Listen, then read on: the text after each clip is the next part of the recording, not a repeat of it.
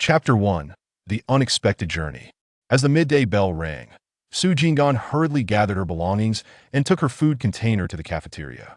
The cafeteria was situated on the west side of the teaching building, and she dashed over with a quickened pace. If she delayed, she would be met with a throng of people, leading to long queues, and by the end, all that remained would be a broth-heavy meal with scant vegetables. By the time she arrived at the cafeteria, a considerable number of students were already in line. Jing'an felt a sense of helplessness despite her eagerness to get her meal. She had never managed to be first in line. There are always stronger contenders, she mused, and she suspected this saying was quite apt. As she stood in line, there was little to choose from in the winter. During this cold season, it was primarily cabbage or radish, perhaps supplemented by a potato, onion, or carrot, though the latter two depended on luck. The school catered to both boarding and day students. The boarders who lived far from home ate all 3 meals at school. Their household registration and grain quotas were tied to the institution. Each month, these students paid either in cash or grain tickets, receiving a large meal voucher in return. From the first to the last day of each month, they were required to present their breakfast, lunch, and dinner vouchers. Day students like Jing'an, who lived nearby, would return home for meals. Those further away or whose families were too busy to cook had no choice but to eat at school during lunch. While staple foods could be purchased at the cafeteria, most students brought their own on cold days. They could place them in a communal steamer to warm them up. Thus, most of the time, they only needed to queue for vegetables.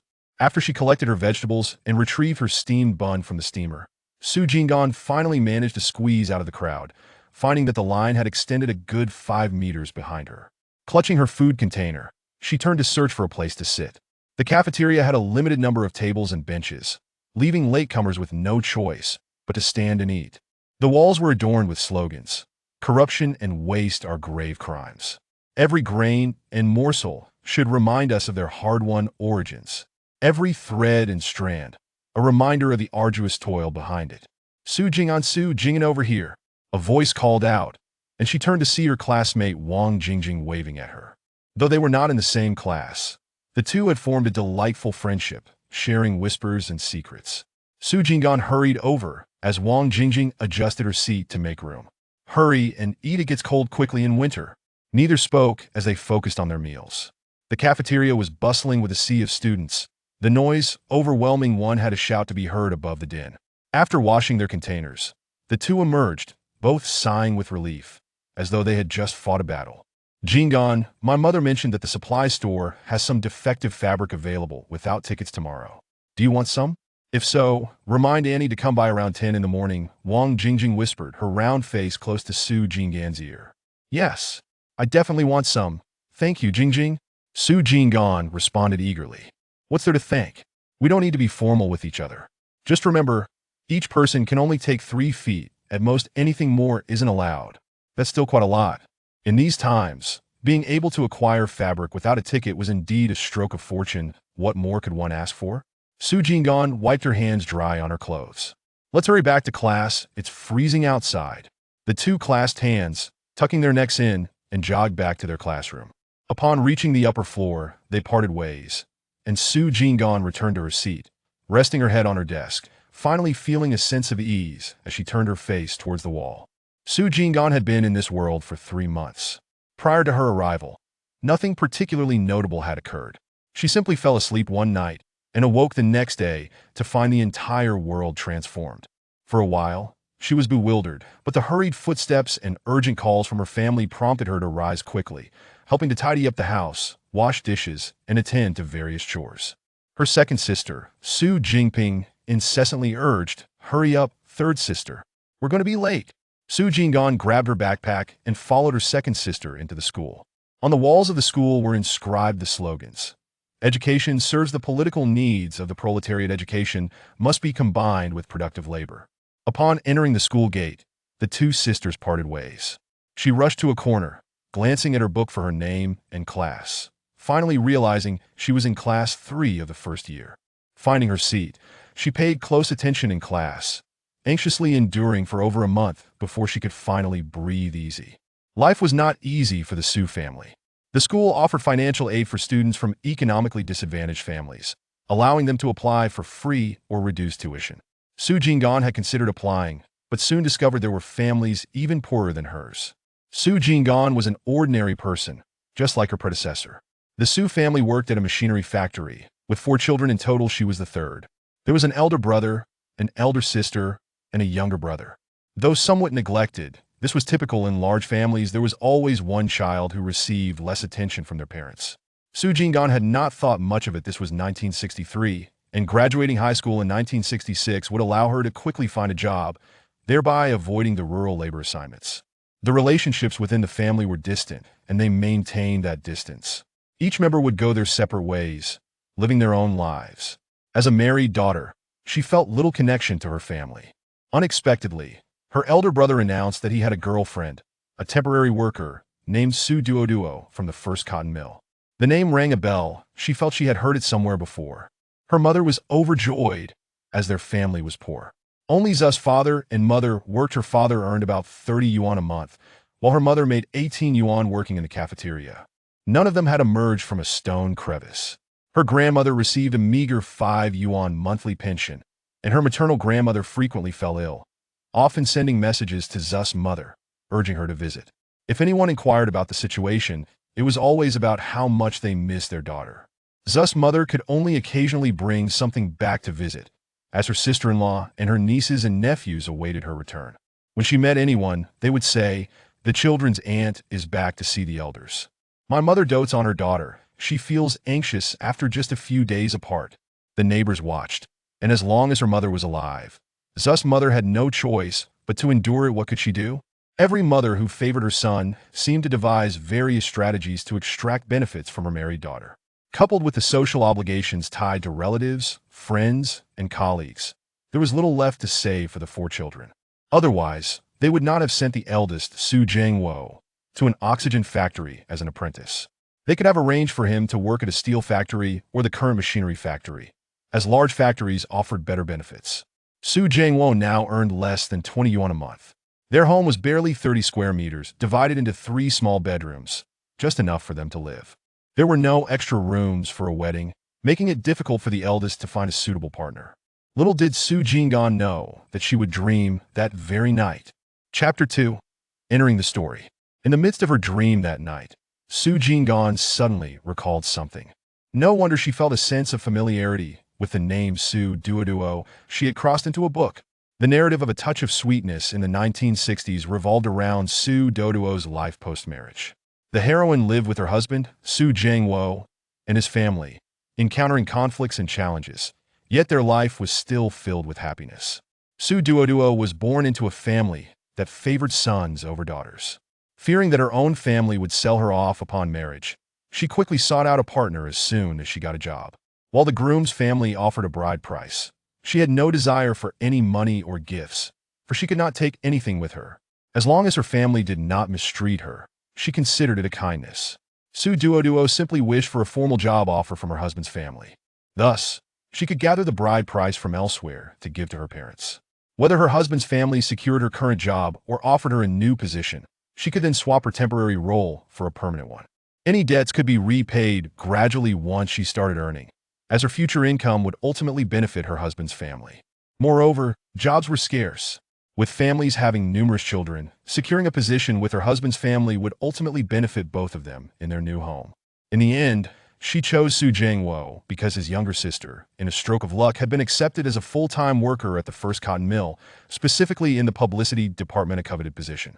Su Duoduo secretly sold her temporary job from her maiden family. In doing so, she secured both money and employment. How blissful! Anyone who knew about it would say, Su Duoduo is truly fortunate. From then on, the story scarcely mentioned the younger sister's achievements, only noting that in 1968, the government mandated that every family send someone to the countryside. Su Jing'an, who had no job, was sent away. Now, she found herself in the role of Su Jing'an. The sweetness she had once felt while reading the story had turned bitter within her heart. It was sweet, yet the sweetness belonged to someone else, while she was left with the bitterness. She lacked the strength to fell a tree with her bare hands, the skill to hunt in the mountains, and the courage to engage in verbal conflicts. She even lacked the audacity to venture into the black market. Su Jing'an was simply an ordinary girl, neither beautiful, unable to attract the attention of soldiers, rugged village men, or high-quality, well-connected young intellectuals, nor strong, unable to carry even 50 gene of rice, timid, afraid of insects, snakes, and having never slaughtered a chicken, and clumsy with words, avoiding trouble. The thought of arguing with young intellectuals or villagers was exhausting. Venturing into the countryside is an endeavor one ought to avoid. It is simply too arduous. After resolutely making her decision, Jing'an reclined once more, meticulously recalling the passages in the book that pertained to her, and let out a slow exhale. Upon hearing the sound of Zu's mother rising, she realized that the dawn had already broken. The household was once again in a flurry of activity, with some heading to work and others to school. Seizing the opportunity during the school's midday recess, Jing'an allowed herself a moment of respite. At this juncture, she contemplated the tasks she needed to undertake the following day, rehearsing the steps in her mind repeatedly, fearful of any oversight.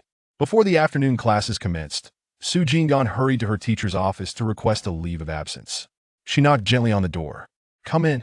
Upon entering, she spotted her homeroom teacher, Ms. Tang, pouring water into a tea jar. "Ms. Tang, I would like to request a morning off tomorrow." Jing'an, what is the matter? Tomorrow is the 2nd. Oh right, it's the day for queuing to purchase supplies. Understood.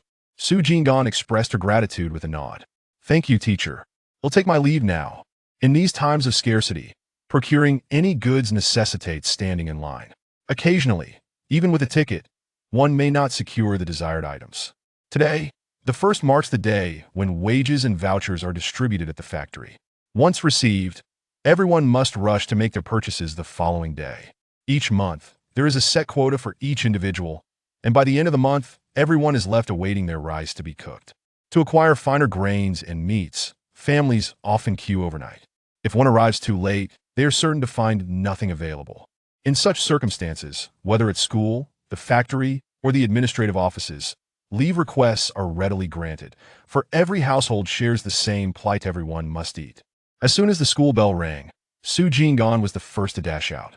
Upon arriving home, she promptly set down her backpack, ignited the coal stove, and began boiling water for dinner. With the workers from the machinery factory gradually returning home, the tenement building began to buzz with activity, people fetching water, doing laundry, and an array of chatter filling the air. Aunt Wang, engrossed in conversation with another, looked up to see Zu's mother.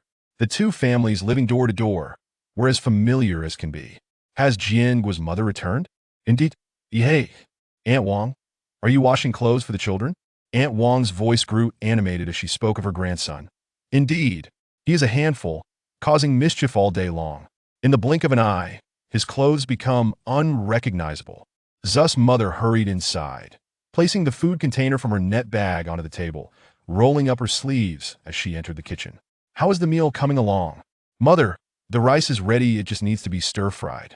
You should take a moment to rest, Jing'an replied. After a long day, Zu's mother felt fatigued. Very well, I shall sit for a moment and have some water. Taking advantage of the moment when no one was around, Jing'an quickly said, Mother, today Wang Jingjing mentioned some inside information. Tomorrow at 10 o'clock, there will be defective fabric available at the Supply and Marketing Cooperative, but each family can only purchase a maximum of 3 feet. Zu's mother beamed with joy. That's splendid news. You need not concern yourself with household matters. Be sure to go early tomorrow morning to queue, as the cooperative she mentioned is quite far from our home. All right, Mother, please hand me the household registration book. I will need it tomorrow. Don't forget to fetch it in the morning amidst the rush. Zu's mother stood and returned to her room. Wait a moment, I shall retrieve it now.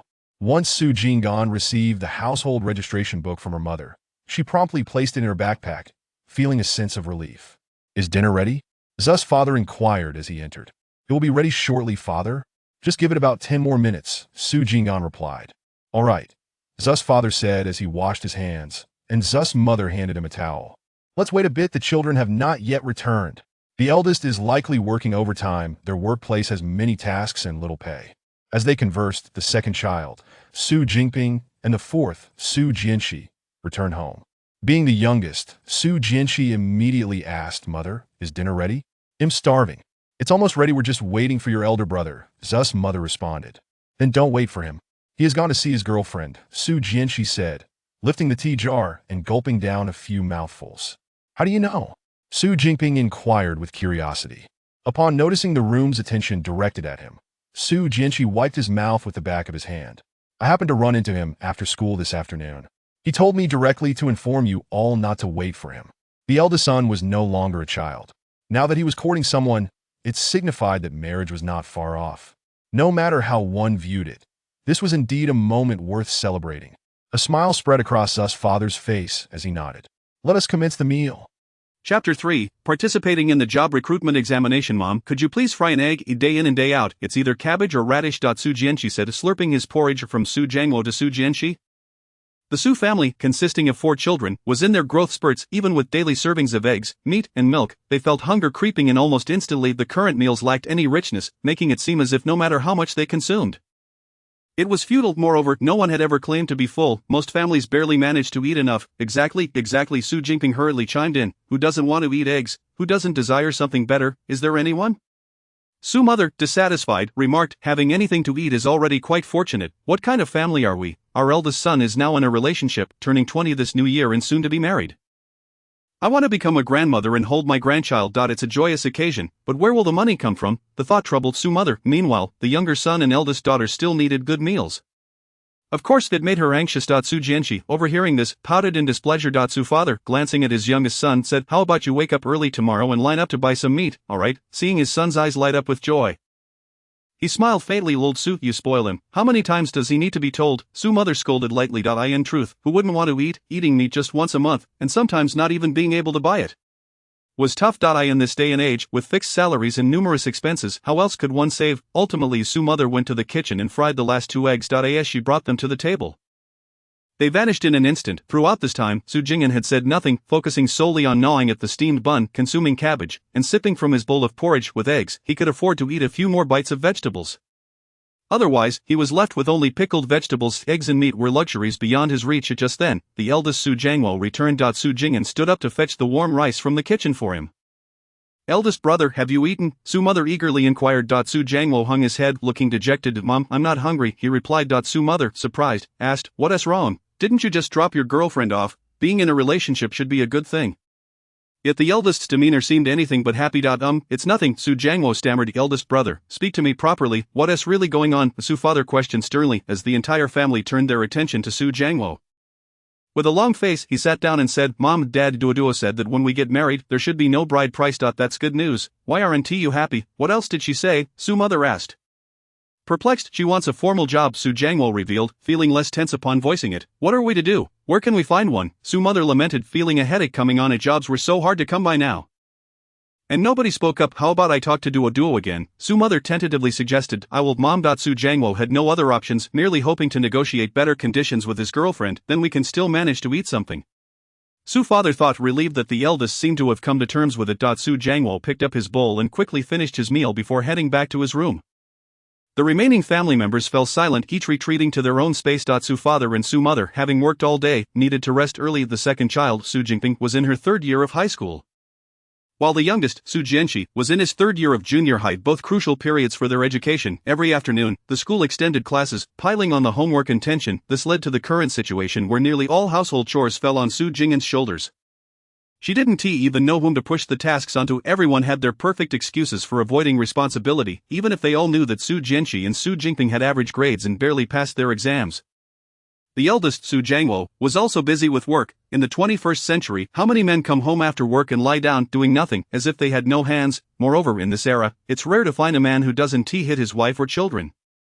With women in the household, how many men nationwide would willingly cook or do housework? At this moment, Su Jiangwo was likely sulking under the covers in his room, after Su Jing'an finished tidying up. Ensuring everyone had washed up, the hallway fell silent. Su Jing'an lay in bed rubbing her hands, freshly washed and red from the cold, taking a while to warm up. Her roommate, Su Jinping, was already asleep, so she quickly closed her eyes. Knowing tomorrow would be busy, with things on her mind, she woke early the next day. Hearing that Su mother was already up, she hurriedly called her second sister, Su Jinping, to rise. As they prepared to head out, the youngest, Su Jianqi, also got up, yawning. Su mother carried the grain book, the provisions book, along with receipts and money. The second and fourth children took the basket and flour bag to replace Su father, who had left in the middle of the night to queue. Su Jing'an handed Su mother her hat and scarf. Su mother reminded her, you stay home and cook the meal, make sure to go out early. Don't forget, got it, Mom, Su Jing'an replied as she sent Su mother off, then rushed into the kitchen to make porridge, steam buns, and cut pickled vegetables. Once the kitchen was tidy, she went to her room. Retrieving a clean pair of underpants, albeit heavily patched, she sewed a large pocket onto the already worn-out undergarments, taking the 3 yuan Su mother had given her along with her own 4 cents of pocket money. She packed the household registration book, pen, needle and thread into her bag, grabbed 2 steamed buns, and set off nibbling as she left home. Spending a penny for a ride, she arrived at the National Cotton Mill No. 1, the very factory where the protagonist worked, to participate in a job recruitment examination, a fair assessment for the children of internal staff seeking employment. Due to limited positions, only 3 would be hired. Who would they choose? The leaders were all acquainted, making it awkward to use any underhanded methods. After some discussion, they decided to hold a unified examination, allowing those who passed to secure the positions. The publicity department had numerous job openings, but there were plenty of competitors. To avoid any reports from workers, they resolved to put up a recruitment notice on the factory wall while everyone was busy lining up for supplies. It would be taken down 30 minutes later. If someone stumbled upon it, they would be fortunate enough to participate in the examination. The original character was indeed one of the lucky ones. When Su Jing'an arrived, she coincidentally encountered staff member Li Jianan preparing to unveil the notice. Are you recruiting? Can I participate? Su Jing'an inquired. Li Jianan turned in surprise, not expecting to find someone so fortunate. He nodded. Quickly come in, the exam is about to begin. Thank you, comrade, Su Jing'an replied hurriedly, not questioning why there was a job recruitment examination at 6 in the dead of winter, following closely behind. She entered the examination room, found a seat, took out her pen, and waited for the papers to be distributed. Within 2 minutes, the papers were handed out, and Su Jing'an bent her head to answer the questions. With the papers to be collected in an hour, Chapter 4, she passed. An hour flew by, and the invigilator Li Jianan collected the test papers. An hour later, the results would be announced, and everyone awaited the verdict. All participants remained inside the examination room, as many newly employed individuals would find it hard to explain their presence. No one wanted to appear foolish, although everyone was aware of the realities. They had to maintain appearances, and no one wanted to be seen as naive. After all, everyone understood the situation. Those familiar with one another gathered in small groups to whisper amongst themselves. Su Jing'an discreetly surveyed the 12 individuals in the room, searching for potential candidates. This job required a high school diploma, which all present possessed. However, she was only in her first year of high school and lacked the necessary credentials. This wasn't the Cultural Revolution era. Back then, one could don a red armband, stir up trouble every few days, or leave for the countryside in their first year of high school. Just a word to the homeroom teacher would suffice. And a diploma could be obtained in advance. Now, everyone was diligently studying, with many hoping that the college entrance examination would alter their destinies. Who among the teachers and principals wasn't meticulous and responsible? As for her, the best she could obtain from school would be a certificate of attendance. What does it mean to be a student with a certificate of attendance? It refers to a student who has not completed the required courses and has withdrawn midway. Even if she could obtain it, her sister Su Duodua was still waiting. An hour later, the director of the personnel department, Hao Weiguo, entered. The results are out. Please check your scores yourselves. I announced the 3 successful candidates, Chen Yuan, Wang Shunfeng, and Su Jing'an. As soon as the personnel director's words fell, the 3 individuals, 2 males and 1 female, stood up. Chen Yuan was a robust male comrade. The 3 lined up to follow the director into the office. Standing at around 1.8 meters, Chen Yuan led the way, with Wang Shunfeng at 1.75 meters following behind, while Su Jing'an, at just under 1.6 meters, was hardly noticeable in between. Please bring your household registration books. I need to register you. The director instructed. The 3 presented their household registration books to Director Hao.as. He wrote, he remarked, 3 days from now, your names will be posted on the notice board. Unless something unexpected occurs, you will have the job. In the meantime, prepare your documents and introduction letters to submit to me later. Hao Weiguo emphasized seriously. Alright, now there is nothing else, so you can head back. Remember to keep this under wraps. Understood, thank you. Director, they replied in unison. The director waved his hand, and the 3 hurried out of the office, each going their separate ways. They didn't exchange pleasantries, knowing there would be plenty of opportunities to chat if they ended up working together. If not, there was no need to say anything more right now. The priority was to secure the job. However, for Su Jing'an, the pressing concern was finding a good buyer. Otherwise, when the list was posted, and Su Duoduo saw a familiar name, she would undoubtedly inquire about it with Su Jiangwo. How could they possibly escape discussing the job? After all, neither Su Jing'an nor Su Jingping had high school diplomas and were unable to work. The eldest brother, Su Jiangwo, insists that his partner must be a formal worker before they can marry. Look, isn't it just that Xiao'er's mother opened the door for her? Xiao'er has made it home. Fortunately, she brought her household registration book, sparing her the trouble of returning to retrieve it like the previous owner had to once it passed through Su's mother's hands. Who in the household could possibly remain ignorant? With this job secured, Su Jiangwo is determined not to let go. The eldest brother insists that Su Jiangwo must have it. Ultimately, Su's mother, unable to withstand her son's insistence, conceded and granted him the job. Moreover, this position was given to his daughter-in-law, not to anyone else. In Su's mother's words, "This is meat that has already been cooked in the pot." Su Jing'an has her eye on a girl named Hao Mimi, who is dressed in a blue top and black pants, and is somewhat plump. She distinctly remembers that it was this girl who had the loudest voice, exclaiming, "Why did I only rank 8th?" Finding someone with a similar rank might just lead to complaints about occupying a spot. Spending money to soothe one's heart can be quite distressing. Watching her enter Director Hao's office, Su Jing'an surmises that this girl is likely the niece of the personnel department head. Outside, she hears the girl call out, "Uncle." "Well, I suppose we'll just have to wait." After about 10 minutes, Su Jing'an knocks on the door of the personnel director's office. "Come in," responds Director Hao, and Su Jing'an steps inside. "Comrade, is there something else you need?" Hao Weigua inquires, looking at Su Jing'an, who has returned. Su Jing'an glances at the red-eyed Hao Mimi and says, "Director, I would like to sell this job, but I'm not sure, really." Hao Mimi asks, her face lighting up with excitement. Hao Weigua looks at Su Jing'an. "Comrade, this is not something to joke about. Have you thought this through?" "I have." Su Jing'an nods confidently. "Not selling it would merely add bricks to someone else's happy life. What would she gain?" Hao Weigua doesn't question why she isn't taking the position or why she isn't offering it to her family. He has seen it all in his role in personnel. Besides, it's his niece who stands to benefit, so there is nothing more to discuss. This job is good. How much are you planning to sell it for? He continues to ask. Su Jing'an replies, "You decide. I really don't know. I just hope to get some tickets or something." Hao Weigua thinks for a moment, then, "Please come back around noon when we have lunch at 12. I'll discuss it with the child's parents and prepare the money and tickets. We won't let you suffer a loss. For someone in his position, money isn't a concern. Their dealings emphasize reputation. They won't easily leave a trail or create enmity. Thus, Su Jing'an need not worry about the tickets. They are a matter of life, but to them, it is merely a triviality. All right, see you at noon. You carry on with your work," Su Jing'an replies as she exits the office, hurrying to the supply and marketing cooperative where Wang Jingjing's mother works. Just in time, she pushes her way to the front to buy 3 feet of fabric with all her might. By the time she emerges, one button from her top is missing and her hair is a mess. At that moment, she hears a woman shouting, "Child, my child is missing, my child." This cry startles the salespeople, prompting them to urge everyone to disperse. Don't crowd, make way quickly, help find the child." The throng quickly parts. Once the crowd clears, the previously distressed woman dashes forward and retrieves a shoe that had fallen to the ground. Slipping it on, without a moment's pause, she rushes back to the counter to buy 3 feet of fabric. Everyone is left bewildered. Some quick-witted individuals deduce, this lady is probably from Sichuan. They refer to shoes as children there. A collective sigh of relief sweeps through the crowd, thankful that a child wasn't truly lost amidst the shopping chaos. My fabric. With this shout, everyone rushes forward again. Chapter 5. Selling the job. Aside from the money Su's mother gave her, Su Jing'an has only 4 cents left, or rather 3 cents now. She can only afford to take the bus back to school for lunch, as eating out requires tickets. Su Jing'an currently has neither tickets nor money. Seizing the opportunity while the students are still in class and the cafeteria is relatively empty, she quickly uses her meal tickets to grab some food, then hurriedly boards the bus back to the National Cotton Mill.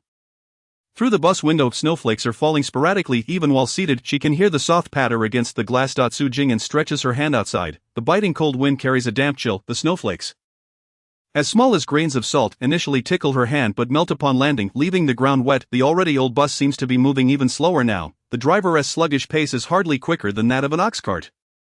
Before arriving in this era, Su Jing'an had never realized how much she would come to despise winter, particularly snowy winters. Summer can be endured, but winter feels interminable. The wind cuts through her bones, making her shiver involuntarily. No matter how tightly she tucks her chin into her coat, the cold air finds its way in. Having once memorized poems about snow and read articles depicting the beauty of winter landscapes, Su Jing'an now finds her mind blank. Upon reaching the factory gates, she spots Hao Mimi standing by the wall, stamping her feet anxiously. "Comrade Hao, have you been waiting long?" Su Jing'an asks hurriedly. She has no watch and is unaware of the time, fearing she might be late and keep her waiting. "No, I'm just anxious," Hao Mimi replies. "How are you considering things now? If you haven't changed your mind, let us go find my uncle.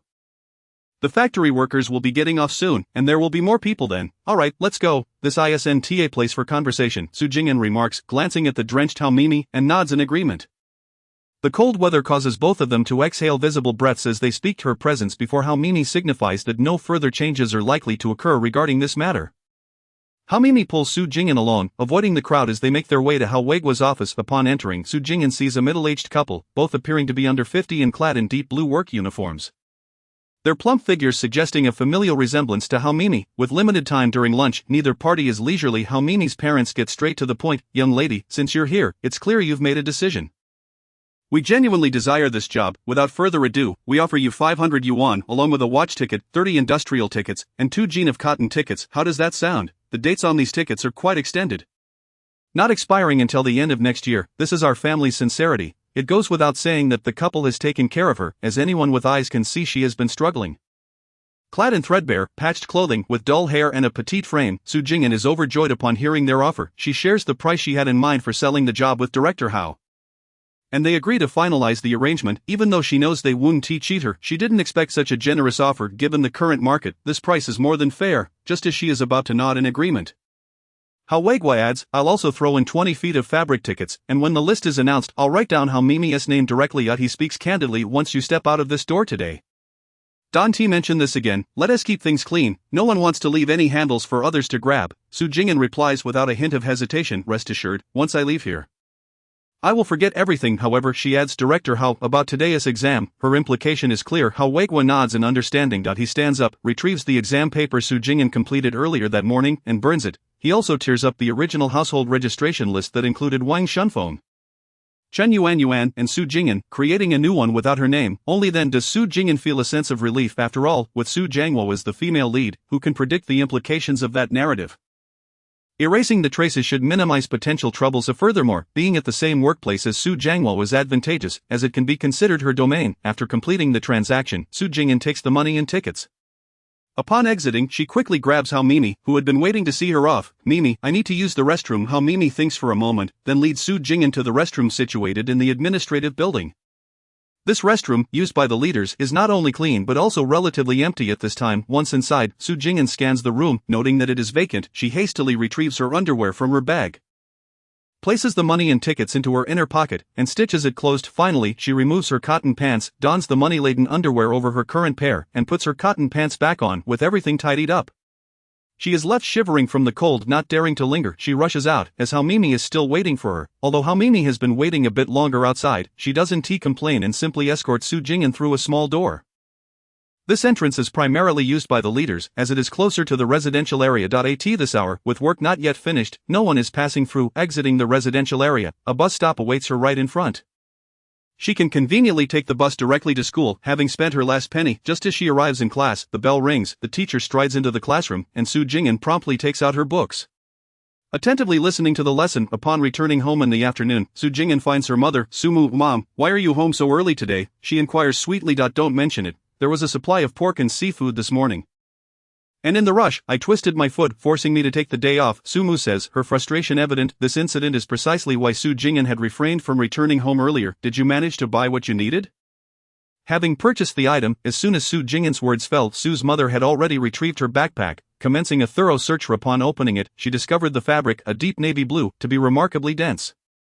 Although it was labeled as flawed material, the occasional small white specks did not detract from its utility. With careful trimming, they would be nearly imperceptible. Next, she extracted the household registration book, the receipt for the fabric purchase, and the remaining cash. Su Jing'an pursed her lips, remaining silent. What could she possibly say? Should she insist that her parents respect their children and their right to privacy? What a farcical notion. The moment those words escaped her lips, Su's mother would not hesitate to deliver a lesson in humility with her hand. Following this, the monthly ritual of bookkeeping by Su's mother commenced. Su Jing'an busied herself with preparing dinner for the evening. Chapter 6, Su Jingping's plans. The snow outside fell increasingly heavily, and when Su Jing'an returned, her shoes were thoroughly soaked, her feet icy cold. She took the opportunity to return to her room and change into another pair. Though they were merely flats, they were far superior to wearing damp shoes. She propped her wet shoes by the stove to dry. Dinner saw the entire family gathered around the table. It was a rare occasion to enjoy meat once a month, and everyone was eagerly anticipating it. As the braised pork was served, the family erupted with joy. Su Jianjia eagerly picked up his chopsticks, waiting for his parents to give the signal to dig in. Relishing the prospect of finally eating some meat. All right, Su's mother teased with a smile, as if they had never tasted meat before. She picked up her chopsticks, serving Su's father a quarter of the dish. Eat up, while it's hot. The moment Su's father spoke, half of the meat was gone from the table, the chopsticks flying about. You should eat too, he insisted, noticing that Su's mother hesitated to take more for herself. So he offered her half of what was on his plate. That's enough, Su's mother insisted. You should have more. You're the one who works the hardest in this family. I'll just have a little. Naturally, Su Jing'an was not among those indulging in the meat. She quickly grabbed some of the other dishes on the table, fearing that once they finished the meat, there would be nothing left for her. In the Su household, whenever meat or eggs were on the table, as soon as Su Jing'an reached for them with her chopsticks, Su's mother would invariably recall some chore for her to attend to. By the time she returned, naturally nothing would remain. Initially she might not have understood the implication, but no one is foolish. Over time, the original owner came to comprehend Su's mother's intentions. After such occurrences, Su's mother would always remark, "How much food is enough? Good fortune is saved from the crevices of your teeth." As a young lady, the foremost lesson to learn is to be diligent and adept at managing life. The original owner understood that Su's mother's words were directed at her. The resources of a family are finite, especially in such an ordinary household, and given the current era, the goods are limited. And everyone is keeping a close watch. After Su Jing'an's arrival, she did not instigate any changes. What were mere eggs and meat? These things could be endured without for years, in the initial period after her arrival. She refrained from altering anything, as she was still gauging her surroundings. Now, however, she saw no necessity for change. She required this stable, unobserved existence. Only by remaining inconspicuous and unguarded could she eventually make her departure unexpectedly. She could then live her own good life, making her own decisions, and enjoy as many good things as she wished. After tidying the dining table, by the time Su Jing'an returned from washing clothes outside, the earlier joy and liveliness had vanished. Su Jiangwo hung his head in silence. Su Jing'an did not need to inquire to know that the matter at hand concerned his impending marriage to Su Duoduo. The issue was simply that the negotiations regarding work had not reached a satisfactory conclusion. Su Jingping and Su Jianjie, sensing the tension, had long since vacated the scene. Su Jing'an, too, treated herself as invisible, quietly slipping back to her room. After all, this was primarily Su Jiangwo's affair, unrelated to anyone else. Su Jingping sat at her desk, engrossed in a book. Upon hearing the door open, she glanced at Su Jing'an and then returned her focus to her reading. Su Jing'an seized the moment to hastily tackle her homework. If she delayed, Su's mother would soon scold her for wasting electricity. Half an hour passed, and Su Jing'an had switched from her Chinese textbook to her math book.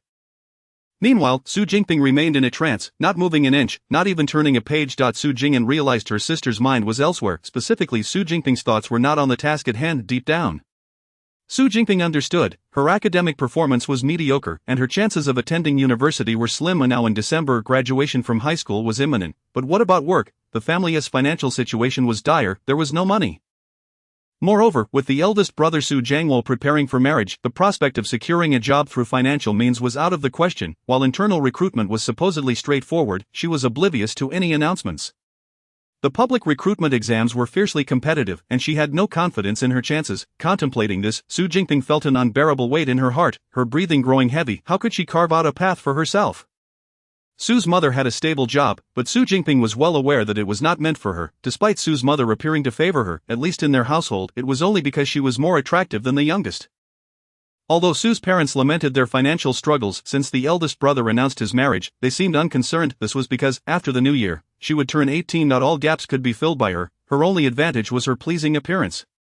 Look, both she and the youngest were in high school. Even if the youngest consistently performed well academically, yet, in the eyes of Su's parents, that meant little. Because she lacked a beautiful face, she couldn't command a high price.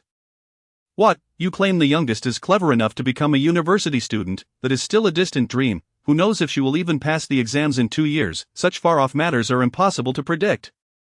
Setting aside the distant future, she merely needed to learn from her eldest brother's fiancée Su Duoduo. When the time comes, she would not be picky, she would simply choose someone who could help her secure a job. With that thought, Su Jingping mulled over her potential options, resolute in her decision as she retrieved a sheet of stationery and began to write. Su Jiangwo, contemplating the marriage requirements set forth by Su Duoduo, felt a deep discomfort that kept him awake at night. If he were capable of securing a formal job, would he still need to work as an apprentice at the oxygen machine? Was this not a cruel predicament for Su Jiangwo? The more he pondered, the less he could sleep. Tossing and turning on the rickety wooden bed, which creaked incessantly, the youngest brother, Su Jianjie, was disturbed by the noise and could no longer find rest. His irritation spilling over into complaints. Su Jiangwo, are you going to let anyone sleep? If you can't sleep, then get out. It's cooler outside. Is this ever going to end? Su Jianjie was seething with frustration as he approached Su Jiangwo. Su Jiangwo, equally exasperated, retorted, "How dare you speak to me like that? I am your elder brother." Su Jianjie, unfazed, shot back, "So what if you're my brother? You're merely a few years older than I am. If you keep being this annoying, you could live to be 1,000, and it wouldn't matter." "Hey, are you cursing me, old four? Don't think I can't tell." Su Jiangwo, with his limited education and only a junior high diploma, detested when others spoke vaguely. Whenever such situations arose, he would suspect that the other was insulting him. "Just go to sleep. with Sue's mother's voice echoing through the room. Both brothers fell silent and got it. I'll sleep right away. The room settled into quiet, with only the occasional whisper between Sue's parents, yet none of this pertained to Su Jing'an. She lay in bed shedding her outer garment, clad in old, patched cotton clothing, covered with a quilt that had seen countless years, now worn into tatters. Closing her eyes, she rested her hands on her abdomen, feeling the cash notes within, her heart serene. Chapter 7. The Marriage in October of 1964. Su Jing'an entered her second year of high school. The second eldest, Su Jingping, secured a job at the state cotton mill through her fiancé's connections, earning 14 yuan a month, though the work required shift changes. The cacophony of machinery was overwhelming. Despite having memorized the operational procedures, she found herself dumbfounded in front of the machinery. The rapidly spinning spindles made her head spin, and a mere touch left her hand scorched. She had to pace back and forth before the machines, sweating profusely. It was said that during summer, the workshop was hotter than outside, but she dared not complain, despite having a high school diploma. The landscape had changed. Urban high school and middle school graduates were no longer a rarity, jobs were limited, and there was only one position per applicant. Everyone desired a more manageable job, leaving only self-awareness to navigate. Su Jingping's fiancé, Yang Hongbing, though not particularly handsome, came from a well-off family. Being their only son, she had sifted through the boys around her before choosing him. Without her looks, Yang Hongbing likely wouldn't have given her a second glance. Yang's mother had mentioned, should Su Jingping struggle to find a good job, she could resign after marriage to care for the children, offering her position as an accountant at the state cotton mill. If it didn't suit her, she could swap it with someone else. For this reason, Su Jingping had to ingratiate herself with her future mother-in-law. Once she accepted this job, her future would be firmly in her mother-in-law's hands. When that time came, her three sisters-in-law, relatives, friends, neighbors, and even colleagues from work would undoubtedly have their say. Contemplating this, she resolved, she would only make such a request if absolutely necessary. The atmosphere in the living room was oppressively somber that evening. Eldest brother, what are your plans? Su's mother demanded of Su Jiangwo, determined to extract a clear answer from him. Su's father, smoking a cigarette, maintained a stern expression, fixated on his eldest son. You know the situation in our family. Your second sister's job is beyond our reach, and we have no means to assist her. Su Jingping merely pursed her lips. She understood that her father's words were merely for show and should not be taken to heart. Money and connections would not be extended to her, especially with the youngest still in the picture. Then, mother, could you possibly offer the job to Duo? We'll marry soon, and there will be children. It would be perfect for you to stay home and care for your grandchildren. Preposterous, Su's mother exclaimed, rising abruptly. Su Jing'an realized that Su Jiangwo had begun to heed Su Duo's words, considering the future of his own household. Boss, was it her who said that? What is going on? Is she trying to control me even before I step through the door? Su Mu pointed at Su Jiangwo and scolded loudly, her chest rising and falling with agitation. If you can come, then come. If not, then don't marry. If you wish, or don't. For parents, when their child makes a mistake, it is always someone else's fault. Su Fu exhaled the smoke he had been holding in his mouth for a long time and said, Boss, the fourth is still young, and your mother is still relatively young too. Tell her not to overthink it. Su Jiangwo, why does this family belong solely to you two? Are the rest of us not allowed to breathe? The youngest, Su Jianxi, burst out of the room, glaring at his elder brother with fiery eyes. What does it have to do with you? Su Jiangwo shouted back at Su Jianxi in frustration. Why wouldn't it be my concern?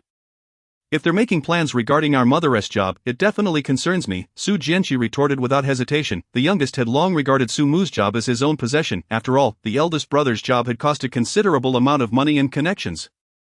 Everyone in the family was aware of their limited resources. They knew how difficult it was to find work, and no one was foolish enough. Seeing my two sons fighting, Su Mu hurriedly intervened. If you two are getting married, I'll buy you a sewing machine, and you have to hand over your wages. Then where will we live? You can stay in the second child's room. The second child is getting married early, and the third can set up a bed in the outer room, which works perfectly when the time comes. I'll buy you some new furniture and you can tidy up nicely. Su Jiangwo pondered for a moment and found this arrangement feasible. Su Fu nodded in agreement. After all, the eldest, Su Jiangwo, had been dating the female lead, Su Duo, for nearly a year, in an age where people marry after just one meeting. This could be considered quite a rarity. Chapter 8, Marriage 2. Regarding Su Jiangwo's marriage, both parties had reached a consensus. However, no one bothered to ask Su Jing'an for her opinion. Su Jing'an listened quietly, not daring to speak. She had no voice in this family. After the lights were out, Su Mu remained irked about Su Duo's job situation. Let her step down and take care of the children. What kind of joke is that? I had 6 children when I was young, and only 4 survived, and neither my family nor my in-laws could be relied upon. I raised the children all by myself. Back then, I managed to work while taking care of the kids, and I did a fine job of it. Su Mu grumbled to Su Fu. Su Fu understood that the eldest son was about to get married and had ulterior motives. However, he kept this to himself, knowing how it felt to be young. Su Mu simply did not realize it yet. She still treated the eldest as a child, believing they were of one mind. But the children had grown up. Alright, Su-fu patted Sumu gently. Let us get some rest. You've had a long day out. He wrapped his arm around her shoulders, stroking her hair, now tinged with gray. You need to pay more attention to the fourth. He needs to rein in his playfulness. If he fails to pass the high school entrance exam again after repeating a year, it will be quite embarrassing. After nearly a year of tug-of-war, Su Duo felt exhausted. When Su Jiangwo mentioned marriage, she ultimately decided to go through with it. After all, what female lead can be without a remarkable partner? Moreover, every member of the Su family was exceptional. The Su family was notorious for being difficult to please, and Su Duo dared not delay any further. She wanted to find a family like Su Jingping's, but that seemed impossible. Everyone feared being taken advantage of. Furthermore, Su Duo lacked the beauty of Su Jingping, being merely considered delicate. She was willing to settle for a good match, but the suitors were not interested. Su Jiangwo was her best option. It was during the recruitment for the Guomian No. 1 factory that she learned about the job openings. Unfortunately, she did not have a high school diploma, or else she would have certainly tried for it. She was well aware of this because her colleague, Guo Xiaomi, had informed her. Although Guo Xiaomi only had a junior high school diploma, her mother worked in the personnel department. While they worked in the same team, Guo Xiaomi had an easier job. They had become good friends, and at the time, Su Duo had even asked how many people were participating. Guo Xiaomi's expression had changed immediately. After much persuasion, Guo Xiaomi finally agreed to tell her who had signed up for the exam. Su Duo felt an inexplicable need to know. For this, she even washed Guo Xiaomi's clothes for a month. When she saw the list that Guo Xiaomi brought back, she felt an emptiness in her heart. Sensing that it should not have come to this, after the eldest son's marriage was settled, the second child, Su Jingping, found her marriage imminent. Watching Su Mu and Yang Hongbing's mother, her future mother-in-law, negotiate over the dowry, each probing the other's limits, Su Jingping felt a suffocating pressure. She desperately needed a place to breathe, but there was none, as she lacked the confidence and support. Eventually, the dowry was settled at 2 new outfits, 10 feet of fabric coupons, 100 yuan, and a sewing machine coupon. Although Sumu felt it was inadequate, she did not voice her concerns. After all, Su Jingping's job had been arranged by the other party, and she did not want to sever ties. She still hoped her daughter could support her family in the future. The wedding date was set for January 8, 1965, the 6th day of the 12th lunar month. That evening, after sending off Yang's mother, Sumu discussed with Su Fu the uses of the money and coupons. With the sewing machine coupon and the 100 yuan, if we add a bit more, we can buy the sewing machine. The fabric coupons will be enough for the eldest and his wife to make new clothes. What are the plans for the second child? Su Fu asked Sumu. When we go out, we'll give her 10 yuan as pocket money. Sumu contemplated. The future in-laws gave her 2 outfits for her to wear. We should also buy her a new basin and 2 towels. Isn't that enough to take all her current clothes and bedding? Su Fu nodded in agreement. Yes, that is quite generous. In a couple of days, let us finalize the eldest's marriage and take the time to tidy up the house. Sumu couldn't help but smile at the thought of the eldest's wedding. Soon, we'll have a grandchild to hold. Su Fu, upon hearing this, wore a broad smile as well. Chapter 9, the second book. Space. Su Jiangwo listened attentively from his room, eavesdropping on the faint conversations between Su Fu and Su Mu, and gradually drifted off to sleep. Under the cover of night, Su Jianqi shot a glare at his elder brother. He had made up his mind. If the eldest was getting married, he would not be left behind. However, upon overhearing the fragmented exchanges of Su Fu and Su Mu, Su Jingping felt increasingly agitated. Her chest tightening with frustration, she urgently needed an event that could alter her current situation, allowing her to hold her head high and speak boldly in both her maternal and in-law families.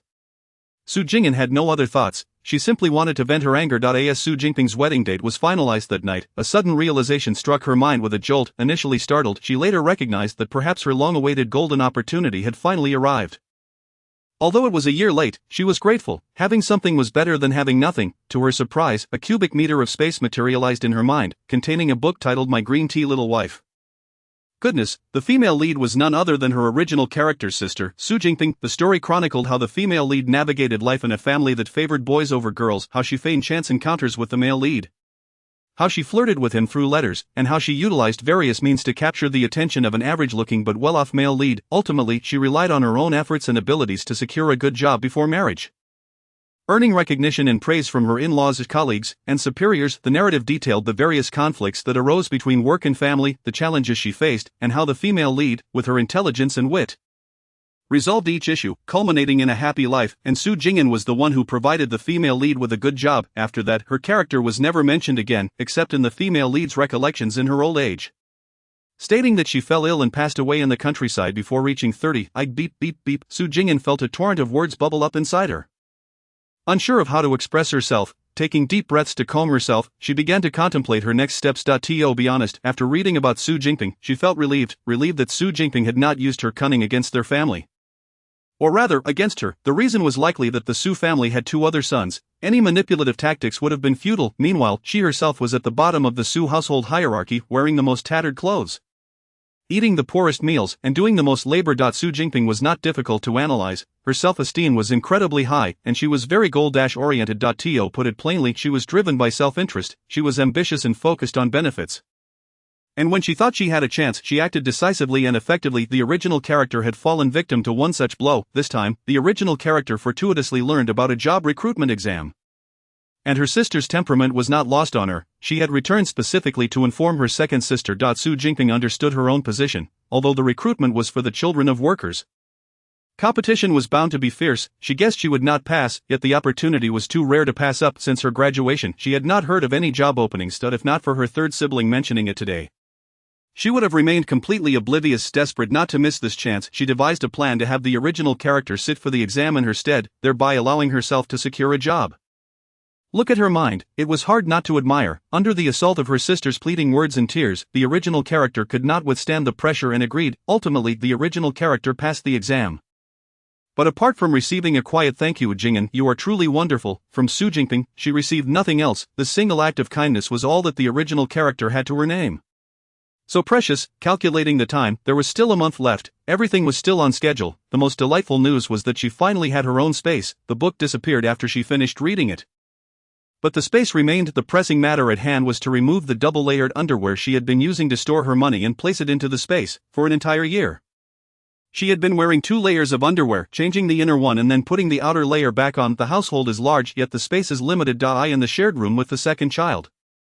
There are merely 3 pieces of furniture: a bed measuring 1.5 meters in width, a rickety desk that is 1 meter long, and a box that is 1 meter long, half a meter wide, and half a meter high. Everything is communal, leaving no room for concealment. Moreover, money is akin to life. If one does not grasp it tightly and keep it close at hand, it breeds unease. Chapter 10. A month later. A few days passed, and Su's mother took the eldest son, Su Jiangwo, to propose to the Su family, only to encounter exorbitant demands from the other party. The 2 families engaged in a back and forth regarding the specifics of the bride price. Throughout the month, Su's mother was so distressed that her chest ached, contemplating giving up several times. However, Su Jiangwo was resolute in his desire to marry only her, leading Su's mother to relent. Ultimately, they offered a sewing machine ticket that had barely warmed in hand, along with 150 yuan and 50 jin of grain tickets, to the Su family. This was in addition to a private agreement to remit 2 yuan monthly to the bride's family for 2 years post-marriage.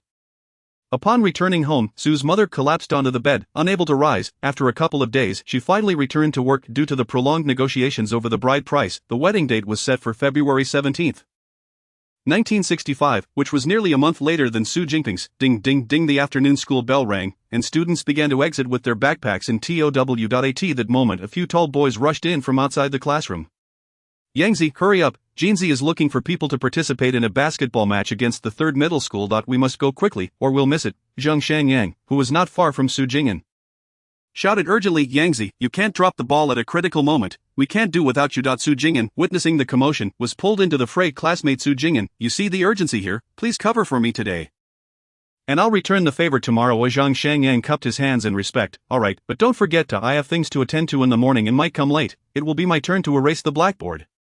"Rest assured, I won't forget." Due to his duty, Su Jing'an became the last student to leave the classroom. Just as he was about to close the door, the homeroom teacher, Mr. Tang, called out to him.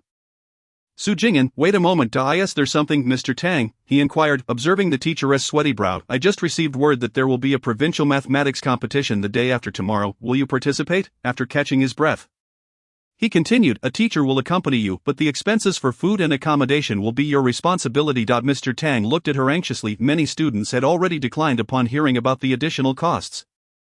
"I'll participate," Su Jing'an replied promptly, having awaited this moment. "Good, then prepare what you need, time is tight. We leave at 2 p.m. tomorrow. Remember to have your introduction letter ready, as it will be required for accommodation. We must leave early since the exam is at 8 a.m. the day after." "I'll remember, Mr. Tang. I won't come to school tomorrow morning." "Alright, gather your things at home and don't forget anything."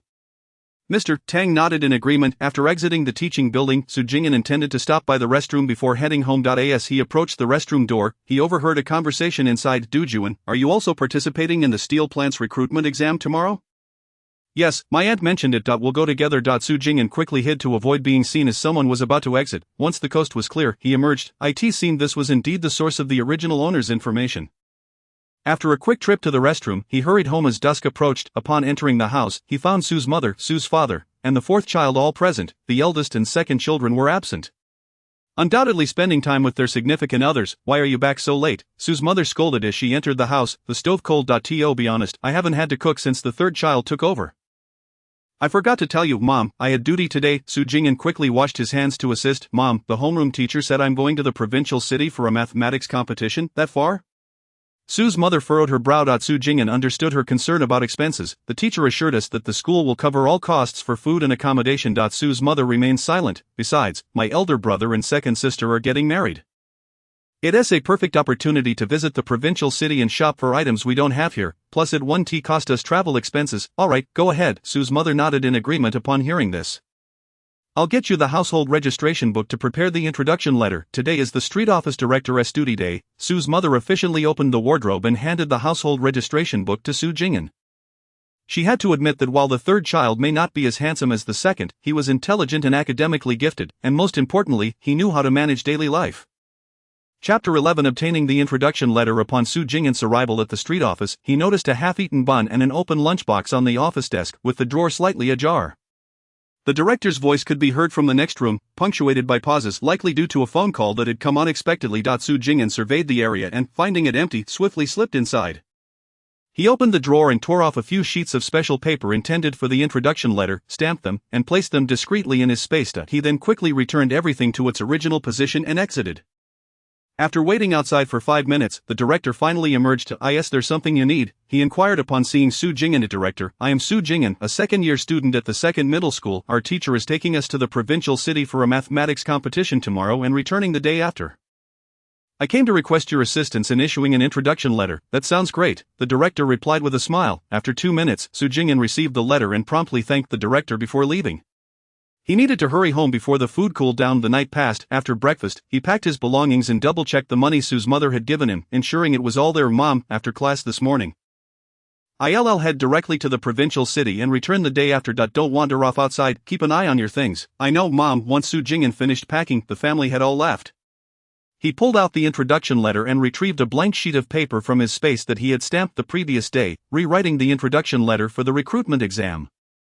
Jing'an tore off the stub of the introduction letter, slung his backpack over his shoulder, stored the rest in his space, and finally locked the door. This time, there were few pedestrians on the road. After walking a short distance toward the school, he boarded the bus heading to the steel plant. A year later, he had saved 3 cents as pocket money. Progress compared to before. Upon arriving at the steel plant, he noticed a crowd lined up. Jing'an hurried over to join the queue, presenting his household registration book and introduction letter to the staff, receiving a registration form in return. After completing the form, he took his household registration and introduction letter and followed the crowd to a building. Notices were posted everywhere. Jing'an squeezed to the front and learned that different positions had different exam locations. The accounting position she wished to apply for was on the 3rd floor of the West Building. Over 500 individuals were dispersing in various directions. Once Jing'an reached the 3rd floor, identified her desired position, and received her ticket, she finally breathed a sigh of relief. The invigilator collected the papers. Results would be announced 3 days later, with the admission list posted on the bulletin board. Students streamed out of the exam room one after another. How did it go? I didn't know many answers. Why were the questions so difficult? Indeed, I saw your writing. I was just guessing. Jing'an blended into the crowd, remaining inconspicuous. At that moment, no one admitted to having done well. When asked about their performance, each response was more dismal than the last, with furrowed brows deepening by the second. A few appeared less troubled but quickly masked their expressions, almost in tears, insisting they knew nothing. In these times, admitting one's inadequacies in front of others was not considered shameful. We have so many children of workers here at the steel plant? Someone grumbled. A nearby woman sighed, who doesn't have a few relatives. Indeed, my neighbor brought her niece over. Realizing the news had spread, it was clear that family ties were involved for many in the competition. If they aren't children of our plant, even if they pass, we can't accept them. The larger the crowd, the more competitors there were, and discontent was palpable. Jing'an did not linger and turned back toward the school. Behind the teaching building, there was a small grove. Upon entering, she headed straight in, and indeed the person she was looking for was there. The girl, with 2 braided pigtails, donned a red top and black pants, sat on the ground with her back against a large tree. It was class time, and both teachers and students were busy. Outside, no idle individuals were present, save for herself and the girl across from her. Zhao Xiaofang felt immensely troubled, uncertain how to break the current stalemate. Her grades were average, and the prospect of finding a job after graduation loomed large. Zhao Xiaofang's mother had passed away 2 years prior. leaving her father to remarry a temporary worker from the same company, Deng Taohua, who brought along a son and daughter, both older than her. Zhao Xiaofang's biological mother, Feng Chunqiao, had lost her family during a famine when she was 8. As she entered the village, a horse-drawn cart approached. A maid lifted the curtain to help the lady down, her tiny feet barely touching the ground when a crowd surged forward, kneeling and pleading for food.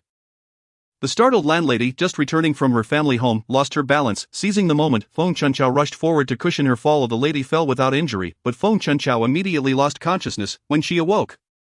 It was no surprise that she remained at the landowner's house. Without hesitation, she became a servant. In the grand estate, the young master, young lady, matriarch, and madams, along with their concubines, were preoccupied with matters ranging from their daily needs to family fortunes.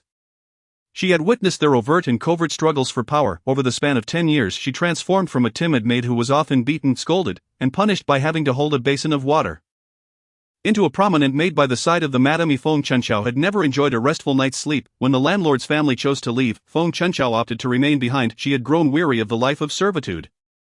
Initially, when she felt unwell, she dismissed it, believing she could endure it for a few days. As she had always done, she had lived by the adage that there was no suffering she could not bear.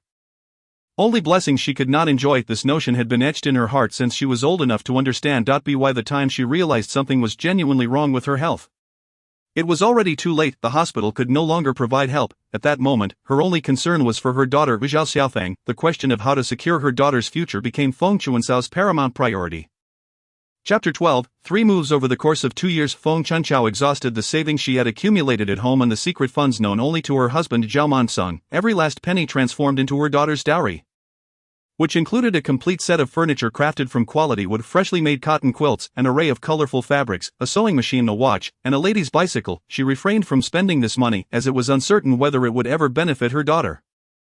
People are practical. Feng Chunqiao was willing to believe in her husband's current affections, yet she could not trust that his feelings would remain unchanged for the latter half of their lives. The house was approximately 30 square meters, divided into 3 rooms, one for her daughter, another for Feng Chunqiao and Zhao, and the last one for the dowry. She locked the door and entrusted the key to Zhao Xiaofang. When the funds for purchasing items for her daughter fell short, Feng Chunqiao even took the initiative to borrow 2 years' worth of her husband's salary from the factory, along with borrowing receipts from colleagues and neighbors. This series of maneuvers captured the attention of the factory's leadership, co-workers, and neighbors in the compound. As long as the debts remained unpaid, Zhao could not rise to prominence at the steel factory.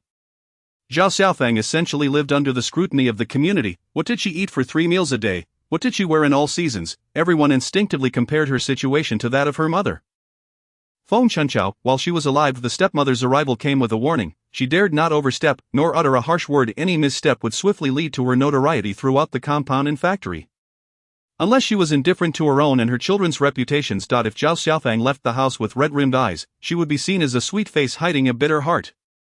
If Zhao Xiaofang's hands were wet, she would be accused of secretly tormenting her stepdaughter. Before her passing, when Zhao Xiaofang was in her first year of high school, Feng Chunqiao hastily paid for 3 years' worth of expenses, tuition, book fees, cafeteria meals, etc. She had also prepared several sets of clothing and shoes, sufficient for Zhao Xiaofang until she began working. It could be said that although Zhao Xiaofang's mother had been gone for 2 years, her father Zhao was still on the path of repaying debts and settling accounts. Just before her final breath, Feng Chunqiao meticulously conveyed her remaining arrangements and instructions to Zhao Xiaofang, ensuring she closed her eyes with peace. Thus, when Zhao Xiaofang's stepmother Deng Taohua entered the household, she was immediately taken aback by Feng Chunqiao's first maneuver. Deng Taohua had believed that marrying Zhao would grant her a home and allow him to support her 2 children. However, the reality was far from her expectations. The household was devoid of funds, and she was expected to contribute. Her daughter shared a room with Zhao Xiaofang while her son had no room at all. Forced to make do with a makeshift bed of stools in the outer room, having been a widow for 15 years, Deng Taohua sought companionship to share her burdens. Her son, a temporary worker at 20 years old, toiled as a loader in the warehouse, while her 16-year-old daughter faced impending marriage. Yet the dowry and wedding expenses were nowhere to be found. With both children so dear to her, she could not bear to see either of them suffer. The 3 of them lived in a mere 10 square meter rented room. Over the years, she had exhausted herself raising her 2 children alone. Now, she had no choice but to accept this misfortune, but she would not endure it for a lifetime. After 2 months of covering household expenses, Deng Taohua contemplated taking over Feng Chunqiao's factory job, for herself, her son, or her daughter. Zhao shook his head and informed her that before her death, Feng Chunqiao had arranged for Guo, the factory director, and Li, the union representative, to be witnesses. Her position could only be passed on to her daughter. No one else would be permitted by the factory. The second maneuver ended in failure, leading to a period of silence as Zhao Mansang and Deng Taohua existed merely as cohabitants. Their relationship bore no affection. The well-being of Deng Taohua's children paled in comparison to that of his own daughter. Zhao Xiaofang, thus Zhao Mansang, remained indifferent to Deng Taohua and her children's welfare. Recognizing this reality, Deng Taohua spent the past 2 years nurturing her relationship with Zhao Mansang. She often casually brought up topics like grandchildren and weddings, subtly reminding him that in old age, one must rely on their sons even if they are not biological. After all, daughters eventually marry off. Gradually, Zhao Mansang shifted from neglecting Deng Taohua's son to actively urging him to find a partner. Upon realizing her stepmother had initiated a third maneuver, Zhao Xiaofang focused on the room and her dowry. The stepmother's 2 children were growing older. They could no longer delay. However, marriage necessitated housing, a dowry, and wedding expenses. Surely the couple could not consummate their marriage in the outer room, could they? Zhao Xiaofang, a premature baby, had been nurtured with great care over the years. Feng Chuansao's job in the workshop demanded physical strength and often required overtime. After graduation, she would undoubtedly have to work, yet the labor intensity of factory work would be too much for Zhao Xiaofang's frail health to endure. If she were to falter, wouldn't she merely serve as a garment for someone else's wedding? Her stepsister, who was only a year older, had yet to find work and had been idly resting at home, showing no signs of urgency from her mother. Was she merely waiting for Zhao Xiaofang to exhaust herself so that her own daughter could benefit? In that case, she would not have to spend a penny, yet would gain both reputation and advantage. No one could accuse them otherwise. With these thoughts swirling in her mind, Zhao Xiaofang felt an even deeper sadness. Su Jing'an observed Zhao Xiaofang for a moment before approaching her. Time waits for no one, class would soon be dismissed. Did you need something? Zhao Xiaofang had already spotted Su Jing'an. I wanted to ask if you needed a job. What do you mean? Su Jing'an replied. We are both unfortunate souls. I can imagine your situation. Your stepmother is plotting against you. My parents are both present, yet if I possess anything of value, the first to scheme against me would be my family. Zhao Xiaofang was not surprised that Su Jing'an was aware of her family troubles. The turmoil surrounding her mother's final days had reached everyone from the compound to the school. She had long grown accustomed to the scrutiny of others. Su Jing'an plopped down beside Zhao Xiaofang and looked at her. I'm Su Jing'an, a sophomore. I won't waste time on meaningless chatter. I have a job in the finance department of the steel factory that I can't take. I wanted to see if you were interested. If you are, it would be mutually beneficial. Zhao Xiaofang sighed in resignation. To be honest, I do want it, but I don't have any money. I never said you needed money, Su Jing'an interjected, gazing intently at Zhao Xiaofang. Honestly, Zhao Xiaofang, I envy you. You had a mother who loved you dearly. Zhao Xiaofang met Su Jing'an's sincere eyes and felt her own eyes welling up with tears. Ever since her mother Feng Chuanchao had passed, Zhao Xiaofang felt that her home was no longer hers. She watched her stepmother and her 2 children revolve around her father day by day, while her father's indifference had turned into concern as Zhao Xiaofang understood that her father would soon fade from her life altogether. Chapter 13, Arrangements in Shopping. After Su Jing'an and Zhao Xiaofang shared their circumstances, it was evident that their relationship had grown closer. What did you mean when you said you didn't need money? To cut to the chase, I have a job in the finance department of the steel factory that would sell for at least 800 yuan. Zhao Xiaofang nodded. Since you don't have money, why not trade your dowry for the job? This way, you can move into that room. As Su Jing'an spoke, she observed Zhao Xiaofang. You'll need a watch and a bike for work, which you can use. I'll take the rest, as long as you don't mind parting with them. What is there to mind? Should I keep them for my stepmother to covet? These items are not worth the equivalent of the job.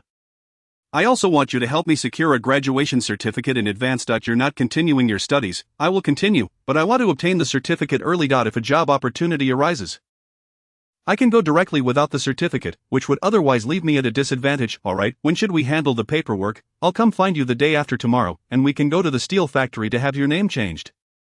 That way, your name will be directly posted on the job recruitment notice, saving us some trouble. Okay, I'll wait for you at school. It's almost noon. Shall we have lunch together? No, I have things to attend to. I am going to the provincial capital for a competition and won't return until the day after tomorrow. The 2 felt a tinge of reluctance to part. Xiaofang, what are you planning to do with the job your mother left you? I haven't decided yet. Perhaps I'll sell it for cash. My stepmother can't expect to claim a single cent. Don't sell it outright. See if you can find someone to trade for a room.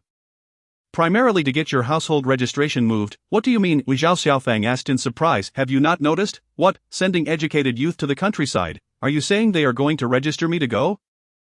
Who can say for certain? You're in your 3rd year of high school, but you're also a year older than me at 17, with just a year remaining until you're coming of age. What if they resort to cunning tactics and decide to register you for rural work? How would you respond? Zhao Xiaofang inhaled deeply, incredulous that they could stoop so low. Thus, one must keep their household registration under their own control. Only then can they not easily manipulate you. In that case, you would reside at home, saving every penny of your monthly earnings in a savings account, for only that which you possess in your own hands is truly yours. Once that benefactor marries, the children will inevitably multiply. Having a home provides you with an escape route. Ultimately, it all boils down to your marriage, Su Jing'an remarked, casting a knowing glance at Zhao Xiaofang. I refuse to believe Auntie has not made contingency plans. Zhao Xiaofang chuckled. There is no need for concern. My mother has everything arranged. Thus, it seems these years will be challenging, but we shall surely thrive in time. As the school bell rang, the two parted ways, each heading in their own direction, yet Zhao Xiaofang's demeanor had noticeably shifted to one of calm, devoid of any lingering anxiety, after a lunch at the cafeteria. They set off with their teachers and classmates, boarding a train to the provincial capital. By the time they arrived at the guesthouse, night had fallen. The next morning, they faced a preliminary round in the morning and a final round in the afternoon.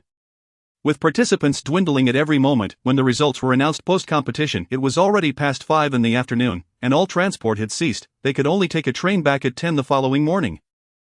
Early the next day, one of the teachers went to purchase tickets, while the remaining two teachers supervised the students at the guesthouse, ensuring they did not wander off. Su Jing'an rose early, presenting a leave request signed by her parents to the teachers.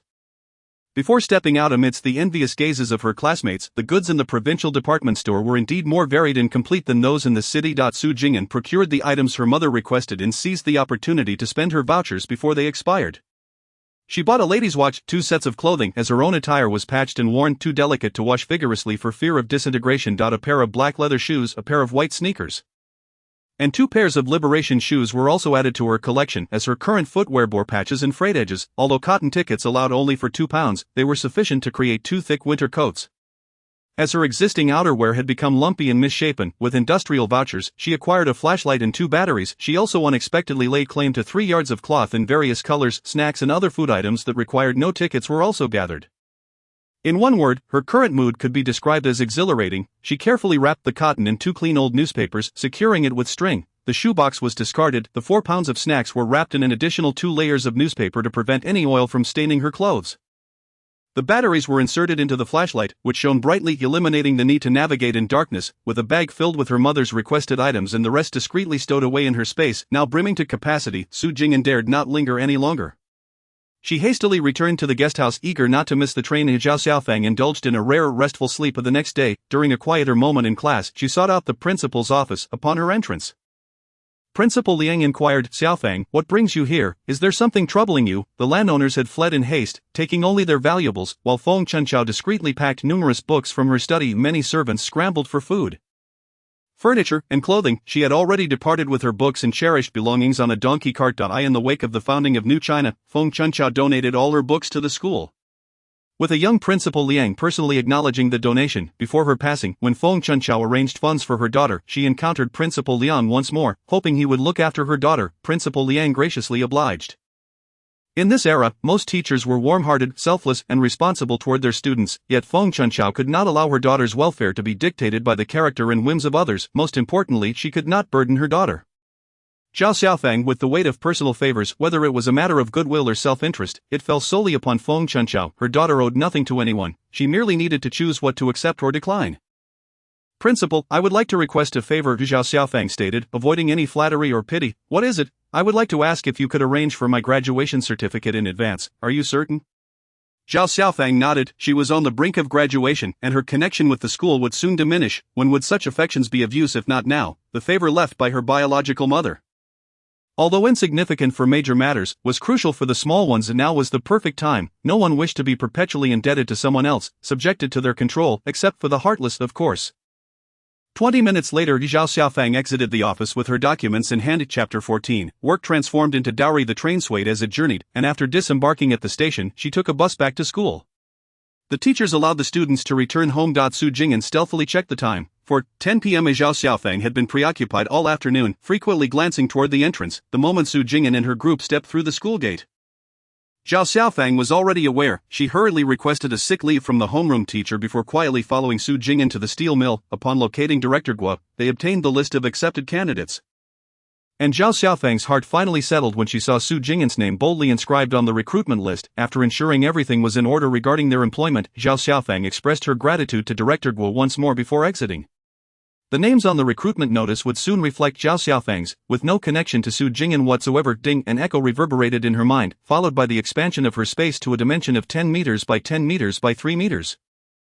Indeed, Su Jing'an's conjecture was correct. Altering anything in the book related to herself would yield rewards. Su Jing'an tucked Zhao Xiaofang's graduation certificate into her backpack and transferred it to her space before following Zhao Xiaofang to her neighborhood. Look, my home is right at the entrance of the second floor, Zhao Xiaofang pointed, indicating the family building adjacent to the western wall. Tonight at 7 p.m., there will be a film screening at the steel mill. Most residents will attend. I will inform them to wait for my classmates to arrive a little later. You can come by around 7 p.m. to collect your things. Su Jing'an nodded. Alright, I'll remember that. I'll head home first and return after dinner. After watching Su Jing'an leave, Zhao Xiaofang also strolled home with a lighter heart. Upon entering the family compound, she was greeted by friendly faces. Jing'an is back. How did you do? How is life in the provincial capital? Was it enjoyable? Su Jing'an responded to the inquiries of her aunts and neighbors, as news travels fast in this era. Upon returning home, Su's mother had just stepped inside and was overjoyed with the items Su Jing'an had brought back, the vibrantly colored floral fabric, with patterns distinct from those found in the local department store. Alongside snacks and daily necessities not easily procured here, was evidently from afar. Su's mother was ecstatic, exclaiming, "Now we can hold our heads high." Su Jing'an quickly took charge of the kitchen duties, intent on preparing dinner. Before she could finish, her mother insisted on receiving the receipts for the purchases and the remaining money back. During dinner, Su Jiangwo and Su Jingping appeared in notably high spirits, clearly pleased with the items brought back from the provincial capital. My classmates mentioned there will be a film screening at the steel mill at 7 p.m., Su Jing'an remarked while tasting some pickled vegetables. That if you wish to see it, you'll need to head over early.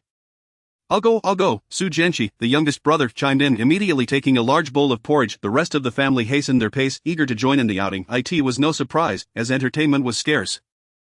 And films were a rare delight. Before 7 p.m., the household was empty, with the sounds of voices echoing outside as neighbors called to one another, forming groups to head toward the steel mill. Su Jing'an remained behind to tidy up, estimating the time to be around 7 p.m. She locked the door before leisurely making her way to Zhao Xiaofang's home. Upon reaching the entrance, Zhao Xiaofang was already waiting there. She looked surprised and asked, "Did you come alone? You have quite a bit to carry, including furniture and a sewing machine. How will a single girl manage all this? The noise will draw attention. And it would be difficult to cover up." Though Zhao Xiaofang was unafraid, she was concerned about the implications of being discovered. Su Jing'an quickly reassured her, "There are others coming behind me. We just didn't want too many people together to attract notice." Zhao Xiaofang felt relieved, her tension easing. Once inside her home, she promptly shut the door and retrieved a key from around her neck, unlocking the door to the dowry room. As she opened the door, Su Jing'an noticed a cloud of dust falling from the frame. The room was small and cluttered, filled to the brim with stacked items, nearly touching the ceiling, giving the impression that it was bursting at the seams. "You start moving things. I need to make an appearance with my stepmother, or she will surely return in a rage." "Alright, hurry back. I will finish up here," Su Jing'an replied as Zhao Xiaofang was gone for over an hour. Returning with beads of sweat on her forehead, Su Jing'an had already stowed away the items in her space, which now contained a bed measuring 1.8 by 2 meters, a 4-door wardrobe, for large camphor wood chests, a dressing table, a wash basin stand and 8 immortals table, 5 chairs, a writing desk, a high stool, and 6 small low stools, with the sewing machine still in its original packaging. The wardrobe boxes and box beds were overflowing with items. Among them were 4 heavy quilts weighing 8 pounds each, 2 5-pound quilts, and 2 4-pound mattresses, along with 2 pink tall quilts, 2 bed sheets, a mosquito net, and an array of cotton fabrics in various patterns and colors. There were 5 jars and urns of differing sizes filled with grains and pickled vegetables, stacked one inside the other. Smaller items included daily necessities such as a large iron pot for cooking, a steamer, a frying pan, 2 kitchen knives, a kettle, 10 bowls, plates of various sizes, 2 thermoses, a military water bottle, and 2 jars of brown sugar. Feng Chunxiao had prepared everything she could think of and purchase for her daughter. Su Jing'an even discovered a small wooden box hidden within one of the jars. The box was divided into 2 layers. The first layer contained a pair of exquisite purple jade bangles with exceptional luster. The second layer held a pair of glass-type imperial green bangles. She took out both pairs and gently tapped them, producing a clear, melodious sound. Inside the kettle were 2 pairs of gold bracelets wrapped in red cloth. Su Jing'an's initial shock and excitement transformed into a bittersweet pang of discomfort. "If you need any assistance, feel free to find me," Zhao Xiaofang said without further elaboration, embracing Su Jing'an as she sobbed. "Thank you, Jing'an." Su Jing'an comfortingly patted her back. "I believe we are friends now." "Aren't we?" "Yes, we are friends," Zhao Xiaofang affirmed, wiping her tears away. Once all the household registration and employment paperwork was settled, it would not be too late to move into this room, thus avoiding alarming her stepmother and allowing her to be on guard. In due time, Zhao Xiaofang planned to open a savings account, depositing her monthly salary to carry with her. She envisioned a life where she could eat and stay at home. How wonderful that would be. Eventually, her stepmother would realize that all her schemes had come to naught. When she finally learned the truth, she would have no choice but to accept it. Just the thought of her stepmother's face filled Zhao Xiaofang with a sense of relief. After Su Jing'an's departure, Zhao Xiaofang tidied up the room, leaving only a bicycle and a watch behind. She locked the door and turned to seek out her neighbor Grandma Luo downstairs, recalling that Grandma Luo owned 2 apartments and that her granddaughter had yet to secure a job. Su Jing'an exited the factory's block of flats and quickened her pace homeward, eager to make the most of the space while it was unoccupied. She contemplated how to optimize the area. Considering whether it could be divided into separate rooms, perhaps creating a kitchen and bedroom. Chapter 15. The evolution of space. Upon arriving home, Su Jing'an took advantage of the solitude to arrange the bed. Boxes and cabinets in the space, neatly spreading out the quilts and mattresses, organizing both frequently used and seldom used items. It is often said that where one's heart finds peace is home, for Su Jing'an. This space was her sanctuary. Lying in bed, she closed her eyes and soon drifted into a deep slumber. The new year ushered in 1965, swiftly leading to Su Jinping's wedding day. On that day, Su Jinping donned a brand new outfit, carrying a newly purchased basin filled with 2 fresh towels and a complete set of clothes. Friends, relatives, and neighbors surrounded her, showering her with blessings as children ran about joyfully. Old clothes and bedding were also taken away with assistance. Amidst the bustling noise, Su Jinping was escorted out of her home. On the way to her in-laws, she found herself tempted to turn back several times, feeling as though she had left something behind at her parental home, yet she understood that everything there was now irrelevant to her. Cheers rang in her ears as she clutched the meager 10 yuan in her pocket, filled with a sense of reluctance and unexpressed discontent as she approached her future battlefield. As soon as Su Jinping stepped outside, Su Jing'an sensed a shift in the space. She knew her assumptions were correct. By altering the narrative of her life, she could earn rewards. In simple terms, it meant she needed to thrive. That evening, Su Jing'an eagerly entered the space. The size remained unchanged, yet a 10-square-meter bathroom had been partitioned off. It boasted not only a toilet, shower, bathtub, and wash basin, but also a washing machine, along with essentials such as toilet paper, sanitary pads, towels, and toiletries. Turning on the tap, warm water flowed forth. What was there to wait for? After spending a full 2 hours washing, Su Jing'an emerged feeling utterly rejuvenated. She lay on her bed, exhaling a contented sigh. With Su Jinping absent, she took the opportunity to occupy the room alone, retrieving the fabric she had originally purchased and using the sewing machine to create several outfits. From head to toe, she was adorned in new garments, though regrettably she could not yet wear them outside. Su Jing'an donned the new cotton jacket she had bought earlier, layering it with an old coat and trousers. At that moment, she truly experienced warmth in the winter. Before Su Jiangwo's wedding, the house had been tidied, the furniture arranged, and the new bed made up with freshly sewn sheets and quilts. The eldest son, Su Jianqi, glared at these items, then at the triumphant expression on the eldest brother's face, fuming silently. Su Jing'an officially began sleeping in the living room. The night before the eldest brother's wedding, Su Jing'an entered the room of Su's parents. "Is there something you need?" Su's father and mother asked in surprise, for Su Jing'an was often the invisible one in the household, working diligently yet speaking little. "Dad, Mom, my elder brother is about to get married. However, after the wedding, it wouldn't be appropriate for me, as the younger sister, to continue doing the laundry for him." I and the Su family, from the bed sheets to the underwear and socks, all the chores fell to Su Jing'an. At this moment, Su's mother began to comprehend. Yes, I've been so busy I nearly forgot the thought of the potential gossip that would arise from visitors witnessing the situation left her dazed." Su's father interjected, "The eldest son's marriage means he has started a family. Their affairs are not something you should meddle in as a girl." "Alright then, Dad and Mom, you should rest early after leaving." Su Jing'an felt noticeably lighter on her feet. How could she not be happy at the prospect of avoiding the laundry of several people? On the day of Su Jiangwo's wedding, Su Jing'an's space underwent another upgrade. This time, a 30-square-meter kitchen was partitioned from the remaining 90 square meters. The kitchen featured gleaming cabinets, storage cupboards, a gas stove, an array of pots and pans of various sizes, and several cutting boards and knives. There were also a steamer, refrigerator, and dishwasher, everything essential for daily use. A dining table with 4 chairs was now present, granting her the freedom to dine. The day after Su Jiangwo's wedding, Su's mother woke Su Mudu early. "As the eldest daughter-in-law, you two cannot neglect your responsibilities at home. You must wash your own clothes." Just yesterday, they had newly married, and Su Mudu wore a bashful expression. Before she could respond, Su Jiangwo, rubbing his eyes, interjected, "Imam, how cold is the water in winter?" Isn't at Su Jing'an, who usually does the laundry. Surely having a wife doesn't mean Su Jing'an should stop working. Su Mudu, as usual, hesitated, glancing at her husband. Su's mother looked at her eldest son and daughter-in-law. "What's wrong with that? Let the neighbors see how your sister-in-law is doing your laundry." As soon as those words escaped, Su Jiangwo fell silent, and Su Mudu was equally at a loss. The cramped laundry room had only a few taps. There was no way to avoid being seen. Anyone concerned about their reputation would shy away from such a scenario. Su Mudu tugged at Su Jiangwo. "Mom, please don't be angry at Jiangwo, just isn't accustomed to it yet, but if you don't mind I can wash your clothes too. As a daughter-in-law, it is my duty to be filial." With the younger brother growing up, the sister-in-law had to avoid suspicion, so she refrained from mentioning Su Jianqi altogether. As for Su Jing'an, there was no need to bring her up. Su's mother, upon hearing this, nearly smirked. "No need for flattery, all cooking and cleaning will be your responsibility." While she had just demanded Su Mu to do the laundry, she would soon be accused of mistreating her daughter-in-law. "Since you're awake, stop dawdling, none of us are idle." With that, Su's mother turned and retreated to her room. After the exchange between Su's mother and Su Mu, Su Jing'an, who had been sleeping in the living room, was already awake. However, she had no intention of helping in the kitchen. Why should she? It wasn't her place. Besides, this was a battle between mother-in-law and daughter-in-law. Anyone who intervened would become collateral damage. She lay in bed feigning sleep. Su Mu quickly dressed and prepared breakfast within a short span, and for the first time, Su Jing'an enjoyed a meal that was ready-made. February 1966. A year had flown by in the blink of an eye.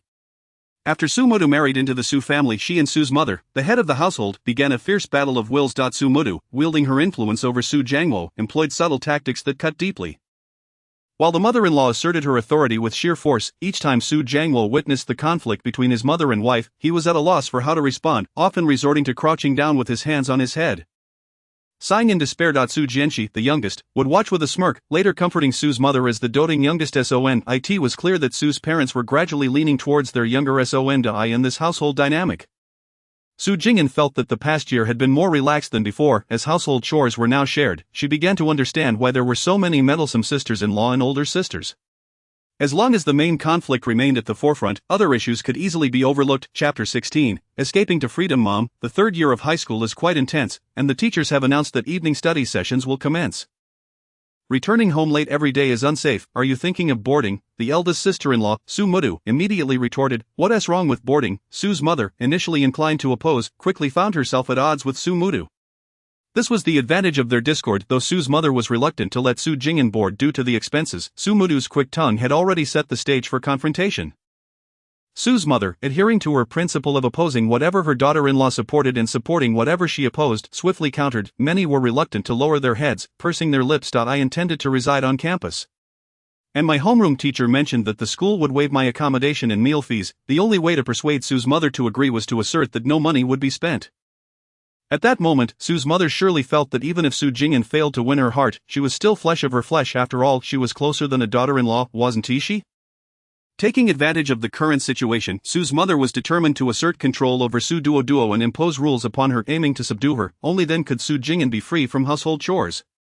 Su's mother would undoubtedly consent, subsequently shifting the burden onto her daughter-in-law, hoping to temper her character in the process. Otherwise, even if Su Jing'an blossomed like a flower, it would be of no use. If things went awry, even if Su's mother allowed her to reside on campus, she would still require her to return daily to handle chores. With a sigh of relief, Su's mother thought it a blessing not to have to spend any money. Having grown accustomed to sparring verbally with her daughter-in-law, she regretted her words as soon as they left her lips. Very well, you may go, take your things. If you find anything lacking, you may return. Su Jing'an obediently nodded. Then I shall stay on campus starting tomorrow, and I will come back during the holidays. The family was not affluent. Saving the cost of one person's meals was worth more than anything. That night, she tidied her belongings in preparation. In truth, there was little to pack, just a few old clothes and her current bedding. The rest had long been stored away. As for whether Su's mother would inquire at the school regarding this matter. Have you ever seen someone who benefited from something and then boasted about it everywhere? Those who make a fuss are typically the ones who have gained nothing. In this world, who doesn't eat in silence? The next morning, Su Jing'an hastily carried her belongings and ran off. She had no choice. Su Duo was about to discover her pregnancy, and at that point, Su's mother would have no choice but to relent. The book mentioned that Su Duo's pregnancy symptoms were severe. She would vomit whatever she ate until the 5th month, when it would ease. During this period, relying on Su's mother for help would be akin to dreaming in broad daylight. Serving a pregnant woman is no small feat. Could she possibly survive if all the responsibilities were thrust upon her? She was not merely moving, she was escaping for her life. Su Jing'an embarked on her anticipated life on campus. Although residing in a collective dormitory, at the very least, she had a bed and was no longer subjected to the sounds of the couple next door. Each night, as Su Jing'an lay there, she felt an unparalleled sense of embarrassment. This was not something she could openly discuss, otherwise her reputation and dignity would be utterly destroyed. In the following week, the Su family was thrown into chaos due to Su Duo's pregnancy. Su Duo, emboldened by her condition, caused Su's mother to temporarily cease her efforts. However, when it came to household chores, Su Duo could forget about evading them. As Su's mother often said, how could things go smoothly without putting in some effort? Now, even if it seemed like work, she was merely doing it for Su Duoduo's sake. If you don't believe it, go ask around eldest brother, and see if mother is deceiving you. Su Jiangwo had no clue about the situation. However, with life growing increasingly difficult, which family with a pregnant woman wasn't he bustling about, very few could afford the luxury of confinement. He had seen Su's mother and the neighbors' families during their pregnancies. They truly worked tirelessly up until the moment of birth, never resting for a second. Ultimately, it was settled that Su Duoduo would handle the household chores. Third sister, I really envy you. I wish I could live at school too, said Su Jian, the fourth brother in his first year of high school. Oh, is it that your sister-in-law is having a baby, and you're moving out to leave the house for your elder brother and his family? Su Jing'an retorted. Of course not, I plan to return home after sister-in-law gives birth. The truth was that the household had become overwhelmingly chaotic during this time, and Su Jian was quite distressed. Well then, you're at the age of growth, it's best to nourish yourself during this period, Su Jing'an consoled her younger brother. Su Jian was indeed in his growth phase, perpetually hungry, feeling that no matter how much he ate, it was never enough, and he would soon find himself famished again. He thought to himself. During this time, due to sister-in-law's pregnancy, the family had indeed bought a considerable amount of good food. If he left, wouldn't all those provisions be left for his elder brother? No way, this could not be allowed. He had to eat more and keep a close watch on things. Seeing Su Jian abandon the idea of living on campus, Su Jing'an secretly breathed a sigh of relief. If Su Jian moved to the dormitory, it would be akin to having an additional pair of eyes watching her, making her actions quite inconvenient. After evening study sessions, many students remained in the classroom, diligently studying. Su Jing'an gathered her belongings and returned to her dormitory. After freshening up, she lay on her bed, closed her eyes, and began to rest. However, in the middle of the night, Su Jing'an stumbled upon a book about herself. This time, the protagonist was not a member of the Su family, yet it mentioned a colleague of the male lead named Su Jian. The narrative detailed how in 1968, Su Jian had just graduated from high school. At that time, young people without jobs were all sent to the countryside. Finding a job was exceedingly difficult, with fierce competition. The Su family had no connections, and Su's mother, feeling sorry for her son, stepped back and relinquished her job to him. During the enforced relocation to the countryside, the third child, Su Jing'an, who had been idling at home for 2 years, was sent away, only mentioned twice in the text thereafter. Once was when it was heard that the third child had married in the countryside, and Su's mother, empty-handed, rushed over to demand a bride price. Su's mother's words were, I endured the pain of childbirth for her, and I raised her, am I to suffer in vain? Ultimately she returned with 100 yuan, a new watch, 10 feet of cloth tickets, and 10 meters of coarse cloth, all for her younger son's wedding. The last mention was in early 1979 when Su Jing'an passed away. When Su's family arrived, the villagers were preparing to carry the coffin up the mountain for burial. Su's mother blocked the coffin, weeping inconsolably, declaring that her daughter's death was too sudden, insisting on seeing her one last time. When they refused, she threatened to report them to the authorities. The family of the deceased was terrified, and they took out their elderly relative's funeral money, eventually borrowing a total of 1,000 yuan from the villagers for the Su family. With that money, the Su family returned and purchased 2 more houses.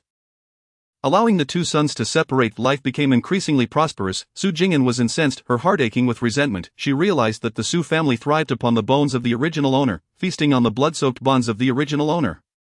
Now that she had taken their place, the Su family could go to hell. Originally she had planned to discreetly find a job and secure a household registration. It now seemed imperative to keep a considerable distance from them.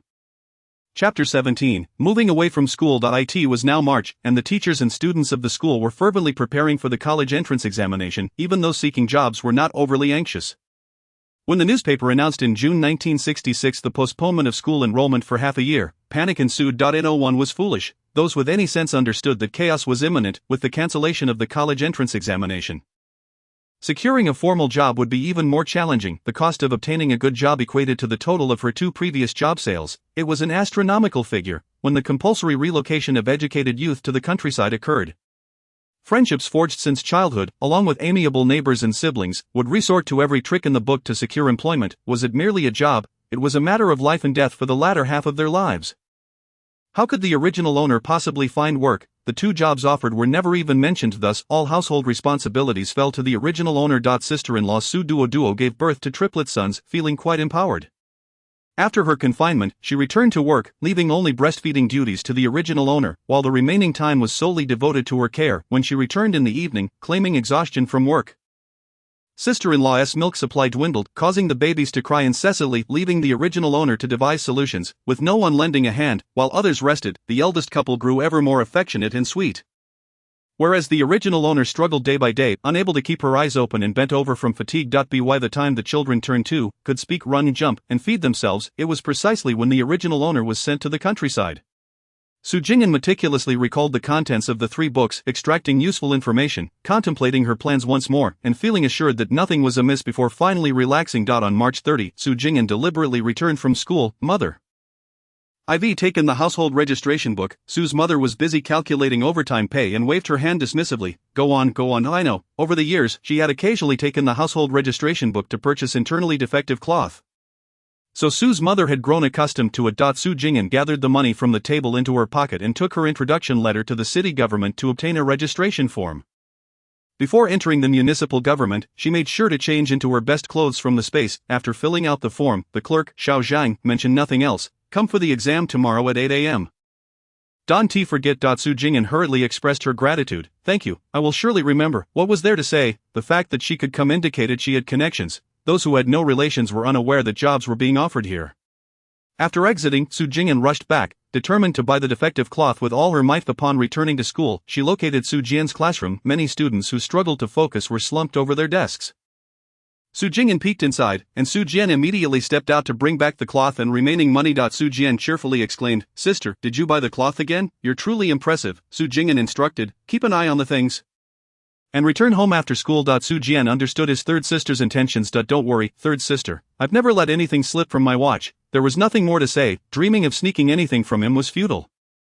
Su Jing'an still trusted her fourth brother in this regard. The next day, Su Jing'an dressed early, took a bus to attend the exam. After waiting 2 hours post-exam, the results were finally announced. She had successfully passed. As expected, Su Jing'an felt a sense of calm. Director Han of the personnel department observed the 5 remaining candidates, raising an eyebrow slightly. Tomorrow, bring your introduction letter, household registration book, and graduation certificate to finalize your work. The 5 young individuals sat upright, and Director Han, smiling, said, No need to be so tense. We'll be colleagues soon, seeing each other every day. The group relaxed and shared a smile. Han continued, although your positions differ. Let us start with the clerk's salary of 33 yuan per month. After probation, it will rise to 37.5 yuan. There is nothing else to discuss. You all should return early to prepare your belongings. Xiao Zhang, the diligent assistant, promptly stood up. Director, you have my instructions. Director Han replied, please distribute the admission notices to them so they can return and open their letters. The group expressed their gratitude towards Director Han with earnest nods. Su Jing'an took the notice and headed straight back to school. As soon as Su Jing'an stepped through the school gates, she heard someone calling her name. At that moment, she wished fervently for the person to vanish. She continued walking without pausing. Su Jing'an, why are you still walking away? A boy towering at 1.75 meters with a dark complexion obstructed her path. Su Jing'an could feel numerous eyes observing her intently. Why is it that every time I call your name several times, you fail to hear me? Jin Sanshun questioned, a hint of annoyance in his tone. Yes, there's something you need, Su Jing'an retorted. Striving to suppress the anger bubbling within her, why did you take a leave today? Are you unwell? Jin Sanshun's inquiry was laden with concern, yet Su Jing'an wished she could silence him permanently. She had long cultivated an image of being unremarkable from a less fortunate background, taciturn yet studious, deliberately maintaining a facade that kept her unnoticed. The original owner of her identity was of average appearance. Perpetually undernourished, with a sallow complexion, slight stature, and clad in tattered clothing, always with her head bowed and words few, rendering her invisible amidst the high school crowd among the youthful boys and girls embroiled in disputes. Seeking money, or engaging in romance, Su Jing'an's existence was hardly acknowledged, yet, her academic excellence allowed her to represent the school in competitions, drawing the attention of teachers daily. Even in every class, the teachers wielded considerable authority within the school.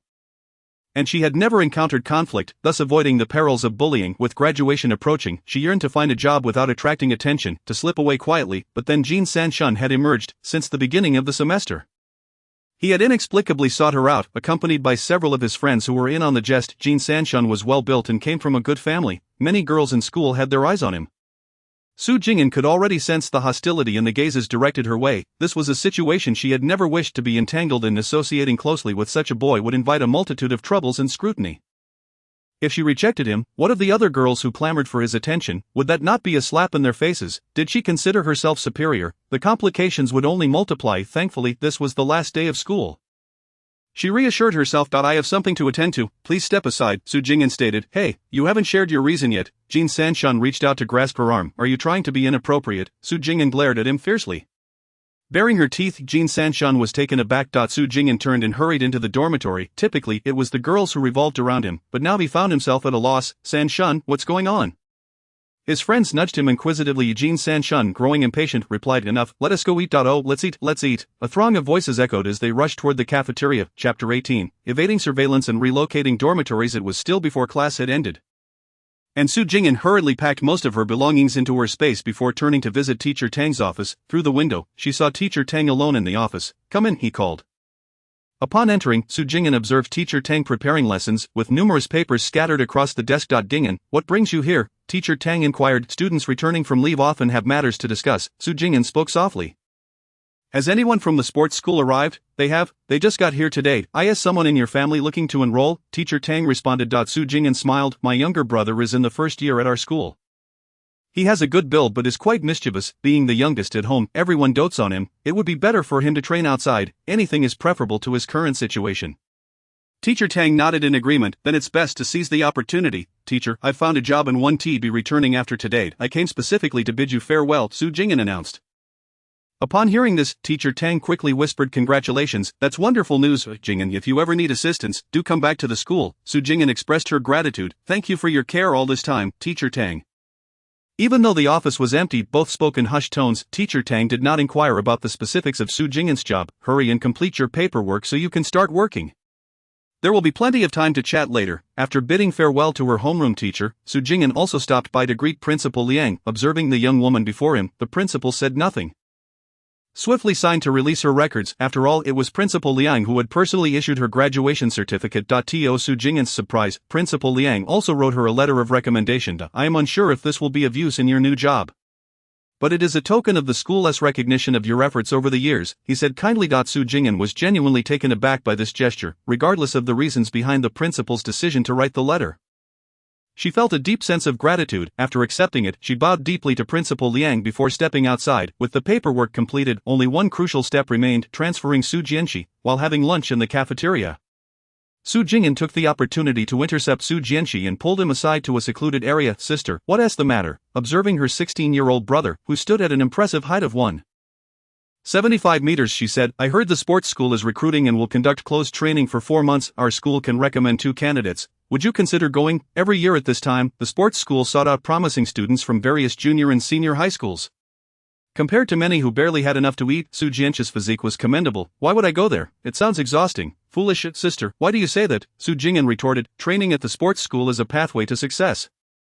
Securing a good job afterward is far better than your current situation. Su Jianxi pondered her words, realizing their wisdom. You 1T even need to spend your own money. They'll train you for free. Plus, if you build your strength, even if you don't make it to the provincial team, you could still enlist, and if it doesn't work out or you find it too tiring, you can always return. With our mother's job as a safety net, what is there to fear? Isn't it better than your current routine of attending classes and dozing off? After reflecting on Su Jing'an's words, Su Jianxi began to see the merit in her reasoning. That afternoon, he skipped class to discuss the opportunity with their parents. Upon hearing their son's thoughts, Su's parents agreed, fearing the spots might be filled by others.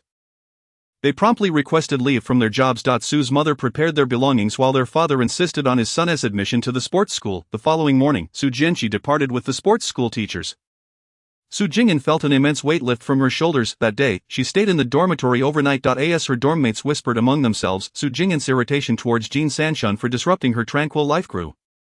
She resolved to ignore him, focusing on calming her breathing until she gradually fell asleep. The next day, April 1 estate, was the day workers typically received their wages. Su Jing'an arose early, packed the remaining items, and discreetly stored them away as the streets dimmed and the crowds thinned. Once her mother collected this month's share of payment, she quietly returned to the office to request an introduction letter from the director. Then hurried to the government office. Once her employment was officially secured and she received her work permit, Su Jing'an finally breathed a sigh of relief. Brother Zhang, do we have dormitory accommodations available? Su Jing'an inquired discreetly of Xiao Zhang the assistant, while slipping a pack of cigarettes from her pocket. Xiao Zhang casually concealed the item, replying, yes, there are a few left, I'll show you. Su Jing'an smiled bashfully. You flatter me. I only need a place to stay. I wouldn't want to trouble you. Not at all, Xiao Zhang replied with a smile. You can stay in dormitory 305, there is an empty bed there. Su Jing'an responded readily, thank you, brother Zhang, I'll treat you to a meal later. Alright, I won't be shy about it, Xiao Zhang replied. Su Jing'an took the key to room 305 and upon entering, She realized Xiao Zhang had been considerate. The room measured approximately 4 by 5 meters, furnished with 2 single beds against either wall, and a small desk by the window. A layer of dust coated the floor and surfaces, indicating that the previous occupant had not frequently visited. This essentially meant she had her own single room. Su Jing'an quickly tidied the dormitory, making several trips to arrange the beds, hang curtains, and gather essential items such as a thermos and basin. Finishing just as lunch break arrived, she made a special trip to the state-run restaurant, using her newly purchased lunchbox to take home a portion of braised pork, discreetly offering it to Xiao Zhang. His smile deepened with sincerity. Returning to her family home that afternoon, Su Jing'an handed the household registration book back to her mother. "Mother, I've placed the household registration book in your room." "I know." Su's mother replied, "Why didn't you let the fourth one bring it back yesterday?" "Zhenshi was being noisy. I was worried he would lose it with all his belongings," Su Jing'an explained. Her mother nodded. "That is true, he has never been the most reliable." With Su Jianxi away, the house felt remarkably quieter. Certainly the sentiments expressed resonate deeply with Su Jiangwo. After all, there is no one to compete with him in every aspect or to challenge him at every turn. On Saturday, April 2nd, it was once again the time for the family to queue up for shopping. This weekend, the school granted a 2-day holiday. Su Jing'an was due to commence work on Monday. The 4th, with the entire family occupied with their jobs, she became the primary shopper. After an exhausting morning, she finally returned home laden with goods. By the time Su Jing'an arrived home, her feet felt as though they had been trampled, and her back ached profoundly. Chapter 19, The Challenge of Regularization. On the 4th, Su Jing'an embarked on her first official day at work. After 2 weeks, she had familiarized herself with her fellow new employees. No wonder Director Han had raised an eyebrow that day. One was the son of the Women's Federation director, another was the niece of a fertilizer plant manager, a third was the nephew of the police chief's wife, and the last was the son born to the ex-wife of the grain station manager. The final one was none other than the favored daughter of fortune, Su Jing'an. She claimed it was merely luck that had led her to this opportunity upon hearing that there was a vacancy. Su Jing'an felt like a chicken among a flock of cranes, acutely aware of her conspicuousness. Every time Zhang Gu encountered her, he couldn't help but exclaim about the significance of luck. "Xiao Su, you are indeed fortunate." Zhang Jianjun would typically give her a thumbs up. Su Jing'an could only respond with a bashful smile. "Zhang Gu, to be honest, I have never found anything in my life. During the new year, while eating dumplings, I've never bitten into money. Perhaps all my luck has accumulated for this moment." Upon hearing this, Zhang Jianjun burst into laughter. The office staff joined in the jest. "Xiao Su, you should save up that luck and aim for a good marriage." Whether this statement was meant as banter or mockery, Su Jing'an remained unperturbed, replying, "Then let us borrow your auspicious words." Faced with the seasoned wit of her colleagues, they could only retreat amicably. Once Su Jing'an became more familiar with Zhang Gu, she finally treated him to a meal during a holiday break. The table was adorned with braised pork knuckles, sweet and sour ribs, for happiness meatballs, and stewed beef with potatoes, for substantial dishes alongside 3 bowls of rice. "Zhang Gu, please take a seat. I ran around for several days just to procure these dishes. Today was the only day they were available." Zhang Jianjun was taken aback. "A sister, this is quite lavish. Many families don't even have such dishes during the new year." The crucial point was the significant investment required, and he wondered how much return would satisfy the other party. Zhang Jianjun hesitated to eat. After much persuasion, Su Jing'an finally managed to convince him to sit down. "Sister, if you have something to say, please do so clearly. What do you want me to do? If you don't speak, I won't dare to pick up my chopsticks." Su Jing'an candidly stated. "Zhang Gu, I have only 2 matters. First, I want to express my gratitude for your care during these days, whether it was sharing a dormitory or informing me about the backgrounds of others. I have taken it all to heart." Zhang Jianjun nodded. "And the second," she continued to Zhang Gu, "when will our unit be able to regularize our positions? Is that all?" "Nothing more." Zhang Jianjun looked at Su Jing'an. "That's it," Su Jing'an replied, gazing at him in silence. "I merely wish to thank you, Zhang Gu. I am not trying to put you in a difficult position." At last, Zhang Jianjun picked up his chopsticks and began to eat. There are typically 3-month, 6-month, and 1-year probation periods. However, there are annual quotas, and it is not possible for everyone to regularize in the same year. Su Jing'an listened intently, occasionally refilling his teacup. Zhang Jianjun finished 1 bowl of rice and then reached for a second. "You know, the people you are with are quite formidable," he remarked. After taking a sip of water, he continued, "There are still those who have not been regularized before you, so it is likely that you won't see regularization until at least a year later. If you are fortunate, perhaps within 3 years." Upon hearing this, Su Jing'an couldn't help but gasp. No wonder the system had yet to offer any rewards. If regularization was difficult now, it would be even more challenging in the future. Temporary workers can be dismissed at any moment. She might have to go to the countryside. After finishing the meal, she packed the remaining dishes into a cloth bag. Zhang Jianjun carried the bag out of the private room and headed home.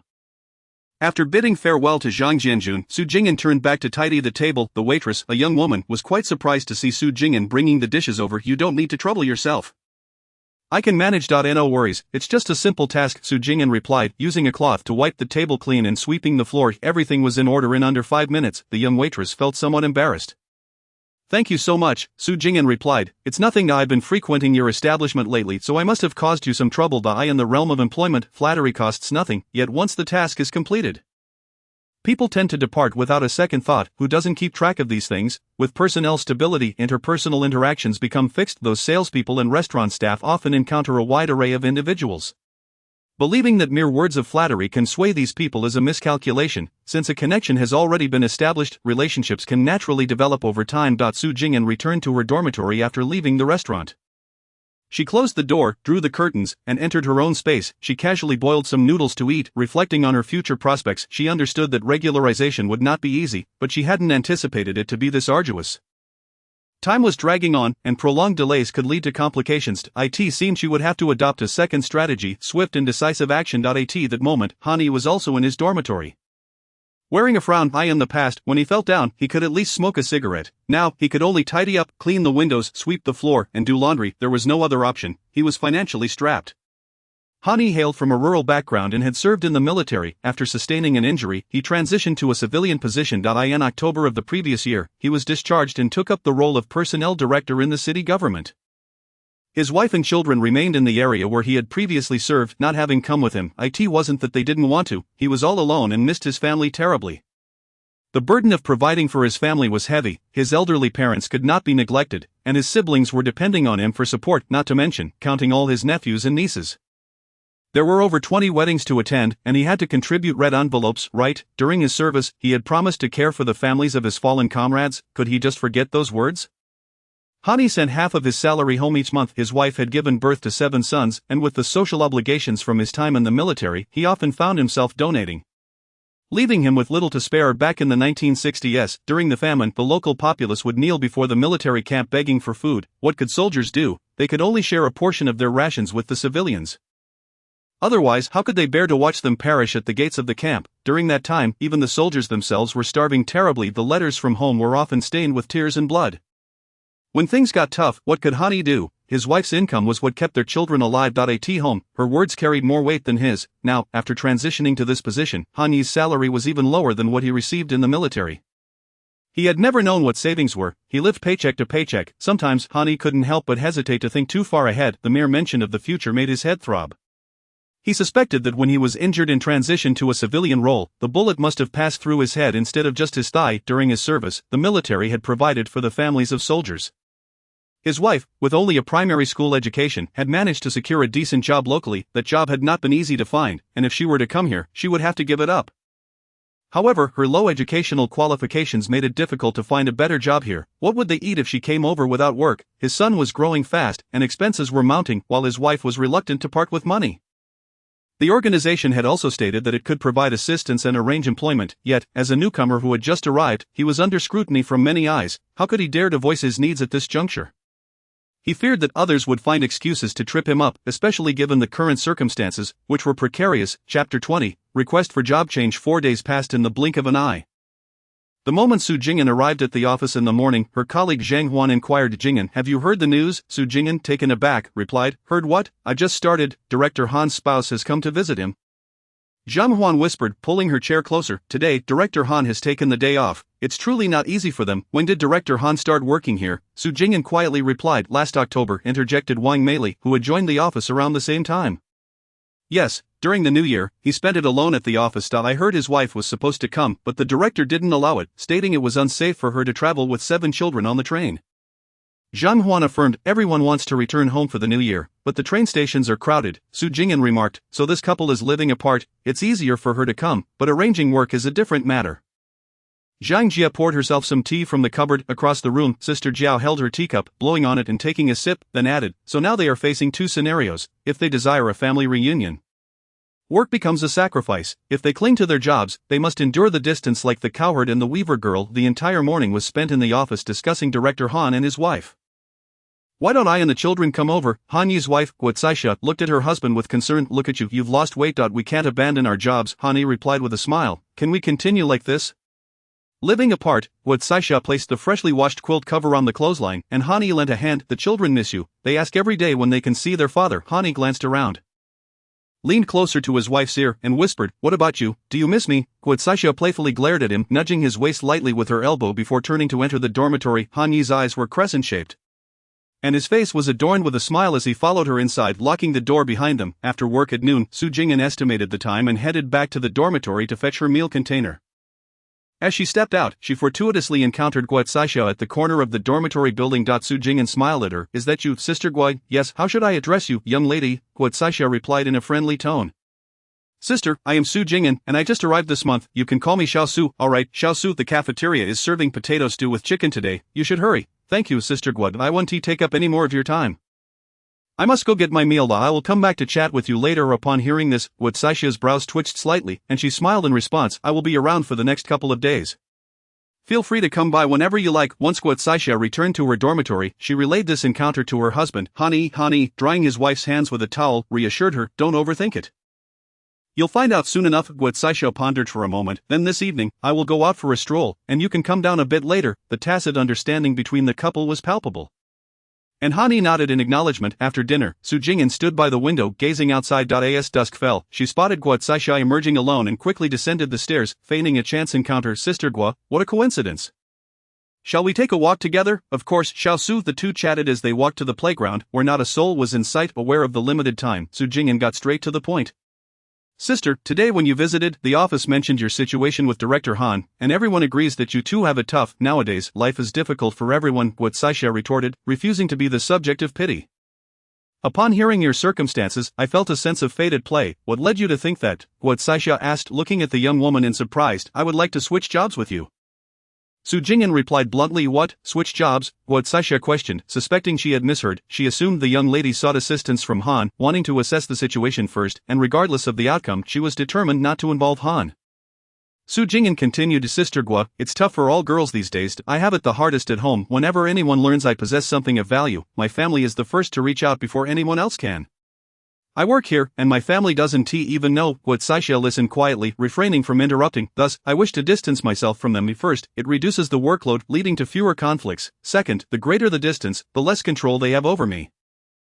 I just arrived this month, and to gain permanent employment, it could take at least a year, or even 3 years isn't too late. I heard there are still a few people from the recruitment 2 years ago who haven't secured their positions." Guo Saisha nodded, having indeed heard Han mention this stuff. "That's too long. I can't wait. I heard you work in the documentation room, which is a relatively easy job. Isn't this quite a coincidence? If we switch jobs, it would solve both our difficulties." Hearing this, Guo Saisha felt a clear spark of interest. "However, you might suffer a bit since I haven't secured my position yet." "What does that matter?" Guo Saisha denied. "In that case, I will discuss it with Han and provide you with an answer tomorrow." "Alright, I will await your news." Although Su Jing'an feigned politeness, she understood that the matter was likely settled. Chapter 21, Securing the job. The following morning, Zhang Jianjun came looking for Su Jing'an. "Xiao Su, could you please deliver a document to the publicity department in the building behind?" "Sure, I'll head there right away." Su Jing'an took the document and stepped out, unexpectedly spotting Guo Saisha. She approached with a smile. "Sister Guo, what have you decided?" Guo Saisha was straightforward. "Xiao Su, I won't say much. Thank you." Su Jing'an quickly replied. "Sister, why do you say that as if I am at a disadvantage? This is mutually beneficial. Isn't that a sign of our faithful connection?" Guo Saisha responded with genuine laughter. "Indeed, it is a faithful connection. Let us discuss further at Director Han's office at noon." "Okay, Sister Guo." The morning hours passed slowly. At noon, they arrived at Director Han's office, where both Hani and Guo Saisha were present. Su Jing'an took the initiative to greet them. "Director, Sister Guo," the couple responded busily. "Xiao Su, please sit." "Xiao Su, I must ask you again, are you sure about this?" "I am certain, Director." Hani nodded. "I am aware of your situation. Guo has informed me. Regardless, this will indeed resolve our current predicament. And I owe you a favor." Upon hearing this, Su Jing'an instinctively stood to explain, but Director Han waved his hand. Guo Saisha smiled. "You are just a young girl, how could you be at a disadvantage? Just listen to Han." Hani, with a kindly demeanor, stated, "In your new position, you will be a formal employee, responsible for registration in the documentation room. Your salary will remain unchanged at 37.5 yuan. The work there is light. Though accommodation may be challenging due to the large number of factory workers, your work relationship and household registration will be transferred over. As the first of the next month approached, collecting tickets would be unavoidable, and the journey back and forth would take several days. Su Jing'an immediately asked, "Can we set off now?" "Sister Guo, I will need your guidance." Guo Saisha quickly replied, "There is a bus at 2 p.m. You can come with me, and we can leave early. Han Yi, in charge of personnel, had already prepared the necessary documents for the job change. Su Jing'an returned to her dormitory to pack a change of clothes and then joined Guo Caixia on the train to H City. By the afternoon of the third day, they finally arrived in H City, their legs feeling weak from the journey. Despite their fatigue, neither mentioned resting. Guo Caixia led Su Jing'an directly to the personnel department of the steel factory. Director Huang Xing of the personnel department had been a comrade of Han Yi's, which was why he had looked out for Guo Caixia initially. Without further ado, Huang Xing personally signed and stamped the documents. As soon as the paperwork was completed, Su Jing'an felt a lightness in her mind. The dormitory situation is tight, with only one bed temporarily available. Here's your accommodation slip. You can stay there for now. And I will keep an eye out for you later. Su Jing'an expressed her gratitude. Thank you so much, Director. Guo Caixia added with a smile. Let Han treat you to a drink later. Huang Xing chuckled, his eyes narrowing with amusement. That sounds delightful. Just hope he doesn't skimp on it. After all, who could forget the camaraderie of old comrades? Even a sip of air might lead Han Yi to ponder saving a few coins. This meal might be the last he gets before retirement. Su Jing'an stood behind Guo Caixia, feeling like an invisible presence. Guo Caixia said, Director, I will head home to tidy up and see the kids. Director Huang waved his hand. You both take a couple of days to rest before returning. There is no rush. Once outside the office building, the two parted ways. Su Jing'an turned to exit the factory. Deciding to rest at a guest house for a day, she was utterly exhausted and lacked the energy to organize anything further. Furthermore, it was currently working hours, and the dormitory was unoccupied. Entering alone could lead to complications. After securing the door and drawing the curtains, she lay down and fell asleep within seconds. When she awoke, the sky had darkened. Upon entering her space, she discovered that 3 additional rooms had been partitioned. One was a 15-square-meter bedroom, furnished with a single bed and bedding. Upon opening the bed frame, she found it stocked with bedding essentials, as well as summer cooling mats and mosquito nets. Clothes for all seasons were stuffed into 2 large wardrobes against the wall. 2 bedside tables held lamps radiating a warm yellow glow. The left cabinet contained everyday medications, while the right housed nail clippers, ear scoops, and other daily necessities. The second room was a 10-square-meter study, featuring a desk, with pens, pencils, erasers, and study supplies stored in a drawer, a chair, and a wall-to-wall bookshelf filled with books she had read and used in her previous life. The final room was a 20-square-meter storeroom. Here lay the items and funds she had exchanged for work, yet all traces of her former life had vanished. Those everyday items that had been left outside were now meticulously categorized and stored in boxes and cabinets. After surveying her space, she sat down to enjoy a bowl of millet porridge, a steamed bun paired with a fried egg. Anyone witnessing this life would certainly commend it. After dining, a long soak in the bath left her feeling utterly refreshed.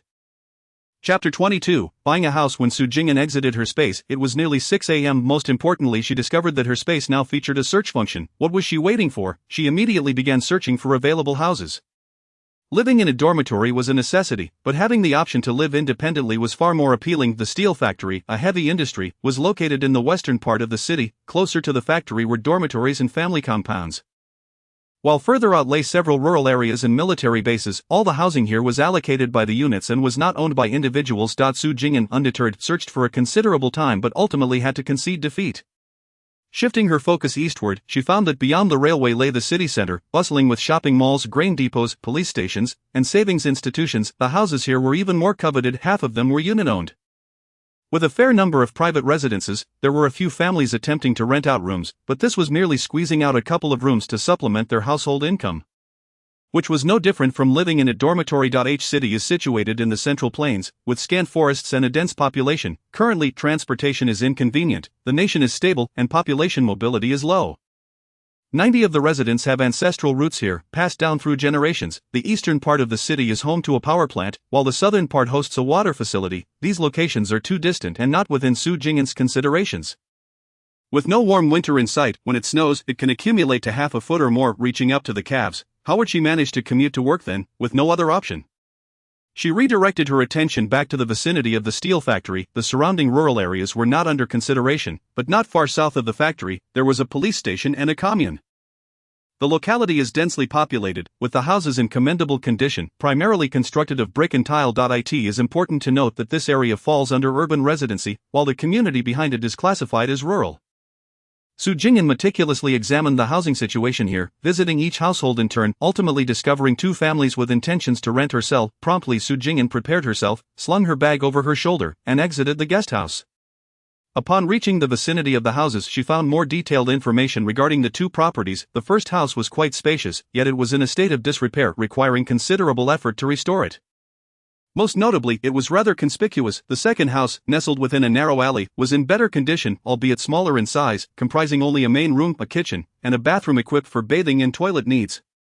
Upon observing this, Su Jing'an immediately felt a sense of resolution. The second house aligned most closely with her current requirements. Just as she reached the mouth of the alley, she spotted a young couple emerging while carrying 2 children. Not recognizing Su Jing'an, they inquired, "Comrade, whom are you looking for?" "Greetings, comrades, my name is Su Jing'an. I have recently been transferred to the steel factory and am employed in the data room," she replied, presenting her work ID. "As you may know, the steel factory is quite populous, and the dormitories are insufficient. I thought I would come to take a look here." Upon hearing this, the couple's faces brightened. "You have indeed come to the right place. Please to come and see our home." They turned back and led her inside. As they reached the innermost part of the house, the woman, cradling her child, introduced herself. "I am Qin Kaifeng. Since you appear young, I shall address you as sister. Then I shall call you Sister Qin," Su Jing'an replied with a smile. "This house was built 5 years ago when we got married. Though not large, it is sufficient for a single occupant." Su Jing'an circled around, finding it indeed satisfactory, more vivid than the image she had conjured in her mind. "Sister, our courtyard and kitchen are equipped with running water, making cooking and laundry quite convenient. Additionally, you can bathe and use the toilet at home, with drainage pipes installed underground to ensure cleanliness, sparing you the discomfort of going outside." The 2 children, restless, tugged at their mother, eager to play. Qin Kaifeng set them down for her husband to watch. "Are these twins?" Su Jing'an inquired, laughing at the sight of the identical boys. "Indeed, they arrived at once, and one can hardly manage them, let alone work," Qin Kaifeng replied, her complaints overshadowed by her continuous smile. "Now that we are relocating back to our hometown in northeast China, our elders can assist us, and thus this house has become vacant. What do you think? If it suits you, I would prefer to sell it rather than entrust it to someone else or rent it out. The distance to northeast China is considerable, and I fear complications may arise over time." "Dear sister, I am truly interested. What price do you have in mind?" Su Jing'an, eager to settle in, pressed, while Qin Kaifeng and her husband were in a hurry to catch a train at noon. Neither party had time to linger. After a round of negotiation, Su Jing'an ultimately purchased the house for 300 yuan. In the 1960s, private real estate transactions were prohibited, and housing was distributed uniformly by the state. In urban areas, those affiliated with organizations received housing, while others either squeezed in with family or sought rental accommodations. When Su Jing'an and the couple arrived at the office, they sought out an acquaintance. "Sister Qin, aren't you supposed to be on the train today? You 2 haven't left yet," Qin Kaifeng replied. "Even if I am in a rush, I must ensure my sister is settled." The staff member glanced at Su Jing'an, asking, "And who is this?" "This is my cousin from my mother's side. Our mothers are siblings," Qin Kaifeng clarified. They had both agreed to present a united front, stating they were cousins. "We are moving back to our hometown in northeast China. And coincidentally, my cousin has relocated here and has no place to stay. Since the house is sitting idle, we might as well give it to her." The staff, having seen various situations, found nothing amiss in their narrative. Qin Kaifeng's husband discreetly slipped 2 boxes of cigarettes to the clerk, and eventually the housing documentation was processed. As the couple exited, they accepted the money Su Jing'an offered and hurried off to the train station. Su Jing'an, in turn, returned home to expedite the organization of her new residence. After all, where would she sleep that night? By late April, the weather had warmed, and the water was no longer cold. It is said that Northeasterners are particularly fastidious about cleanliness. And despite the couple having 2 children, their home was impeccably tidy, with furniture, windows, and kitchen all in pristine order. Su Jing'an arranged her essential items and kitchenware neatly. After enjoying a meal in the space, she ventured out to buy some vegetables. After a restful night, Su Jing'an awoke, realizing the time was pressing, and hurriedly got up. She hastily ate a few bites before stepping out. The streets were becoming increasingly crowded as she made her way to the steel factory. Upon her arrival, Guo was already awaiting her at the workplace. "Guojia, I apologize for being late." Su Jing'an quickly expressed her regret. "It is I who arrived early." Guo waved her hand dismissively. "Shall we get started?" Su Jing'an immediately adopted a serious demeanor as they began their handover of the items in the data room were meticulously recorded, and after verifying everything, both parties sighed in relief upon signing off. It was now time for casual conversation. "There is also a girl here 3 years older than you, named Wu Sufan. She is quite warm and cheerful, with good character. You will be responsible for the registration. While she handles the custody, she is on leave for a few days, but you will meet her upon your return." After their tasks were completed, Guo took a moment to remind Su Jing'an. "Guojia, when are we heading back?" "Tomorrow morning at 6. I will purchase your ticket as well," Guo replied. "I am immensely grateful to you, Guojia. Please, no need for thanks. I still require your assistance with that group of lively children," Guo said, relieved to have Su Jing'an accompany her on the train with 7 kids in tow. Su Jing'an made a special visit to Director Huang's office. "Come in," he called. "Apologies for the intrusion."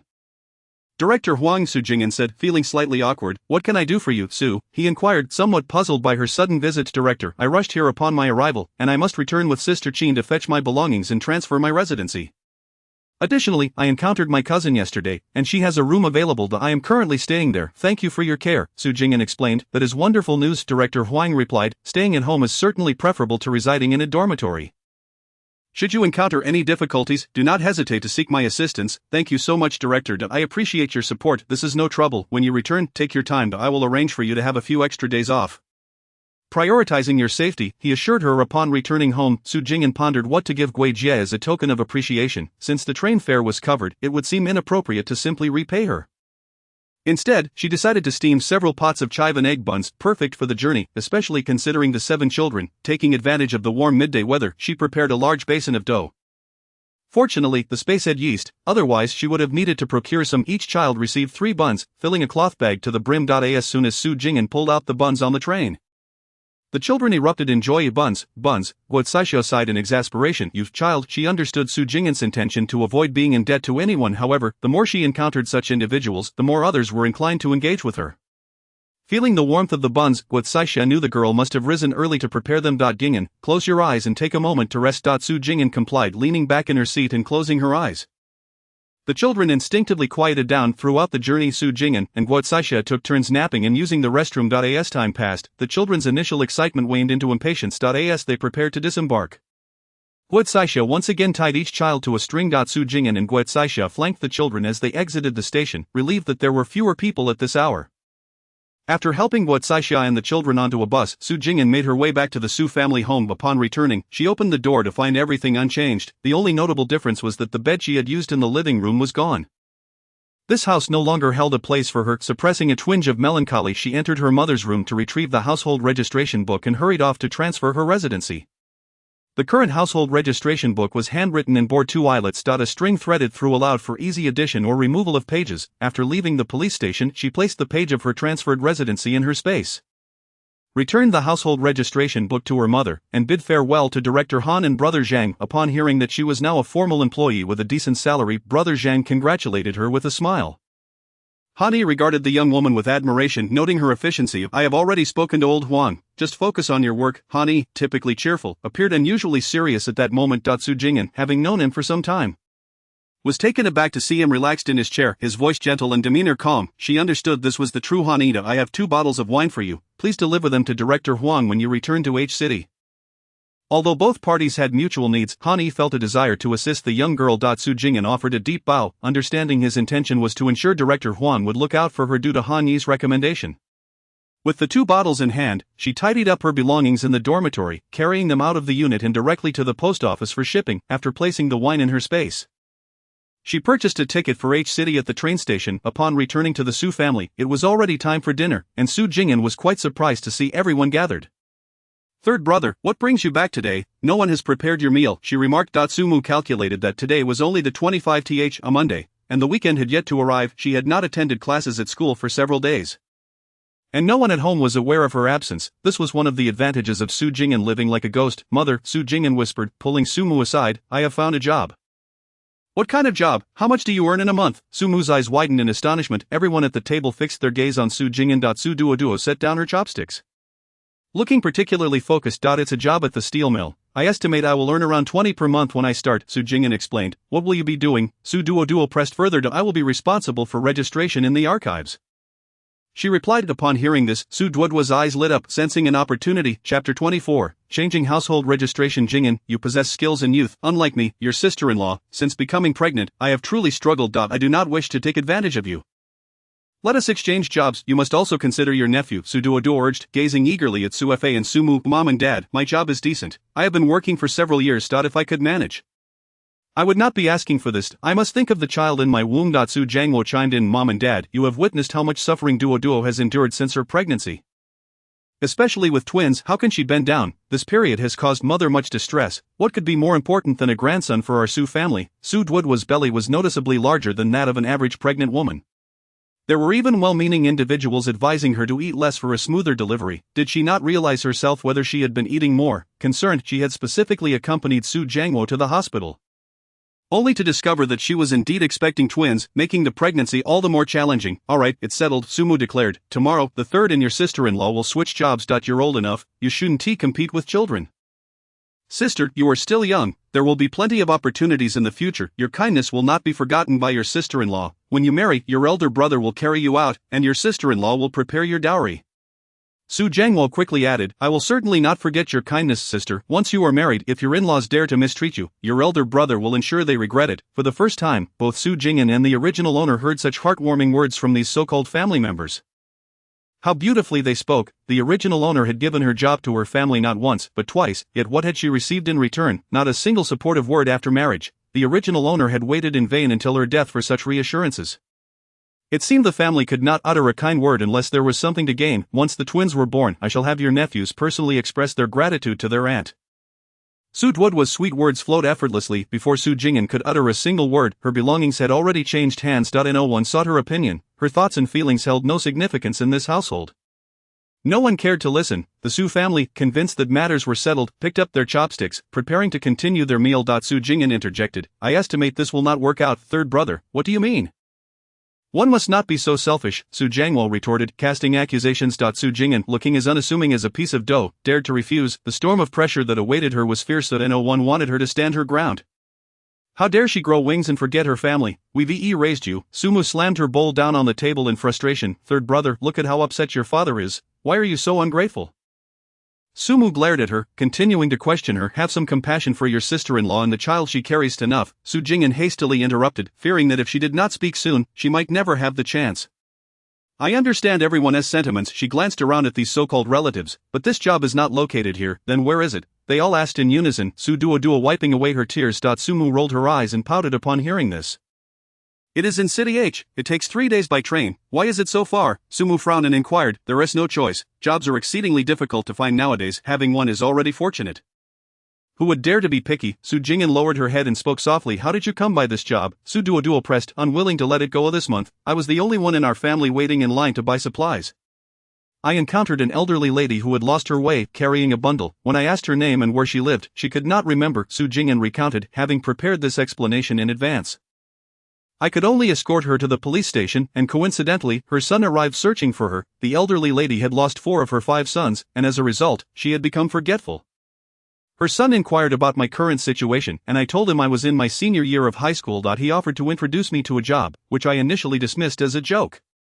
But it turned out to be genuine. Couldn't we arrange something locally? You see, anything that is too far from home makes it difficult for us to assist you. Su Jiangwo continued to play on emotions.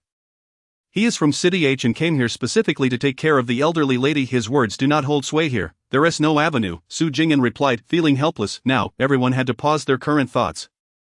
Within 2 minutes, Sumu went through the calculations in her mind, weighing the pros and cons. She reluctantly agreed to let the third child go. Then you must send back 15 yuan every month. Sumu immediately began calculating Su Jing'an's salary. When you are away, do not spend recklessly. It can easily lead to being taken advantage of. Send the money home, and I will save it for your dowry. From the moment Su Jing'an entered the house until now, the plans were being drawn one after another. Su Jing'an lowered her head, her cheeks flushed with embarrassment as she said, I will listen to mother. When do you leave? The train tomorrow morning, then go stay with the fourth brother for the night. Had she not promised to send back 15 yuan every month, Su Jing'an suspected she wouldn't even have the right to sleep at home. The next day, as expected, Sumu had already locked away the household registration book. She left Sumu a note informing her that she had moved her registration.as for how the Su family would react upon learning this. She chose not to dwell on it. The previous day's incessant chatter had left her head spinning. Chapter 25. Returning home for work, Su Jing'an wobbled her way back to City H. Returning to her own home, after settling her household registration, she felt a sense of relief holding her own individual household registration book. That night, while preparing for bed, she discovered that the search function had become more detailed. By the time Su Jing'an reported back to work, it was already the 28th. When she sought out Director Huang to report her absence, she also took the opportunity to hand over the 2 bottles of wine that Han Yi had instructed her to deliver.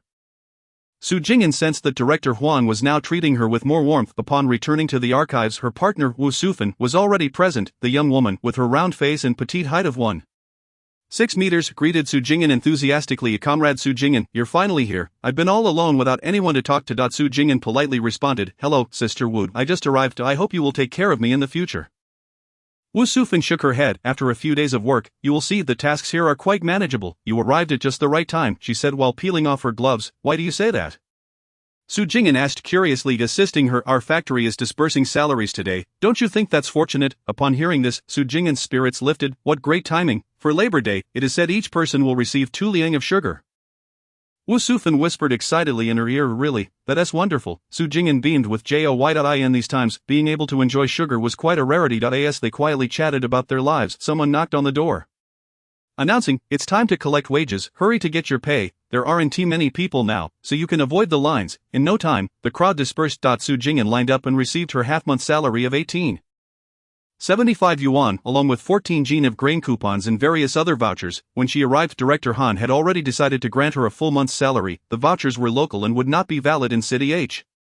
She spent them immediately. The steel mill was a large enterprise, a part of heavy industry, thus the benefits were typically generous. In addition to the monthly allocation of 2 pairs of white gloves, 2 towels, and a bar of soap, this time everyone also received 2 liang of sugar, 3 liang of mung beans, and an annual set of summer work clothes. Su Jing'an even specifically went to the logistics department to claim her employment benefits. 2 sets of work clothes, 1 for winter and 1 for summer.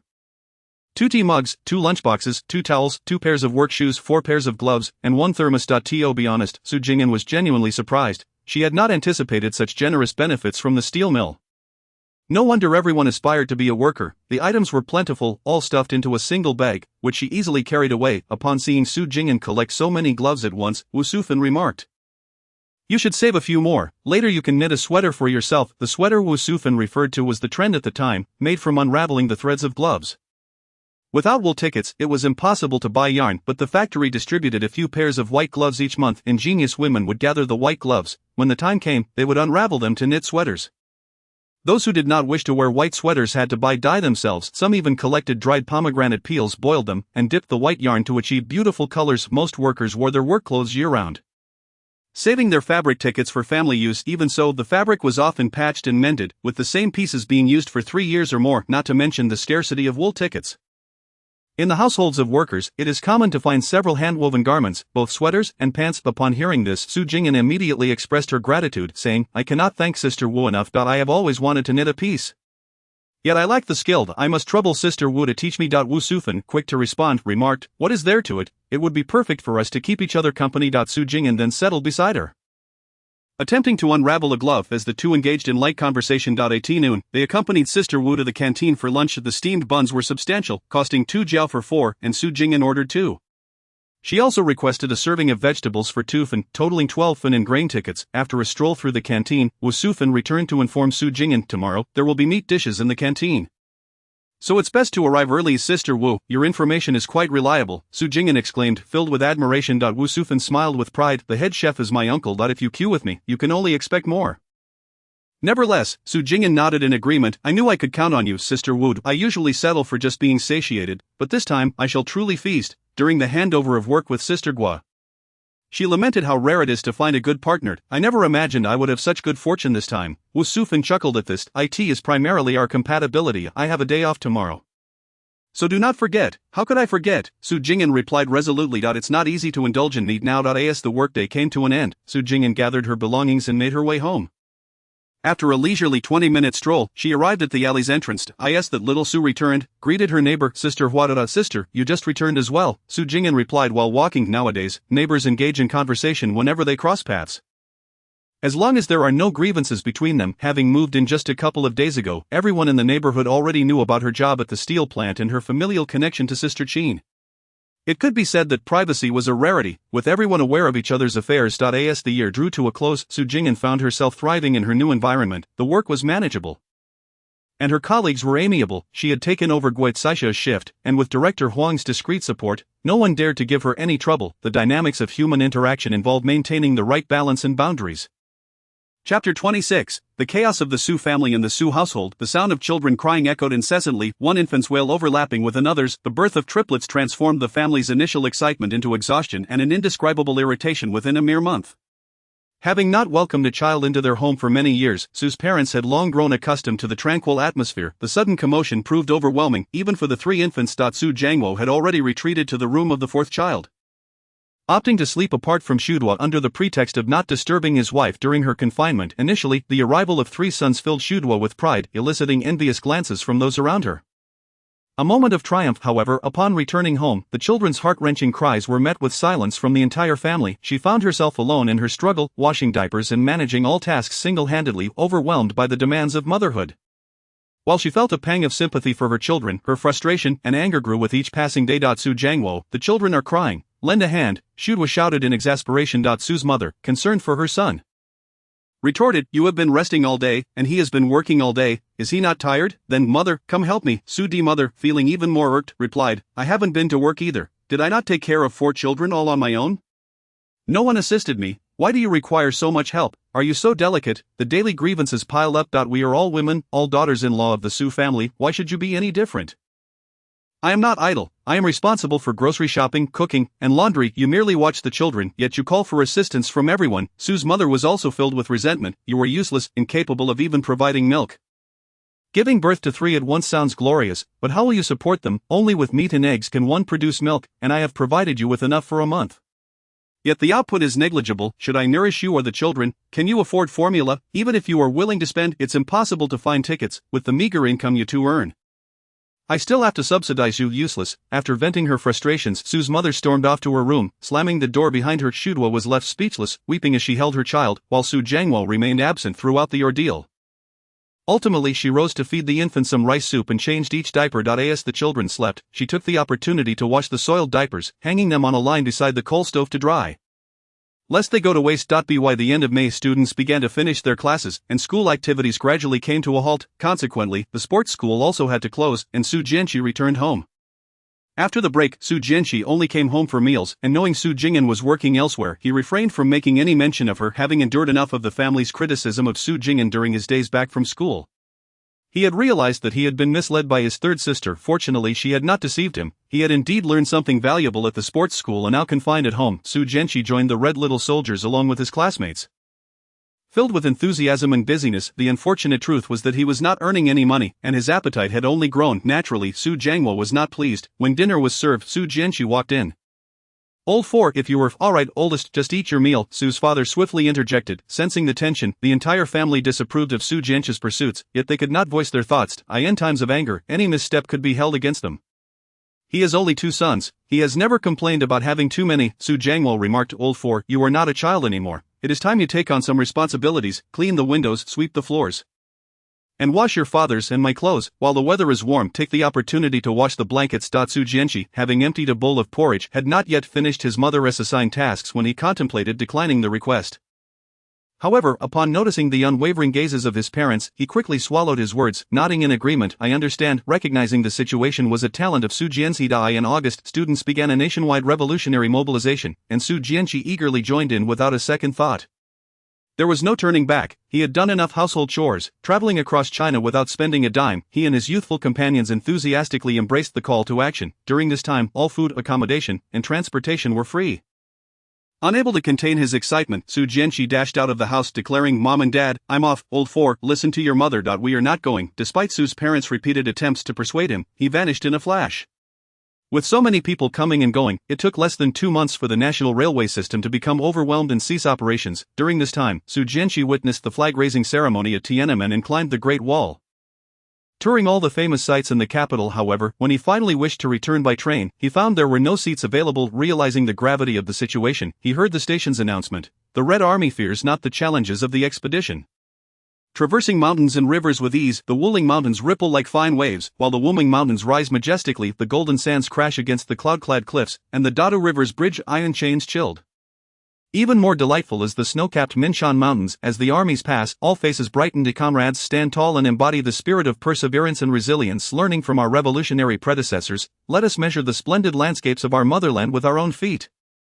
At this, Su Jianqi felt a wave of dizziness, his legs weakening as applause filled his ears. By the time he limped back home from Beijing, the new year was fast approaching. After a few days in bed, Su Jianqi could no longer bear it. He had never realized how such small children could produce such loud cries. The constant noise rendered the home chaotic. Who could possibly endure it? Yet, looking at his pitiful legs, he gritted his teeth, pulling out 2 cotton balls from under the blanket to plug his ears. He then collapsed back onto the bed, covering his head with the quilt to sleep soundly.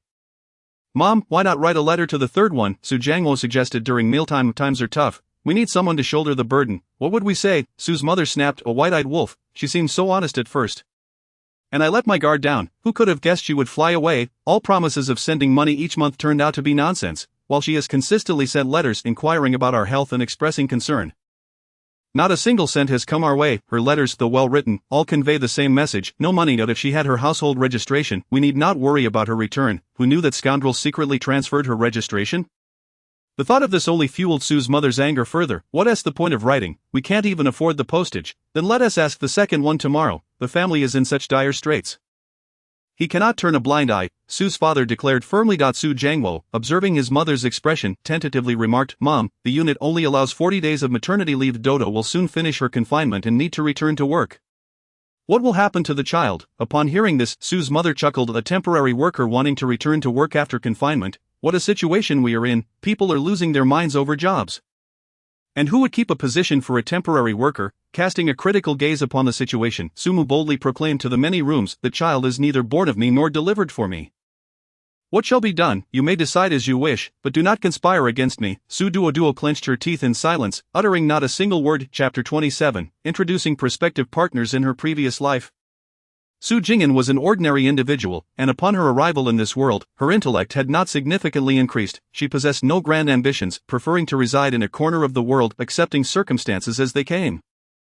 Jing'an, it was said, this month there is a supply of marine fish and pork. Let us hasten to collect our tickets. Wu Sufan tugged at Su Jing'an, propelling her forward. In this era, one could scarcely move without tickets. Ration tickets for grain and oil were distributed monthly. However, certain vouchers were only issued during major holidays, thereby making these goods available. Consequently, many establishments such as grain stores, supply cooperatives, and markets required purchasers to source supplies from afar. The allocation of tickets depended on what was procured. Requests for leave from supervisors were incessant. Taking advantage of the sparse crowd, Su Jing'an decided to bathe at the factory's bathhouse. The steel mill provided its own bathhouse, permitting workers' families to bathe free of charge. Thus, during peak hours after work, the place became as crowded as a bustling market, leaving little room to maneuver. The women in her building, enjoying a leisurely work schedule, seized the opportunity to wash when fewer people were present. Though Su Jing'an had the luxury of bathing at any time in her private space, this fact remained unknown to others. In summer, she could claim to shower at home, but in the frigid winter, she was compelled to use the factory's facilities, otherwise rumors of uncleanliness might arise, a most unjust accusation. The following morning, besides procuring fish and meat, she also utilized the coal tickets and 30 yuan allocated for heating this year. Previously, there had been coal left by Sister Qin in the courtyard. She had eaten in the cafeteria at noon, saving 2 meals for her space. Such a cooking method was not only convenient but also devoid of flavor when it came to meat. Generally, she merely boiled water for warmth. Thus, the days passed in a monotonous manner until 1967. After successfully knitting a sweater under Wu Sufan's guidance, the bond between the two grew even closer. This year marked the beginning of Wu Sufan's journey into the world of matchmaking. Family and colleagues took turns attempting to find suitable partners, yet none proved to be appropriate. Wu Sufan vented her frustrations regarding unreliable suitors to Su Jing'an, who listened quietly. During such moments, it was best to lend an ear without offering suggestions, as superficial acquaintances should not delve too deeply into personal matters. On International Women's Day, the factory organized a tug-of-war competition for female employees. After the event, each participant received 5 pounds of toilet paper. In reflection, Su Jing'an felt that she had indeed made the right choice in coming to this steel mill. In the city, men typically don zhongshan suits, work attire, or military uniforms in spring, autumn, and winter, while summer saw many in vests, shirts, shorts, or long pants. Women in summer generally wore floral blouses and long trousers, while a few fashion-forward young women donned brightly colored dresses. However, this year marked the nationwide trend of green military uniforms, all resembling the zhongshan suit style, with a portrait of Chairman Mao affixed to the chest. Women's attire became exceedingly simple overnight, with most opting for black, gray, or blue, striving to blend in with the crowd. This was even more pronounced among men. Su Jing'an, too, stowed away her beautiful garments, donning faded clothes, some even patched. Since her arrival in this world, she had honed the art of adapting to circumstances. After hearing Wu Sufan's tales of her matchmaking history, it seemed as though a shackle had been removed, drawing attention to the fact that 18-year-old Su Jing'an remained unattached. Several older women discreetly inquired about her preferences. Su Jing'an deftly deflected the topic with laughter. Afterward, no one brought it up again, and she sighed in relief. Yet, Su Jing'an understood that this was not the conclusion but merely the beginning. In the workplace, If a single young adult remained unmarried, their superiors, colleagues, and even union representatives would seek to introduce potential partners. At home, while her family remained silent, neighbors and community committee members would frequently inquire about her situation. The reasons for remaining unmarried were scrutinized. Many significant positions required individuals to be married with children to qualify for promotions. This led leaders and organizations to perceive such individuals as stable and reliable. Possessing familial ties that would serve as anchors. Su Jing'an had no desire for prominence, she merely wished to live a peaceful life. It appeared she would need to find a suitable partner on her own. Lest she wander aimlessly like a headless chicken, devoid of direction. Chapter 28. The selection process. In all endeavors, Su Jing'an adhered to the principle that it is better to act early than to delay. After work that day, having dined, she utilized the search function in her space to begin her quest throughout the city. Round 1. The audition 1. Single men, approximately 2.43 million. 2. Ages 18 to 30, nearly 1.6 million. 3. Handsome features, good health, height over 170 centimeters, around 1 million. 4. Employment, almost 200,000. 5. Minimal family burdens, 20,000. 6. Those who can marry and have housing, over 10,000. 7. No children, 8,000. 8. No romantic interests, 2009. Poor character, 1,010. Families with meddlesome in-laws, 511. Indecisive personalities, 312. Having a favored child at home, but not the subject themselves, 100. Round 2. The preliminary. Excellent. In the upcoming period, Su Jing'an would meticulously sift through these 100 candidates, aiming for a true selection among the best. She desired a tranquil existence, shunning chaos and the burden of poverty. Having endured enough hardship during her years with the Lao Su family, she resolved to review 3 candidates daily. Initially, she would examine photographs, followed by the gathered information. If satisfactory, she would then consider the family backgrounds. If all was well, she would note their names for the next round. After a month, only 50 candidates remained. Round 3, the semi-final, eliminating those with particularly advantageous backgrounds or appearances. Such distinctions were mere coincidences. Excluding professors and teachers, she had allergies to animals, dismissing those who resided in distant counties. How would they ever meet if separated by such distance? By the time Su Jing'an reached the 4th round of selections, only 10 candidates remained. Round 4, the elimination round. June had arrived. Each day, Su Jing'an would revisit these 10 individuals, searching for any overlooked details or potential issues. A month later, she discovered one had an unusual inclination. Eliminated. As she had no desire to become a wife of convenience. Another was a central air conditioning type. Discarded, for she sought a personal fireplace. 1 was overly honest, too sincere indeed. Out he went. Living with him would mean enduring the whims of others. After another fortnight, she realized that 1 was indeed a false prince. Such a plot was too convoluted for her limited capacity. He was eliminated. 1 was competent, managing the black market. His ambitions exceeded her humble aspirations. Her small temple could not accommodate such a phoenix, nor did she wish to dabble in the underworld. Out he went. 1 merely desired a stunningly beautiful spouse. She identified as an ordinary individual, thus not meeting his expectations. He was discarded. Now only 4 candidates remained. By mid-July. Round 5, the grand finale. 1. Zhou Chang'an, 30, an officer from the nearby military camp, currently a squad leader. 2. Sun Chuanjun, 22, an employee at the steel mill. 3. Shen He, 26, a police officer from the municipal police department. 4. Chao Ziyuan, 28, a surgeon at the city's first hospital, the first candidate to observe. Candidate 2. Sun Chuanjun, remarkably, he was from the same workplace, offering him an advantage. She decided to investigate further into candidate 2. Could you please make a copy of these materials and deliver them to the Quality Inspection Department? Director Huang placed the documents in the archive room and turned to leave. Sufan, you carry on, I will deliver this, Su Jing'an said after making the copies. Recently, Wu Sufan had finally succeeded in her matchmaking endeavors and was busy knitting a sweater for her new love interest. Upon entering the Quality Inspection Department, Su Jing'an announced, "Hello, Director Huang has sent me to deliver these documents." She observed the individuals within the office. "Hand them over," a middle-aged man replied. "Please sign here," Su Jing'an said. Producing a form and pen. "Must we still sign?" the middle-aged man inquired, surprised, as those around him looked on. "Indeed," Su Jing'an affirmed, "our archive department handles a considerable volume of documents daily, to avoid loss or confusion. We have created this form for clarity." This form had indeed been her initiative, for which she had sought approval from Director Huang beforehand. Upon hearing this, Director Huang nodded in agreement, ensuring that any issues would not reflect poorly on him. She had also prepared an extra copy in her space, just in case. "Your method is quite diligent and responsible," commented the task target, Sun Chuanjun. Su Jing'an smiled in response. "You flatter me. If we speak of responsibility, you and the Quality Inspection Department are truly the foremost in our steel mill." The atmosphere in the room softened, and laughter ensued, dispelling the earlier tension. Over the following period, Su Jing'an encountered Sun Chuanjun several times while delivering documents or during chance meetings in the cafeteria. Each time they met, Sun Xuanjun greeted her warmly and courteously. She also noticed several attractive young women occasionally seeking him out. Candidate 2 was eliminated. Clearly, he had no interest in her, and her own charm was lacking. The second candidate to observe, Zhou Chang'an, after reviewing several photographs, she could not deny his striking appearance and commendable work ethic. However, he hailed from W, where the men exhibited pronounced patriarchal tendencies in her previous life. She had heard tales from her online peers who married into families from W, struggling to adapt to their environment, which was notoriously biased against women. In that place, the girls take it upon themselves to shoulder all household chores, while the boys, by contrast, assume they are exempt from such responsibilities. The notion of menstrual uncleanliness is a taboo, and women's intimate garments are considered ill-omened and must not be hung in sunlight. The system of engagement, as practiced, entails couples getting engaged without formalizing their union with a certificate. They cohabit under the guise of marriage only to obtain a certificate when they eventually bear a son. This is the 21st century. How many can serve in the military for a lifetime? In the coming years, there will be several rounds of significant troop reductions once they reach a certain age. If they cannot ascend in rank, they must transition back to civilian life in their hometowns. The specifics of his family situation remain elusive, too distant to ascertain. Candidate number 1 is eliminated. She cannot comprehend the local dialect, and the environment is ill-suited for her. Given her fragile constitution, she wisely refrains from venturing into the unknown. The third subject of observation, Chao Zhiyuan. During a factory holiday, Su Jing'an deliberately took a trip to the first hospital.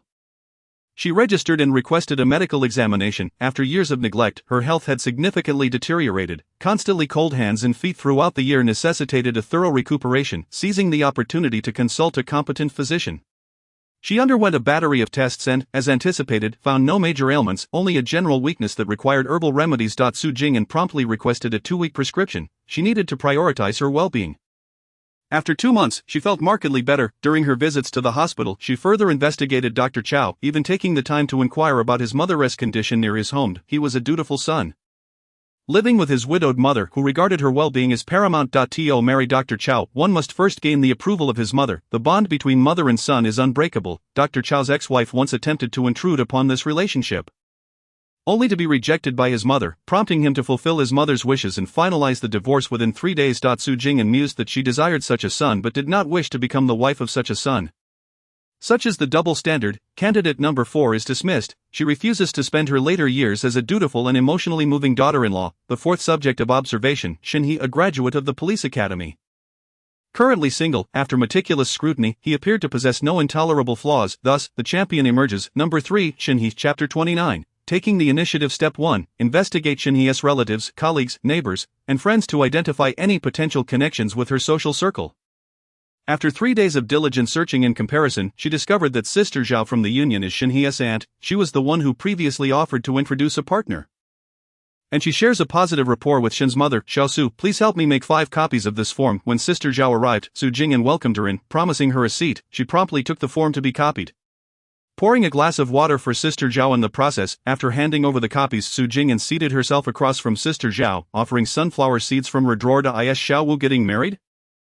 Sister Zhao inquired while cracking open seeds. Yes, on the 29th, which happens to be a Sunday. Isn't your department left with just you, the solitary young lady? Su Jing'an smiled modestly. Honestly, how did you find my last proposal for a match? What does your nephew do? Su Jing'an did not directly respond. My nephew, a police academy graduate, is now in law enforcement. He is quite presentable and reliable. Could I deceive you? They exchanged whispers of camaraderie. Sister Zhao, how could I doubt you? I'm just concerned that if he isn't suitable, it might create distance between us. Su Jing'an offered reassuring words. What is there to fear, as long as we discuss it openly? There will be no awkwardness, Sister Zhao replied, shaking her head. Shall I arrange for you two to meet? Certainly, Sister Zhao. I'll await your news. Su Jing'an replied with enthusiasm. With that, Sister Zhao gathered her belongings and exited, brimming with excitement. Step 2. Record the recent movements of this individual and seek opportunities for chance encounters. The 26th is an auspicious day. Su Jing'an arranged a day off with Wu Sufan. Rising early, she began with an unscented shampoo and body wash. After drying her hair and tying it back, she donned a white dress, reminiscent of the ethereal beauty of first love. As the end of September approached, a white dress was out of the question, but a white sweater sufficed. After dressing, she retrieved her cosmetics, ensuring proper hydration and applying a light foundation. Concealer followed, accentuating her long curled lashes, while her brows were meticulously shaped. A hint of color graced her lips, completing a fresh, innocent green tea look. Most importantly, waterproof. She styled her hair into a centipede braid, letting wisps of fine hair frame her forehead. Just before stepping out, She located a classic jasmine-scented perfume, applying it to her neck, wrists, and hairline. Clad in black pants and shoes, topped with a round-neck white sweater and a newly purchased gray trench coat, she tucked a few fruit-hard candies and white rabbit milk candies into her pocket. Arriving at the department store just shy of 10 a.m., Su Jing'an purchased a red scarf, a kilogram of white rabbit candies, and 2 kilograms of brown sugar just as she was about to leave. A vendor announced, "Today we have defective fabric, 3 feet per person." Suddenly, a throng surged forward, enveloping her in a chaotic rush. "I don't want it, I don't want it," Su Jing'an cried out. Flailing her arms in a futile attempt to escape the crowd, the municipal police station was in close proximity to the department store. 2 days prior, Shen's mother had requested Shen He to bring back a kilogram of brown sugar. After a day filled with meetings, he stepped out of the station only to find Su Jing'an purchasing brown sugar. When it was his turn, the vendor informed him that the last 2 kilograms had sold out. Brown sugar was scarce, and Shen's mother was in urgent need. He pondered whether he could persuade the young woman to part with a kilogram. When the crowd surged toward him, he instinctively sidestepped. Avoiding the chaos. As he looked for the girl, he noticed her being swept away by the throng. Hearing her panicked cries, he rushed forward and pulled her to safety. Su Jing'an, shaken by the tumult, grasped his arm repeatedly, thanking him. Thank you, comrade." The faint scent of jasmine wafted in the air. Shen He observed the girl before him, her hair disheveled, face pale, red-rimmed eyes glistening with unshed tears.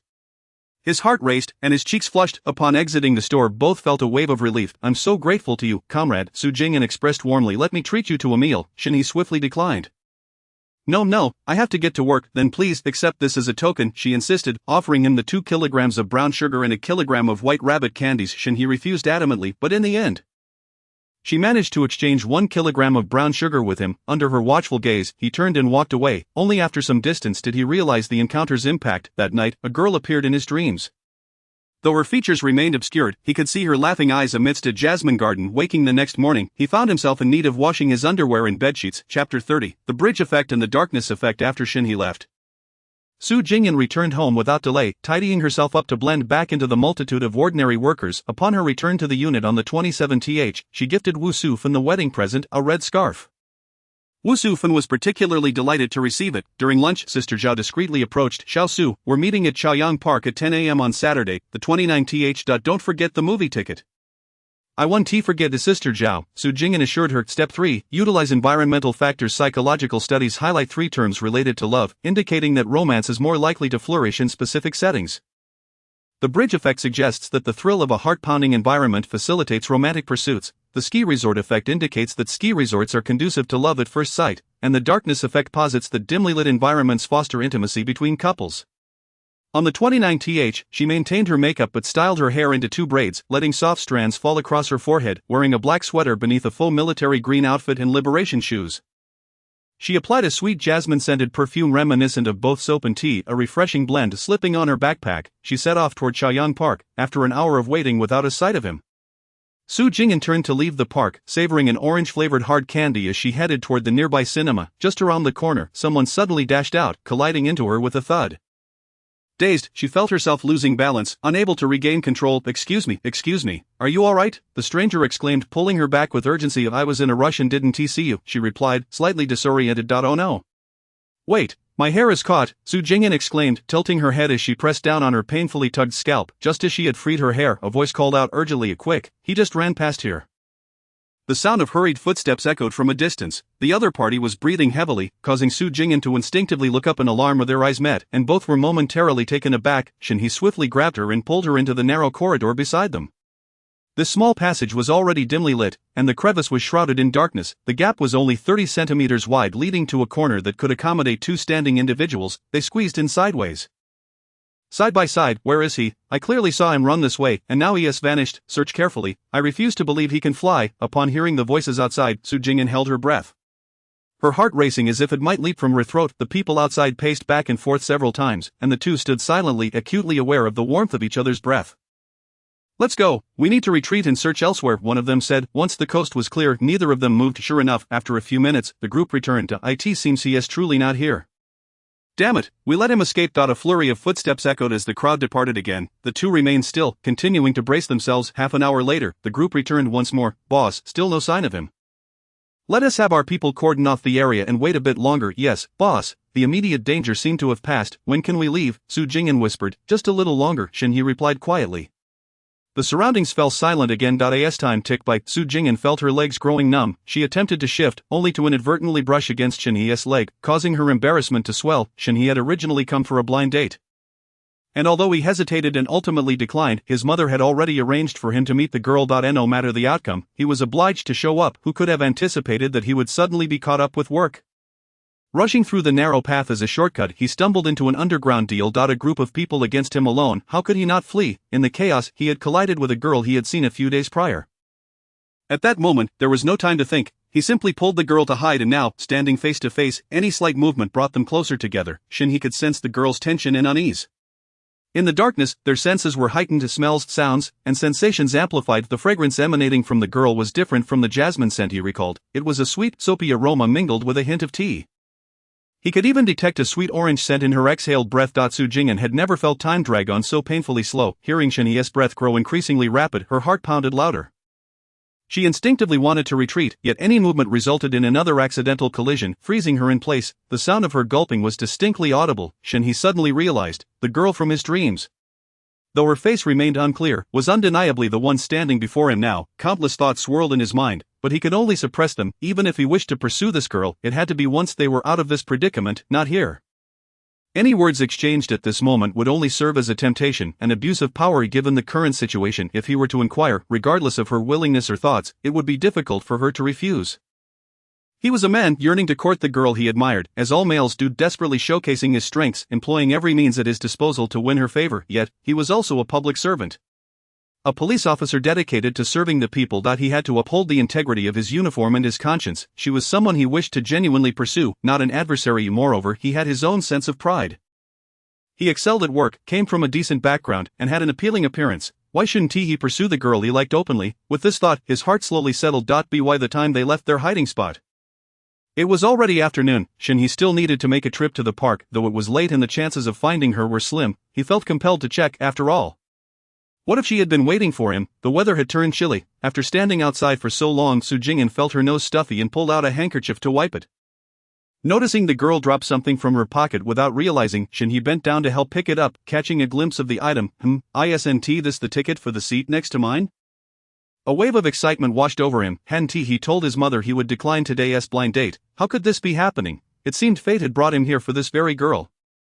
Wasn't the notion of confessing today merely an act of power dynamics? But forget that, he felt like a peacock strutting in search of a mate. Comrade, are you Su Jing'an? Shinhe asked, gazing at the girl before him. Yes, I am. And you are? I'm your blind date. Shinhe. Su Jing'an stared at him in astonishment. You ran so fast just to meet me. Yes, I didn't expect to be late due to an impromptu work obligation. I am sorry for making you wait, Shinhe replied with a smile, revealing his bright white teeth. Regardless, it seems we've met now. Su Jing'an pondered. So what now? Shinhe continued. Let us grab a bite to eat and watch a movie. He then produced another movie ticket from his pocket. Thus began a beautiful romance on their first day. Chapter 31. Together a month passed, and Su Jing'an and Shinhe exchanged courtships, much to the delight of Aunt Zhao. Knowing that Su Jing'an had a sweet tooth, Shinhe often took the opportunity to buy her milk candies from the nearby market. When they spoke of milk candy, it specifically referred to the iconic White Rabbit creamy candy. The origins of White Rabbit candy date back to 1943 at the Apis Candy Factory in Shanghai, initially packaged with a red Mickey Mouse design and named ABC Mickey Mouse Candy.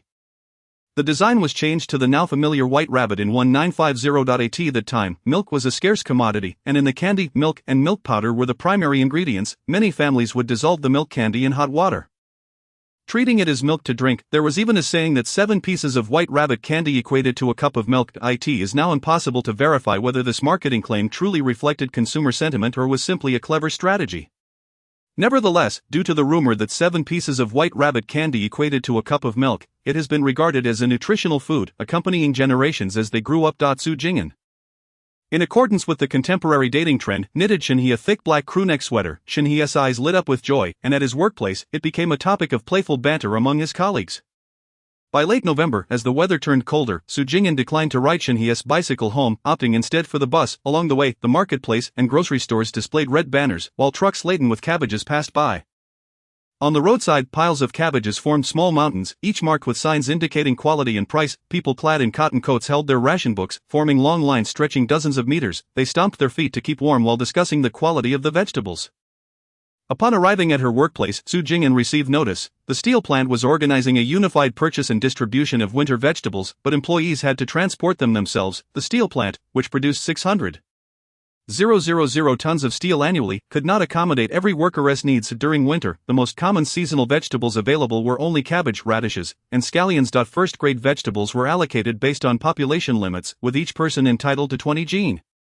While second and third-grade vegetables, though of inferior quality, were unlimited and considerably cheaper. Su Jing'an requested 200 jin of cabbage, 100 jin of radishes, and 20 jin of scallions. Others almost all ordered hundreds of jin of cabbage and dozens of jin of scallions. He received the news and rode over on his bicycle to help transport the vegetables home. This time, Su Jing'an was also busy. She selected the less-than-perfect cabbages to make a vat of sauerkraut. Washed and drained the radishes to prepare pickled vegetables, sauce pickled radishes, 8 treasure pickles, 5 spice radish strips, salted duck eggs, and soaked garlic and sugar and lactic acid. He, concerned about the cold water, took it upon himself to wash and cut the vegetables. Su Jing'an felt a pang of affection but encouraged him gently to keep going. She also asked Shen-He to go outside the city to dig 3 bags of yellow soil, which they placed in several old wooden boxes salvaged from the junkyard. They planted garlic cloves or greens and leeks next to the stove, covering them with straw mats. On the stove, they sprouted yellow bean sprouts and green bean sprouts. Watching Su Jing'an busy herself, Shen-He felt an overwhelming sense of reassurance. And he said, gazing at her, "Let's get married." Su Jing'an turned to meet his eyes, which shone with passion and determination, exclusively focused on her. "All right," she replied with a smile, her own eyes brimming with affection for Shen-He. After agreeing to marry, Shen-He urged her to meet his family, carrying 2 jin of apples she had managed to acquire the day before. Su Jing'an made her way to his home. "Uncle, Aunt," she greeted sweetly, presenting the apples. "I brought some apples for you. Please don't mind, apples are hard to come by these days," Shen's mother said, delighted as she accepted them. Pulling Su Jing'an to the table, "Please sit down, it is so cold in winter. Have some warm water to soothe your body." She turned and poured Su Jing'an a bowl of brown sugar water. Shen-He assisted by bringing out the already prepared dishes. During the meal, Shen's mother constantly offered her food with serving chopsticks. Shen's father spoke warmly. "How are your parents and family doing?" Su Jing'an replied. "They're well, everyone is in good health. We write to each other every month, but it's inconvenient to visit since it takes 5 or 6 days to travel by train." Shen's mother sighed. "Oh dear, that is quite far." Su Jing'an smiled. "My dad, mom, and older brother are all workers, so they have to go to work. My sister-in-law gave birth to triplets last year, and they're just over a year old and just starting to walk." Suddenly, 3 children had been added to the family, and everyone was nearly driven to madness. Upon hearing this, Father Shen and Mother Shen couldn't help but burst into laughter. Indeed, with the arrival of children, every member of the family must be busy. No one can afford to be idle. Shen-He, sitting beside them, poured some hot water for Su Jing'an. She accepted it and continued, "I have a younger brother who started high school last year. But now that classes are suspended, he's at home." "Yes, it's the same everywhere now. We'll just have to wait for further notice." Father Shen nodded. Mother Shen chimed in, "Your brother is quite obedient."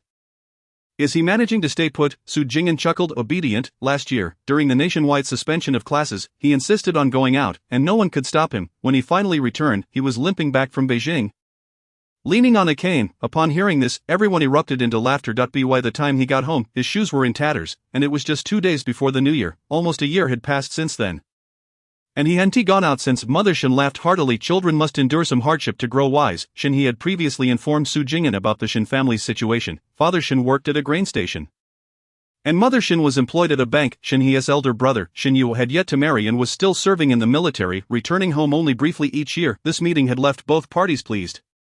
Today, when Su Jing'an visited, both of Shen's parents had taken time off work to be at home. From the information available, it appeared that Shen's parents were quite decent, and after their initial interaction, it was evident that they were genuine in their warmth. Su Jing'an felt satisfied with her future in-laws. The Shen parents were equally pleased with Su Jing'an. After all, their family had no burdens, and their daughter was well employed and attractive. Furthermore, this match had been personally recommended by Aunt Zhao, a relative of Mother Shen, who had given her approval. After all, would someone of poor character be introduced to the family?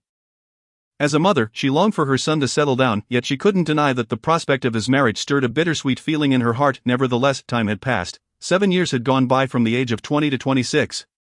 And she had mentally prepared for this moment long ago. Most importantly, the younger son had been washing the sheets almost every other day for nearly 2 months. She genuinely feared for him. If anyone dared to stand in the way of his marriage, she would march over with a rolling pin in hand. In such frigid weather, it was not easy for the children. Chapter 32, The arrival of Su's mother recently. A heavy snowfall had blanketed the ground, and the biting cold wind was relentless. Shen-He wrapped a red woolen scarf around Su Jing'an, the floral scent of the snowflake cream wafting up to him as he lowered his head. As the temperature dropped, Su Jing'an began using the snowflake cream. Its fragrant, white texture nourished the skin, and when applied, it melted away like snowflakes, earning it the name snowflake ointment. Mother Shen watched the sweet couple leave the house. Contemplating the urgency of finalizing the wedding date to get everything settled through the matchmaker, Aunt Zhao, both families agreed on a wedding date of January 15, 1968, the 16th day of the 12th lunar month. Shen He had initially intended to request housing from his workplace, but Su Jing'an stopped him. Given the current housing scarcity, it was better for Su Jing'an to have her own place and for the Shen family to maintain a low profile. Moreover, if they were to live separately, who would cook and look after the children? Su Jing'an calculated the time and wrote a letter to her parents, feeling reassured as she awaited her mother's arrival. From her reading, it was clear that when it came to dowries, even a 3-day train journey was feasible. No distance could deter Su's mother. Why was it certain that only Su's mother would come? Simply because more people meant more expenses, and with Su's mother's tenacity, she would undoubtedly secure everything for Su Jing'an. The dowry was already available in Su Jing'an's space, ready to be presented after her mother's visit. Shen He, on the other hand, was the busiest. He frequently visited Su Jing'an to seek her opinions on how to arrange the house and what kind of furniture to choose. Daily life was filled with trivial matters. Providing Shen He with excuses to see Su Jing'an, his colleagues only teased Su Jing'an lightly whenever they saw her. Each time, she would hold her breath, her face turning crimson. On January 10, Su Jing'an eagerly awaited the arrival of her mother, who hastily made her way after adjusting her schedule with others. Time was of the essence. Soon, her daughter would be married, and it would be too late to negotiate. Upon receiving the news, Su Jing'an made a special trip to the station to greet her mother. As they approached the alley, neighbors greeted them in twos and threes. "Is little Su's mother here? She has come, she has come. Your daughter is doing well, and her fiancé is quite a catch. That is thanks to her supervisor's introduction. Otherwise, what do young people know? Since little Su arrived here, I've seen her flourish. You flatter her. It's also thanks to the neighbors' support." Su's mother responded cheerfully during the journey. However, once they entered the courtyard and closed the door, her expression changed instantly. She surveyed Su Jing'an's home, asking, "Is this the place you've been living in since you started working, without contributing a single penny to the family? You spent your own money on all this?" Su's mother plopped down on the bed. Su Jing'an nodded, "Yes, otherwise there would be nowhere to stay. No dormitory, there's only one bed left, but it's already occupied." Su Jing'an poured her mother a glass of water, adding, "And as an outsider, can I truly afford to make demands? Can't you rent? Where would I find a decent rental? There are 2 options, but one family is crammed together, even if they cleared out a room. We'd all be in the same courtyard, not to mention that when it's mealtime, the children from the other family would stand at my door, staring longingly. How could I refuse them? If I did, they'd cry and scream. It would be a daily headache." Su Jing'an leaned closer to her mother. "Moreover, if any conflicts arise, wouldn't that entire family come at me as a united front? So I simply borrowed money to buy a small place. It's not much, but it's enough for me." Su's mother looked at Su Jing'an. "You're not foolish, my dear. Alright, I want to say more. I need to meet with your in-laws. A meeting is fine. They're all waiting for you. Just let me know how much dowry you're planning to demand so I can be mentally prepared." "I see you don't intend to sell this house." Su Jing'an nodded. "That's right. My family is far away, and I need to have a backup plan. Alright, I'll say this house counts as your dowry. You've witnessed the marriages of your elder siblings, so I won't ask for much. How about 300 yuan? I won't take any tickets. They're not valid between regions." Su Jing'an calculated.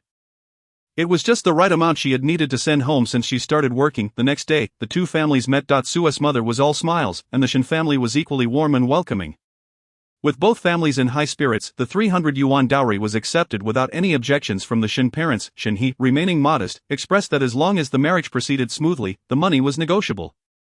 He had washed enough sheets. If he needed to wash more after marriage, he would gladly do so. Su's mother had booked the train for the next day. That evening, she and Su Jing'an engaged in their first heart-to-heart conversation since Su Jing'an's birth. Su's mother shared her personal experiences and observations regarding how to interact with a mother-in-law after marriage. Su Jing'an, in turn, didn't say much. She simply opened a drawer, took out clam oil, and gently applied it to her mother's rough hands, massaging them slowly while nodding in agreement from time to time. Clam oil, commonly known as shell oil, is derived from the shells of clams and is effective in treating the common winter ailments of frostbite and chapped skin.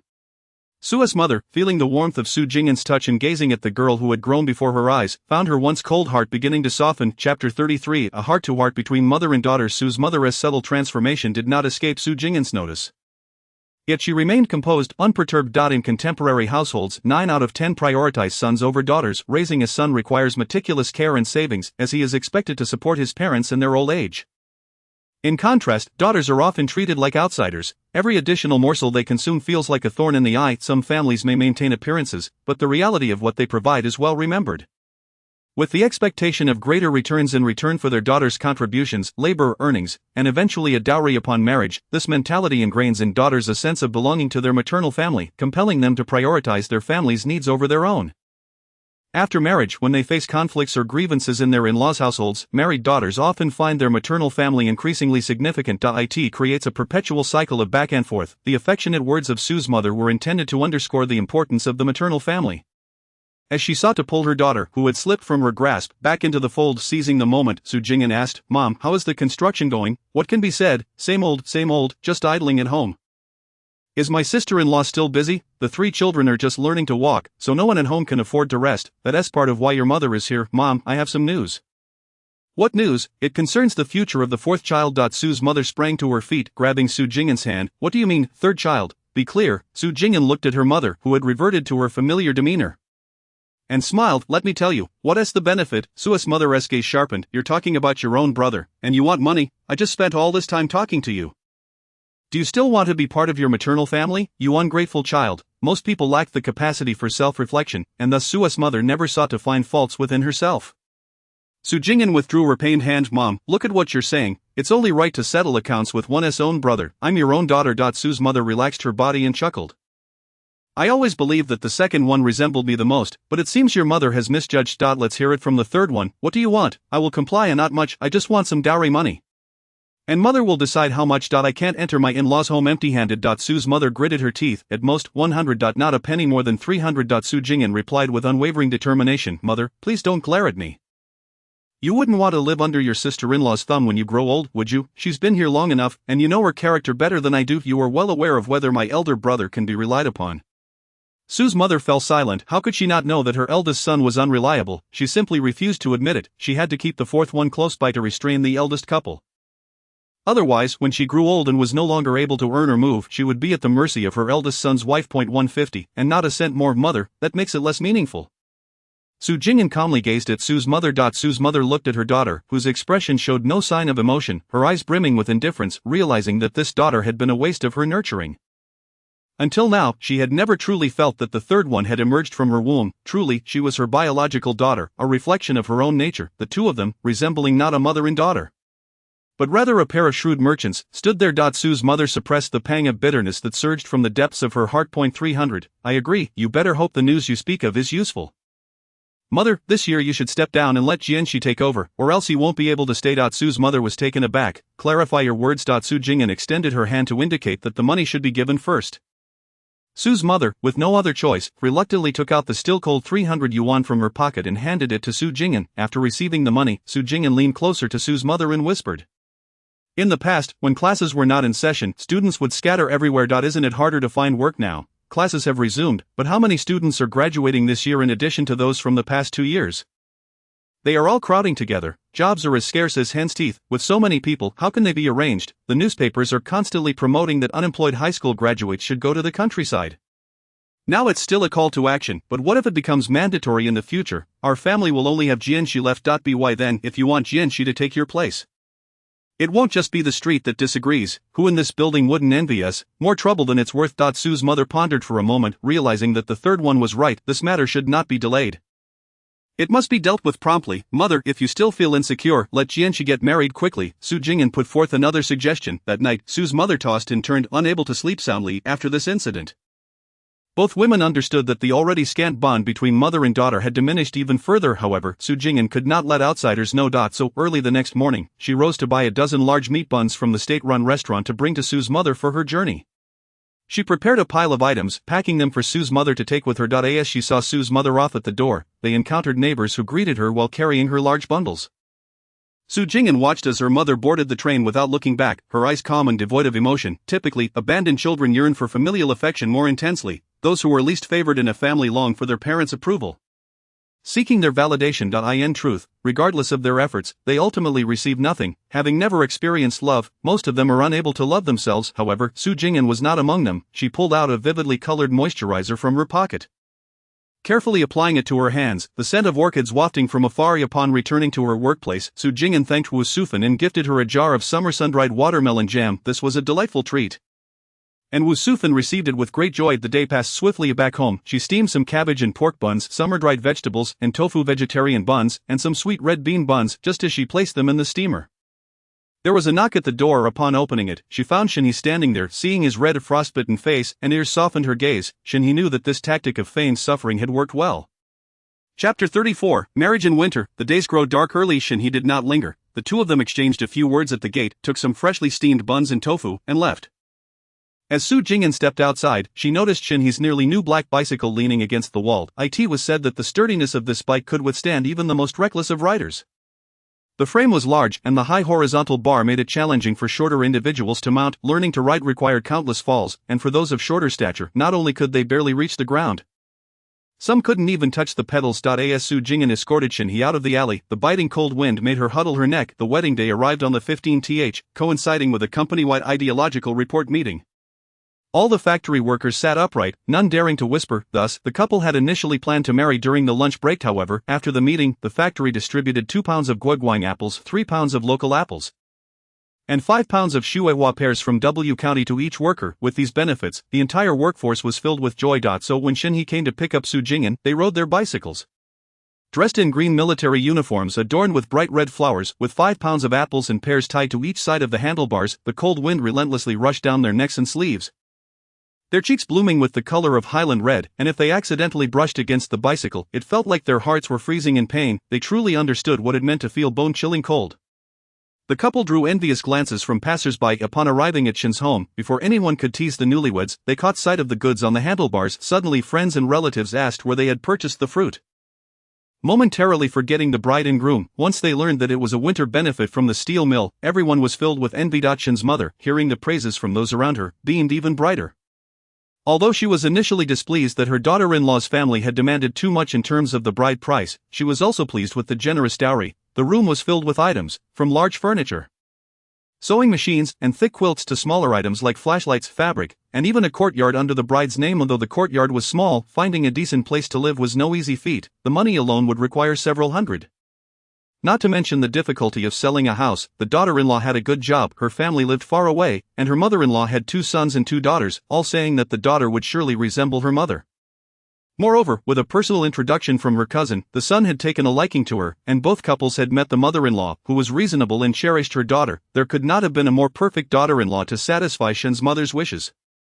The couple stood before the 8 immortals table, holding their marriage certificate, and held their wedding ceremony in front of the statue of the chairman. The long table beside them was laden with gifts, treasures, badges, red notebooks, basins, towels, and fabric. These were all gifts from relatives, neighbors, and colleagues. They first sang a revolutionary song, then recited 2 sections of directives, and finally bowed 3 times, first to the leader, then to the revolutionary masses, and lastly to each other as a couple. After the ceremony concluded, they distributed candies to the neighbors, relatives, and children nearby. Amidst the children's laughter and the polite blessings from those around, the gathering dispersed, each returning home to their own affairs. After all, they still had work in the afternoon. The next day, Su Jing'an saw her son waking up early to wash the sheets, but the joy on his face was unmistakable.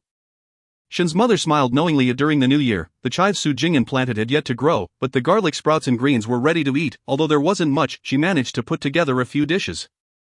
On the 15th day, Su Jing'an took charge of the cooking. "What are we having today?" Shinhee asked as he leaned close to Su Jing'an. "Noodles, is that all right?" Su Jing'an smiled and inquired, "Sure, why not?"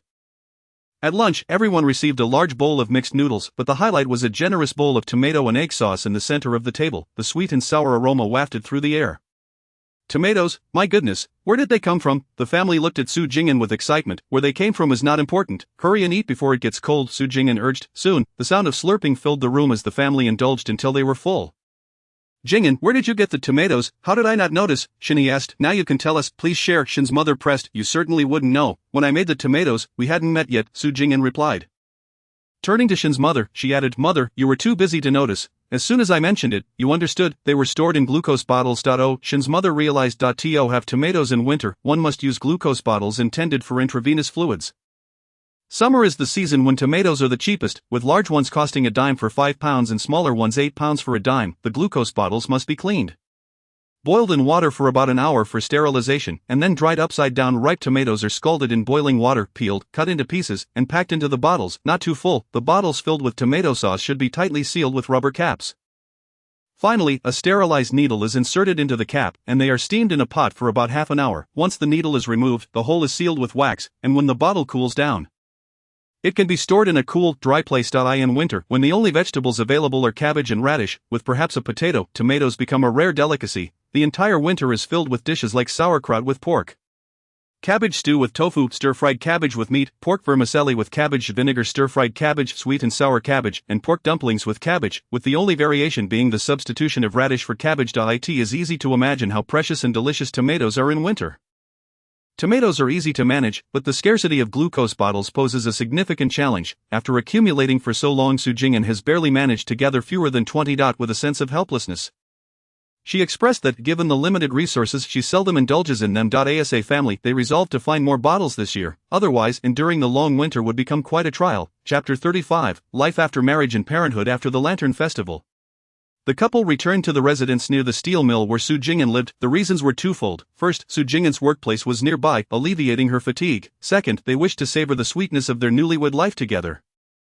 In this blissful phase of their marriage, they found themselves inseparable, wanting to do everything together, hardly able to bear any moment apart. Every day, He would take the initiative to pick up and drop off his wife from work. The young couple, deeply in love, often stayed up late, despite having to rise early for work the next day. With the cold weather and long commute, He was particularly concerned for his wife's well-being. Shin's mother wholeheartedly supported this arrangement, having raised her son for nearly 30 years without him lifting a finger around the house. However, since their marriage, he had taken on all household chores, from washing clothes to cooking and tidying up.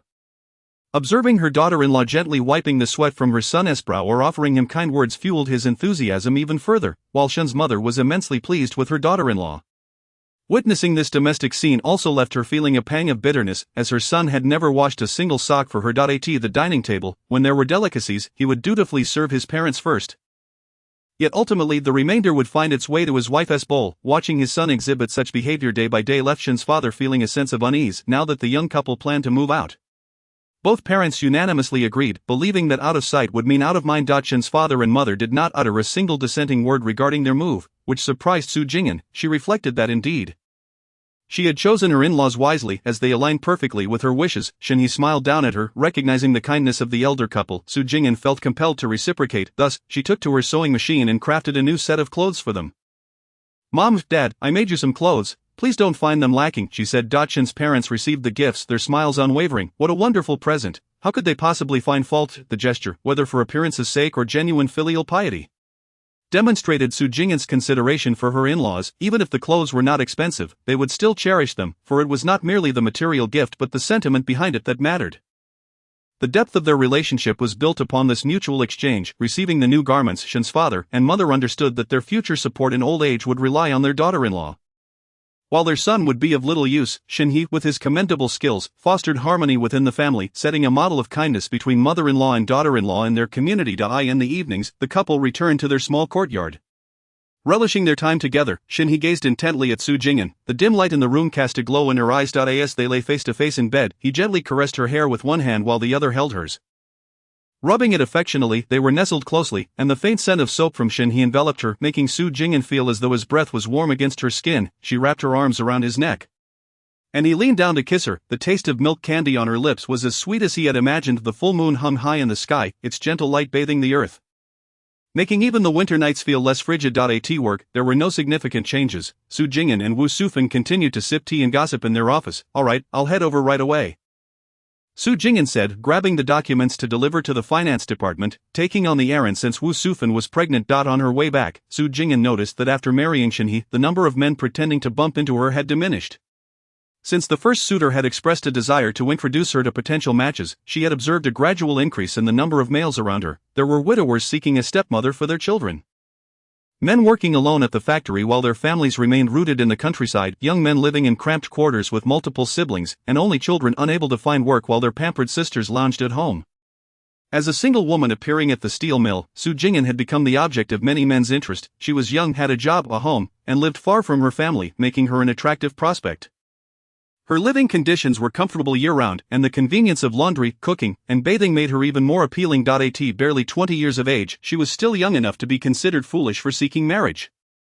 During her encounters with Shin, she noticed an influx of young men around her neighbor, Aunt Hua, and nearby alleys. The frequency of chance meetings and greetings with men gradually increased. One day, Shin donning a cap adorned with the national emblem and a police uniform in shades of green and navy, escorted her home. From that moment on, everything around her seemed to reset, returning to a state of tranquility and stability.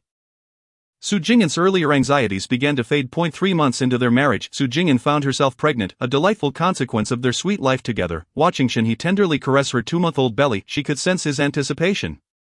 Shen's mother was ecstatic upon learning the news. Her son was now 27, and they finally had a grandchild on the way. Seeing the grandchildren of neighbors sparked a yearning in the elderly couple. Thus, whenever she managed to procure meat, eggs, or nutritional supplements, Shen's mother would bring them over. Frequently she would drop by to check if her daughter-in-law needed anything. As the weather grew warmer, fruits and vegetables were in season. Yet the queues for purchasing groceries seemed endless. Moreover, with limited vegetable options, eggplant, potatoes, cucumbers, tomatoes, green beans, the situation was challenging for a pregnant woman, especially in the heat of summer. On particularly sweltering days, Su Jing'an would break into a sweat without even moving. Despite having windows and doors wide open, not a whisper of a breeze would come through, and her fan was in constant motion. The only relief came when indulging in ice pops, which temporarily quelled her irritation. The moment she saw the icy treat-emitting vapor, a sense of coolness washed over her. A single bite, with its refreshing sweetness, sent a delightful shiver through her entire being. At night, the heat rendered sleep nearly impossible. Akin to being in a steamer, Shenhe fanned his wife while warding off mosquitoes. The current mosquito nets were thick, and after a while, Su Jing'an would wake up feeling stifled. Each time, she would drift back to sleep despite her exhaustion. The combination of heat, poor nutrition, and insufficient sleep caused both Su Jing'an and Shenhe to lose weight over the summer. As soon as the weather cooled, Su Jing'an's appetite returned, easing Shenhe's worries.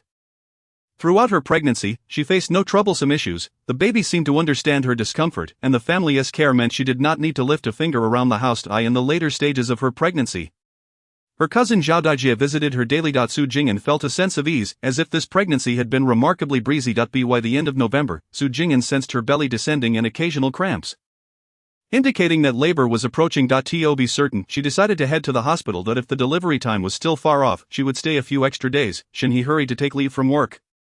Cycling Su Jing'an to the hospital, after paying the admission fee, he settled her into the ward. Shen's mother followed closely behind, carrying the already prepared bag. That very night, their child was born, holding her grandson, who was tightly shut-eyed and wailing. Shen's mother's eyes squinted with joy. Chapter 36, New Year. With a towel wrapped around her head, Su Jing'an was sipping chicken soup when she suddenly heard a commotion outside. "Mom, what is happening?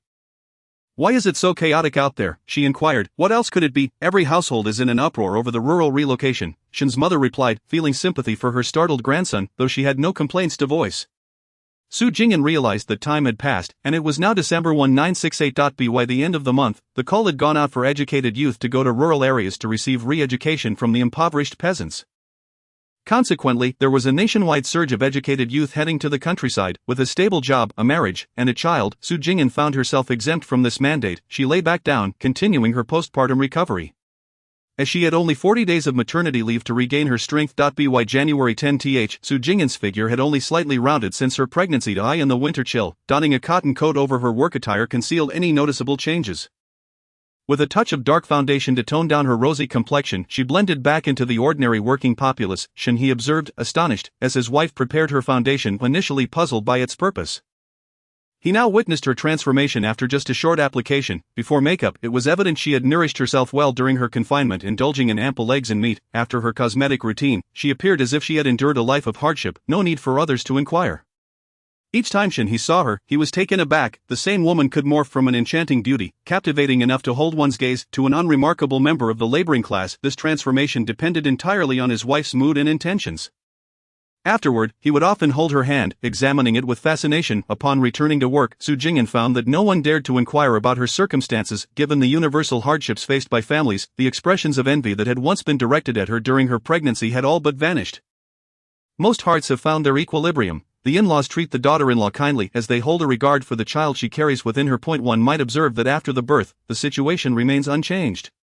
Su Jing'an seizes the opportunity to express her milk, which she takes home after work for Shen's mother to warm up for the baby in her absence. Following Su Jing'an's childbirth, Shen's mother has retired. When she broached the subject, the unit's leadership readily acquiesced. In a matter of days, the arrangements were finalized. Who wouldn't be pleased to free up a position? With Shen's mother around, Su Jing'an could focus on her job with peace of mind. Breaking old customs, no holidays for the Spring Festival, they march forward under the banner of great ideals. The slogans along the route from home to the workplace are ubiquitous, although we have now entered the 12th month. The factory remains operational, and even the family visit leave has been revoked. The festivities of lion dancing and firecrackers have been relegated to mere spring couplets, inscribed with slogans like "No ceasefire on the 30th." Work resumes on the first day of the new year. The Shin family rises before dawn. During breakfast, one can hear the sounds of others reciting slogans and singing after Su Jing'an feeds the child. She quickly departs her home. By the time she arrives at the workplace, the sky is still somewhat overcast. The workshop is ablaze with light, as factory leaders descend to each team overseeing the proceedings. In pursuit of their targets, the workers often toil until midnight, alternating shifts without respite. At midnight, the shift ends with a bonus of 2 dimes. Those who work through the night receive both a dinner and breakfast. With a bonus of 3 dimes. On this first day of the new year, 2 typical activities take place. The first is the bitterness and sweetness meal, where from morning till noon, the factory director and department heads conduct ideological education for everyone. At noon, all employees partake in this meal. What constitutes the bitterness and sweetness meal? There are 2 varieties. One is a porridge made from spoiled vegetable leaves, wild greens, rice bran, and dried sweet potatoes. The other consists of steamed buns made from wild greens of bran and tree bark, substituting for leaves in winter. The defining characteristic of these dishes is their unpalatable nature. Su Jing'an discreetly surveys her surroundings. Noting that everyone keeps their heads down, silently consuming their meals, each individual is absorbed in their task, some grimacing, others frowning, and occasionally taking sips of water, pounding their chests. Su Jing'an does not force herself. She holds the food in her mouth and secretly stashes it away. There are those who, with fervent enthusiasm, request a second serving. Su Jing'an cannot help but admire these determined individuals. The second activity involves dancing, where participants hold a red silk scarf high in their right hand, their left arm curved across their chest, standing firm, or they may crouch on their left leg gazing upward at the red scarf. As the music begins, they sing and commence the dance. The movements are simple and easy to learn, yet spirited and fervent, with each gesture and step expressing passionate devotion, from the cafeteria staff to the factory leadership. Participation from all workshops and departments is mandatory. Chapter 37. A second pregnancy. Witnessing the fervor around her, Su Jing'an dares not hesitate for a moment, joining in the chants without reservation. In this environment, anything that deviates from the norm is a target for contention. For the sake of ideological progress, one cannot be certain that the partner sharing their bed tonight will not expose them tomorrow. Parents who casually mutter at home may find themselves facing children who take the lead in denouncing them. Colleagues, neighbors, and friends, once amicable, may be driven to write letters of accusation due to past grievances or envy. The newspapers occasionally feature announcements of severed ties. Su Jing'an senses countless eyes observing her, scrutinizing the movements of those around her. In such a chaotic situation, most individuals find their hearts filled with unease. Yet for those unscrupulously seeking advancement, it presents an unprecedented opportunity. Step by step, progress is made. There is no shortcut to success. Here is the list of personnel retiring this year. Please set their documents aside. This sheet contains the names of this year's model workers. Ensure proper registration and complete their materials. Director Huang instructed. Understood. Director Su Jing'an took the list and immediately began working alongside Wu Sufan. They toiled through the morning, registering, backing up, and organizing the materials for the retirees. Attention to detail and meticulousness are essential in the document room. One cannot afford any carelessness. The factory celebrates the retirees with fanfare, as over 10 workers line up, beaming, shaking hands with the factory leadership, and receiving their honorable retirement certificates. In the future, should the factory prosper, they might also receive gifts during festivals. Su Jing'an gazes on enviously, calculating that her own retirement is still a long way off. As the weather warms, Su Jing'an can no longer express milk for the baby, as it spoils easily. She can only find time during lunch to return home and breastfeed, but the distance is too great for a quick round trip. Thus Shin's mother moves in with the child to Su Jing'an's residence during the day, making it more convenient for feeding. During this time, they also introduce some supplementary food for the child, the little one. Named Shin Yan, affectionately called Zhuang, grows robust under Shin's mother's care. By the time Su Jing'an finishes work in the afternoon, she rides her bicycle back to Shin's home with Shin's mother and son. Regardless of the era, whether now or 50 years hence, women invariably shoulder a greater burden in household life. Su Jing'an has no intention of exhausting herself throughout her life. Upon returning to Shin's home, Shin has prepared dinner. Shin's father eagerly takes the grandchild, having missed him all day, allowing Shin's mother some time to rest. The grandfather and grandchild babble away, and by the way, the eldest son has written. Did the eldest mention when he might get family visit leave? Shin's mother inquired, tapping her arm. Though the child is not heavy, my arms are sore from carrying him all the way, she continued. He mentioned he would bring his partner home by the end of the year, Shin's father said, his spirits lifted. Their son, now 29, is finally settling down. Shin's mother, beaming, asked, did he say what his daughter-in-law does? Not specifically, we'll wait for him to return and ask, Shin's father pondered, realizing that his son merely mentioned it in passing without elaborating. Upon hearing this, Shin's mother furrowed her brows, her heart sinking. This situation feels off. Having lived through such experiences, she knows too well what dating and marriage entail for the young. Without delving into the past, just look at the second son's relationship and marriage. It is all too fresh in her mind. That night, as Su Jing'an lay in bed, she recalled Shin's mother mentioning that Shin Yu would be bringing his partner home for the new year. To ease her mind, she scoured her space for any news. However, the distance was too great, and nothing could be found. In these uncertain times, the fear of unforeseen changes looms large, yet Su Jing'an can only try to set her worries aside for the moment. As the child grows, Su Jing'an senses an insufficiency in her milk supply. The formula they received at birth is now in use. Observing that Zhuang thrives on the formula, Su Jing'an decides to wean him off breast milk by the time he turns 1. Zhuang shows no signs of discomfort and quickly adapts. Shin's mother, anxious that her grandson might cry, smiles and remarks, "You little one are quite resilient. You're easy to care for." Zhuang, believing his grandmother is playing with him, beams back at her, calling out Daddy, Mommy, Grandma, Grandpa incessantly. Since Zhuang's arrival, it seems that the elderly couple has rejuvenated a few years, their spirits lifted. As long as the child is awake, laughter fills the air from both of them. Watching this, Shin feels a pang of jealousy. "Dear, it seems that mother has forgotten all about me. What of it? Are you planning to compete for his affection?" Su Jing'an chuckles at this. "Let us have another one, otherwise mother might spoil and rotten," Shin whispers. Su Jing'an glances at him with a smile. "Isn't that what you want? Alright then, my wife is watching over me." The couple busies themselves late into the night. February 1, 1970, Su Jing'an has been feeling unwell these past few days. Suspecting she might be pregnant, she decides to visit the hospital, where she learns she is nearly 2 months along. As she receives the test results, Shin beams widely, his smile reaching his eyes. The elderly couple of the Shin family is overjoyed. Despite the hardships faced by families, the prospect of adding a new member to the household is met with enthusiasm by most. Su Jing'an, who previously would occasionally cook, now finds herself relieved of that duty. Chapter 38. Shin Yu's visit on February 4, the day before New Year's Eve. Shin picks up Su Jing'an from work. Upon arriving at the door, they hear the lively sounds of conversation from inside. "Hurry, it must be the eldest brother returning." Su Jing'an nudges Shin. Upon hearing this, Shin quickens his pace and steps inside. He immediately spots a man in military uniform speaking with Shin's father. "Eldest brother, you've finally returned." Shin rushes over to embrace Shin Yu. Shin pats Shin on the shoulder, looking at his younger brother with pride. "It's been a few years. You've grown up, brother. Let us have a drink later." "Of course, good to see you." Su Jing'an. Shin greets kindly. "This must be your sister-in-law. Have you just finished work?" he inquires. "Indeed, we just got back." "Brother, please have a seat. I'll help mother." Shin Replies, then turns to Su Jing'an. "You've had a long day. Go rest in the room. Go on and rest. We don't need you here." Shin's mother calls out from the kitchen.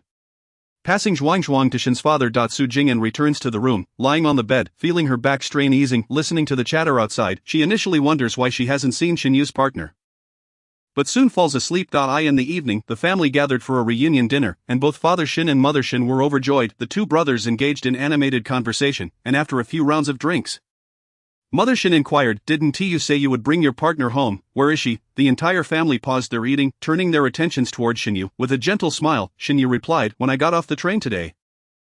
It was already 4 in the afternoon. I arranged for her to stay at the guest house, and she will come over tomorrow morning. After all, we are not married yet. It would be inappropriate for her to stay at the Shin residence overnight." "How old is she? What does she do? How long have you been together? What are her family like?" Mother Shin bombarded Shin with a series of questions, eagerly awaiting his responses. Su Jing'an, noticing that this was a private matter concerning her brother-in-law, felt it was inappropriate for her to remain. "Mom, I'm done eating. I'll head back to rest now." She stood up and took the child from Mother Shin's arms. Retreating to their room, Shin glanced over, feeling a sense of relief now that his sister-in-law had left. Surely the second brother would divulge the details to her later, but at least it was less awkward without her presence. When Shin returned home that evening, Su Jing'an noticed his damp hair. Instantly realizing that he had taken a shower to rid himself of any lingering scent of alcohol, she turned to fetch a fresh towel, carefully drying his hair.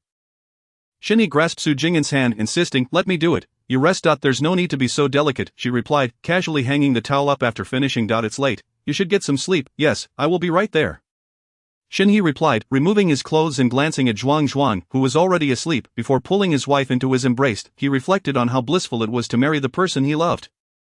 As for Shin Yu's partner, Shin remained silent, and Su Jing'an refrained from asking any questions. What was there to inquire about? She understood the situation better than even Shin did.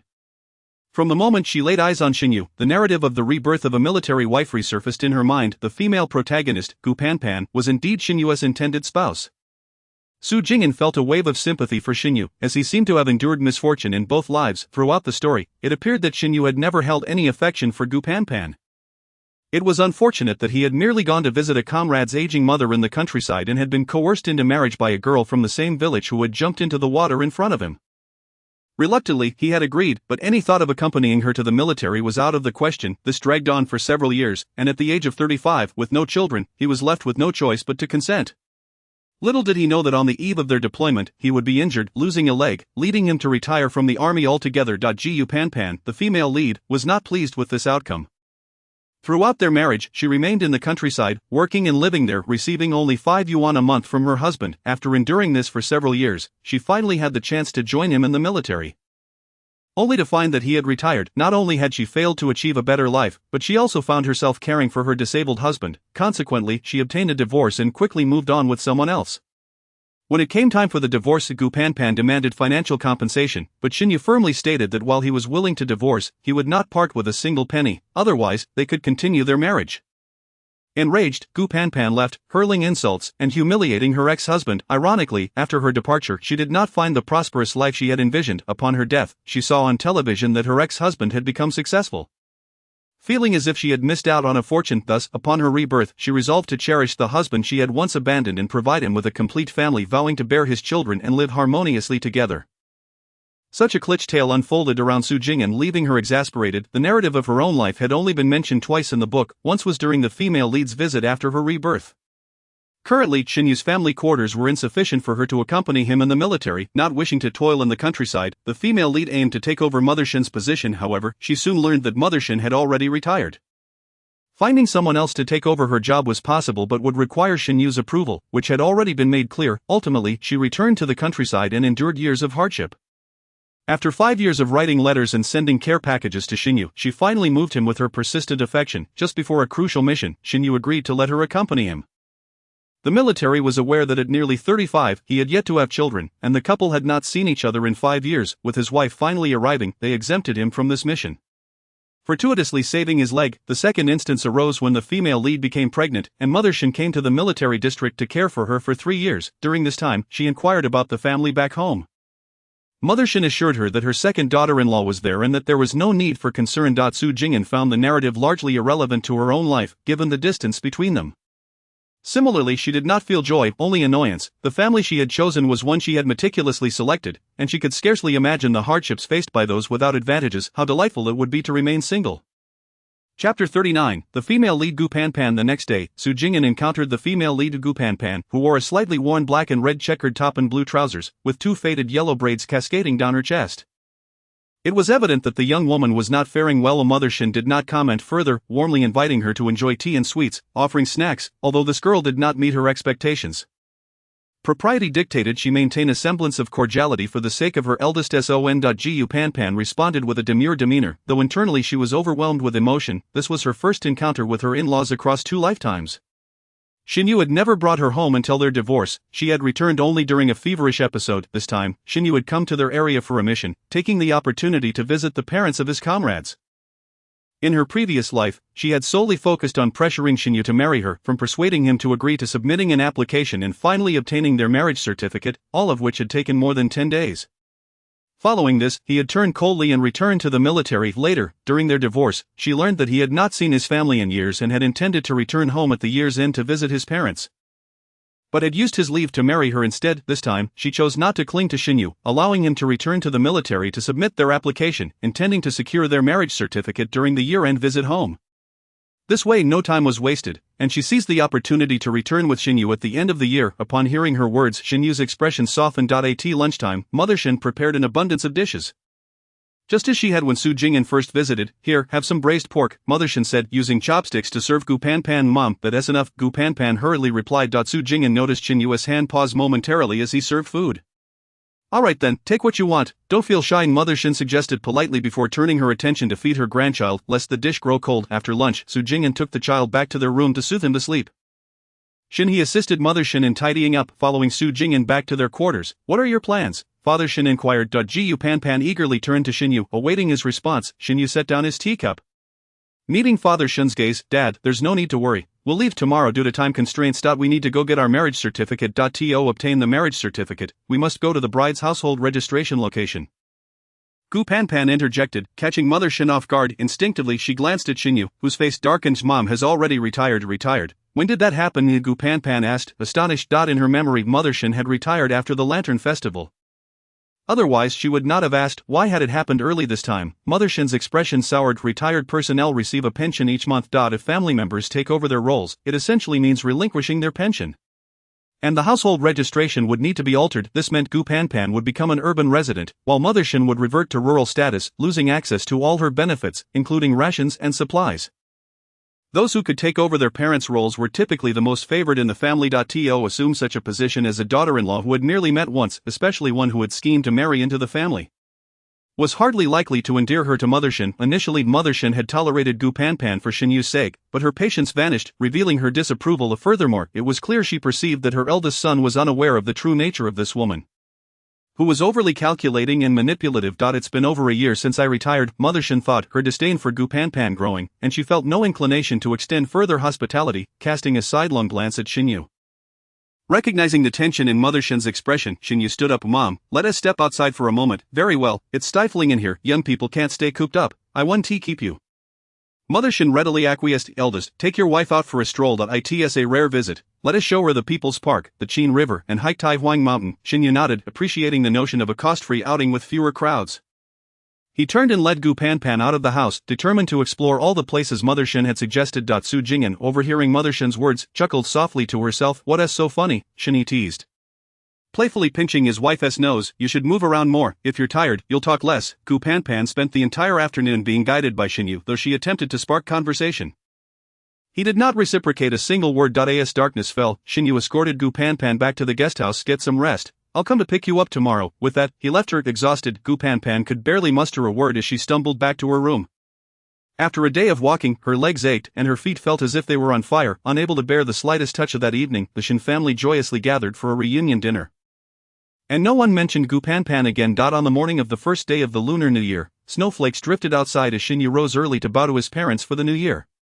After enjoying a bowl of dumplings, he stood up, leaving the house amidst his parents' reluctant gazes. Mother Shin, with tears in her eyes, bid farewell to her son, then turned and instructed Xinyi's second son.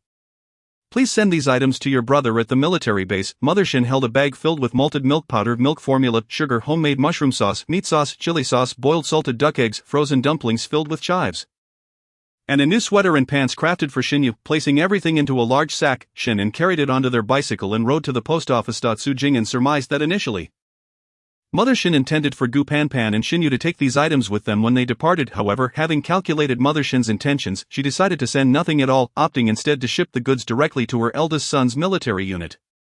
The Shin family returned to their tranquil routine of work and life. Meanwhile, Gu Panpan sat on the train, her heart filled with relentless regret, observing Xinyu across from her, eyes closed and silent.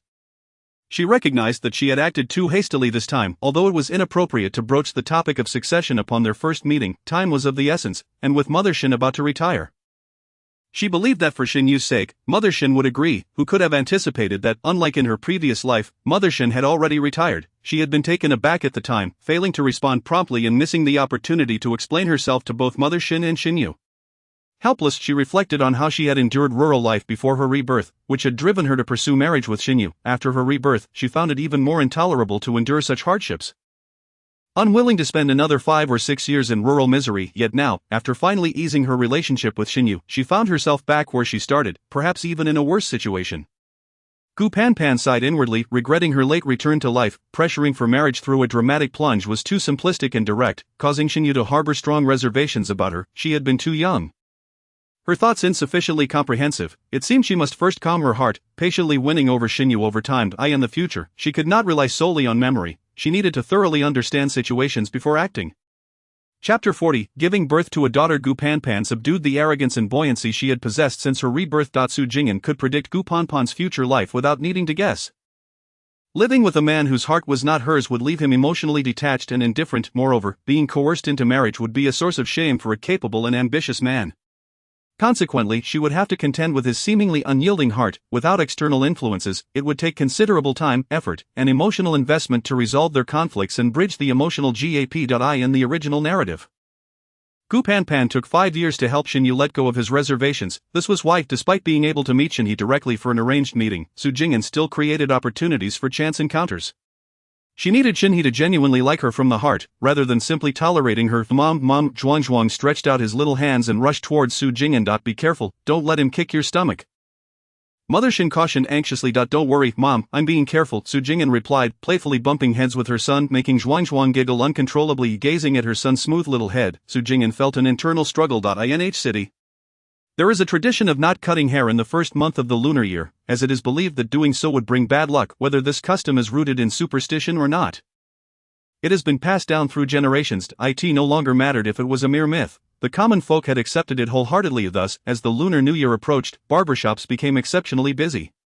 From morning till night, the queues only seemed to grow longer. By the end of the day, the veteran barber's hands would ache from exhaustion. During the new year, as one walks through the streets, they would notice that all the boys sported increasingly shiny foreheads. After all, with less hair being cut, it grew back quickly, leading to more expenses. Su Jing'an, even if she were to lose a bit of her rationality, could have easily shaved her son's head again on the first day of the Lunar New Year. However, with her wits about her, she could only regretfully set that thought aside. In 1970, Su Jing'an felt that this year's celebrations were more enjoyable than in years past.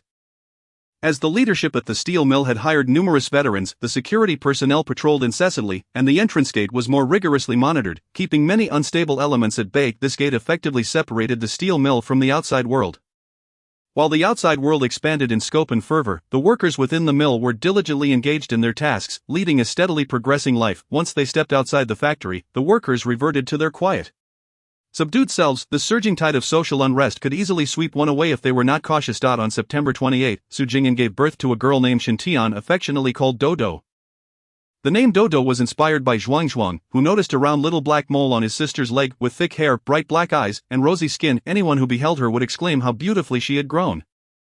Mother Shin, gazing at her granddaughter, who had inherited the virtues of her parents, smiled so broadly that her eyes nearly closed. With both grandchildren now in her life, how could she not be overjoyed? Leaning against the bed while sipping sweet red sugar shake and millet porridge, Su Jing'an asked Shinhee, "How's the little cart coming along?" "I asked Wang Gang. He said it's ready. We can go pick it up tomorrow." Shinhee replied. Wang Gang had his own job, and the cart took over half a month to construct. After returning to work, Su Jing'an needed Mother Shin to take care of both children in their house near the steel mill for convenience when breastfeeding.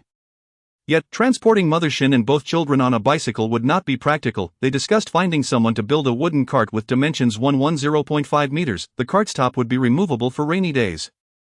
This way, Su Jing'an could ride her bicycle while pulling the cart, ensuring safety. Shinhee thought this was a splendid idea. Their neighbor, Wang Gang, had carpentry skills, so the next day, Shinhee took a pound of pork belly to him. After bringing the cart home, the family gathered around to admire it for a long time. The cart was crafted from old furniture, with the wheels made from two used bicycle wheels, though the wooden cart may not have looked appealing. It had been polished to a smooth finish. Zhuang, fascinated by the novelty, climbed onto it and refused to come down, even eating his meals inside. Upon seeing it, neighbors praised it, and Wang Gang received 5 or 6 orders. After the month of confinement, Shinhee typically delivered the carts when he wasn't busy. Recently, due to tasks at work, Su Jing'an had to manage on her own. Early one morning, she set off on her bicycle with Mother Shin and the children. Along the way, they attracted many curious glances. Zhuang leaned over the side of the cart to look out, while Dodo slept in Mother Shin's arms. As Su Jing'an pedaled diligently, she suddenly heard her son shout, "Mom, look!" Su Jing'an glanced up in the direction he pointed and saw an ox cart approaching. The driver, an elderly man, met her gaze with surprise, captivated to see a fellow cyclist in the city. As they passed each other, the driver lightly flicked the reins and called out to his ox. Zhuang, witnessing this, excitedly shouted, "Drive, drive!" Su Jing'an's foot slipped, causing her to momentarily lose her balance. Those around her couldn't help but laugh. Mother Shin quickly pulled her grandson down to sit properly. In early January 1971, Dodo had reached her 100th day. Following tradition, Su Jing'an went to the hospital for a checkup to assess her recovery. If the results were as expected, they could resume their intimate life that evening. However, after having 2 children in 3 years, she needed to pay attention to contraception and care for her health. Leaving the hospital, she tucked 2 condoms into her pocket. Despite the small quantity, it was significant. In 1955, China established its first condom factory, which soon faced official complaints about being too thick and fragile, often breaking upon use, causing considerable concern. By 1965, mechanical production of condoms was achieved, yet at that time, most rubber was still dedicated to national defense, forcing condoms to take a backseat to military needs. Back then, condoms, referred to as insurance, were quite thick, requiring cleaning and dusting with talcum powder after each use for preservation. Su Jing'an feared the condoms might accidentally slip out and be discovered by others. leading her to store them securely in her space for added safety. Chapter 41, Su Jin's rural assignment. Not long after Su Jing'an left the hospital, she heard someone shouting, "Put it on quickly." While holding up a qipao, a group of individuals with armbands surrounded her, incessantly urging her onlookers to join in, and the crowd continued to grow. "If you don't wear it, we'll strip you, we'll undress you and then dress you up." The air was filled with cries and, after a while, the crowd dispersed. In the center, a middle-aged woman, her face bruised, was being shoved forward, holding a large gong. She weakly struck it while calling out, "I am." Suddenly, someone yelled, "Teach her a lesson." A throng surged forward, throwing punches and kicks, spitting, and hurling stones. Her hair was torn, covered in saliva and even mucus, as she walked bloodied and broken, utterly helpless. Su Jing'an, frightened, sneaked away along the wall, pedaling her bicycle as fast as she could. When she reached the banks of the Qin River, her legs felt weak. She dismounted and sat on a stone bench to catch her breath, only to hear faint groans nearby. Terrified, Su Jing'an stood up and searched around, eventually discovering an elderly man lying behind a large tree. He appeared to be over 70 years old, his white hair disheveled, clutching his waist, his face pale and glistening with sweat, clearly in agony. Su Jing'an noticed that dirt had gathered around his knees. He was likely hiding here to spare his family the pain of seeing him in such a state. Standing there, she felt deeply unsettled, having left home without a bag to carry anything. Her hands were empty, thus, whether out of sympathy or sadness, all she could do for the old man was pretend to pull out 3 painkillers, 2 Anisin tablets, and 5 large white rabbit candies from her pocket. Placing them beside him, gritting his teeth in pain, the elderly man cried out, "Thank you, young lady." Su Jing'an did not respond. Without looking back, she mounted her bicycle and swiftly departed. By the time she arrived home, she was already perspiring profusely. Su Jing'an and Shen He had once again entered a phase of matrimonial bliss, their bond growing ever closer, akin to a newlywed couple rekindling their affection after a brief separation, indulging in each other for half a month. However, with the arrival of Su Jing'an's menstrual cycle, their romantic interlude came to a temporary halt. As April dawned, a telegram from the Su family shattered Su Jing'an's tranquil existence. Su Jian's assignment to the countryside, and particularly to H City, left Su Jing'an astonished. She recalled how she had once traded the assurance that Su Jian would not be sent to the countryside for a dowry of 300 yuan from Su's mother.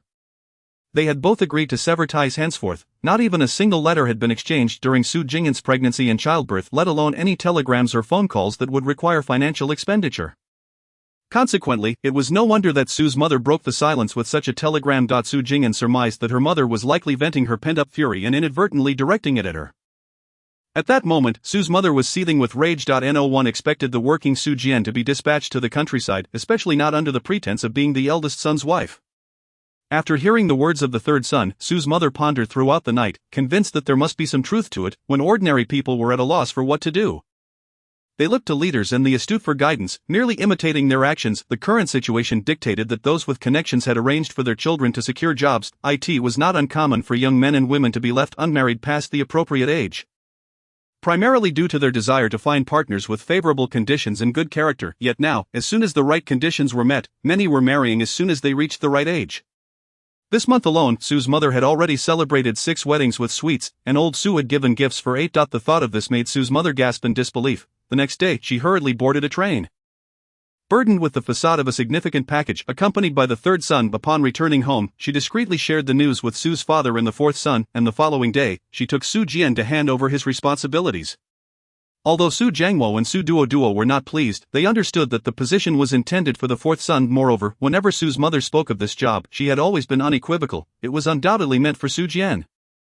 Once all arrangements were made, Su Jian smoothly commenced his work. 6 months later, he was officially converted to a permanent employee, allowing Su's mother to breathe a slight sigh of relief when the national call for educated youth to go to the countryside was announced.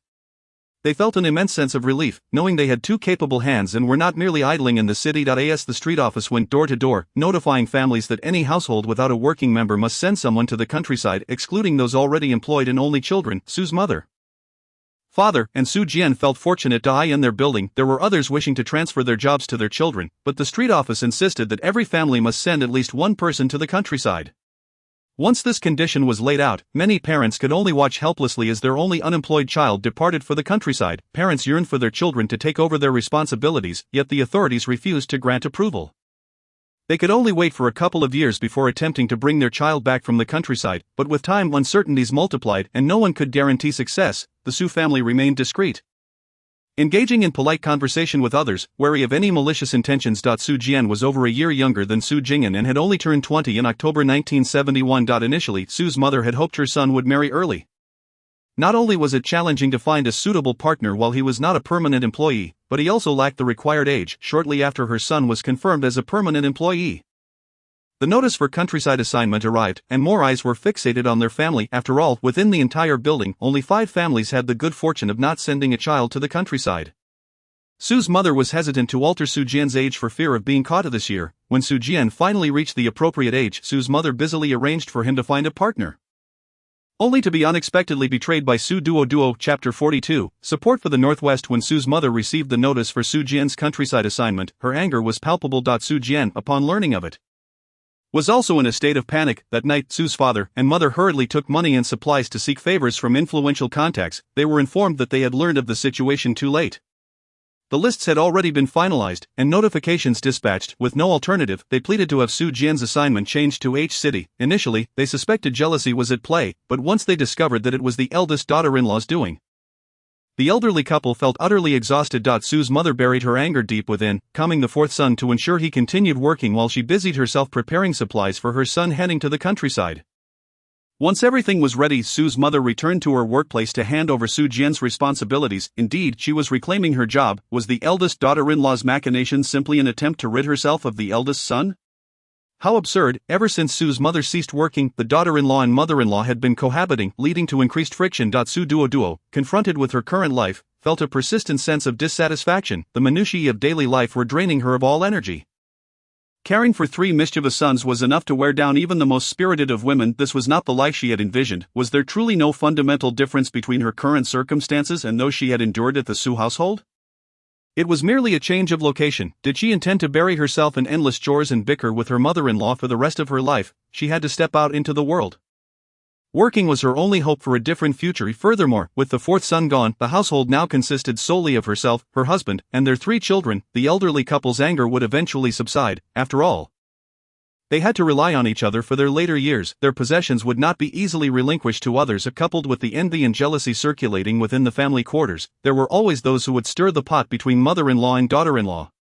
There were also those who were astute enough to catch wind of any clandestine registrations, yet they said nothing, merely enjoying the spectacle. After discussing the situation with her husband, Su Duo decided to register Su Jian using their household registration book. In the following days, the couple, fearing repercussions, took their children to Su Duo's maternal home. They even paid a lodging fee of 5 yuan to the Su family. Their plan seemed well thought out. But upon returning with their children, they discovered that Su's mother had taken the job back. Although Su Duo felt disappointment, she reassured herself, at least she would no longer have to face her mother-in-law daily, allowing their tensions to ease. Just as she found solace in this thought, less than half a month later, Su Jiangwo received a notice of job transfer. Su Jiangwo was bewildered. What was happening? How had their family become an exemplary model?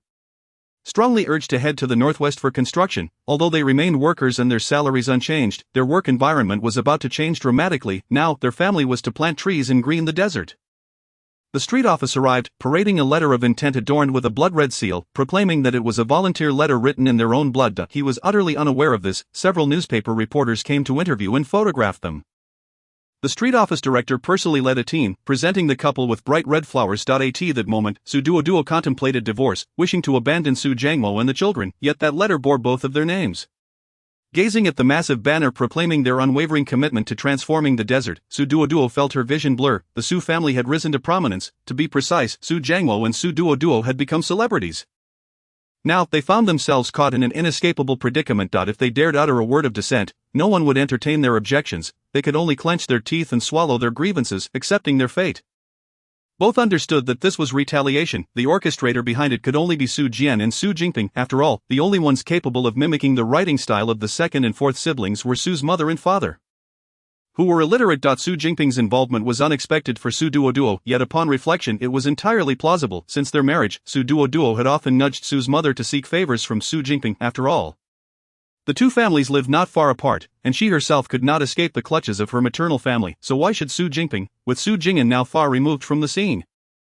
Su Jingping felt compelled to tighten her grip. Su Jingping, a heroine in another narrative, was not someone to be trifled with. Her forte lay in seizing the moment and striking decisively. Although Su Jingping's life was not as glamorous as depicted in the original story, she had managed to cultivate a life superior to that of most. Upon hearing of Su Jian's countryside assignment, she sensed an opportunity, once she learned that it was the eldest couple behind it.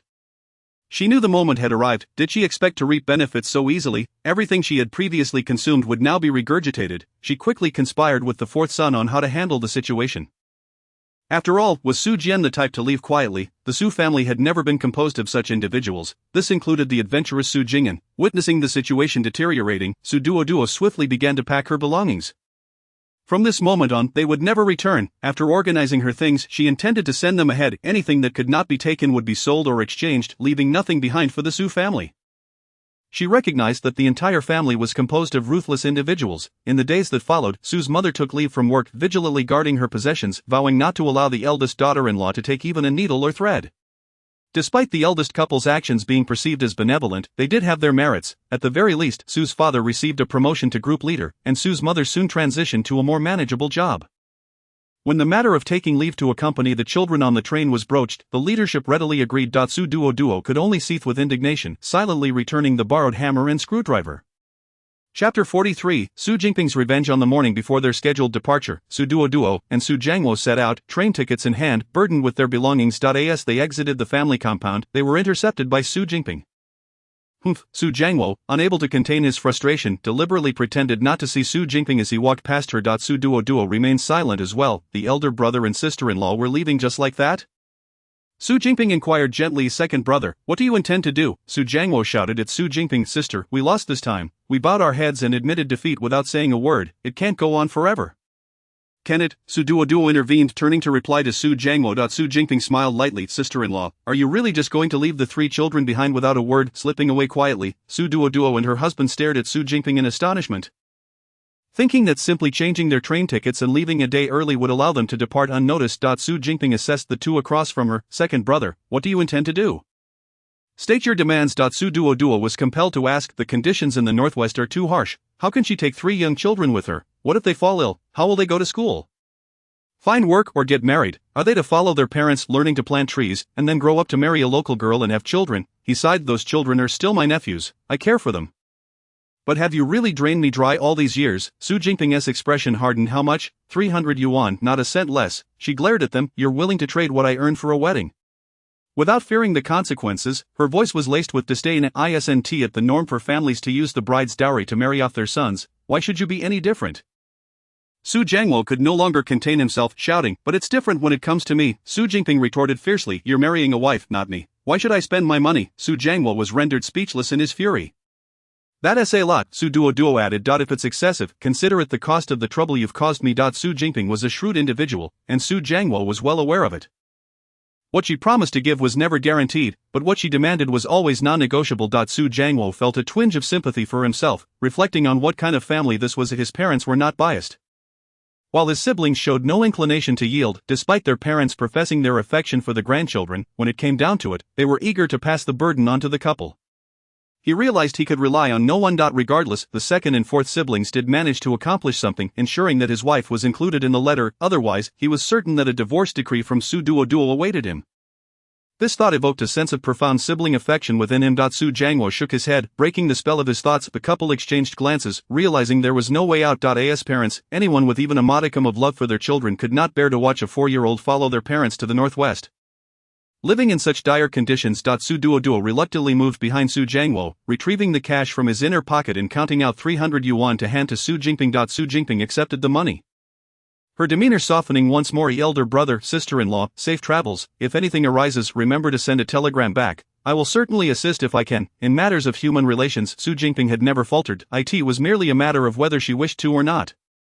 Yes, I will write home once I arrive. Please, sister, take care and be more mindful. Su Duo replied calmly and courteously. Jingping, we must hurry, she added. Su Jingping accepted the gratitude of the elder brother with an air of entitlement.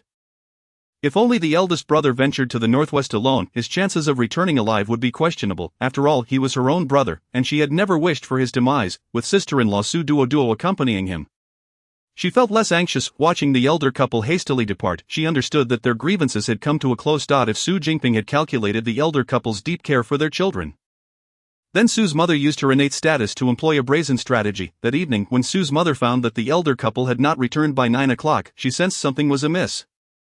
She forcefully pushed open their door, discovering several bundles lying on the floor. Upon inspection, she confirmed they contained the children's clothing. Su's mother chuckled coldly, thinking she had outsmarted them. She had already anticipated their every move.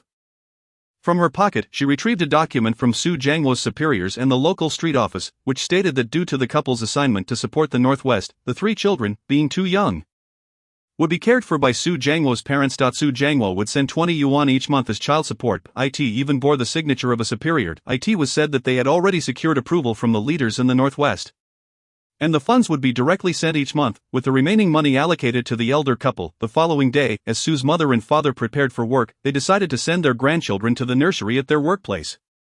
Su's mother even took out another ledger to meticulously record all expenses incurred for the grandchildren, intending to present it to the elder couple later. Little did the elder couple know that, amidst the vast expanse of yellow sand, they would soon find themselves utterly helpless. After enduring a grueling month, when it came time to collect their wages, they discovered Su's mother's cunning maneuver. Furthermore, this arrangement had been established even before their train journey. The couple was infuriated, feeling as if they were choking on sand. They could have easily cursed their living conditions all the way from the accounting office. Su Duoduo was equally baffled, pondering how she had ended up in this predicament. Had she chosen a different family, her situation would not have been as dismal. Su Jiangwo felt that had he been in a different narrative, with his intelligence and audacity, he would not have vanished so swiftly. He would have at least garnered 100 chapters of attention. Born into the Su family, he felt utterly eclipsed. Su Jianqi arrived in H City, the train rattling as he made his way. While others among the educated youth stayed in hostels, he followed Su Jing'an's address straight to her. Chapter 44, Su Jianqi's Journey and Observations. Su Jianqi sat on the train with his luggage, contemplating his future actions. Upon reaching H City, his only support was his third sister, Su Jing'an. Previously, he had thought her overly diligent, considering her a bit foolish. Little did he know, like a bolt from the blue, she had escaped the troubles of the Su family. By the time he returned, he realized that no one in the family could exert any influence over her. The distance was too great, and the disparity of information was staggering. The family knew little about the third sister in H City. While she was well versed in the affairs of the family, both parties had their respective workplaces, creating a web of mutual constraints, especially since they were family, their fates intertwined, with shared fortunes and misfortunes rendering many strategies ineffective. After all, no one lived solely for the present day or could simply pack up and leave. Reputation and face mattered. Once matters escalated and relationships soured, no one would emerge unscathed. Moreover, survival was not at stake. It simply wasn't worth it for trivial matters. Su Jing'an consistently sent letters, each one filled with concern for the family and marked by utmost filial piety. Su's mother could hardly voice her grievances. From that moment on, he realized that his third sister was indeed a formidable figure. Her decisive actions kept her in a position of strength after he was assigned to the countryside. The second sister took the initiative to offer help. He had always known she was shrewd, but witnessing her tactics against the elder couple made him recognize her fierce nature, though the elder sister had once provoked their mother into seeking benefits from the second sister, causing discord. It seemed that this time, they might end up with nothing and even have to pay back. He began to see that no one in the Su family was naive. Those lacking clarity had long been drained dry by familial ties, particularly the 2 elder sisters, who were the embodiment of filial duty. The entire train carriage was filled with educated youths. Despite the exhaustion of rural assignments, the train was rife with rivalry. Opposite him, 2 young women vied for the attention of the young man beside him, offering him braised pork and dumplings. What was he lacking compared to them? He was taller and more handsome, yet no one ever fought to share anything with him throughout his life. Su Jianqi felt a pang of bitterness. A day later, the few educated youths across from him disembarked, and he secretly sighed with relief. Otherwise, he feared he would be unable to contain his jealousy. Having nearly blurted out some sour remarks, fortunately, he managed to hold back. When uncertain about what to do, he would think about how his 2 sisters would handle it, which provided him with clarity. Why not consider how the eldest brother might act? What advice could a failure offer? But before he could bask in this relief for even 3 minutes, a large group of educated youths surged onto the train. The opposite side filled up again, and the train resumed its journey. This time, it was a scene of competition, with several young men surrounding a beautiful female educated youth, offering her sweets, water, and cans of fruit. Su Jianqi felt his eyes redden. Why couldn't he be a woman? If someone could go in his place to the countryside, he would gladly bear children for them, regardless of gender. The young men across from him appeared to be well-fed and unbothered. What good was a pretty woman if she couldn't stave off hunger? He was not unattractive either. That female educated youth struck him as a proud version of his second sister. Her every word seemingly calculated. From her manner of speaking and acting, it was evident she was fishing for attention. This was a tactic his second sister had mastered, yet she still fell short in comparison. His second sister was never one to leave room for doubt in her dealings. Otherwise, how would she have secured her partner and job? Those were chosen from a pool of people she interacted with. Despite the exhaustion, what good was a pretty woman? It was merely a momentary thrill, not a daily necessity. Su Jianqi felt an overwhelming sense of indignation towards the young men and envy towards the young women. Forcing himself to close his eyes, striding to avoid irritation. In such difficult times, couldn't he there be some decent individuals around? But as fate would have it, he didn't encounter any normal people. And Su Jianxi was the first to disembark at his station. The female educated youth across from him let out a quiet sigh of relief, having felt that the gaze of the just disembarked young man had been unsettling. As if it could ignite flames, the gaze that often appears among lesbian women, she unexpectedly felt it emanating from the male compatriot just moments ago. Goodness, what a terrifying revelation this is. She must consume another can of food to calm her nerves. A new round of fishing has commenced. After Su Jianxi disembarked from the vehicle, he shouldered his luggage and made his way to the gathering point for the young intellectuals along the way. Several women with similar destinations sought his assistance in carrying their belongings, but Su Jianxi chose to ignore them outright. Wasn't he burdened with his own luggage? Did his strength come without effort? Was food at home free of charge? After such a long journey, he was exhausted as well. Though tall, he was physically frail. No one should expect to take advantage of him any further. His two elder sisters had already set a precedent. Even their mother could not extract a single penny from the third sister. However, the eldest had managed to benefit from the second sister through their mother, but the second sister retaliated by sending them off to face hardship. Such a plan was beyond his comprehension. Upon hearing about the rural assignment, he was consumed by anger and anxiety. Was the second sister's generosity so easily obtained? He suspected the eldest would regret her decisions deeply. As a member of the Su family born of the same parents, how could he be significantly inferior to his two sisters? The sky had darkened somewhat. The staff responsible for receiving them informed everyone to stay overnight at the guest house and gather at the city youth office for allocation the following day. At this moment, Su Jianxi approached the staff and said, "I have relatives in the city. I would like to stay with them for the night. Is it permissible for me to join the others at the youth office tomorrow?" The staff, taken aback, did not object. "Just make sure to arrive early tomorrow. Don't be late." "I will remember, thank you, comrade." With that, Su Jianxi hurriedly exited, aware that finding the address would be difficult once darkness fell. Chapter 45, Shopping. Su Jing'an opened the door and, upon seeing the tall figure of Su Jianxi, could only sigh inwardly. Though her exterior remained composed from the moment she received the telegram, she understood that trouble was inescapable. "Come in quickly, we were just about to eat. Rest well tonight, there is no need for you to worry about anything else, everything is arranged." Su Jing'an pulled Su Jianxi inside. Both Shin father and mother greeted him warmly. "Is this Jianxi? Sit down and have something to eat, you must be exhausted." Su Jianxi, not one for pleasantries, picked up a bowl and began to eat heartily after consuming 2 steamed buns and 2 bowls of porridge. The gnawing hunger in his stomach finally subsided. "Embarrassed," he said. "Uncle, aunt, pardon my manners, you must have been starving. Haven to you, there is no need for formalities here. This is home, after all." Shin father and mother quickly reassured him. Since their daughter-in-law had married into the family, and given the distance between their homes, this was the first time any family member had visited. It would be remiss not to extend warm hospitality. Just then, Shin he returned from outside. Su Jing'an hurried over to take the items from his hands. "When did Jianxi arrive?" Shin he greeted his younger brother-in-law. "I just got off the train this evening." Su Jianxi replied, "I've already eaten. Aunt's cooking is truly wonderful. You should eat too." Su Jianxi employed the sweet words he often used to appease Su mother, and indeed, within a short while, Shin father and mother were laughing heartily, and Shin He's gaze towards him grew increasingly affectionate. Zhuang heard the commotion and wandered out of the room, rubbing his eyes. "Mom, my sister woke up and wet herself." Su Jing'an immediately went back to check on her daughter, discovering that the little darling was playing happily on her own, having wet herself without shedding a tear. After tidying her up, she carried her outside.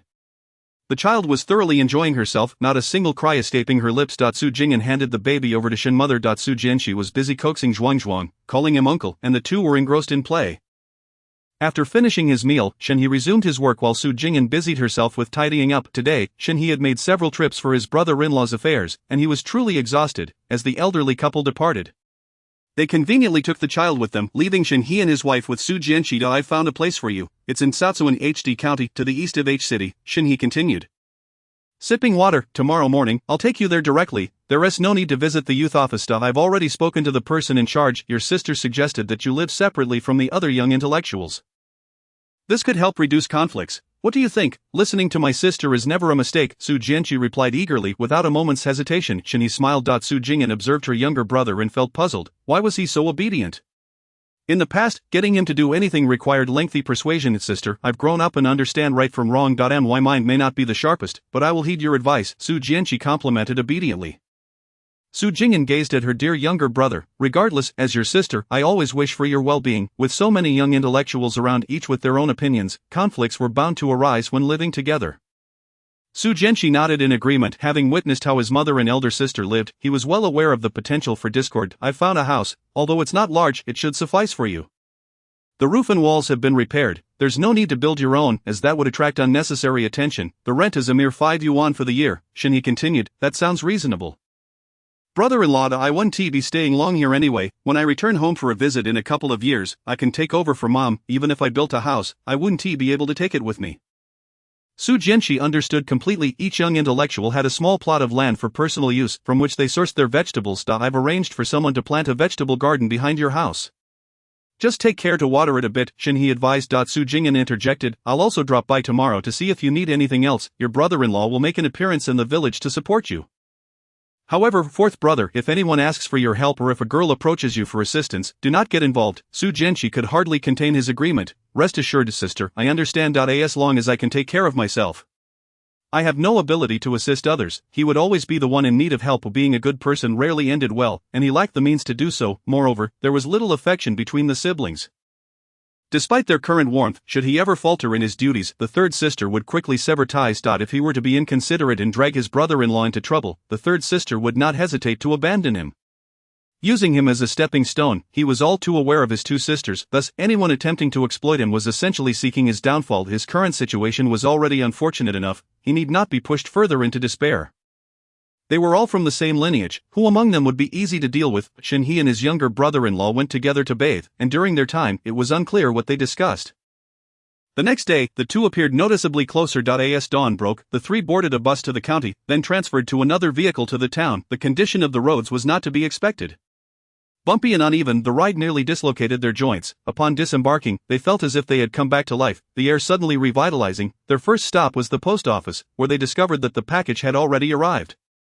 Shinhe stepped outside to find 2 ox carts, and they loaded their belongings. Next, they visited the supply and marketing cooperative, purchasing all the necessary items. Anything that required a ticket. They acquired a thermos, an iron pot, a large chopping knife, 3 large locks, 2 small locks, a large water tank, 2 medium-sized jars for grain, 3 jars for pickled vegetables, a ceramic basin for kneading dough, bowls and chopsticks, a cutting knife, some needles and thread, and a pound of hard candy. They then proceeded to the second-hand goods recycling station, where they bought 2 nearly new large wooden boxes, a set of slightly used dining tables, and the remaining 2 chairs, along with a few makeshift benches. The rest had to be new. 2 large wooden spoons, 1 each for frying and serving, a large wooden basin for laundry, 2 small wooden basins for washing face and feet, several wooden lids for the jars, 2 buckets, a carrying pole, a cutting board, 2 large and small baskets for holding items, 2 scoops for noodles and water, and a straw mat for the Kong. Su Jing'an carefully checked the shopping list, ensuring everything was accounted for before she felt at ease. These items filled 2 carts to the brim. The 3 squeezed in and once more embarked on their bumpy journey to Tsaotsuen. Chapter 46. Settling in. Upon arriving at the village entrance, they spotted Accountant Wang waiting for them. The group hurriedly disembarked to greet him. Shinhe handed him a cigarette and asked, Uncle Wang, have the young intellectuals arrived? Wang took the cigarette but did not smoke it, instead hanging it behind his ear. Not yet. With so many people, they'll surely be slower. They should be along shortly. Just a matter of minutes. Shinhe pulled Su Jianqi closer and patted him on the shoulder. This is my brother-in-law, Su Jianqi. Su Jianqi quickly understood and replied, hello, Uncle Wang. I hope you'll look after me in the future.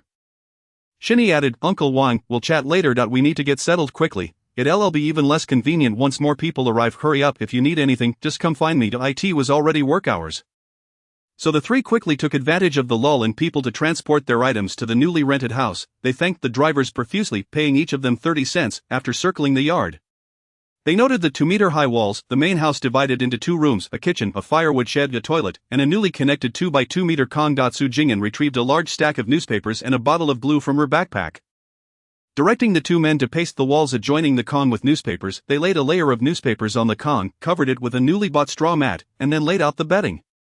Placing 2 large wooden boxes at the foot of the Kong, this arrangement significantly reduced the space on the Kong. The grain jars were positioned against the wall in the inner room, while the table and chairs were placed in the outer room, with the thermos and tea jar set atop the table. The water tank, buckets, and pickled vegetable jars were located in the kitchen.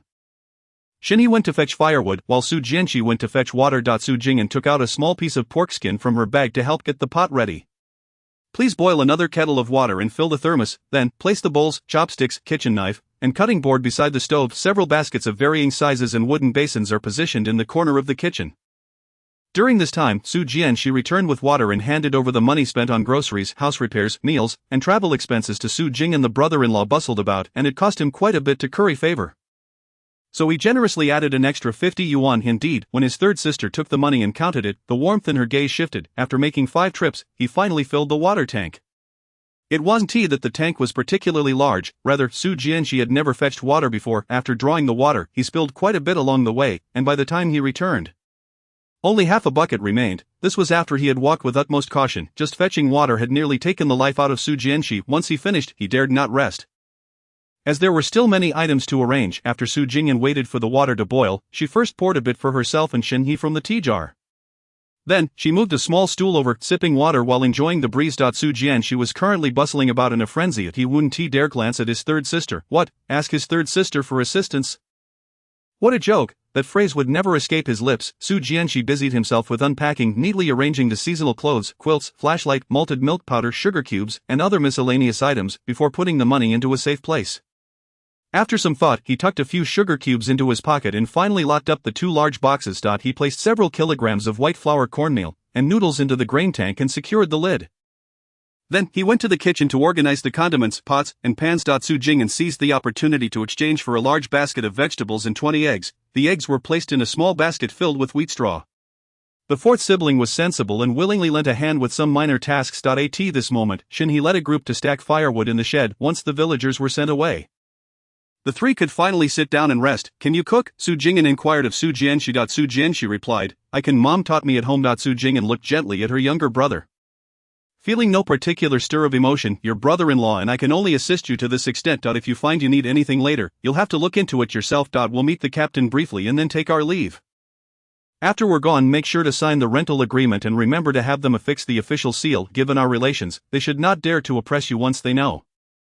If your brother-in-law stays there watching, it might imply an attempt to exert pressure. After all, this is Chao family village. Unless absolutely necessary, it's best to maintain good relations. Do you understand? Su Jing'an explained the reasoning.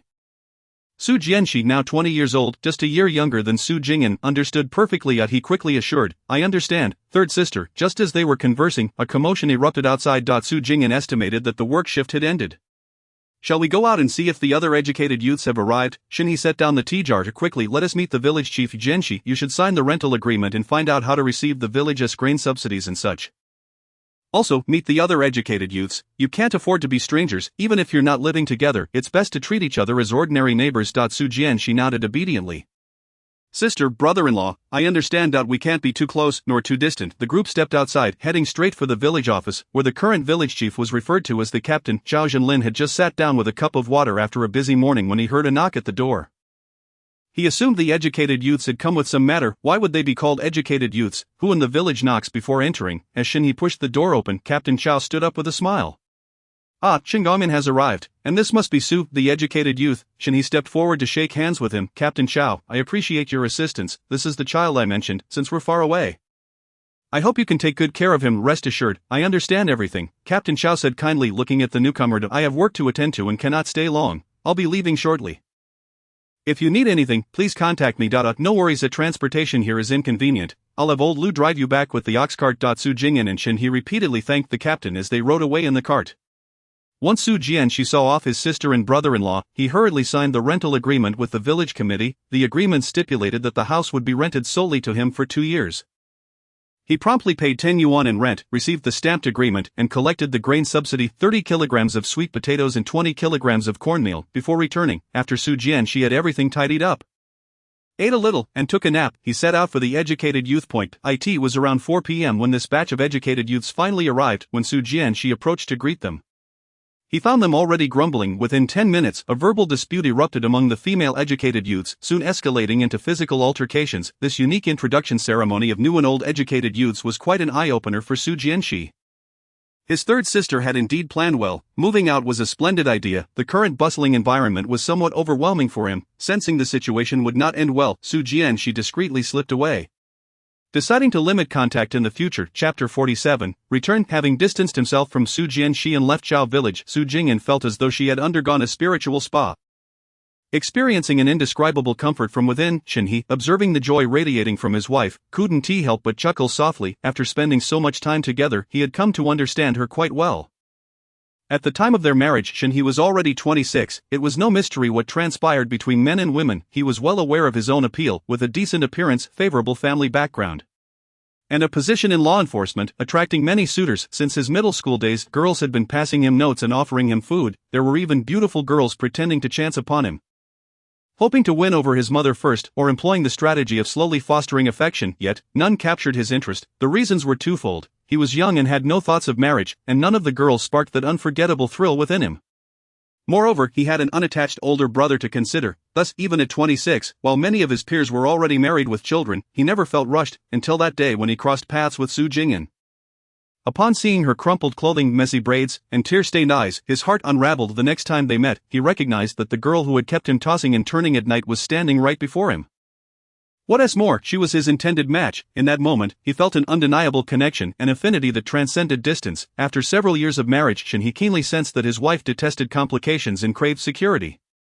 Therefore, whether it was the mundane household chores or the matters involving her younger brother, he exerted every effort to ensure her happiness. After all, she was the girl he cherished. Su Jing'an, puzzled by Shin-hee's sudden emotional display, caught a glimpse of his fervent gaze. Though she did not comprehend why her husband had become sentimental, she was not deterred from responding to his emotional needs. Quietly, she reached out and grasped Shin-hee's hand tightly.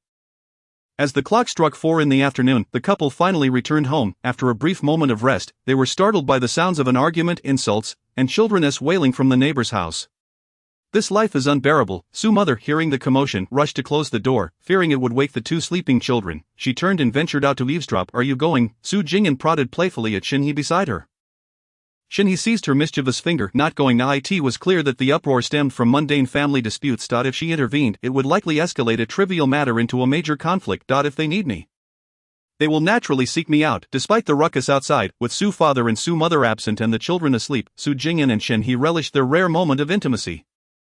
Shin-hee casually inquired, "Are you rested now?" Su Jing'an replied, "I'm alright, not so tired anymore." With no one around, Shin-hee seized the opportunity, wrapping his arms around her waist, rolling over to pin Su Jing'an beneath him, and leaning down for an eager, passionate kiss. The warmth of his breath brushed against her ear, and the soft murmurs between them were swallowed in the fervor. Half an hour slipped by in an instant. By the time they composed themselves, Su's mother returned, still lingering in the joy of their previous encounter. The children had awakened by then. Su Jing'an quickly went over to nurse their daughter while Shin-hee coaxed their son with water and snacks.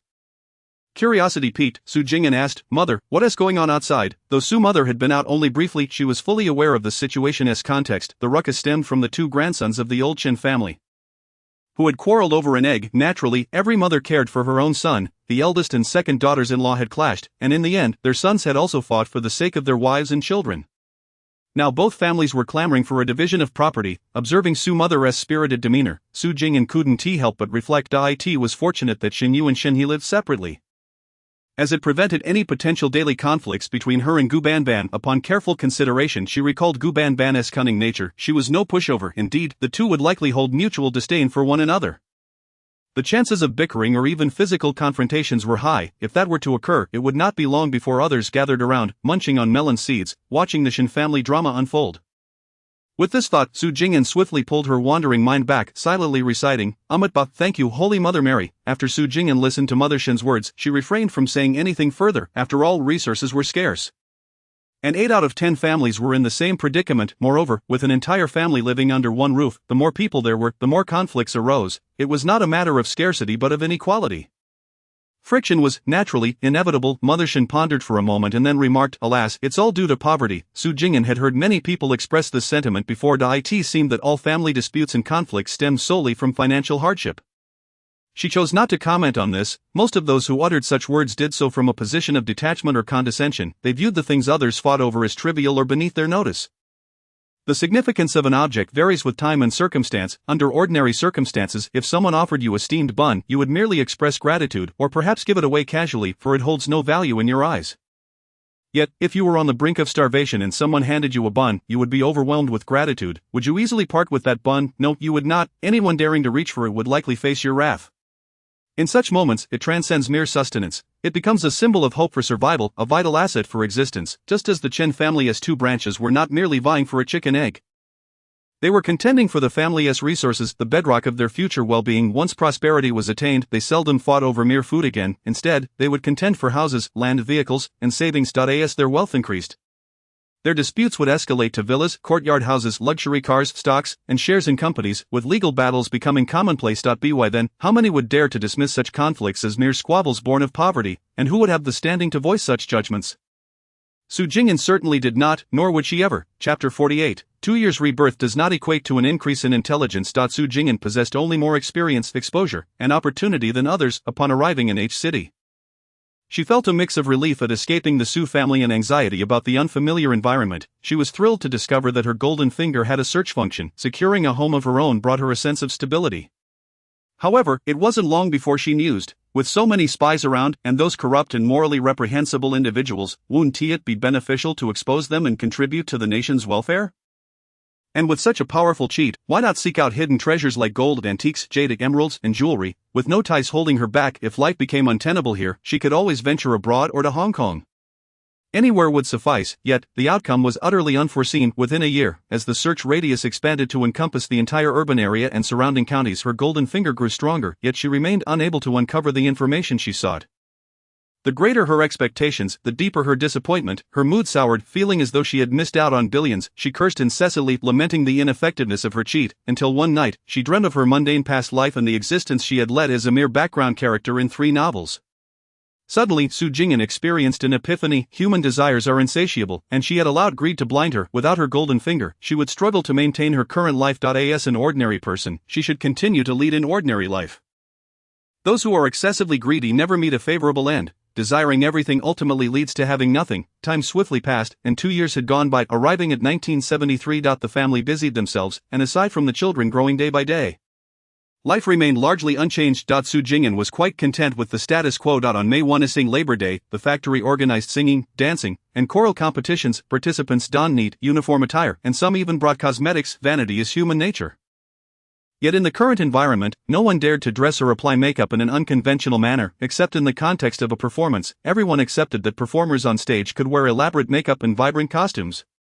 During this period, influenced by classic model operas like Cuckoo Mountain and Harbor Rouge, became the norm for makeup. Faces were painted starkly white, adorned with heavy blush and thick, dark eyebrows. Su Jing'an looked at the startlingly pale faces and the bright red cheeks and vehemently declined to participate. During the competition, she insisted on standing at the back, squeezing herself among the crowd, otherwise she would stand out as the only one without makeup. Just as Su Jing'an believed everything had fallen back into place, a thunderous bang shattered the air. Before she could comprehend, numerous voices cried out, "Explosion!" Rushing towards the door, she dashed to the window, peering outside to see a mushroom cloud rising in the southwestern sky.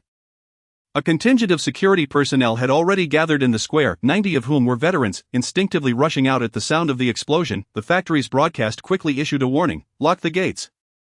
No one is to leave without special permission. Everyone returned to their posts, forbidden from leaving. With department heads held accountable, the security personnel split into 2 teams. One group intensified patrols while the other conducted a thorough inspection of the factory.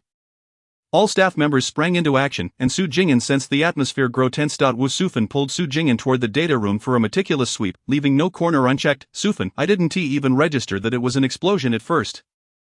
This is the first time I've ever witnessed something like this," Su Jing'an remarked while diligently working alongside Wu Sufan. "Our steel mill is in the business of smelting iron, which requires vast amounts of coal. Wherever a steel mill is established, there are bound to be numerous coal mines nearby." Wu Sufan, being a local, possessed more knowledge than Su Jing'an. She whispered, "Mining coal, quarrying, blasting, they all rely on explosives. The Fengfeng mining area has several coal mines.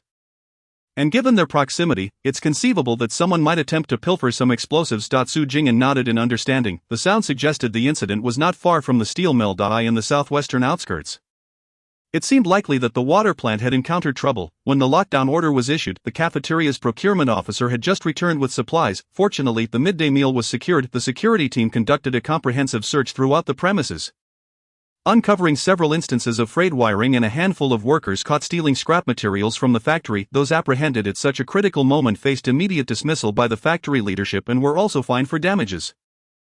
Subsequently sentenced to 10 years of reformation in the Northwest. For a time, the factory workers were left in shock, and even the most unscrupulous among them refrained from their petty thievery. At 4 p.m. the lockdown was lifted, and everyone breathed a sigh of relief. As expected, He did not return that evening. The following day, rumors circulated that the glass in the dormitory and offices of the water plant had all shattered. With no exceptions, the scene was beyond horrific as rescue and police personnel, alongside military personnel, carried out many injured individuals, including a pregnant woman. A week later, the investigation results were made public. Lu Mao, a farmer from Fengfeng, had caused a catastrophic explosion at his wife's workplace due to marital disputes while carrying explosives, resulting in the immediate deaths of 20 individuals, with 8 more succumbing to severe injuries and 17 others severely wounded. Lu was killed instantly in the blast. It was said that several innocent bystanders were struck by flying debris. A family living nearby the water plant had a 7-month pregnant woman who, terrified, went into premature labor on the spot.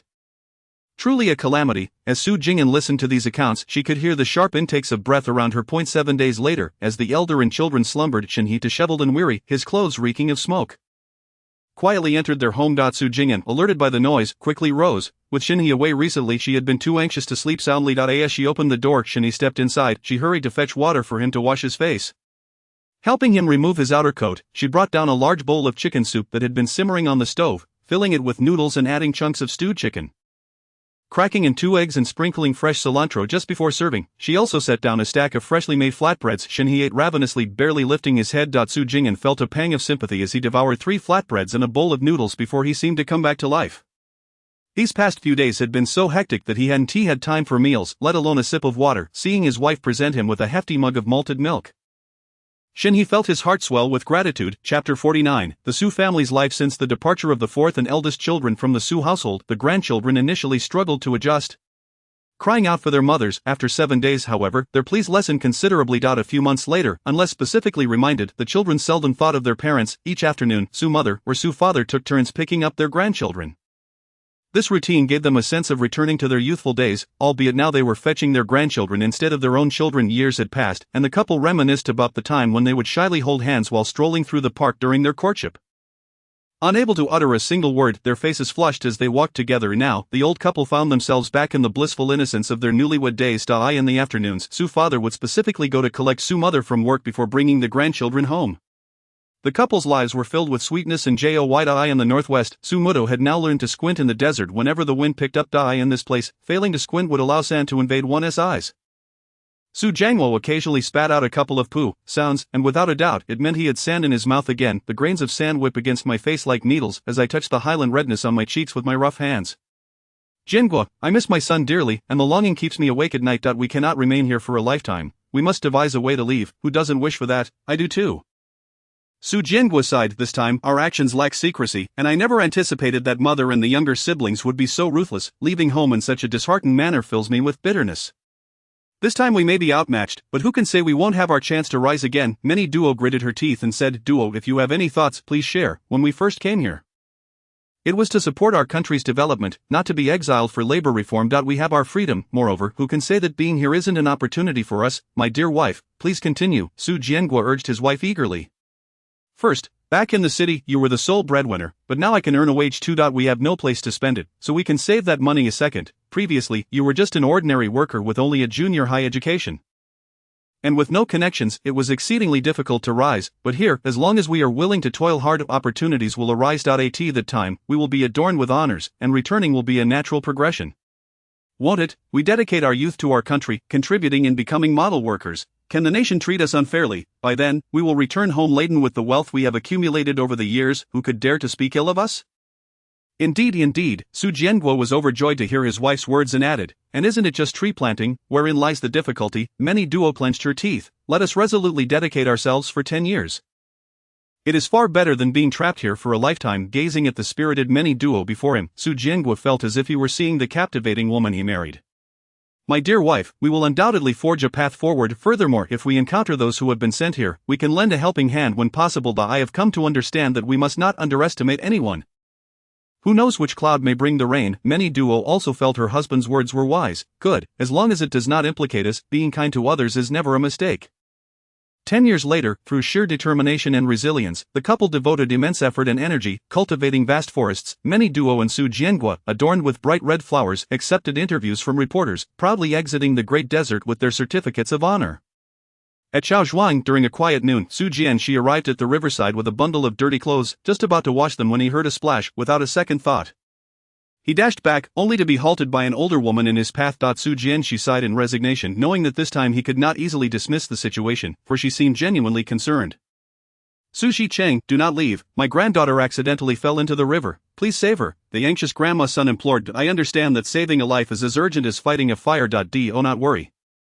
I will run quickly to fetch help, Su Jianxi replied, sweat already trickling down his forehead. Su Zhiqiang, you were right here, nearly 3 meters from the river, why seek others, it would only waste precious time. Grandma's son grasped Su Jianxi's wrist, pulling him toward the river. Despite her age, the strength she exhibited was astonishing. He could not free himself from her grip. Grandma, your hold is of no use. I cannot swim, Su Jianxi protested, but Grandma's son was not in the mood to listen. Realizing the gravity of the situation, he discarded the laundry basin and clung tightly to a nearby tree. Shouting loudly, help, help, seeing Su Jianxi desperately calling for aid, Grandma's son silently cursed his cleverness. As long as she tugged at him, he would continue to shout for help. They remained locked in this standoff for half an hour. Until the distant sound of voices prompted Grandma's son to relent. Su Jianxi seized his belongings and fled without looking back. The girl had struggled in the river for over half an hour. Exhausted and breathless, ultimately having to swim to the shore herself as she simply could not wait any longer for rescue. It was not worth risking her life to endure some hardship for a good marriage. Grandma, people are coming, let us go back. The girl, drenched, appeared not far behind Grandma Sunday. If the villagers were to see this, it would surely lead to scandalous rumors. Many had sought to marry Su Zhiqiang, yet none had succeeded. Some things are best left unsaid, everyone understands the unspoken rules. Grandma son spat in frustration, useless coward, unable to swim. In their village few men could not swim, for they often bathed in the river when temperatures soared. Su Jianxi quickened his pace, only slowing down as he neared his home. Oh, Su Zhiqiang, lend a hand. Su Zhiqiang, ignoring the woman's calls behind him, he hurried inside, swiftly bolting the door. Executing the motion with practiced ease. He admired his own dexterity. Who would have thought that the once rare sight of women pursuing men in the city would be so commonplace in the countryside? This was bizarre. Who leaked the news of his possible return to the city? Since then, he had been besieged by women, some falling into his arms, others eager to help him tidy his home, deliver shoes and food, or even engage him in discussions about ideals. Some sought to partner with him in the black market, employing various tactics to ensnare him, regardless of their intentions, be it to exploit his work or connections, or to marry him for a life in the city. They all seemed to wish to draw from his resources. Su Jianxi was not the kind of person who sacrifices himself for others. He had never been wired that way. During his 2 years in the countryside, Su Jianxi had gained much insight. He could not fathom why these women, if they truly wished to avoid laboring in the fields, had not acted sooner. Why marry only after coming to the countryside when they could have done so in the city? They were of suitable age and had no issues with their backgrounds. Marrying into the city would at least grant them urban residency and ration supplies. Wasn't that better than rural life? There were plenty of workers in the city, while only a handful could rise in the village, with many vying for those few opportunities. He found it perplexing that some were even eager to marry into the 5 black categories. One military wife from the village fought with another girl after falling into the water, and the two had never interacted before. It was also rumored that some educated youth were bullied by local villagers, while others engaged in illicit relationships with local officials for the sake of returning to the city or gaining admission to labor colleges. Su Jianxi thought to himself, if you truly wanted to break free, wouldn't there be more opportunities in the city? At the very least, you could secure a job. Last year, a 16-year-old girl even brought her 5-year-old brother with her. Once there, she spent lavishly on building houses and buying furniture, suppressing news of her advantageous conditions. While occupying the headlines in Chaozhuan, many young men were stirred into action. Su Jianxi only exchanged pleasantries with the educated youth at the commune. They rarely kept in touch. Regardless of gender, he had never allowed them into his home, preferring to speak outside when necessary. Yet he felt as though he were surrounded by enemies. His greatest grievance with the educated youth was the inflated prices. Previously, he could exchange a single hard candy for 3 large bundles of firewood, but now it was barely worth 1 bundle. The village head's wife had developed a taste for luxury, dismissing a mere ounce of brown sugar entirely. Were it not for the connection to his sister-in-law, he would have been ousted from his position managing agricultural tools in the warehouse. Anyone who gravitated toward him only sought to take advantage. Those who could uplift him remained at a distance. Su Jianxi was acutely aware of all this. Chapter 50. Su Jianxi returns to the city. 2 months ago, a new group of educated youth arrived. After observing them for a few days, Su Jianxi discerned that they were not lacking in wealth. Among them was a young man named Zhang Mingyang, precisely the target he sought, well off after all. Not everyone could afford to dine at state-run restaurants regularly. Yet he was no fool. He would rather spend on meals at these establishments than bring meat back to the commune to prepare. In the end, a crowd would gather around him, demanding favors. He neither sought to exploit others nor was he careless with his words. He was astute and calculating. The following morning, seizing the opportunity when Zhang Mingyang came alone to collect farm tools, Su Jianxi approached him. Zhang Zhiqing, do you have a moment? I would like to discuss something with you. Zhang Mingyang regarded the notable figure among the educated youth and replied, what is it? Su Zhicheng, if it's a brief matter, please go ahead. If it's lengthy, let's talk during lunch after work. Fine, we can discuss it then. Take your time returning home after work. When the lunch bell rang, the exhausted workers hurried home for their meals. At this time, the farming season was not particularly busy, allowing for a brief respite. Otherwise, there would be no time to run back and forth. When Zhang Mingyang arrived at Su Jianxi's home, Su Jianxi had already prepared a Zhang Zhicheng. If you do not mind, let us sit and speak inside. It is unsafe outside, with too many eyes watching. Understanding the need for discretion, Zhang Mingyang agreed. Alright. Su Zhicheng, let us hurry. The two walked in tandem to Su Jianxi's home. Upon opening the door, Su Jianxi swiftly bolted it shut, causing Zhang Mingyang's eyes to glimmer with surprise. Once inside the main room, Su Jianxi poured 2 bowls of water from a thermos. Zhang Mingyang, not one to stand on ceremony, gulped down the water in a few hearty swallows. Zhang Zhicheng, I will not waste words. I am preparing to return to the city. Zhang Mingyang looked at him in astonishment. Congratulations, Su Zhicheng. What brings you to me today? When I first arrived, this house was in disrepair, and inside, it was completely bare. It was still my brother-in-law who arranged for someone to repair the roof, the Kong, and the courtyard wall. Once I leave, the brigade will reclaim this vacant house, rendering the money I spent a mere gift to others, is it not? Hence, I wish to inquire of Zhang Zhicheng, have you ever contemplated moving out? What do you think of my house? Zhang Mingyang was taken aback by the unexpected fortune awaiting him. Why hesitate any longer? He promptly replied, that would be splendid. I've had enough of residing at the youth station these past 2 months. To be honest, it was the first time he realized how difficult it was to turn one's fortunes around. Allow me to show you around, and see if there are any items here that you might find useful. They can all be counted as valuable. If you do not require them, I shall take them with me. After all, I have expended money on them as well. Do you wish to take the public points? If not, I shall convert them into grain and take them with me. Su Jianxi had already given the other party a heads up to avoid any awkwardness later on. Zhang Mingyang understood this well. No one's money comes easily, and acquiring these items was no simple task either. After a brief tour, he discovered that apart from Su Jianxi's personal belongings such as clothing and a wash basin, everything else was of use to him, from large items like water barrels and tables to smaller necessities like cutting boards and kitchen knives. Each was indispensable for daily life. Moreover, he could not return to the city for a considerable time. At least 2 or 3 years lay ahead. With one party eager and the other willing, they swiftly negotiated a price. Su Jianxi turned and extracted the rental agreement from the box, leading Zhang Mingyang to the brigade leader's home. Brigade Leader Chao, upon receiving the cigarette handed to him by Su Jianxi, said nothing further. He drafted a new rental agreement for Zhang Mingyang and collected a mere 20 yuan for 4 years' rent. Uncle Chao, could you kindly issue a note transferring my public points to Zhang Zhicheng? Brigade Leader Chao took a deep drag, exhaling clouds of smoke, and proceeded to prepare a transfer note, affixing the official seal before handing it to Zhang Mingyang. Zhang Mingyang understood that he and Su Jianxi had settled their accounts. After securing the 2 documents, he exited the brigade office. Young Su, are you departing? Brigade Leader Chao inquired, observing the young man before him. Indeed, I would appreciate it if you could handle the formalities. I am grateful for your care over these past 2 years. Su Jianxi expressed his gratitude, acknowledging that, despite being due to his sister-in-law's influence, he had nonetheless benefited substantially. It was known that he had relatives in law enforcement, and the brigade leader's consideration was palpable. Though villagers might harbor envy, none dared to act against him even if someone contemplated scheming to marry him.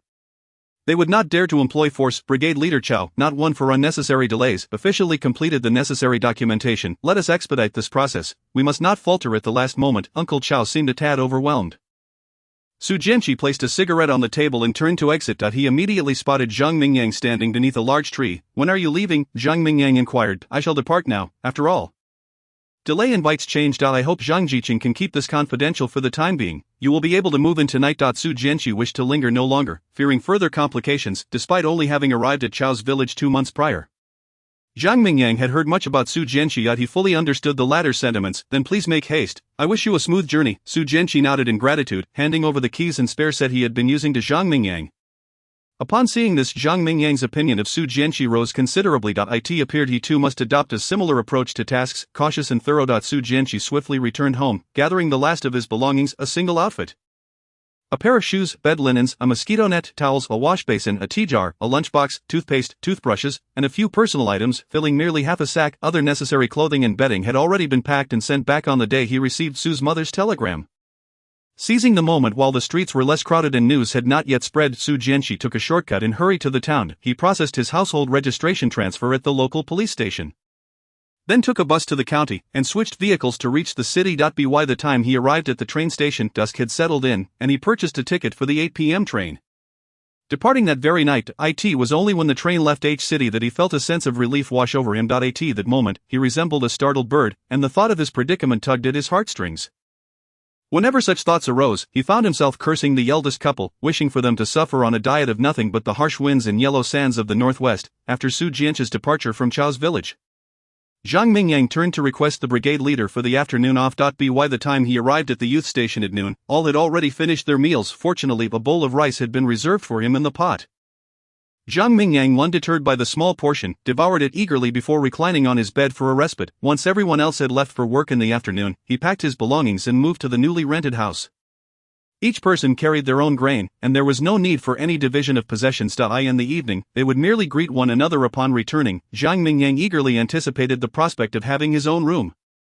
Filled with excitement for this new chapter in his life, Chapter 51, Su Jianqi returns home. Zhang Mingyang, intending to merely exchange pleasantries before departing, was unexpectedly detained by individuals at the youth station. By the time he emerged from the station and had yet to reach his home, he noticed flames flickering at his doorstep from a distance. As he approached, he could hear a cacophony of voices. Su Jianqi, come out! What the hell? He managed to hide. Really, what is happening? Unclear. After a prolonged silence, no one had emerged to respond to "Is he not home?" The crowd buzzed with speculation. Zhang Mingyang pushed through the throng, urging them to part, and upon recognizing the youth station members, they automatically made way. Good people, what brings you here? He had labored all day and was eager to return home for rest and sun. I failed to secure the design yesterday, which felt like a fruitless day of work. I couldn't shake off my dissatisfaction, so I returned today. Yesterday, my daughter Lingling fell into the water. Zhang Mingyang sensed trouble brewing and promptly interrupted. Aunt, you've arrived too late. Su Jiqing has already left you. Aunt Sun's words were abruptly cut off. What? He left? Where did he go? Upon hearing this, Sun Lingling no longer feigned innocence. A dozen eyes turned to Zhang Mingyang. Awaiting his reply, taking a moment to compose himself, he affirmed, yes, he departed this afternoon. He returned to the city. This house is now mine. As long as he withheld some details, there remained room for negotiation. Aunt Sun faltered, unsure how to proceed in the face of this unexpected twist. He truly left so soon? What about the Sun family? The crowd buzzed with idle chatter, and eager onlookers awaited the Sun family's misfortune. The Sun family had come with a clear intent, their posture indicating they would not relent until they achieved their goal, yet none had anticipated Su Jianqi's departure, with the wind taken out of their sails. How would the Sun family conclude this matter? Aunt Sun swallowed her initial inclination to blame Zhang Mingyang, now grateful for his timely intervention. I intended to express our family's gratitude for Su Jiqing's assistance yesterday when Lingling fell into the water. I had hoped to gather the family to thank him. We called out for ages, yet he neither appeared nor responded. I assumed he looked down on us mere villagers. She felt a pang of urgency. This was my fault. I've grown irritable with age. Aunt Sun, wise in her years, swiftly shifted the narrative. I maintain that Su Jiqing is a good man. Who else would have the heart to call for help? They had misjudged the situation. Sun Lingling fervently defended herself. Marrying Su Jianqi would have secured her a tangible benefit. Momentary pride mattered little compared to the present loss of opportunity, which compelled her to minimize the fallout. Ensuring no incriminating evidence remained, the Sun family valued their reputation, and their daughter would need to marry. Let us not dwell on trifles. The day is waning. Everyone should return home to rest. Zhang Mingyang began to usher people away. As the crowd saw the Sun family depart, their interest waned, and they too dispersed. After a long day of toil, everyone was weary. As Zhang Mingyang exhaled deeply, from this day forth, no further rumors regarding Su Jianqi would circulate in Chao's village. After all, life must go on. Su Jianqi was unaware of the peril he had narrowly escaped. Glancing across the train carriage, he recognized a somewhat familiar face sitting opposite him. Yuan Jing'an was equally surprised to see Su Jianqi. Wasn't he that man from the last train journey, the one who had envied and resented her? At that time, she had sensed something unsettling in his gaze, only to later realize it was envy. Many women had spoken ill of her, pretending to look down on her, yet deep down they were envious and resentful. Now even men had begun to envy her. Had she truly ascended to such heights? Su Jianqi observed the young woman before him, clad in a somewhat worn military uniform, her hair evidently dry and brittle. Her complexion had darkened and roughened with the passage of time. As she lifted her tea jar to drink, the calluses on her hands were starkly visible. 2 years had passed, and the rigors of rural life had undeniably left their mark on Yuan Jing'an. It was evident that she had not fared well. The facade of charm might suffice temporarily, but over time, the truth would inevitably surface. Especially living in the youth station, one would soon discern the true nature of individuals. Each person had their own means of survival, and he refrained from passing judgment. As adults, everyone must take responsibility for their actions. Su Jianqi, resting his feet on a burlap sack, crossed his arms and leaned against the train compartment, soon succumbing to sleep.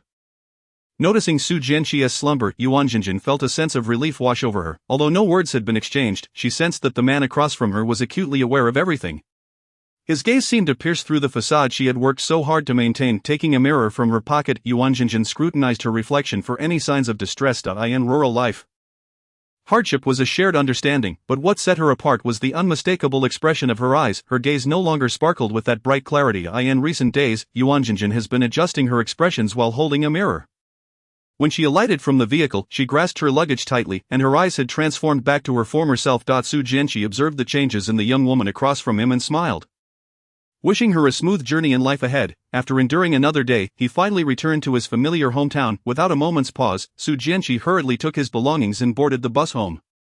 Su's mother, counting down the minutes until her son's return, felt an overwhelming joy that she dared not display outwardly. Initially, she had intended to transfer her work during Su Jianqi's visit, however, to her dismay, the youngest son had no family visit leave in his first year in the countryside. Moreover, with Su Jiangmo and his spouse having ventured far northwest, the Su family became a focal point, attracting even more scrutiny. Su's father and mother were thus cautious in their actions. When Su Jianqi finally arrived home, it was already 10 in the morning. His room had been meticulously cleaned, and the packages sent back were neatly placed there by his mother.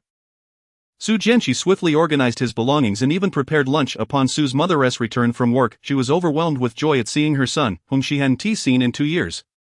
After their meal, before she could even reach for the dishes, Su Jianqi instinctively gathered the bowls and chopsticks to wash them. His efficient actions stirred a bittersweet feeling in his mother's heart.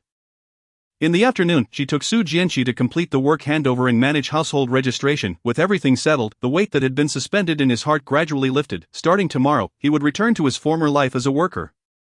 In the evening, Su's father returned from work with 3 grandchildren, and the family celebrated joyfully together. Su's mother busied herself daily with picking up and dropping off her grandchildren, shopping for groceries, and preparing meals, while also beginning her quest to find a suitable partner for her youngest son. Chapter 52. Another pregnancy. In the morning, savoring the delightful aroma of bean soup paired with crispy fried dough sticks.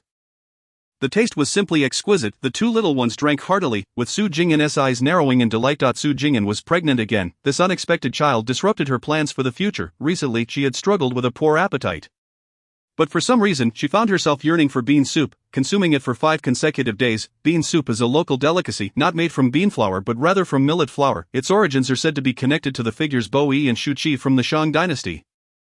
According to the records of the Grand Historian, after King Wu quelled the chaos in Yin and established the Zhou dynasty, Bo Yi and Shu Qi shunned the Zhou's grain, choosing to hide in the Shouyang mountains and subsisting on the wild vegetables they gathered. Millet is ground into flour, and during cooking, yellow beans, peanuts, and broken rice noodles are added, with seaweed and tofu included depending on the availability of ingredients. Just before serving, finely chopped spinach is added, when served in a bowl. A sprinkle of sesame salt enhances the flavor. Truly delightful. It was only when eating this that Su Jing'an felt no nausea. Now, the entire family was making an effort to reserve millet flour for her and the 2 children.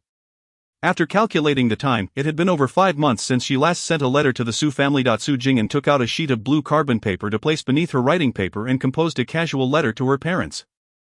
The steel plant had only 1 photocopier, and individuals wishing to make copies had to resort to using blue carbon paper. This type of paper is a form of carbon copy paper, made from a blend of wax and color materials processed onto a thin base sheet. By placing it beneath the writing paper, one could transfer what was written onto the next sheet.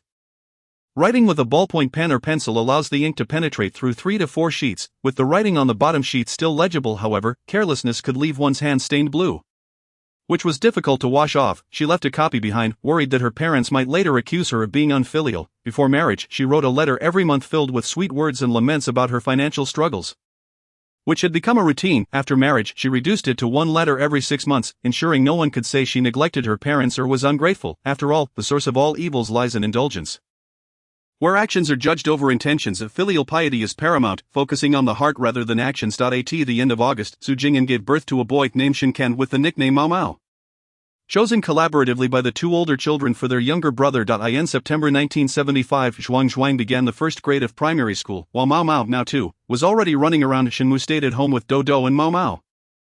The elder sister Dodo painted with her younger brother Mao Mao, a green sun, a red house, and a sky filled with vibrant colors, as they used crayons to color their drawings. Upon returning home, the 2 children proudly presented their artwork to their grandfather, father, and mother. Su Jing'an showered each of her 3 children with kisses, exclaiming, "Wonderful, Zhuang is working hard in school today. Mao Mao and Dodo are creating beautiful art at home without causing any mischief. I commend these three little comrades." The entire family laughed and applauded the children enthusiastically. The three kids were particularly thrilled, puffing out their chests with pride. In mid-December, Lao Shen, the eldest, received a letter. "What does it say?" Shen Fu inquired with concern. Shen Mu could hardly contain her smile as she replied, "The eldest's wife is pregnant." "That's splendid news," Shen Fu exclaimed, filled with excitement. After so many years, the eldest son seemed to have finally opened his heart. He would soon have a child. Shen Yu, who was away in the military, was frequently on the couple's minds. As parents, they understood their son's temperament all too well. Shen Yu was resolute and would not easily abandon his goals. In the first grade, he declared he wanted to join the army when he grew up. With a strong academic record, he exercised diligently every day. Few could maintain such discipline over the years. Ultimately, he successfully gained admission to a military academy and became a soldier. It can be said that he was raised amidst the praises of others. And who wouldn't give a thumbs up when speaking of Shen Yu? Such a proud individual, yet he was coerced into this marriage. The wife he reluctantly accepted was someone with too many calculations in her mind, which caused her concern. It was evident that their personalities clashed. And would her son be dragged into regret for life? She never pressured her son to marry, simply out of love for him. After all, being a soldier is a perilous profession. She wished for her son to marry someone he loved and live a comfortable life. Never thinking of it as wrong. Indeed, this was the first time in 5 years that the letter mentioned the eldest's wife. Regardless of the circumstances, the eldest having a child was cause for celebration. After dinner, the family discussed that once the weather warmed after the new year, Shen Mu would visit Shen Yu. Once her confinement was over, she would return. Yu Pan Pan gently touched her barely noticeable belly. Finally feeling at ease, over the past 4 years, she had sent a letter every week and a package every half-month. She had prepared meat sauce, fried crispy vegetables, accumulated pickled cabbage, gathered wild fruits to make jam with sugar. And in winter, made frozen dumplings stored in wooden boxes. The wild chickens and rabbits she encountered were turned into cured meat, while larger fish were made into crispy fish, and smaller ones into spicy dried fish. She steamed white buns, baked them into dried buns, and transformed leftover fabric into new shoes and insoles. Each month, she sent the 5 yuan she received and the little grain she earned from working the fields. Everything she found on the mountain went to Shen Yu without her tasting any of it. For nearly 5 years, she persevered through it all. Initially, the villagers mocked her, gossiping, but over time, most began to sympathize with her.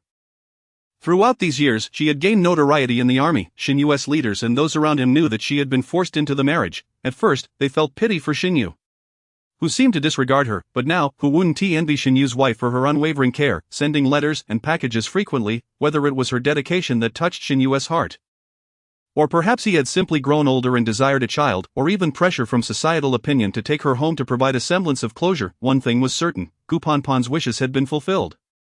She had finally escaped the countryside, and she had done so earlier than in her previous life. As long as she did not falter, Shen Yu would not be able to shake her off. A good life was hers, and no one could contest it, including the child she carried, which she had meticulously calculated. Who would believe it? Despite being married for so long, Shen Yu had never touched her. In her past marriage, at least Shen Yu had acknowledged her, but this time, while calculating Shen Mu's work, after a misstep in conversation, Shen Yu had distanced himself when he accompanied her to register their marriage and complete the wedding ceremony in the village. He left that very night. It seemed that once Shen Mu arrived, she would need to be even more dutiful. She would speak sweetly, be more perceptive, meaning she should read the room, and cultivate a reputation for being filial and respectful. Furthermore, Shen Mu was there to care for her and the child. The children of the second family had grown, and she needed to seize the opportunity while her mother-in-law was around to have more children. Otherwise, she would struggle alone. It was exhausting. Chapter 53, Gupanpan's pregnancy. After receiving the letter, Su Jing'an took advantage of her time at home to wash the clothes, diapers, and other items that her 3 children could no longer wear. She boiled them in hot water and then dried them for storage. Witnessing his daughter-in-law's industriousness, Shen Fu expressed amazement. "These are cleaner than the towels we use for our faces. They must have been washed like this in the hospital." Right, he had never seen anyone wash diapers in such a meticulous manner. His daughter-in-law was indeed particular. During the War of Resistance, medical supplies and medications were extremely scarce. In those days, even gauze and disinfected cotton balls were reused among the 8th Rout Army. The shortage of professional surgical instruments and anesthetics was even more severe, with carpenter's saws and even kitchen knives being employed for amputation surgeries. The conditions were so harsh, it was unthinkable. Many soldiers who were injured faced issues due to bacterial infections.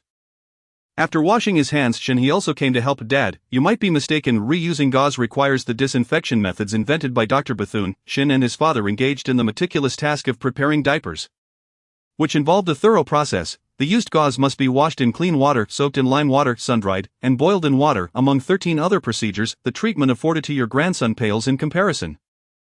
Shin's mother brought out the children's old bottles and toys, preparing to wash and boil them as well. Can the current conditions truly be compared to the past, with the improvements in circumstances? The children's care must also evolve, mustn't it? Shin's father couldn't help but exclaim. Indeed, after all this effort, one feels quite different internally. It brings a sense of peace. Of course, when it comes to newborns, one can never be too cautious. Su Jing'an noticed that someone had taken over the diapering task and approached Shin's mother to lend a hand. Mother, do not bother with the bottles, they are already cracked, Su Jing'an pointed it out.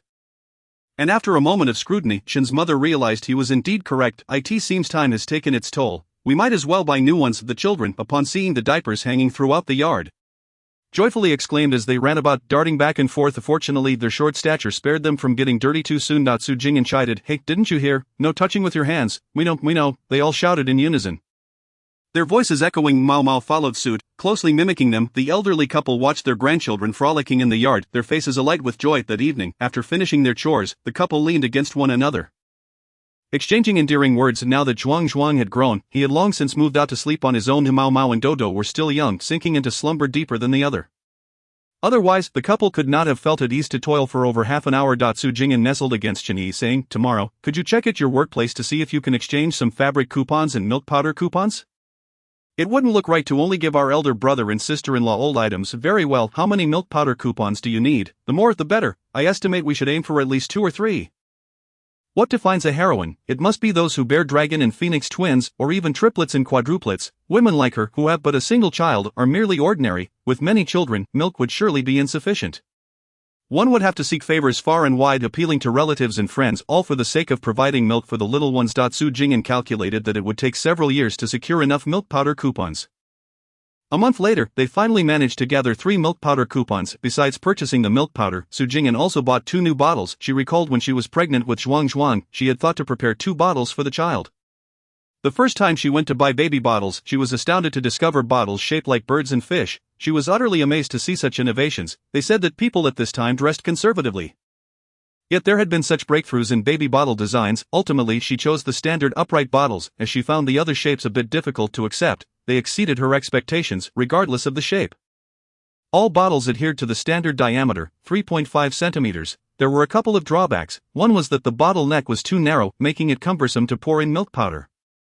The other was that glass products were prone to shattering, commonly referred to as exploding. The glass itself, being cold, had a higher likelihood of fracturing when hot water was poured in, particularly during winter, thus requiring heightened caution during use. After gathering the prepared items, she added 2 newly purchased fabrics, one a pale lavender adorned with white plum blossoms, and the other a soft blue dotted with white. After all, the heroine this time was expecting dragon and phoenix twins, along with 3 bags of milk powder and 2 bottles, which were sent off February 14, 1976. The Lantern Festival, naturally, saw the family gathered together to enjoy glutinous rice balls.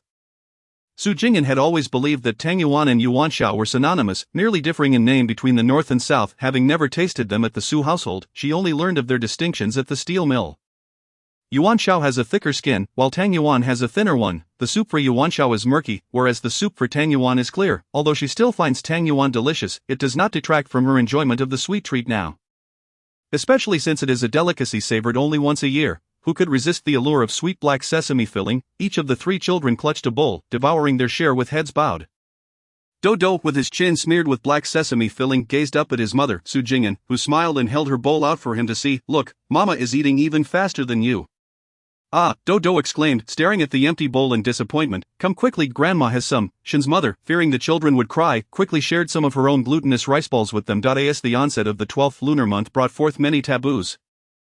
Phrases such as "there's none left," "it's finished," or "it's all gone" were strictly forbidden. Has all the household work been completed? Is everything neat and tidy at home? All tidied up, this signifies the work is done. Conversely, this is still unfinished implied that the work remained. It was forbidden to stick chopsticks upright in a bowl of noodles. This was an offering for the deceased. Knives could not be placed in bowls. This was reserved for those who had passed. If anyone's life had improved, one would say that someone was living better. Therefore, before the new year, when steaming buns, one would inquire if the buns had risen yet, regardless of whether the buns had been steamed. Most would respond affirmatively, claiming they had risen. Some would say they had not yet but would soon. It was even more taboo to break things, and those with full sets of teeth were discouraged from crying. From the beginning of the 12th lunar month until the 15th, very few families would scold their children, wishing to avoid any sounds of weeping within the home. At night, the children gallivanted around the yard with red paper lanterns. Each containing a small candle. Running about indiscriminately before long, they slipped out of the house to join neighborhood friends in playful revelry. Zhuang had saved some firecrackers from the new year in his pocket. Attracting a crowd of children around him, after dinner, He went off to his duty at the police station. During holidays, their unit could not afford to let their guard down, especially during the new year when there were no breaks. As night fell, Shen's father, unable to quell his concern for the children, went out to check on them. Chapter 54. Return gifts. Having cleared the dining table, Shen's mother began to tally up the paper currency, grain coupons, and various other rations. Su Jing'an picked up a grain coupon embossed with Chairman Mao's directives. The issue of grain conservation must be treated with utmost urgency. Rations must be determined per person.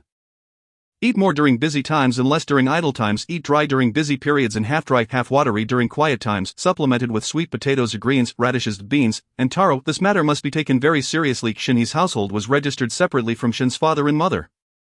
While they purchased items together, grain coupons and other tickets were kept separate. Mother, is there anything still lacking? I'm calculating how much fine grain we can manage after several months of saving and factoring in next month's ration. We can manage a maximum of 20 pounds of white flour and 5 pounds of millet. Not enough. I have a bit more here. If that still falls short, I could borrow from my unit? Su Jing'an tentatively inquired. No need, this is quite sufficient. Besides, Zhuang and the others are not growing that quickly. They still rely on fine grain for nourishment. Having these provisions is better than what many others have. And it's not too much to expect some comfort while recuperating after childbirth. If the eldest daughter-in-law is unsatisfied, let her take it up with the eldest son, Shen's mother stated without hesitation. The relationship between the eldest and second sons was theirs to manage. She did not intervene in their exchanges or gifts, a practice of congratulating relatives during joyous occasions, although the eldest son worked early. Shen's mother would save the money he sent home separately, never using his funds to support the younger son. The same principle applied to the second son, who lived with the elderly couple. She never used his resources to fill the gaps for the eldest. Even when he finally had a child at the age of 35, the couple would contribute what they could to assist their children.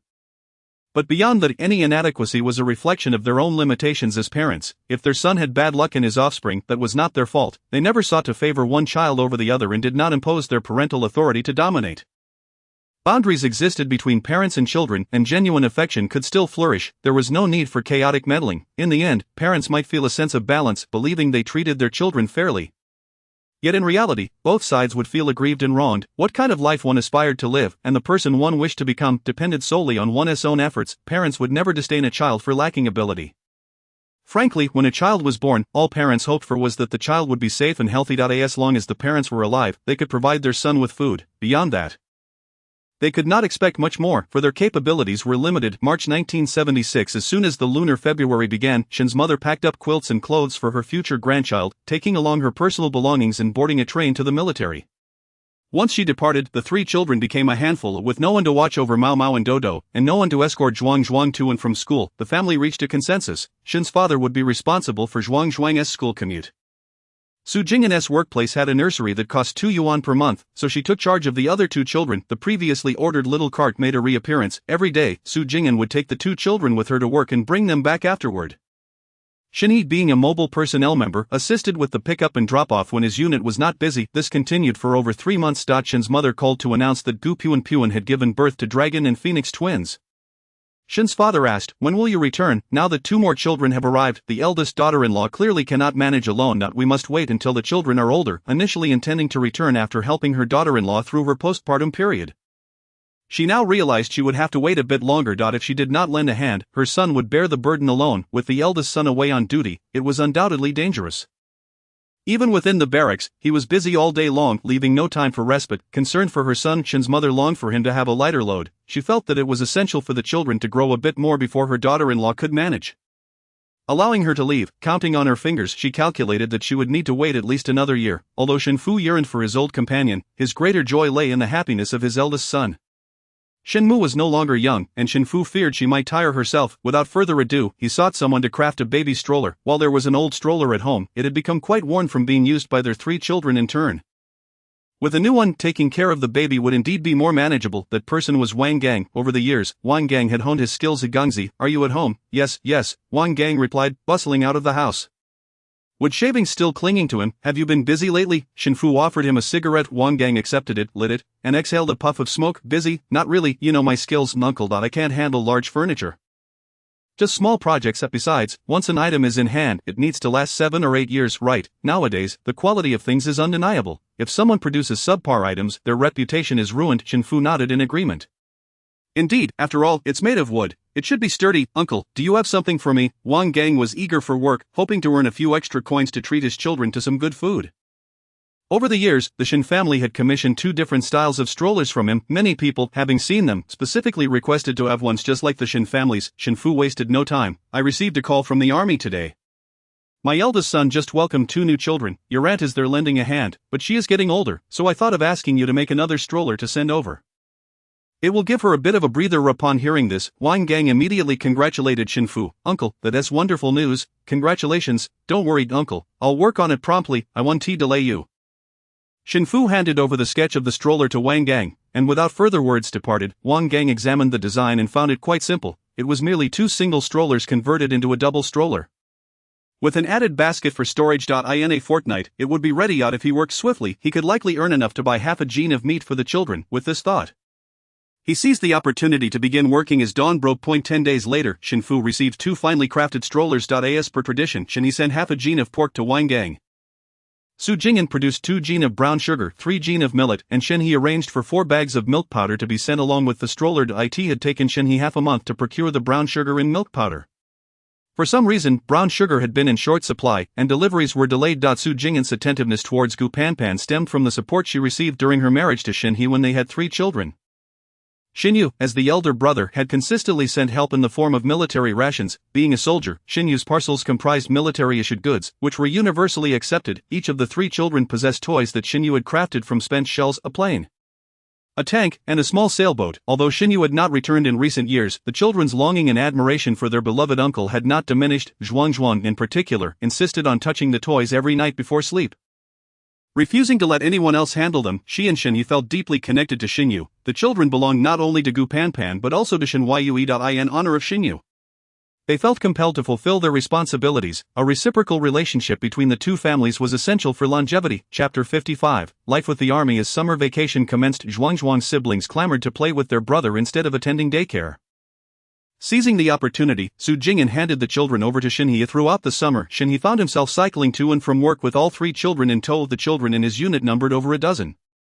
And with his own 3, the joyful chaos was amplified. Nowadays, many families had both parents working. At tea times, it became overwhelming, and numerous employees brought their children to work. The colleagues understood as Zhuang Mao, and Dao followed their father to the office. Quickly joining a throng of new friends, within 3 minutes, they were a flurry of activity on the playground behind the office building, leaving the grass nearly barren by summer's end. The exposed soil transitioned from damp to dry, and the remaining grass lay flat, only to rise again after the children returned to school for over a week. June 1975. Military family compound. To the east, the houses comprised a single-story area with 10 courtyards. Each family had 2 main rooms, a kitchen, a bathroom, and a storage room. The courtyards were small but equipped with water, electricity, and sewage systems. Behind each home lay tooth and a vegetable garden, prompting many families to cultivate their own produce instead of relying solely on the service station. As Gu Panpan arrived, she was unsure whom to approach for assistance. She feared encountering those who might take advantage, as disputes would lead to unpleasantness, and remaining passive would make her seem easy to bully.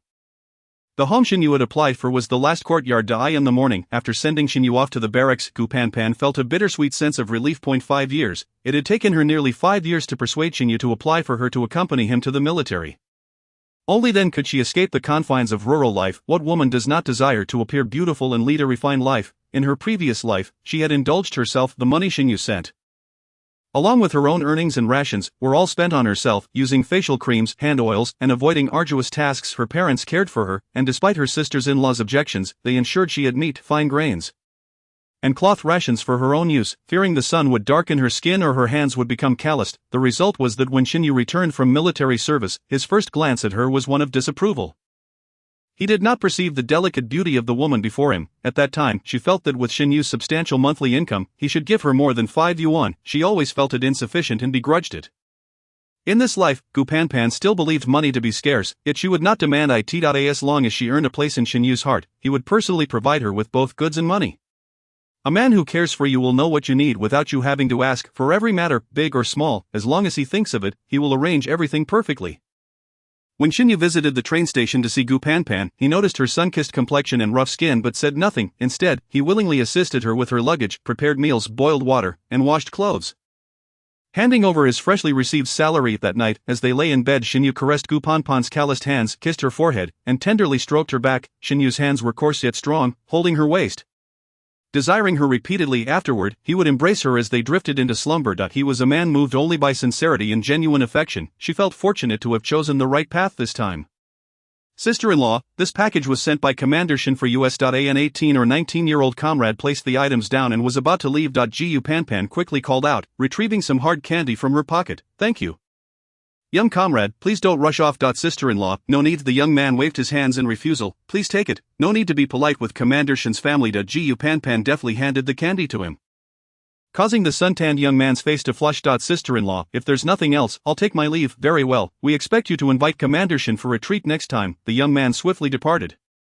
Gu Panpan realized this was a package she had sent from her hometown. Many items were inconvenient to carry at the time, so she opted to mail them. Turning, she hurried to tidy the house and organize the contents.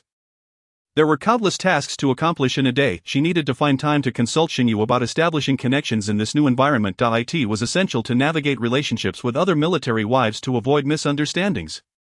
Upon opening the package, she placed the most crucial item, a used iron pot, into the kitchen. A new pot, which Shinyu had prepared, sat atop the stove. It took an hour to organize the household.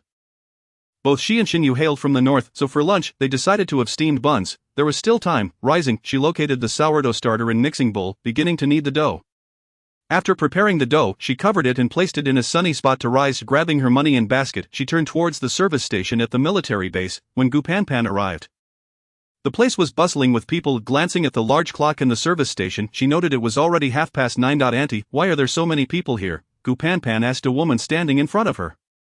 The woman, dressed in a gray top and black pants, had neatly arranged hair. Sun Dinyang, dear girl, you look new here. Just arrived? Yes, I just got in yesterday. There are usually many people, but today it's especially crowded. They say there is a special supply of cloth available without tickets, a benefit specifically requested for military families. I've been waiting a while and it still hasn't arrived, Sun Dinyang whispered.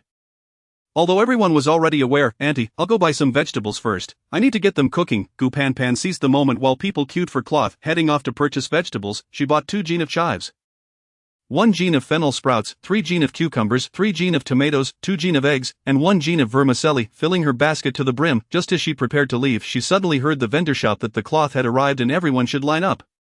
Those farther away couldn't clearly hear the announcement, while those nearby hesitated between purchasing cloth or meat. Some who wanted meat but lacked the necessary tickets had to rush home. The meat vendor was situated right next to the vegetable stall. Gu Panpan was the first to reach the stall. I'll take 2 jean of pork belly and 3 jean of fatty meat. Gu Panpan was grateful that she had brought all her tickets when she left home. Opportunities to buy meat were scarce, otherwise how would Shinyu have accumulated so many meat tickets? Seizing the moment while there were fewer people and more meat, she hurried to make her purchase. The meat vendor was clearly experienced. After collecting the money and tickets, he skillfully sliced the meat, perfectly weighing 2 jean and 2 fen. Gu Panpan quickly tucked the meat into her vegetable basket and turned to leave. At that moment, she found herself surrounded by people. She had to walk briskly home. Lingering could lead to someone who had missed out on meat insisting that she share. As soon as she entered her home, she closed the door behind her. First, head to the kitchen to ignite the fire and cook the vermicelli until tender, then retrieve it. Next, prepare a pot of mung bean soup, clean and wash the leeks and fennel sprouts, ensuring they are thoroughly drained. Subsequently, take the fatty pork to render the lard. Just as the new pot is brought out, pour a little water into the pot, then cut the fatty pork into small pieces and simmer gently. Extract the lard residue and transfer it to a large basin, pouring the oil into a storage container. Seizing the opportunity of the hot oil, fry 2 eggs, then chop the leeks and vermicelli into small pieces, adding them to the pan to mix. Finally, chop the fennel sprout residue and combine it as well. Season with salt to taste and begin kneading the dough. Add a pinch of baking soda while kneading to prevent sourness. Chapter 56, Life in the Military. The mung bean soup is ready. Ladle it out to cool, shape the buns into 2 distinct forms and place them in the steamer. A vigorous heat for 13 minutes will suffice. There are 2 pots of vegetarian buns filled with leeks and eggs, and 1 pot of pork buns with fennel residue, each bun encased in a slightly golden dough, roughly the size of a palm. Half of these are made from whole grain flour, yielding a darker hue and a firmer texture compared to the softer white flour buns. Just as Shinyu returns, the enticing aroma wafts through the air, causing his stomach to grumble involuntarily. Gu Panpan smiles at him and says, quickly wash your hands, the meal is ready. Shinyu devours 4 white flour buns and gulps down 2 bowls of mung bean soup before regaining his composure. Gu Panpan, noticing he has eaten his fill, inquires, should I send some to our neighbors? Xinyu nods. In our area, I haven't heard of any families causing a fuss. This indicates a casual relationship. They are not particularly familiar. The two households adjacent to theirs have a decent rapport with their husbands, suggesting frequent interactions. However, those with whom they share a closer bond do not reside in this vicinity. Shall we invite them over for a meal? Gu Panpan asks, yes, tomorrow or the day after. When would you prefer? Xinyu responds, tomorrow. I was fortunate enough to be the first in line at the meat stall today. I purchased 3 pounds of fatty pork for rendering lard and steaming buns. And I have 2 pounds of pork belly left for tomorrow, as it spoils quickly. Alright, I'll notify them this afternoon. I'll take the buns over first. Later, we can finalize the dishes and estimate the number of guests for preparation. Shall I accompany you? No need. This is merely a neighborly gesture, a casual introduction. Your presence would be too formal. Gu Panpan promptly declines. She takes a large bowl, filling it with 2 vegetarian and 1 meat bun, along with 3 whole grain buns, and makes 2 trips to deliver them to the neighbors. Xinyu observes the visibly different bun skins but refrains from commenting. In these times, anyone with a bit of good fortune must keep it under wraps. Relationships are built on mutual exchange. The gift you offer often far exceeds the value of what you receive in return. What can the recipient do if they reciprocate with something of equal value? They bear a heavier burden. If the value is unequal, it creates discomfort for both parties, leading to a souring of the relationship over time. As the saying goes, a great favor is akin to a great grievance. Upon Gu Panpan's return, she finds no empty bowls. One family provided homemade sauce, while another offered their pickled vegetables. They deliberated for half an hour and tentatively decided on 9 dishes: braised pork with potatoes, sauerkraut fish, stir-fried 3 vegetables, pepper eggplant, potato, pan-fried pumpkin cakes, scrambled eggs with tomatoes, cold-dressed spinach with vermicelli, stir-fried celery with meat, spicy green beans, and smashed cucumbers. Are there enough dishes? How many can we expect? Gu Panpan asks. For 6 people, a larger quantity will suffice. Typically, only the men are invited for meals here, not their families. Otherwise, with wives and children in tow, who could afford it, Xinyu explains, the 2 pounds of pork belly I bought today will be sufficient. We can adjust based on tomorrow's market. Gu Panpan adds, and remember to buy some steamed buns or rice from the canteen tomorrow, depending on what they prefer, as we won't have time to prepare main dishes.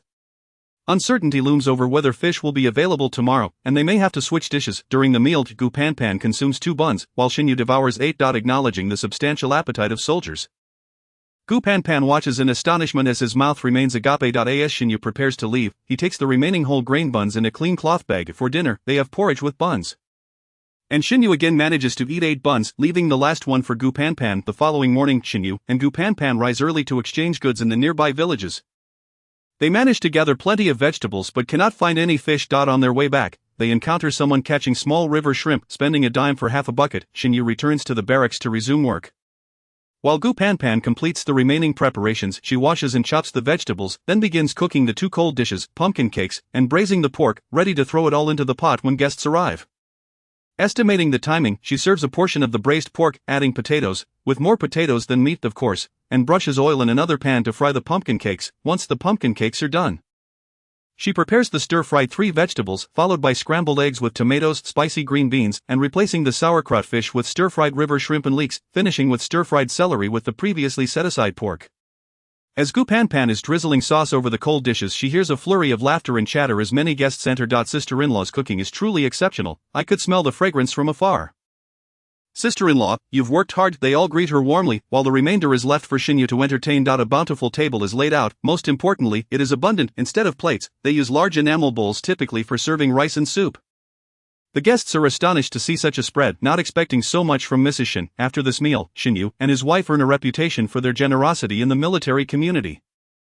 Everyone, having been hungry all morning, eagerly grabs steamed buns and digs in. Once the guests depart, Xinyu insists that his wife take a break, and he tidies the house, kitchen, and dishes. Before leaving, he reminds her not to cook that evening. He will bring back some food from the canteen after resting in the afternoon. Gu Panpan collapses onto the bed, acknowledging her exhaustion. After 2 days of rest, Xinyu prepares the vegetable garden for planting and constructs a bathing area in their yard.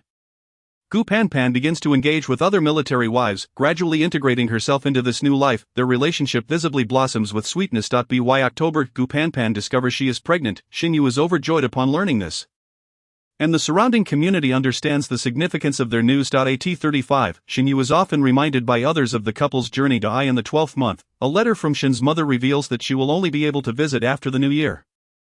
After the new year, Gu Panpan receives a package from her sisters-in-law, containing clothes, hats, knitted shoes, diapers, and blankets for the 3 children. Each item is meticulously cleaned and neatly folded, exuding the fragrant scent of soap and sunshine. Recognizing the effort put forth by her sisters-in-law, Gu Panpan reflects on how past grievances have faded. She considers the implications of her pregnancy, acknowledging the support her mother-in-law provides for her brother's family with 3 children. Based on Xinyu's hints, it seems that her brother is starting his own family, and as the eldest brother, Xinyu has assisted him. With 2 babies on the way, she realizes her family may be at a disadvantage. Additionally, it is unrealistic to expect her mother-in-law to stay indefinitely to help with childbirth. It seems she must hasten to conceive another child. Chapter 57, Life in the Military, continued when Shin's mother arrives at 5 in the afternoon. Gu Panpan is nearly 6 months pregnant. Her daughter-in-law's round belly appears as if she is already 8 months alone. Concerned, Shin's mother asks her son, "Have you taken her to the hospital?" "Why is her belly so large?" Xinyu reassures her, "We checked. The hospital confirmed it's twins. You should have called me. I would have come sooner," she replies, turning to Gu Panpan. "Panpan, what would you like to eat?" "I'll prepare something for you." Gu Panpan quickly responds, "No need, Mom, I'm not hungry yet. You should rest after your journey." At her age, Shin's mother is indeed fatigued from the long train ride. "Alright, I'll take a short rest in my room. Remember to call me if you need anything." Panpan, Shin's mother's presence brings Xinyu a sense of relief, with Gu Panpan's condition being so delicate and no one else at home. Even after informing the neighbors, Xinyu still feels uneasy. Gu Panpan's mobility is becoming increasingly limited as she approaches her due date with twins, making frequent trips to the restroom. It is a great comfort for her mother-in-law to be there to assist her. After a restful night, Shin's mother rises early to prepare breakfast, tidy up the house and garden, then take some money from the drawer to buy ingredients for lunch. After their meal, she takes Gu Panpan for a stroll, allowing her to rest when needed, as Shin's mother is concerned about Gu Panpan not having enough energy for childbirth. Gu Panpan understands her intentions and endures the exertion, despite the March weather making her sweat profusely. After 2 hours of exercise, Shin's mother takes her daughter-in-law back for a 2-hour afternoon nap. During this time, she washes clothes and prepares some egg custard, fruit, or snacks to have ready for Gu Panpan when she wakes. At 6 o'clock, Shin's mother busily prepares dinner, and when Xinyu returns, he takes over caring for his wife. On June 5, Gu Panpan gives birth to a pair of twins, a boy and a girl. Shin's mother gazes at the infants, noting their small size and rosy skin, with hints of Xinyu's features evident in their faces. The military camp is situated far from the town, making it difficult to procure supplies, especially rare items. If it weren't for her sisters-in-law sending over bottles and formula, the 2 children would go hungry. Over the past 3 months, Xinyu has ventured to town 8 times in vain, unable to find any formula or bottles. When the twins reach a month old, they receive a package from Su Jing'an and Xinhe containing brown sugar formula and beautiful floral fabric, gifts of great value in this era. Especially that little cart, which truly captivates the eye. When Gu Panpan first laid eyes on it, her heart skipped a beat. She hurriedly inquired, "Mom, where did you buy this? I've never seen it before."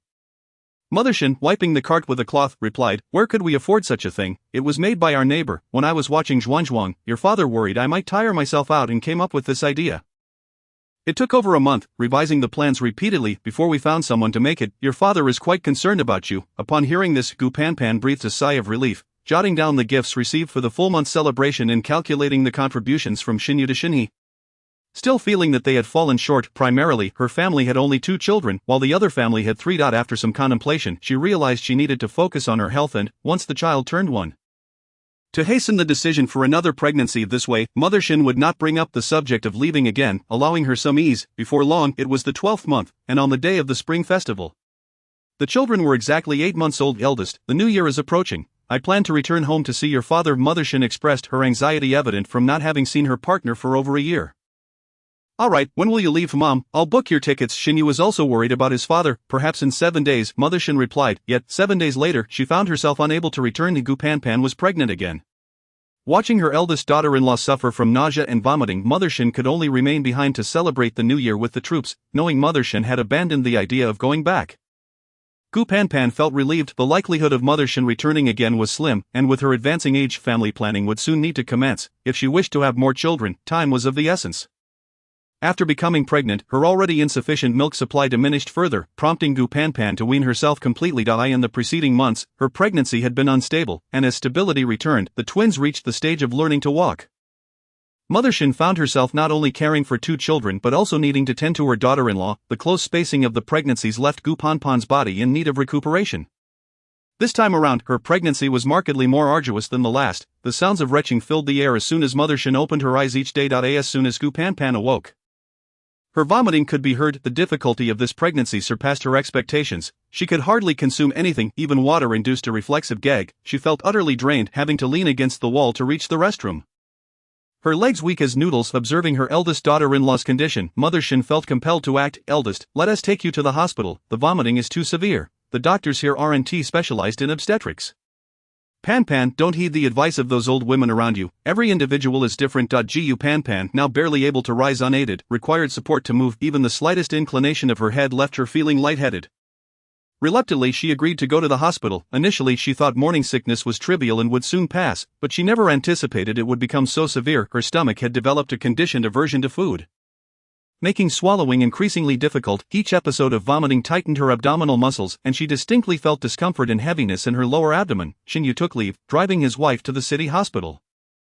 There, the doctor had no better solutions but noted signs of potential miscarriage. For now, hospitalization was necessary to preserve the pregnancy, administering glucose for nourishment. The departure of his eldest daughter-in-law eased Mother Shin's burdens. With 2 children already keeping her busy, caring for her daughter-in-law felt overwhelming. She had never felt so exhausted while watching her 3 grandchildren grow. The relentless cries of the 2 children left her feeling frazzled. The over 1-year-old child still required formula and solid food, and neglecting them for even a moment resulted in wet diapers. The need to wash their small bedding frequently compounded her fatigue. Moreover, this was the time they were learning to walk, and Mother Shin's back had never straightened. Without the little cart sent by her daughter-in-law, she feared she would have collapsed from exhaustion. Previously, the 2 children had slept alongside their mother at night, but now they were under her care around the clock, leaving her with no time to breathe. The machinations of her eldest daughter-in-law further vexed Mother Shin. However, regardless of her annoyance, she recognized the effort her eldest son was making to support his wife in bearing children, and thus felt unable to voice her grievances. Besides, she empathized with her eldest son's struggles and was willing to help as much as she could. Chapter 58, Hospitalization. With Gu Panpan's hospitalization for pregnancy preservation and the news of her expecting twins, the military wives and elder women in the compound frequently approached Mother Shin for a chat. Congratulations, Auntie, you're about to welcome 2 more grandsons. This was a congratulatory remark. Auntie, can you handle this all at once? Do you need my help? A suggestion for part-time assistance. Why didn't your daughter-in-law wait a couple more years? Look at how exhausted you are. A taunt to stir trouble. What does your daughter-in-law eat? What are her hobbies or taboos at home? An inquiry seeking secrets. Every time Mother Shin stepped outside, she would encounter these curious women. Consequently, Mother Shin had to limit her outings, choosing to go out only when fewer people were around. Now she simply fetched her meals from the cafeteria. With no time to cook for herself, she had to rely on ready-made food. Shinyu took 3 days off, and once Gu Panpan's condition improved slightly, hurried back to the army. He couldn't be away for long. Knock, knock, knock. Come in. Hello, Dr. Wang. I am a family member from bed 6. Dr. Wang set down the medical records and looked up at the man in military uniform with respect. Please take a seat. How may I assist you, comrade? With limited time, Shinyu got straight to the point. Doctor, I have little time, as I must return to the unit this afternoon. Please take extra care of the patient in bed 6. Rest assured, we will do our utmost to care for her. Thank you so much. After leaving, Shinyu bought 2 bottles of malt extract, a pound of brown sugar, and 2 pounds of hard candy. He placed the malt extract and brown sugar on the bedside table and took a pound of hard candy to find the head nurse. Comrade, what is this? Nurse Tang, nearing 50, never raised her voice when speaking with patients or their families. Regardless of her exhaustion, I'm the husband of the patient in bed 6. I only have 3 days off and must leave soon. I'm worried about her being here alone, so I must trouble you and the nurses to keep an eye on her. Here is my contact information. Please reach out if anything arises. Shinyu handed over his contact details. Don't worry, caring for patients is our duty. I've seen many doctors and nurses so busy that they sometimes skip meals. Feeling faint and dizzy from hunger when you cannot eat, just suck on a piece of candy to alleviate your discomfort, Shinyu advised, offering the candy. This is our responsibility. You needn't be so courteous. Nurse Tang quickly declined. It's nothing special. I'll feel better knowing you have it. Fearing further insistence might attract attention, she accepted it. Seeing her accept it, Shinyu said nothing more and hurriedly exited. Heading back to his unit, how has bed 6 been feeling today? Dr. Wang conducted rounds twice daily, thoroughly checking on Gu Panpan each time. Gu Panpan's complexion had improved significantly since her arrival. I feel much better. I've gained some strength these past few days. After 5 days of glucose infusions, her pale complexion had brightened, and her lips were no longer as chapped. Still unable to eat? No, Gu Panpan replied, shaking her head in resignation. Has the early pregnancy reaction subsided? As long as I don't eat, I feel a bit better. Otherwise, the urge to vomit remains uncontrollable, with the reduction in nausea and the administration of preservation medication. Gu Panpan's abdomen was no longer sore or painful. This pregnancy had been tentatively stabilized. For now, refrain from eating anything solid. You can have malt extract, brown sugar water, honey, soy milk, or rice oil, whatever you have on hand. Just sip a little each day. Don't overdo it. Start with 1 or 2 sips and gradually increase. Nourish your stomach before eating solid food. If your appetite improves and nausea dissipates or lessens, then you'll be fine. Gu Pan Pan nodded, immediately realizing she could no longer rely on past experiences and theories. It was best to heed the doctor's advice. Professional matters should be left to professionals. Shinyu frequently called the doctor and nurses, and upon learning that his wife was gradually recovering, he felt a sense of relief. Half a month passed before Shinyu could visit the hospital again. After a brief 20 minutes, he turned to leave. Another half-month later, he returned once more. Gu Pan Pan, noticing her husband had lost considerable weight during these days, felt warmth in her heart after completing the discharge procedures. Shinyu drove her home and, without pausing for even a minute, returned to the barracks. After more than a month in the hospital, upon arriving home, Gu Pan Pan felt an overwhelming sense of comfort as she lay in bed. Turning her head, she noticed the 2 children appearing somewhat shy around her. Despite understanding their young age and poor memory, she couldn't shake off the discomfort. This reminded her of her children from her previous life, none of whom remembered or honored her. It was alright. When they began to remember, her mother-in-law would have already passed in this life, as long as she firmly grasped the money with one hand and held on to Shinyu with the other. She would never experience hardship again. Shinyu's military retirement would allow him to earn for her, and even if he didn't retire, she could still move into the military compound, enjoying a degree of status and power.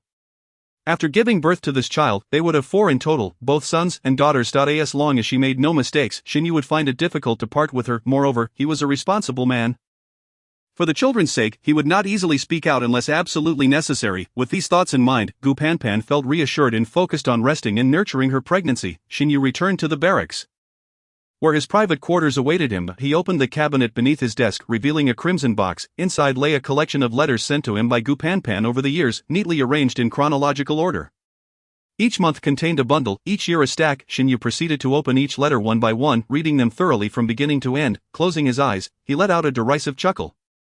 This was still the Gu Pan Pan he recognized, unchanged in essence. The only difference was that she had donned a beautiful facade. The nature of their relationship remained constant. He was the only one who had truly opened his heart. He opened a drawer to find 2 bankbooks. Over the years, half of his earnings had been sent to his mother, while the other half was saved. Aside from the customary social expenses, one of the bankbooks contained funds from his monthly allowance and rewards for completing tasks.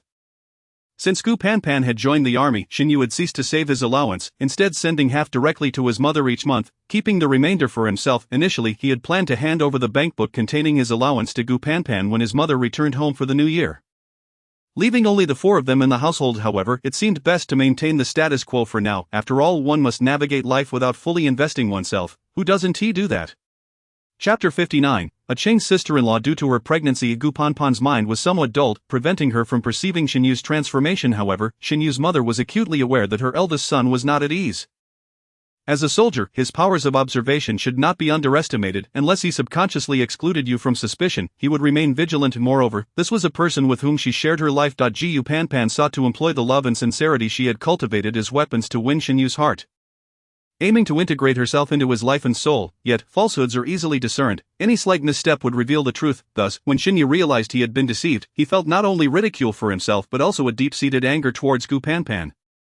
The humiliation of being played for a fool, while he reveled in it, stirred a tumult of emotions within him. He burned all their correspondence, erasing the evidence, and found himself utterly composed. Shinyu severed the ties to his embarrassing past, even though he was the only one privy to it. Once again tightly closing the heart he had just begun to open, and swiftly altering the dynamics of their relationship. For over 30 years, in his professional domain, Shinyu had never repeated the same mistake. Yet with Gu Pan Pan, he had stumbled twice. Such errors were intolerable to his pride and dignity. A month passed, and Gu Pan Pan had regained her strength and appetite, yet no trace of her previous self remained in Shinyu. His mother felt a lingering dread. She sensed that her son's attachments had diminished. For those engaged in perilous professions, the need for connections, love, and warmth is paramount. While she would occasionally scold her younger son, Shinhee, or casually complain, she was more cautious with her eldest. Even a thoughtless remark could leave a mark on his heart. As a mother, her sole desire was to protect him, even if he now towered over her in both stature and strength. By the time Gu Pan Pan recognized the issue, no amount of effort could mend the rift between them. Their emotional positioning remained unaltered. Later, upon meticulous reflection, she discerned the collapse of her facade and the missteps she had taken. She had repeated the impulsiveness she exhibited upon her rebirth, a flaw she had carried from her previous life. Even after warning herself to remain vigilant, her carelessness had resurfaced. Gu Pan Pan, feeling utterly defeated, pondered her situation. If the path of romantic love proved impassable, she could still pursue the avenues of maternal love and warmth. With this thought, her spirit reignited. During this scorching summer, after entrusting the children to Shinhee, Su Jing'an felt a sense of relief wash over her. As was her custom, she engaged in light conversation with her colleagues while waiting for the workday to conclude. To have such a daughter-in-law was indeed a blessing accrued over several lifetimes. Wu Sufan fervently agreed. Who could it be? Su Jing'an felt as if she had merely washed her hands, yet now found herself struggling to keep pace with the conversation. Who else could it be but a Qing's sister-in-law? Wu Sufan fumed, claiming her mother-in-law only bullied her. If I were a Qing's sister-in-law, I would have long since expelled my mother-in-law and brother-in-law's family. Su Jing'an immediately recognized the identity in question. A Qing's sister-in-law referred to a female worker from the second workshop, Lu Qing. Her husband had passed away early, yet she was warm-hearted, diligent, and hard-working, earning her the admiration of those around her. Since the popularization of the model opera Sha Jiaobang, many at the factory began referring to Lu Qing by the nickname A Qing, which gradually caught on. A Qing was a commendable person, yet her mother-in-law could not seem to tolerate her. The more praise A Qing received, the more scrutinizing her mother-in-law became. In her eyes, despite A Qing's capabilities, she would never be the ideal daughter-in-law. First, she had not borne a son, after a decade of marriage. She had given birth only to a daughter. Second, her eldest son, Qindong, had tragically drowned in a frozen pond during the winter of 1960, an accident that stemmed from Lu Qing's suggestion to have fish for the new year, leading him to catch fish for her. Chen's mother had directed all her resentment towards her daughter-in-law, a grudge that festered for years. Since last year, matters had escalated further, with her mother-in-law enlisting her younger son's family to torment A Qing. Many urged her to seek help from the union or women's federation, suggesting the factory would advocate on her behalf. Yet, for reasons unknown, the typically astute A Qing had become muddled in this affair.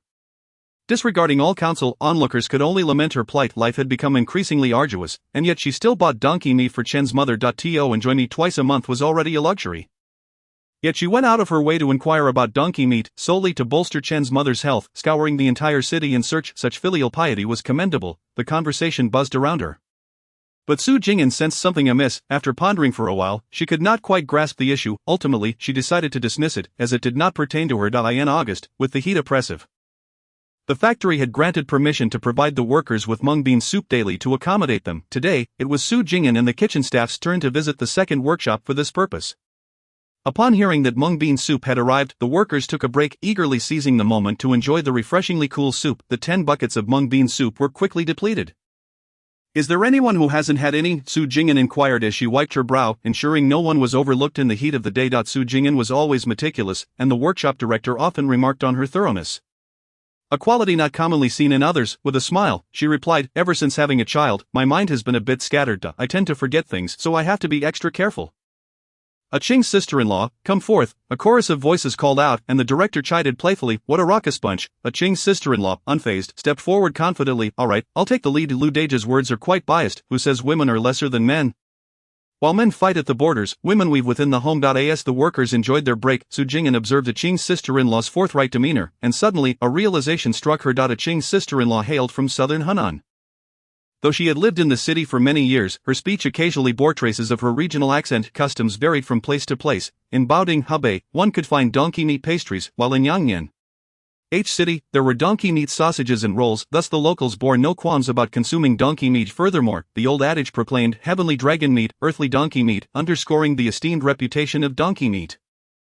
This delicacy was lauded for its exquisite flavor, with its tender texture and perfect balance of fat and lean. Additionally, its nutritional benefits were significant, reputed to aid in conditions such as arteriosclerosis, coronary heart disease, and hypertension, while also possessing anti-aging and beauty-enhancing properties, as well as nourishing and revitalizing effects. In an age where acquiring meat was a challenge, who could resist such a temptation? Chapter 60, Blood debts must be paid in blood. Yet A Qing's sister-in-law hailed from southern Hunan. The people there believed that consuming donkey meat could trigger old ailments. This old ailment referred to chronic conditions. It was said that if one had lingering injuries or illnesses, even if they had seemingly healed, it was best to avoid donkey meat, for it could easily provoke past afflictions. This belief was documented in the renowned medical text Sui Shi Juing Shi Pu by the Qing dynasty physician Wang Shixiang, which stated, donkey meat is sour, neutral, and toxic, stirring up wind. It is harmful to consume. An individual widely celebrated as a dutiful daughter-in-law was, in fact, ensuring her mother-in-law consumed donkey meat monthly, revealing the depths of her animosity.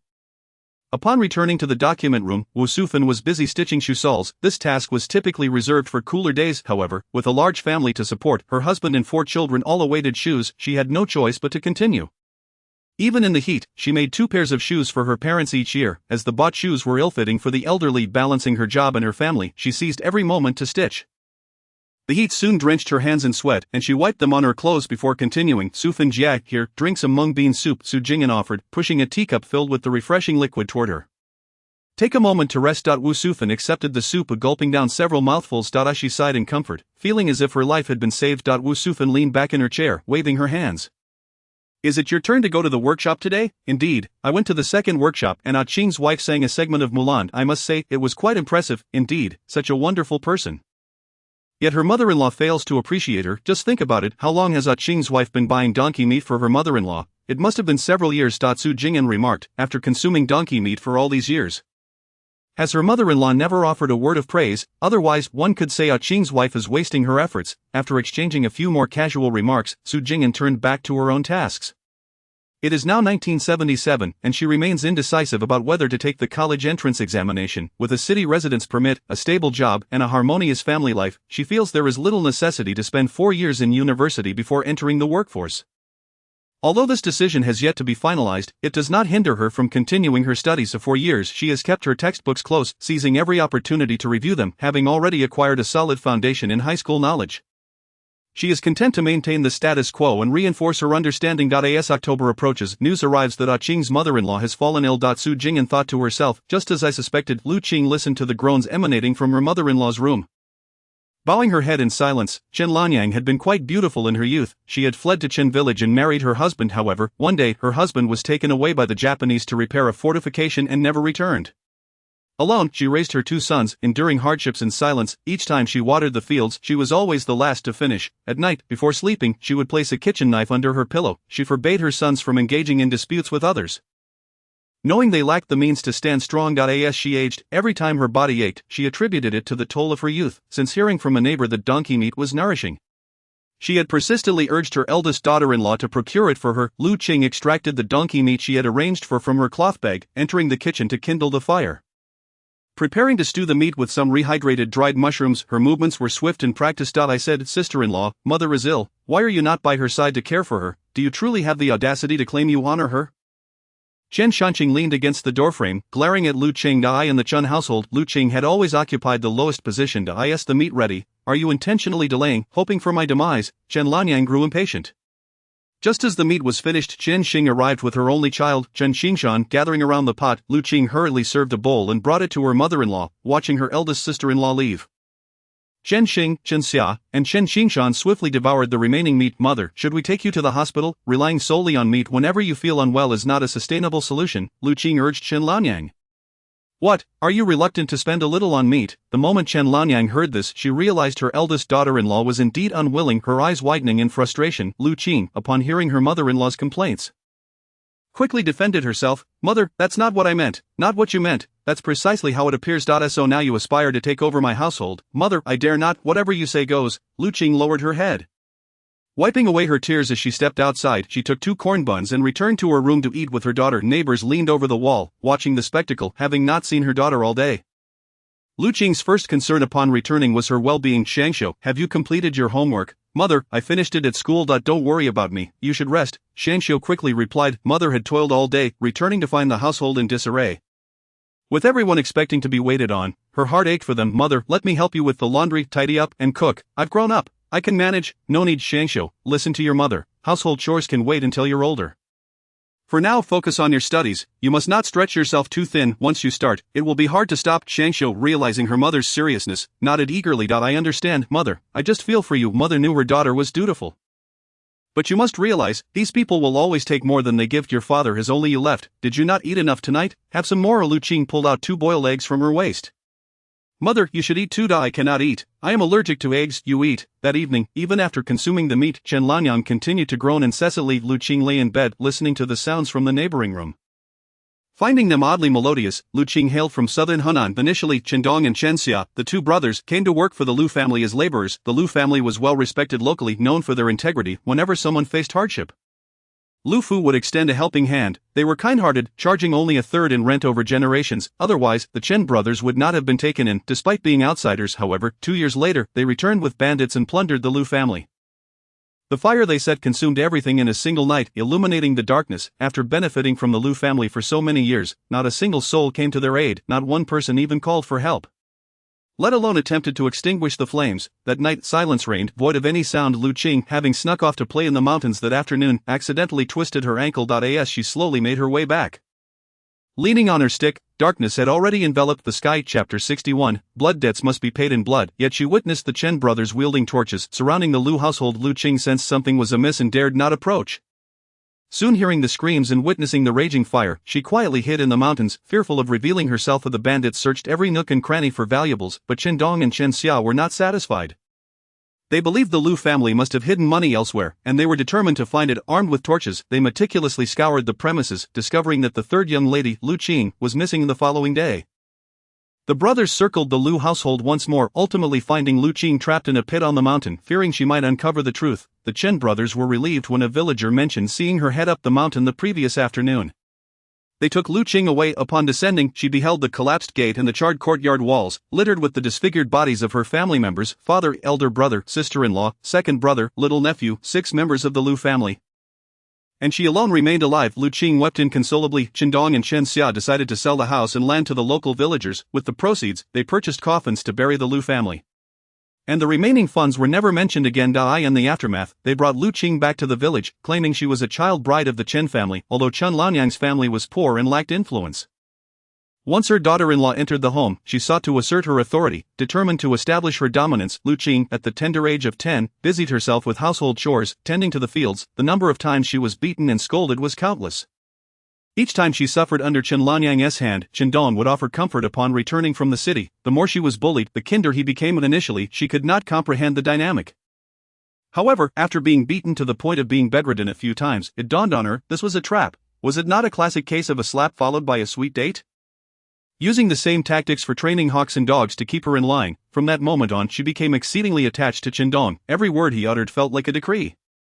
Etched in her heart, she heeded him without question. When the new China was established and the practice of child brides was to be abolished, the brothers Chen Dong and Chen Xia, working in the city, hurried back to the village, discussing matters with Chen Lanyang late into the night. The following day, they held a wedding in the village. 13-year-old Lu Qing thus wed the 23-year-old Chen Dong in 1956.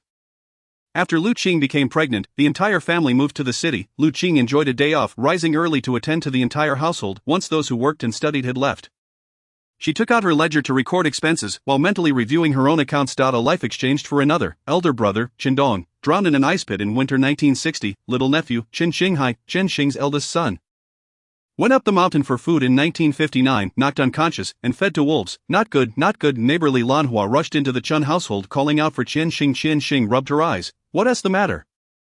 Lanhua, why are you in such a panic? They say your Chen Xia has met with an accident, Li Lanhua exclaimed, smacking her thigh, her loud voice drawing the attention of nosy neighbors. What happened? Chen Xing anxiously grasped Li Lanhua's arm. They say your Chen Xia fell into the steel furnace. Li Lanhua looked at her good friend with sympathy. What? Upon hearing this, Chen Xing fainted. Chen Lanyang, who had been lying down, sprang to her feet upon hearing of her son's plight. Overcome with emotion, her chest, already troubled for months, suddenly tightened, leaving her gasping for breath, her limbs convulsing. The instinct to survive compelled her to struggle, and she collapsed to the floor with a thud. Outside, chaos ensued. Chen Xing, Lu Qing frantically slapped each other's faces in an attempt to revive one another. If she can't be awakened, pinch her acupoint. The surrounding neighbors, unwilling to merely spectate, offered suggestions. Lu Qing exerted all her strength, desperately pinching the acupoint. Kind-hearted individuals brought wet towels to wipe their faces. After a considerable time, they finally saw Chen Xing regain her composure. Upon opening her eyes, she found herself encircled by a crowd. This is not the time for grief, Lu Qing urged Chen Xing. Hurry, and go to the factory to find out what happened. Yes, quickly Xingzi, go see what's going on at the factory. Chen Xing let out a wail and scrambled to her feet. Racing towards the steel mill, Lu Qing gazed anxiously at his sister-in-law. Suddenly realizing the gravity of the situation, he turned and dashed towards the main house. Why hadn't Chen Posey emerged for such a long time? Just now, he thought he heard a noise coming from inside. Rushing in, he called out, Mom, wake up. What is wrong with you? Lu Qing shook Chen Posey for what felt like an eternity, but she remained unresponsive. With tear-filled eyes, he knelt before the crowd, pleading, Aunties, please help me take my mother to the hospital. As the concerned onlookers came forward to assist, they discovered that Chen Posey's complexion was ashen, her lips tinged with purple. She had already drawn her last breath. Lu Qing, may you find solace in this sorrow, someone murmured. The Chen family had fallen into a tragic plight. Mom, Lu Qing let out a heart-wrenching wail. his sobs rendering him breathless, and the neighbors around him found their own eyes glistening with tears. Compassion welled up within the hearts of those present, and they rallied together to help arrange the funeral rites. Lu Qing wept as he prepared his mother's body, retrieving a set of fresh garments from the trunk to dress her in. The kind-hearted women assisting noted how Chen Pozi looked immaculate, both inside and out, and couldn't help but admire Lu Qing's filial piety. She had indeed enjoyed the blessings of her daughter-in-law. Father, Chen Lanyang, October 1977, passed away from a heart attack. Chen Xia's job involved pushing a cart filled with scrap steel and iron towards the smelting furnace. Today, he felt unwell in his stomach, having visited the restroom twice without any improvement. Chen Xia, how are you holding up? If it's serious, you should visit the infirmary, inquired the team leader with concern. It is just a bit of diarrhea, nothing to worry about. I'll head to the infirmary after I finish this load, Chen Xia replied, not wanting to dismiss the leader's kindness. He intended to push through this last cart before taking a leave of absence to see the medical staff.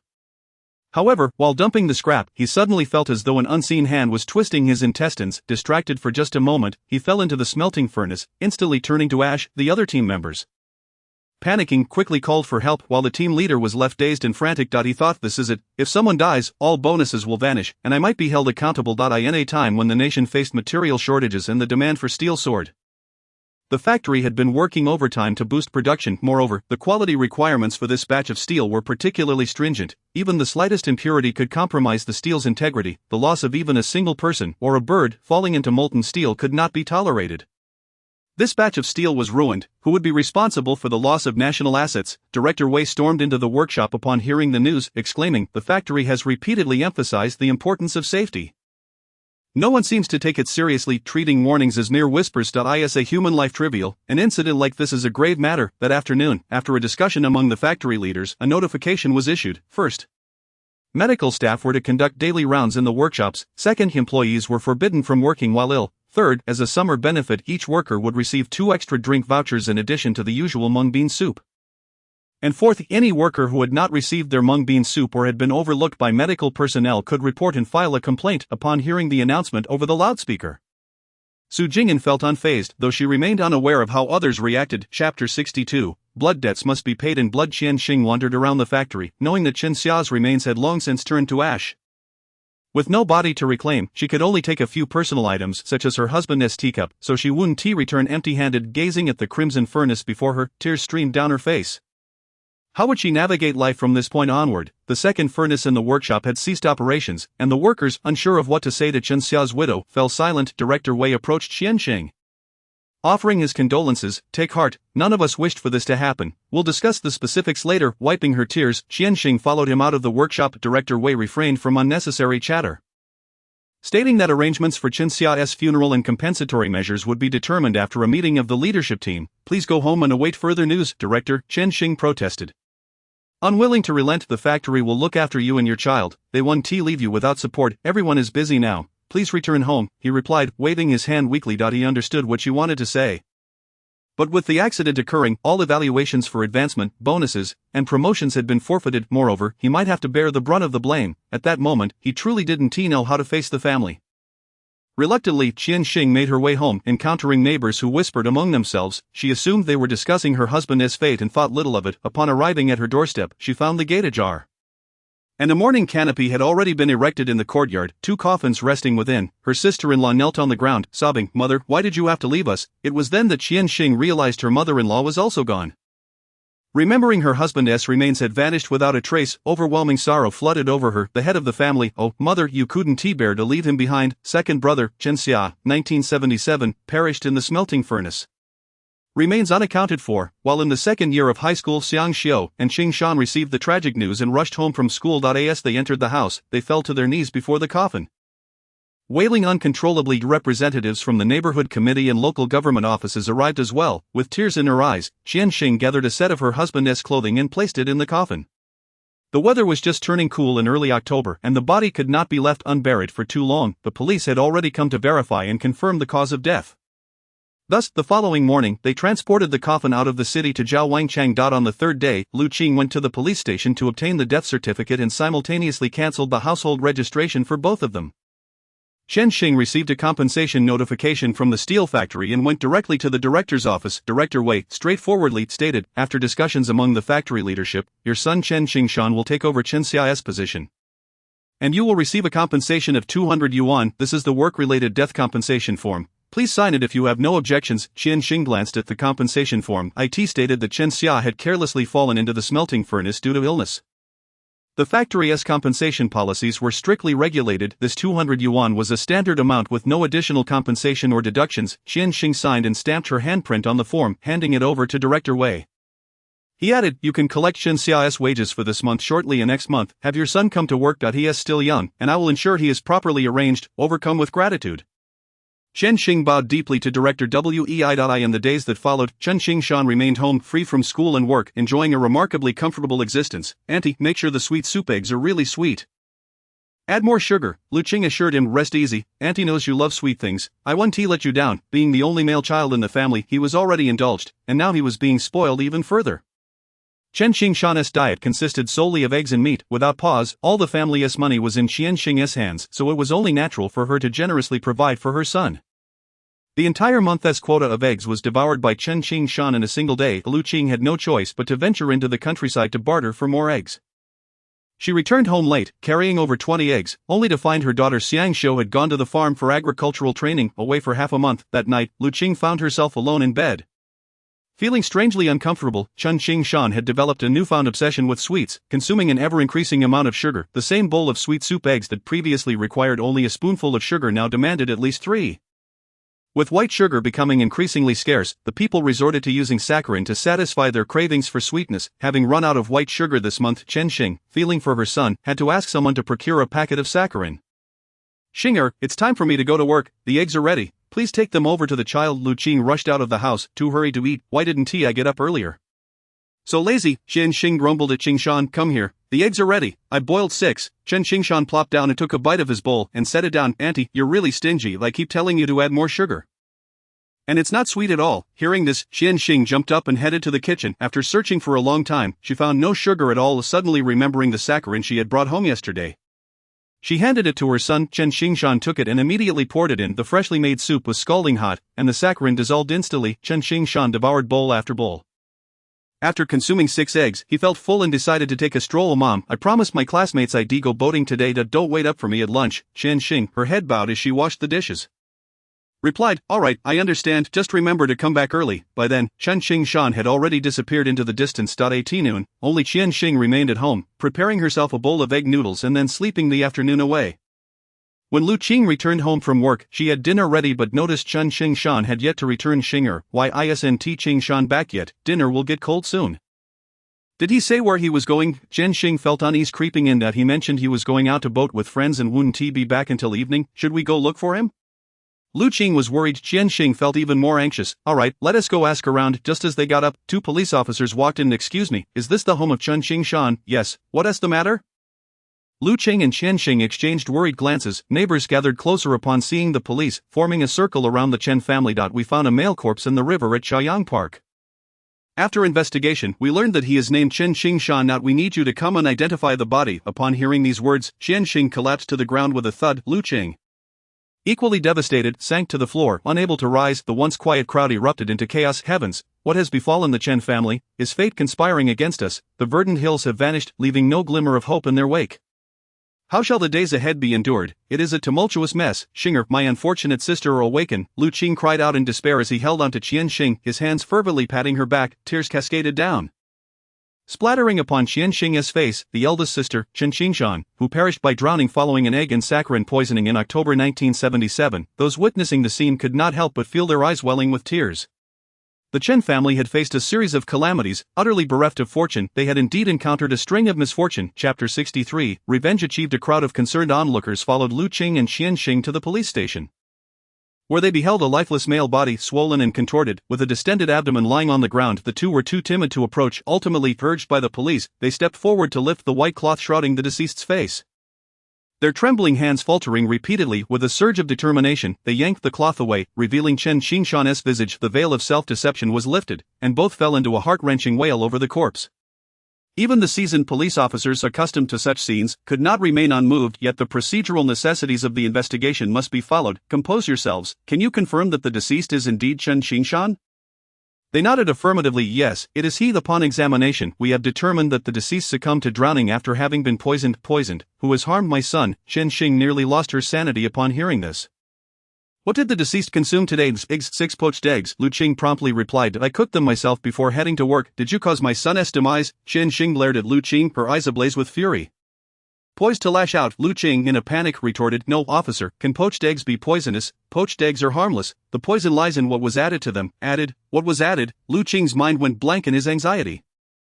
Do not panic, think carefully. Qingshan adored syrupy poached eggs, but that day, there was no white sugar in the jar. I added a bit of saccharin before I left for work. Saccharin? You added saccharin? Chen Xing recalled suddenly.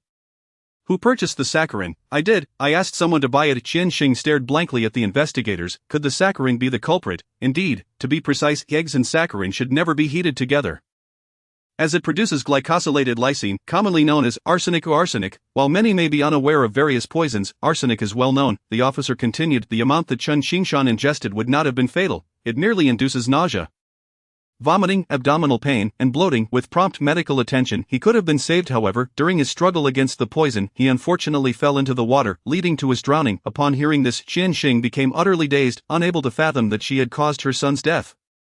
Lu Qing could only dry his tears and call upon neighbors to assist in lifting Chen Xing, while they prepared to carry Chen Qingshan home. Not Xinger, we must send Qingshan off with dignity.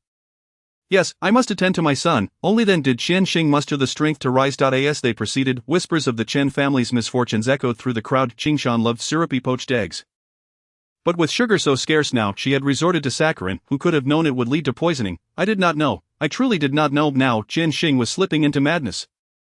The funeral arrangements were entirely left to Lu Qing, who busied himself. The following day, as they prepared to carry the coffin out, the young men struggled to lift it. The crowd erupted in confusion. What was happening?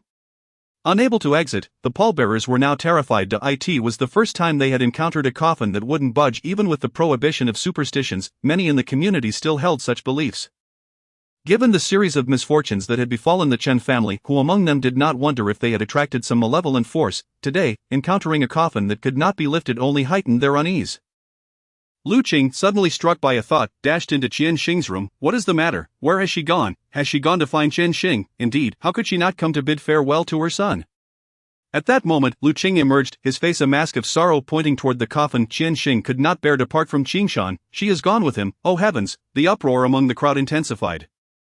Some had already hastened to the police station for assistance. The officers arrived promptly, demanding the coffin be opened. Upon lifting the lid, they discovered Chen Xing lying within the coffin, cradling her son Chen Qingshan. No wonder it was so heavy. 2 bodies could not weigh the same as one. Upon examination, it was revealed that Chen Xing had ingested pesticide before crawling into the coffin. But from where did the pesticide come?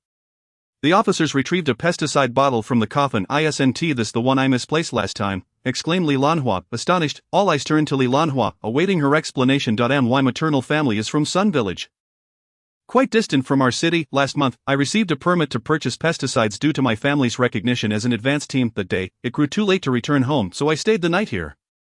Yes, I recall this. Others chimed in, affirming her story. Her elder brother and their village leader came by ox cart. I saw it too. Many neighbors corroborated. Li Lanhua continued. I have a good relationship with Chen Xing and often visit her.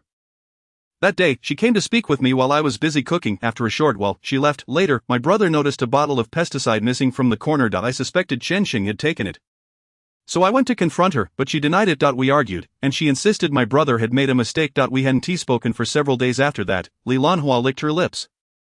It had been over half a month since we last spoke. It was only after Chen Xing gifted her half a pound of sunflower seeds that they reconciled. Indeed, that day Chen Xing was wearing a newly made blue checkered coat. The crowd murmured. Is there anything else to add? The officer inquired, observing Li Lanhua hesitating to speak. Taking a deep breath, Li Lanhua confessed, at that time I didn't believe her, yet she swore to the heavens, declaring that if she had taken it, she would drink it herself. A collective gasp rippled through the onlookers. She truly had consumed it. We will investigate further and notify you. The police, having gathered the details, promptly secured the pesticide bottle for evidence. 5 days later, the conclusion was reached. Chen Xing had committed suicide. In the blink of an eye, the Chen family was shattered, a poignant truth encapsulated in their tragic fate. Lu Qing once more sought assistance to procure a coffin, and the neighbors helped carry it beyond the city limits. At this time, however, they bore 2 bodies, Chen Xing in the lead, followed by Chen Qingshan. 3 decades prior, the Chen brothers had buried members of the Lu family. Now, 3 decades later, Lu Qing bid farewell to the Chen family. On the 7th day of mourning, Lu Qing took the time to pay her respects. carefully wiping each tombstone with a clean cloth. Over the years, her cautious nature had become second nature. Although vengeance had been achieved, Lu Qing never spoke of it, even when alone in the wilderness.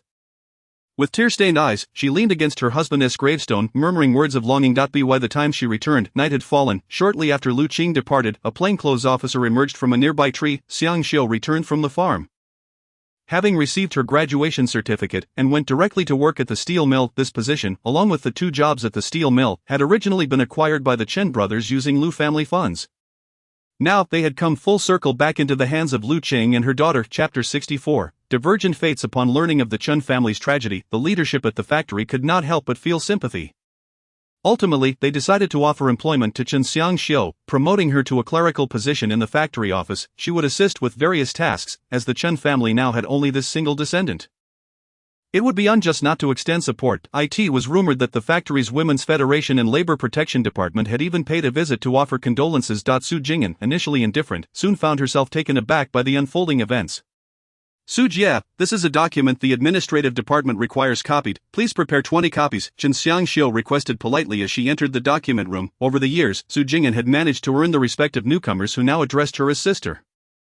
She was unaware of the other circumstances, but she had never made a habit of deliberately complicating matters for anyone, nor had she ever quarreled with anyone. Throughout these years, her direct supervisor, Director Huang, had always been supportive of the staff in the building. Were all well aware of the dynamics at play. Unless there were power struggles among the higher-ups involving factional allegiances, ordinary employees remained untouched.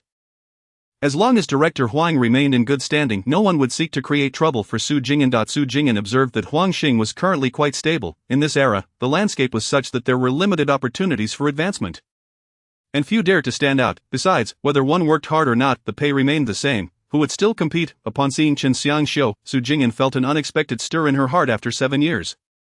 Sure, Xiangxiu, please wait a moment. It will only take a few minutes. Su Jing'an smoothly accepted the documents, and after 10 minutes she had organized the copies and handed them over. Thank you, Su Jie. Chen Xiangxiu expressed her heartfelt gratitude. It was said that Su was meticulous in her work and kind-hearted, and it seemed to be true. After Chen Xiangxiu left, Su Jing'an leaned over her desk to carefully examine the script. She could not help but marvel at the intertwining of fates. The tale of years of tranquility speaks of none other than Chen Xiangxiu, the wife of Xinyu, or more accurately, the wife of Xinyu. In his previous life, after Gu Panpan departed, Xinyu returned to H City. Xinmu gazed at her son, who had lost a leg, uncertain whether to feel sorrow or relief. The thought of her son, once whole, now missing a limb, evoked a profound sadness within her, especially when confronted by the sympathetic glances of those around them. Yet, the fact that her son had returned alive, and with the courage to set aside his pride to see her, left her with a sense of gratitude as a mother. In the depths of despair, Xinyu encountered Chen Xiangxiu. Through several encounters, this gentle and considerate young woman gradually found her way into his heart. Chen Xiangxiu was like the misty rain of Jiangnan, softly enveloping him in a delicate embrace, filling his heart with tranquility, a feeling that had long eluded him. For Xinyu, freshly discharged from military service, this was an irresistible allure. Those who have served in such perilous professions often bear the scars of trauma, known as post-traumatic stress disorder or the lingering effects of war.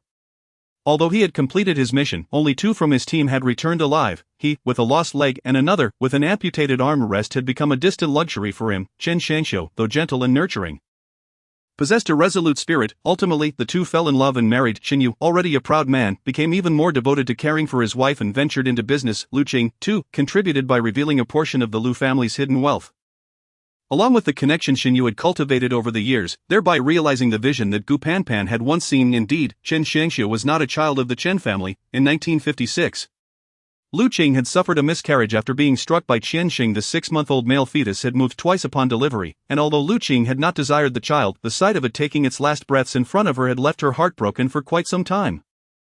However, the notion of remaining childless was impractical, especially since Lu Qing could not allow the Lu lineage to perish. Coincidentally, Xiangxiu's father was single and in poor health. After careful observation, Lu Qing identified him as a suitable match. After 2 years of recuperation, she found the opportunity to conceive. This is another tale of a life intertwined with fate. Xinyu was the kind of man who needed to hold his wife even in slumber. Xiangxiu had grown up without a father figure. Xinyu's character, decisive, assertive, and uniquely caring, captivated her. Chen Xiangxiu sought a husband who could provide her with a sense of security. It could be said that Gu Panpan was a carefully crafted persona, mirroring the temperament of Chen Xiangxiu from the previous generation, a mere imitation. Even as her facade began to crumble, Gu Panpan felt no guilt. Without her, Xinyu would have long since lost his leg. Could he still stand in the army and converse with her now? Shinye's leg was a price paid for their union, a poignant exchange of different lives at different destinies. Su Jing'an dared not contemplate how Shinye would choose if he were to learn the truth.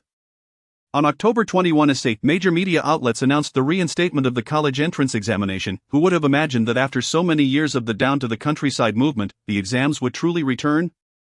This was a moment of destiny, a time when everyone aspired to leap over the Dragon Gate. The postman was inundated with work, as many were either sending or receiving mail, with the exam date approaching and materials lacking due to the tight schedule. Many chose to study together at night after their day jobs. This situation provided a perfect opportunity for criminals to exploit. After registering, Su Jing'an also dedicated her nights to review. Why had she returned so late?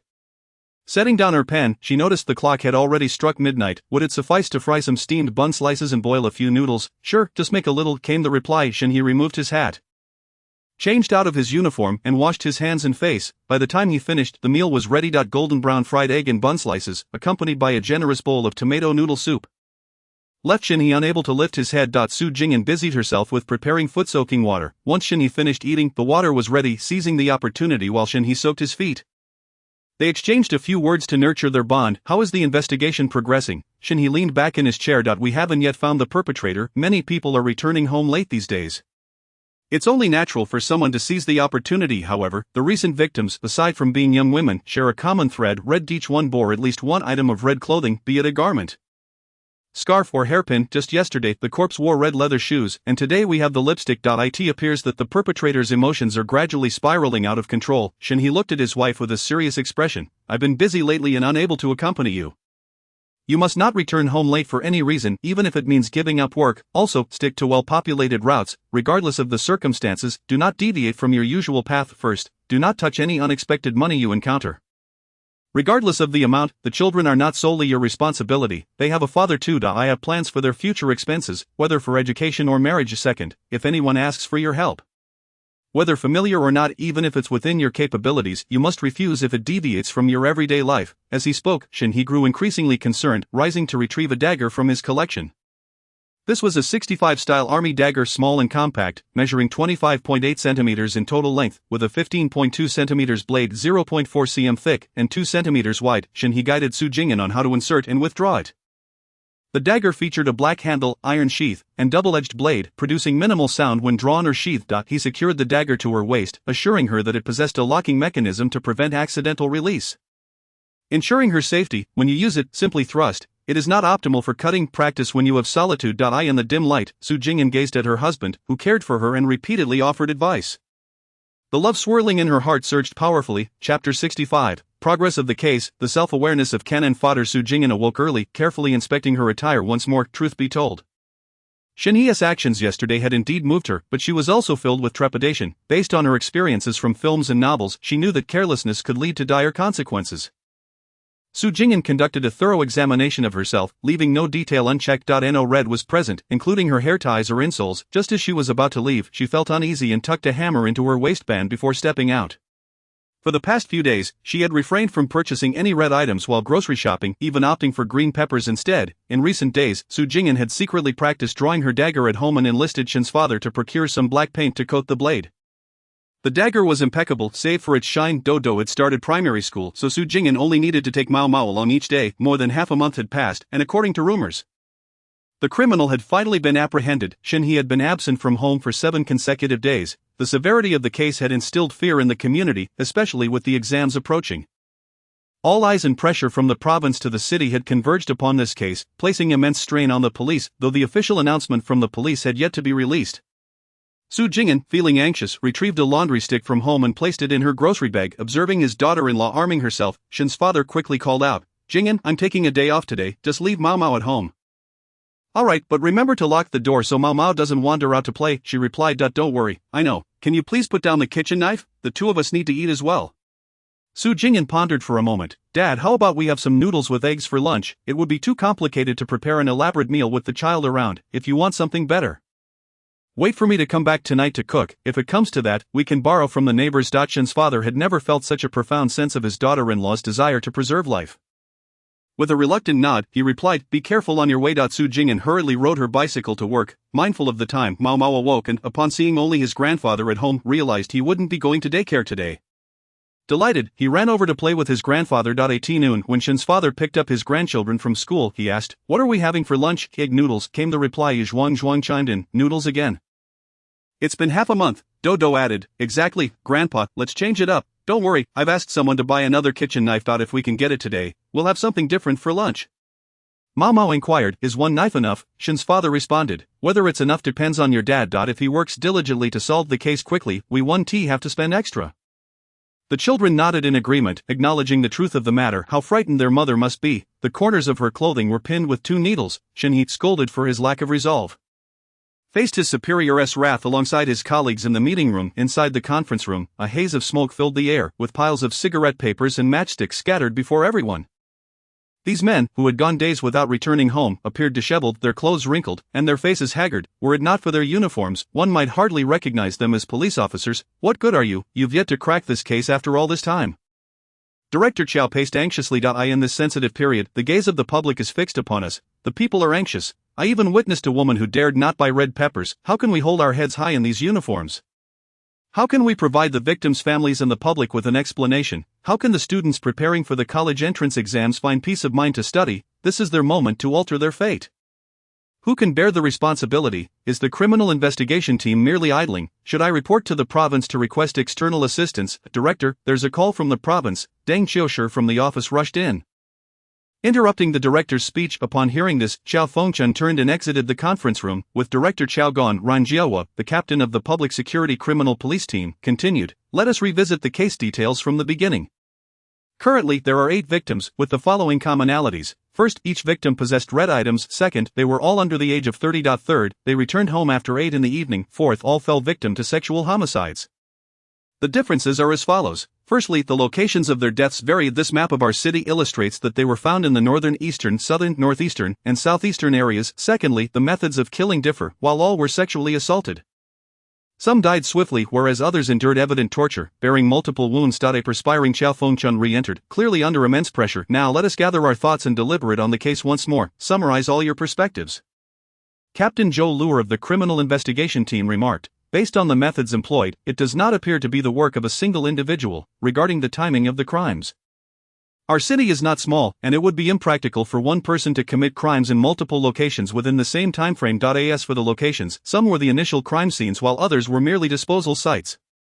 Thus, our analysis leads us to conclude that the perpetrator is not one individual." Xiao Fengchun nodded in acknowledgement and inquired if there were any further discoveries. Shinheed, gazing at the case analysis chart on the wall, stated, "Based on the locations where bodies were discovered and the crime scenes, there is yet to be an incident in the western area. There are 3 possibilities. First, the criminal may be far from here, making it inconvenient for them to travel back and forth. Second, the criminal has not yet had the opportunity to commit a crime, though it is already part of their plan. Third, the western area could be the criminal's hideout, from which they are subconsciously avoiding detection." Upon reaching this point, a wave of unease washed over Shinhee. However, he had no time to ponder the implications as he was once again drawn into the discussions regarding the case. Zhou Luer continued, "Let me update you on the progress of the investigation. First, through interviews with the victims' families, neighbors, and friends, as well as inspections of the crime scenes and a review of the victims' daily habits and life trajectories, we have determined that the likelihood of a familiar individual being involved is minimal. Second, through surveillance and investigation over the past few days, we have identified 8 suspects who were present at the crime scenes but who cannot provide substantial alibis. Third, unlike before, we cannot simply summon these 8 suspects for questioning, primarily due to the lack of direct evidence and their sensitive identities. Among them is a military widow. 3 are students preparing for college entrance exams.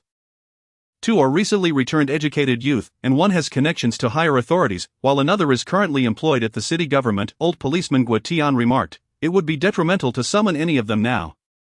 Ren Jiawa continued, "Allow me to outline today's task assignments and deployments. First, I have circulated information stating that we have apprehended the criminal, hoping to mislead the perpetrator. Second, I have requested a female officer from the military. She will don a red coat tonight to see if we can lure out the suspect. Third, the location will be in the west, where there are numerous large factories, increasing the chances of the criminal making an appearance.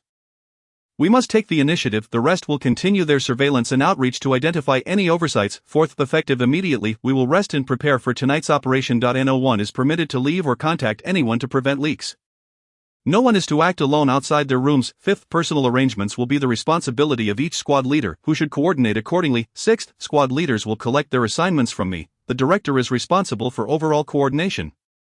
Meals will be taken care of. This meeting is adjourned. Chapter 66. Struggling for life. Upon arriving at her workplace, Su Jing'an felt a twinge of unease given her past experiences with novels and films.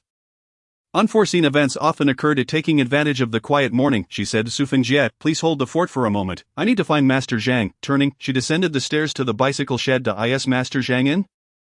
Yes. Hearing someone call, Master Zhang hurriedly emerged limping. Zhang Liang had once been a frontline worker at the steel mill but became a cripple after an accident injured his heel, the factory, in consideration of his injury and his bicycle repair skills. Entrusted him with the bicycle shed. It was due to this skill that he had retained this job for years without theft. Master Zhang, are you free right now? Yes, it's been quiet all morning. Could you please help me fix my bicycle? Is it the women's bike? Yes. What's wrong with it? I can't quite pinpoint it. It just feels uncomfortable to ride. If you like, I can disassemble it and conduct a thorough inspection. Alright, please go ahead with that. Zhang Liang promptly set to work. It was a significant task and she feared it might not be completed in time. Su Jing'an watched as Master Zhang dismantled the bicycle for a comprehensive repair. The outcome revealed that the wheel spring was loose, the brakes were unresponsive, the chain was slack and prone to falling off, and the pedals were stuck. To top it off, the tire had been punctured by a thorn at some point. After over 2 hours of diligent work, given Zhang Liang's mobility challenges, everything was finally repaired. When it came time to inflate the tires, Su Jing'an hesitated to inflate them too much for fear of bursting them. Master Zhang, how much do I owe you? Just 50 cents. Zhang Liang wiped the grease from his hands. Su Jing'an pondered for a moment and said, here is a yuan. Master Zhang, please keep an eye on my bicycle today. No one is to touch it, let alone borrow it. Upon hearing this, Zhang Liang readily agreed. I'll lock it up in the shed behind my place. If it's out of sight, it won't be on anyone's mind. Upon returning to the data room, Su Jing'an happened to see Wu Sufan exiting the director's office. Jing'an, you arrived just in time. My family is looking for me. My mother has suddenly been hospitalized. And I need to leave immediately. I won't be in for the next few days. Here are the keys to the cabinet. Alright, don't worry. Su Fengjie. Su Jing'an reassured Wu Sufan. As she watched Sufan hurriedly preparing to leave, she suddenly remembered to ask, Su Fengjie, didn't you give me the wrong keys? Upon hearing this, Wu Sufan looked at the keys shaking in Su Jing'an's hand and smacked her forehead. Oh dear. Those are my home keys. Su Jing'an chuckled, took the keys back and diligently unlocked and relocked each drawer to ensure accuracy. Have you forgotten anything in your drawer? Wu Sufan opened it once more, confirming nothing was left behind, but she produced a stack of documents. This is what Sister He from the Union gave you this morning. She wants 30 copies for record keeping. She'll come to collect them after work. After a moment of reflection, Wu Sufan was relieved to realize she hadn't forgotten anything. I'm so embarrassed, Jing'an. I'm all flustered and forgetful today. Su Jing'an replied, we all have those days, just take care on your way. Wu Sufan's concern stemmed from Sister He's particularly meticulous nature, making her difficult to deal with. In every workplace, there are always one or two individuals who enjoy stirring trouble, constantly feeling wronged by others. If Su Jing'an were to forget to make copies of Sister He's documents, she wouldn't be able to leave work today. Offending Sister He could disrupt her tranquil existence in the future. Taking the documents, she printed 35 copies in one go, printing an additional 40 for safekeeping. During lunch, Su Jing'an chose not to go to the canteen. Instead, she enjoyed her own vegetarian meal from her space. Jing'an Jia, why didn't you go to the canteen? They're serving braised pork today. People are going wild over it, Chen Shangxiu remarked while washing her lunchbox in the pantry. I brought my own lunch today. Su Fengjie has family matters, so I'm the only one in the data room. I thought I'd stay in. Su Jing'an responded warmly, come find me when you have time. You should hurry along. Jing'an Jia, Chen Shangxiu understood that Su Jing'an needed to keep watch alone for now. In the afternoon, a sudden notice arrived from the factory. There will be an inspection from the provincial office tomorrow. All departments, workshops, and sections must prepare their respective work and organize relevant materials, grasp the revolution, promote production. So many matters require urgent attention. The world turns, and time is fleeting. 1,000 years is too long. We must seize the day. This indicated that overtime was on the horizon. That afternoon, the office became a whirlwind of activity as if someone had pressed a fast-forward button. People continuously approached her for documents or to make copies. Su Jing'an tirelessly searched open cabinets, closed them, and recorded everything. It was not until nearly 4:30 that things finally quieted down. Not daring to take a break, she took the materials required by Sister He to the Union.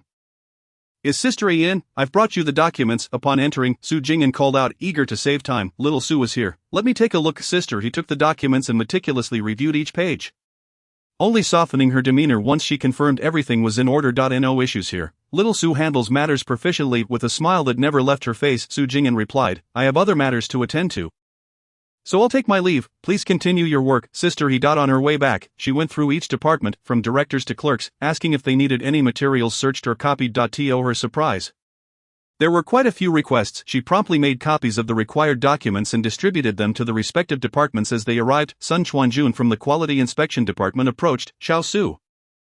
I must trouble you this time. Could you please retrieve the backup of our department's documents from 5 years ago? We seem to have misplaced ours. The other party's face flushed, clearly having hurried over. Su Jing'an unlocked the cabinet with the key and searched but found nothing. Nevertheless, she remained composed, retrieving the backup she had stored in her space. Upon receiving it, Sun Chuanjun expressed his gratitude and hurried back to the Quality Inspection Department. Su Jing'an glanced at the time. It was 5:30, and turned to head to the restroom on the upper floor designated for the leaders. Just as she squatted down, a group of people rushed in. Filling the stalls, the line extended outside. Why were there so many people at this hour? It was said that the braised pork served at noon was not fresh. The restroom downstairs was out of order and under repair due to a broken flushing system.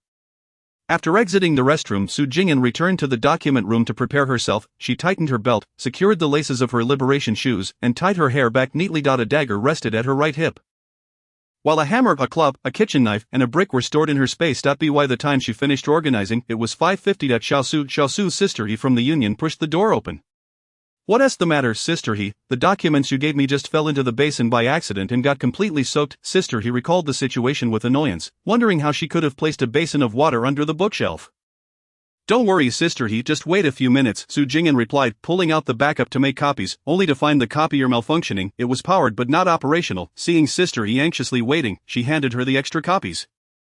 The office closed promptly at 6, and as she pushed her bicycle, she noticed several people crowded around Master Zhang, who was busy repairing bikes. Master Zhang, I'm off. After greeting him, she hopped on her bicycle and pedaled vigorously. Now it was mid-November, and by this hour in the north, darkness had already descended. The stretch of road leading from the factory was illuminated by streetlights, bustling with a sea of people beyond the factory area. The light began to fade. Su Jing'an switched on the flashlight attached to her bike handlebars. The road conditions were poor, and the absence of streetlights made it difficult for many with night blindness to navigate. It was peak commuting time, and the crowd was substantial. Su Jing'an slowed her pace, cautious not to exhaust herself too quickly. As she approached the city center, she finally spotted more streetlights in the distance. Just as she felt a sense of relief, she heard a cacophony of hurried footsteps from a nearby alley. Wei Zuilian had returned from the countryside after 3 years. Her family had finally found her a job. Prompting her return for matchmaking, however, shortly after her arrival, news of the college entrance exams surfaced, followed by a murder case, causing her wedding plans to be postponed. Recently, she had heard that the criminal had been apprehended, and could hardly contain her excitement as she donned her newly purchased red coat to visit her old friends. When she left, she had felt dejected, but now she had secured a respectable office job. A fitting match for a cadre's daughter. She couldn't resist showing off to her friends, reveling in her newfound status. She visited one home in the morning and 2 in the afternoon. Relishing the feeling of pride. As she walked home, she even sang a cheerful tune. However, an unsettling feeling crept over her. She sensed someone was following her. She quickened her pace, but the footsteps behind her grew closer. Suddenly, she turned and sprinted toward the nearest intersection. Spotting a light source ahead, the pursuer was closing in, forcing her to run desperately towards a passerby. Wei Zuilian spotted Su Jing'an riding her bicycle. Despite being a woman, she called out, "Help, help, comrade, save me." Su Jing'an calmly halted, steadying her bike. As soon as she heard the footsteps, the search function in her space automatically activated, revealing information about the two involved. Without needing to check, she knew this situation could not end well for her. As Wei Zuilian rushed towards her, extending her hand as if to pull Su Jing'an behind her, Su Jing'an swung her club and struck her face with a resounding thud. Wei Zuilian barely managed a sound before collapsing onto the bicycle, unconscious. Su Jing'an continued her assault, delivering 2 more blows. As she struck, she muttered curses under her breath. You can wear a red coat, but that doesn't mean you can drag others into this mess. Look at how you've turned out. Turning around, she saw the man who had been chasing Wei Zuilian. He stood around 1.7 meters tall, wearing glasses, and appeared somewhat frail. Su Jing'an confronted him with a defiant stance, one hand on her hip and the other brandishing the club. What is going on? Are you two trying to con me here? The man, taken aback by her fierce demeanor, hesitated. Don't think you can just remain silent and play dumb. I'm telling you, this isn't over, he growled. I was riding my bike peacefully when you tried to steal it, and you screamed for help. I heard you from a distance. If you were a man, would it really take you this long to catch her? The man, who had initially relished the thrill of the hunt, fell silent as he assessed the situation. Looking at your faces, it's obvious you two are in cahoots. Who do you think you're fooling? Do I look the Navi? Su Jing'an's voice rang out. Incredulous, after following them all day, he couldn't help but notice the resemblance between them, yet he sensed the contempt she held for his intelligence. Not wishing to escalate matters, he asked, "What do you want? Are you blind? Do I really need to spell it out? Pay up. Your wife is still lying on my bike. I can't let my family heirloom be ruined for nothing. What if it breaks?" How will my son marry if I lose my bike? Su Jing'an pressed forward, brandishing the club as a threat. You can ask anyone around here. Who doesn't know my name, Li Haitang? I'm not someone you can easily take advantage of. Su Jing'an leaned forward, raising an eyebrow, brandishing the club while thumping her chest in mockery. How much? How much? At least $10. The man paused, rummaging through his pockets for loose change. Su Jing'an tossed aside the club and moved closer. As the man counted 80 cents, 90 cents. With a sudden thud, he collapsed to the ground. Su Jing'an seized a brick and struck him twice on the face and head. Once she confirmed he was utterly incapacitated. She retrieved a hammer from her space and mercilessly struck his kneecaps and elbows. He regained consciousness multiple times, but each time Su Jing'an seized the opportunity to stuff a filthy rag into his mouth.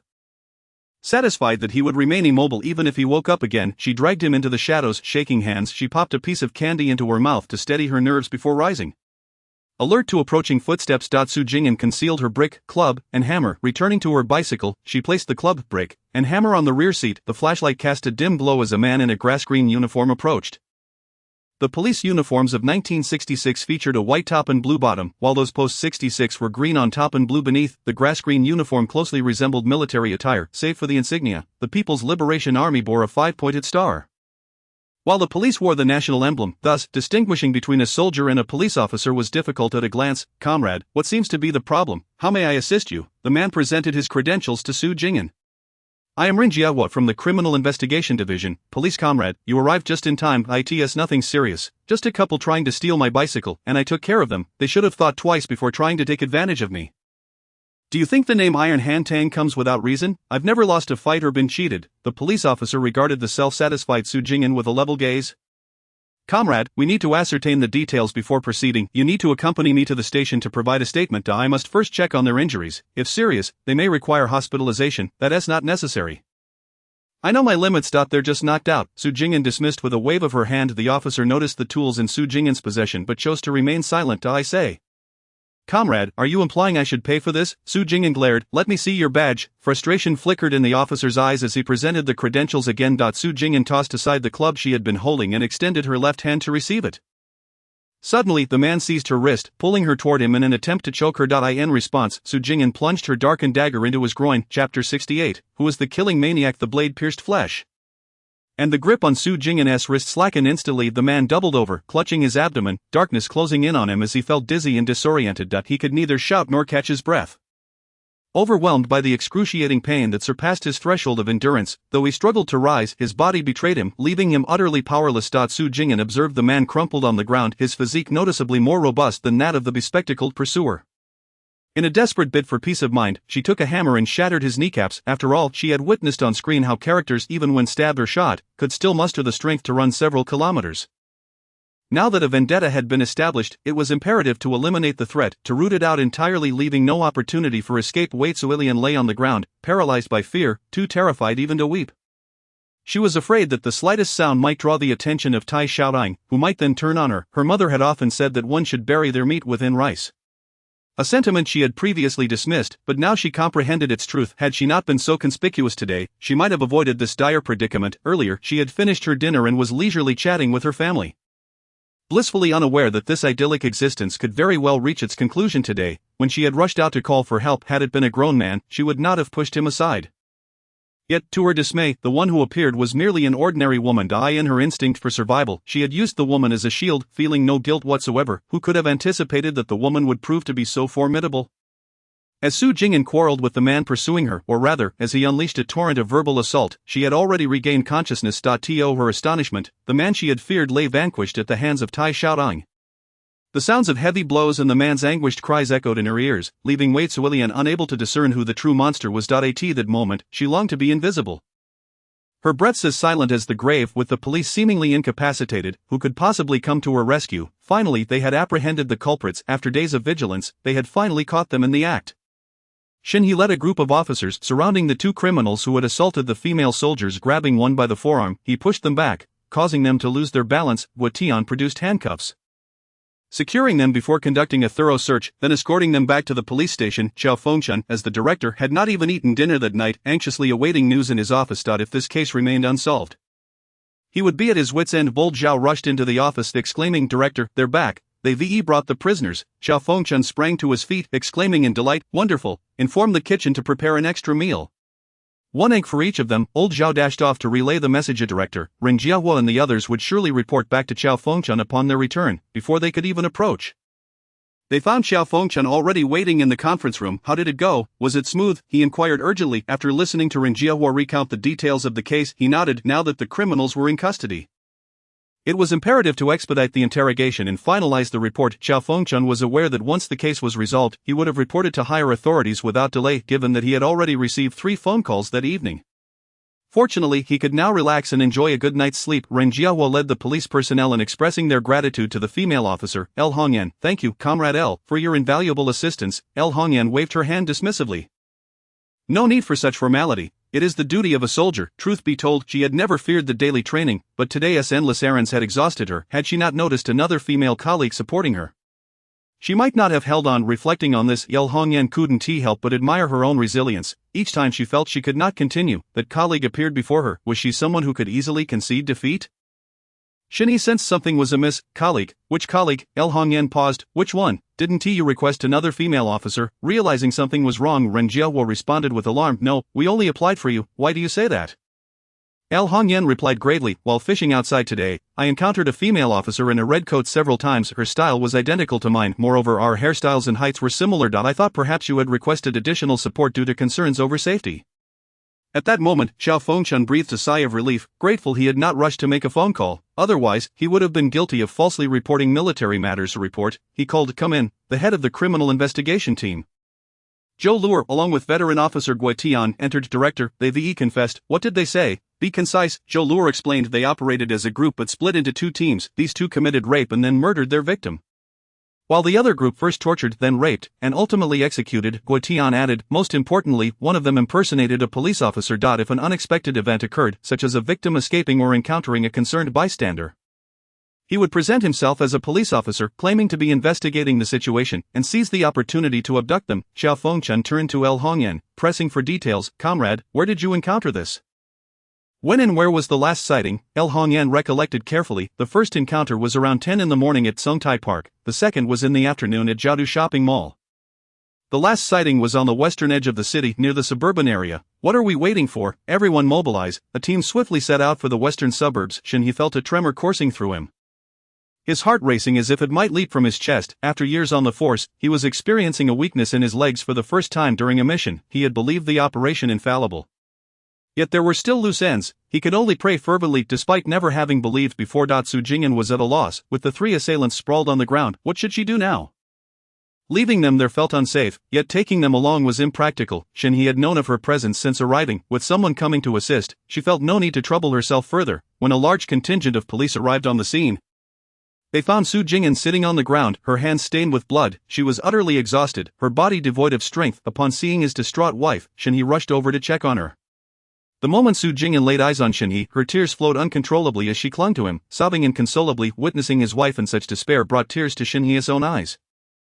With reddened eyes, he embraced Su Jing'an, gently patting her back in a comforting gesture. Ren Jiahua and the other officers stood at a loss, gazing at the criminals lying like dough on the ground and the blood-soaked, weeping victim, unsure of what to say. Initially, they had intended to rescue the victim and interrogate the criminals rigorously, but now the priority was to get the assailants to the hospital for treatment, followed by taking the victim to the station for questioning. As the police procured 2 ox carts from a nearby village to transport the unconscious trio to the first hospital. One might wonder why Wei Zuilian feigned unconsciousness upon waking.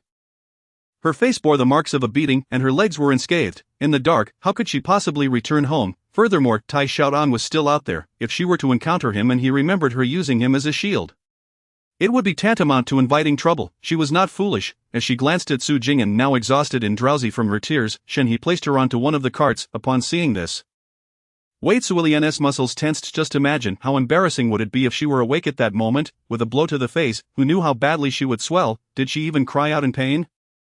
Ren Jiahua instructed, Captain Zhou, your criminal investigation team must exert extra effort today. Ensure the scene is secured. The lighting is insufficient for a thorough examination, so we'll return tomorrow. Zhou Luo readily agreed. Don't worry, I'll handle it. He knew that if any additional complications arose, Xiao Fengchun would not hesitate to hold him accountable. One group hastily transported the injured for urgent medical care, while another group, led by Shinhee and Ren Jiahua, took Su Jing'an back to the station, even retrieving the bag from her bike's handlebar upon reaching the fork in the road where the 2 teams would part ways. Su Jing'an had already regained her composure. She disembarked from the cart and sat in the back seat of Shin He's car as they returned to the police station upon arrival at the entrance.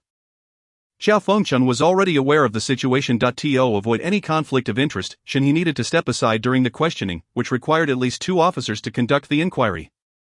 Therefore, Ren Jiahua was the one questioning her, while old Zhao took notes, with Xiao Fengchun supervising at the door and Shin He standing guard outside. As Su Jing'an entered the criminal investigation team's office, she promptly began to produce her weapons: a dagger from her right waist, a kitchen knife from her back, a hammer from her left waist, and a club and brick from her bag. Having served as the team leader for many years, Ren Jiahua had seen his fair share of scenes, yet he was taken aback by the sight of the female officer before him. What kind of environment had she grown up in? Was the public's self-defense awareness truly this heightened? In the late hours of the night, no one wished to waste time. Please state your basic information and recount the events of the night. My name is Su Jing'an, and I work in the steel mill's data room. The story begins from the beginning. Su Jing'an recounted the events that had transpired without embellishment. Did you capture everything? Xiao Fengchun turned to old Zhao. Having been in the force for years, old Zhao replied, not a word missed. Director, please review. He handed the notes to Xiao Fengchun, who, after reviewing, passed them to Ren Jiahua. Ren Jiahua read through the account. Noting no omissions or logical inconsistencies, with a nod, she closed the notebook and set it aside. Comrade Su Jing'an, when did you begin preparing all these? Ren Jiahua inquired, gesturing towards the array of weapons laid out on the table.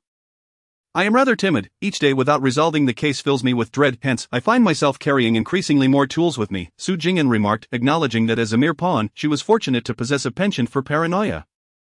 Otherwise, she might have already met with misfortune. This female comrade is indeed timid, I can attest to that, Director Chow interjected, well aware of her disposition. The one who hesitates to purchase red chili peppers is undoubtedly her. Dingling, dingling, the director announced that the suspect had awakened. Deng Qiushi monitored the phone, eager to inform Xiao Fengchun of any news, wary of potential emergencies. The suspect has regained consciousness. How are their injuries? What did they say? Xiao Fengchun fired off 3 questions in quick succession. After hearing this, Deng Qiushi glanced at Su Jing'an. The victim in the red coat was already alert upon arrival at the hospital. They suffered a nasal fracture, a misalignment of the cheekbone, and minimal bleeding, which was not severe. The perpetrator sustained a blow to the head and the side of the face from a heavy object, resulting in a fractured zygomatic bone. Additionally, there were comminuted fractures to the elbow and knee. The other assailant received a stab wound to the groin. The doctor noted that only the skin remained intact. The knee also suffered a comminuted fracture. It is said that upon regaining consciousness, both were incessantly shouting for help. At this point, Deng Qiushi found himself at a loss for words. Comrade Su, the lighting was exceedingly dim at that time. We have only encountered each other twice, merely exchanging greetings. How can you ascertain that the individual was a false officer rather than the genuine article? Ren Jiahua felt it necessary to understand the rationale behind this matter. If it was known that the assailant was a fake officer, it would be one thing. However, if they acted merely on the name Ren Jiahua without regard for authenticity, that would be another matter entirely.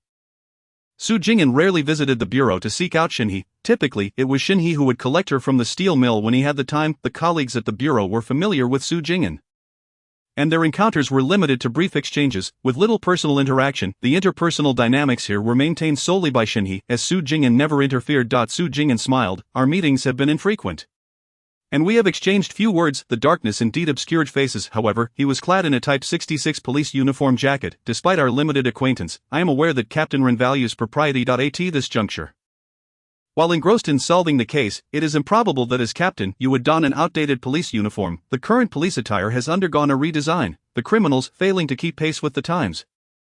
Think to deceive by wearing outdated clothing, what a folly. Presently, the winter uniform is entirely navy blue, reinstating the wide-brimmed cap style of the 55 model, while retaining the soft liberation hat, all in navy blue. The hat insignia is a red-painted circular design, with the national emblem embossed at the center. The summer uniform consists of a white top and blue bottoms, with male officers donning blue wide-brimmed hats and female officers in blue no-brim hats, accompanied by white hat covers. In 1975, female officers' summer attire was augmented with skirts, featuring a white top and blue bottom. Upon hearing this, Ren Jiahua grasped the situation. I have only worn the old military uniform once recently, just a few days ago when I went to my mother-in-law's house in Huiche Alley to move coal.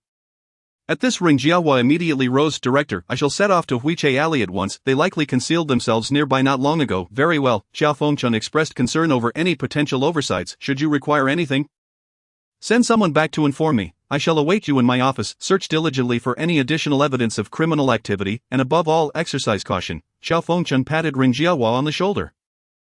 Certainly, rest assured, Director Ren Jiawo replied before heading out with a group of colleagues. Xiao Fengchen turned to Su Jing'an with a beaming smile. I am truly grateful to you this evening, comrade. Return home to rest. Barring any unforeseen circumstances, you shall soon be able to enjoy all manner of delicacies. I shall take the liberty of granting Shinhe a 3-day leave. Xiao Fengchen addressed Shinhe outside the door. Shinhe, your wife has been quite startled today. Be sure to console her properly. Thank you, Director. She is indeed timid and has been thoroughly frightened. Shinhe expressed his gratitude upon hearing the words timid. Xiao Fengchuan's expression momentarily faltered. The Public Security Bureau was ablaze with light that night. Chapter 70. Following the route. Su Jing'an, Director Qiao, may I take the items on the table? Xiao Fengchen, these are considered evidence. It is not convenient to remove them until the case is fully investigated. Su Jing'an, if nothing else, surely I can take the kitchen knife. I have yet to use it. Xiao Fengchen nodded. Watching Su Jing'an and Shinhe depart before returning to her office, gazing at the blackened dagger, she could not help but admire the caution exhibited by this female comrade. When Shinhe brought Su Jing'an home, the elderly and children were already asleep that night. Su Jing'an developed a fever. Although Shinhe had not rested well for several days and felt exhausted, he dared not sleep soundly. As soon as he noticed his wife's elevated temperature, he sensed something was amiss. He poured a glass of water and retrieved the fever-reducing medicine from the bedside. Wife, take your medicine. Wife, it's time for your medication. Upon waking, Su Jing'an quickly realized she had a fever. Seeing the medicine brought to her, she prepared to swallow it. Wait a moment, give me the medicine. I shall take it myself. Please fetch me a piece of candy, or it will be too bitter. Shinhe, witnessing his playful, childlike wife, smiled as he stepped out to retrieve the candy. The moment he left, Su Jing'an examined the medicine in her hand closely. It was the very one she had taken out and placed on the bedside before sleeping, and the markings on it remained unchanged. Only then did she open her mouth to take it. In the dead of night, she called for the medicine, fully aware of what was happening, yet feeling anxious nonetheless. The following day, Su Jing'an's fever subsided, and she regained her vitality. She returned to her routine of work and life, returning to a state of tranquility. Father, are you home? The children awoke to find Shinhe preparing breakfast. Yes, Daddy is resting these past few days. Mao Mao, Daddy, what are we having for lunch? Daodu, as long as it's not hanging noodles, I'm fine, Shinhe replied with a smile. How about braised pork? Oh, meat. The children cheered with delight. During these days of rest, Shinhe took charge of cooking and ferrying the children. The family joyfully feasted on shredded potatoes, dumplings filled with scallions and meat, and hand-pulled noodles with tomatoes and eggs. They savored every dish that required cutting. Now the only child left sleeping with the couple was Mao Mao. That evening, Shinhe devoted himself to comforting his wife for 3 consecutive days. As he prepared to head to work, he distinctly felt his legs weakened. In the conference room. Xiao Fengchen, have all investigations been completed? Ren Jiawo, everything is clear. The on-site examination, autopsy, time of the crime, location, tools, motives, methods, and the physical evidence found at their residence all align perfectly with their confessions. The evidence is irrefutable, and they have all admitted their guilt. They have also been taken to identify the crime scene and the body disposal site. We can now close the case. Xiao Fengchen smiled with delight. In that case, everyone should take the opportunity to rest well. I will grant you 3 days off. You may leave. Zhou Luer, stay behind. Xiao Fengchen called the criminal investigation team leader who was about to leave. Director, do you have any instructions? Tomorrow, take 2 individuals by train to visit Shinhe's hometown. Investigations and inquiries must rely on you. Pay attention to every detail, and be mindful of her family after your return.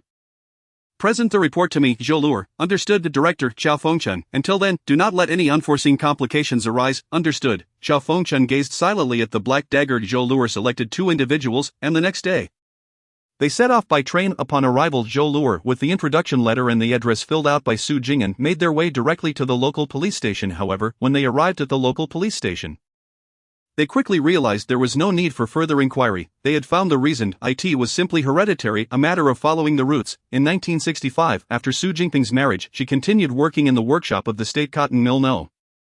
3. Yang's mother claimed that once she had a grandson, she would retire. However, that had not yet occurred. Su Jinping was unwilling to allow Yang's mother to exploit any shortcomings. She worked in the workshop for 6 months. Academically, Su Jinping struggled, but when it came to maneuvering, no one could surpass her. With many women working there, they often gathered to chat, and gossip circulated rapidly. Any news from the factory could spread like wildfire in an instant. While others might merely speak casually, Su Jinping diligently noted down any information she overheard, regardless of its veracity. After 6 months, she had recorded the names of various leaders and workers. Upon summarizing her findings, Su Jinping identified her breakthrough opportunity, becoming the director of the Women's Federation at the factory. Their family had been passed down through 3 generations, with her grandson now 8 years old loving to swim and play in the river every summer. Adults sometimes overlooked the dangers, let alone children. Those who drowned were often proficient swimmers. She only needed to remain vigilant. After observing for 2 years, Su Jinping also devoted herself to rigorous swimming practice. During this period, she gave birth to a daughter. When Yang's mother learned it was a granddaughter, she ceased to mention her earlier retirement intentions. After Su Jingping completed her confinement, she refrained from discussing the child with her mother-in-law. Faced with her husband Yang Hongbing, she gazed at him with tear-filled eyes, saying, "The environment is poor where I am. What shall we do with such a young child?" Yang Hongbing looked at his helpless wife. Tears streaming down his face, he immediately resolved to let his mother take care of the child. The mother is getting older. Caring for a child is taxing. Is her health up to it? Su Jingping expressed her concern. She is in good health, besides, her work is light, and the environment is pleasant. Who better than her to watch the grandchild? That still poses a challenge. Balancing work and childcare is no easy feat. If she finds it difficult, she could simply retire and focus on caring for the child. Yang Hongbing was absolutely delighted by this idea. Without hesitation, he embraced the child and handed him over to Yang's mother. Returning half an hour later with an unfavorable expression on his face, "What happened? Is there something troubling you, mother?" "What trouble? It's the deep-rooted preference for sons over daughters, a flawed mindset. Mother is getting older. We, as her children, should be understanding that no, when the salary arrives this month, you should buy her a new piece of clothing to comfort her. My dear wife, you have such a kind heart." Yang Hongbing is the kind of person who, even after indulging in red braised pork, wouldn't he think to inquire about his mother. Thus, when payday came, he handed over every single cent to Su Jingping. Yang's mother was fuming with indignation. I end this round of Su Jingping versus Yang's mother. Su Jingping emerged victorious. Each summer for the past 2 years, she would carry her green backpack across the riverside. Finally, the opportunity presented itself when she saw the grandson of the Women's Federation director floundering in the river. Without hesitation, as soon as Su Jingping emerged, she noticed the director rushing over with a group of people. Her legs immediately turned to jelly, and she staggered and fell to the ground. The family cried out in distress around the grandson. Su Jingping felt it was about time, so she stood up and pulled out a thin summer top from her backpack to where the fabric clung to her upon contact with the water. Making it imperative to put something on to avoid provoking gossip, the Women's Federation director grasped Su Jingping's hand, offering endless thanks. 3 days later, Su Jingping was reassigned to the Women's Federation as a clerk.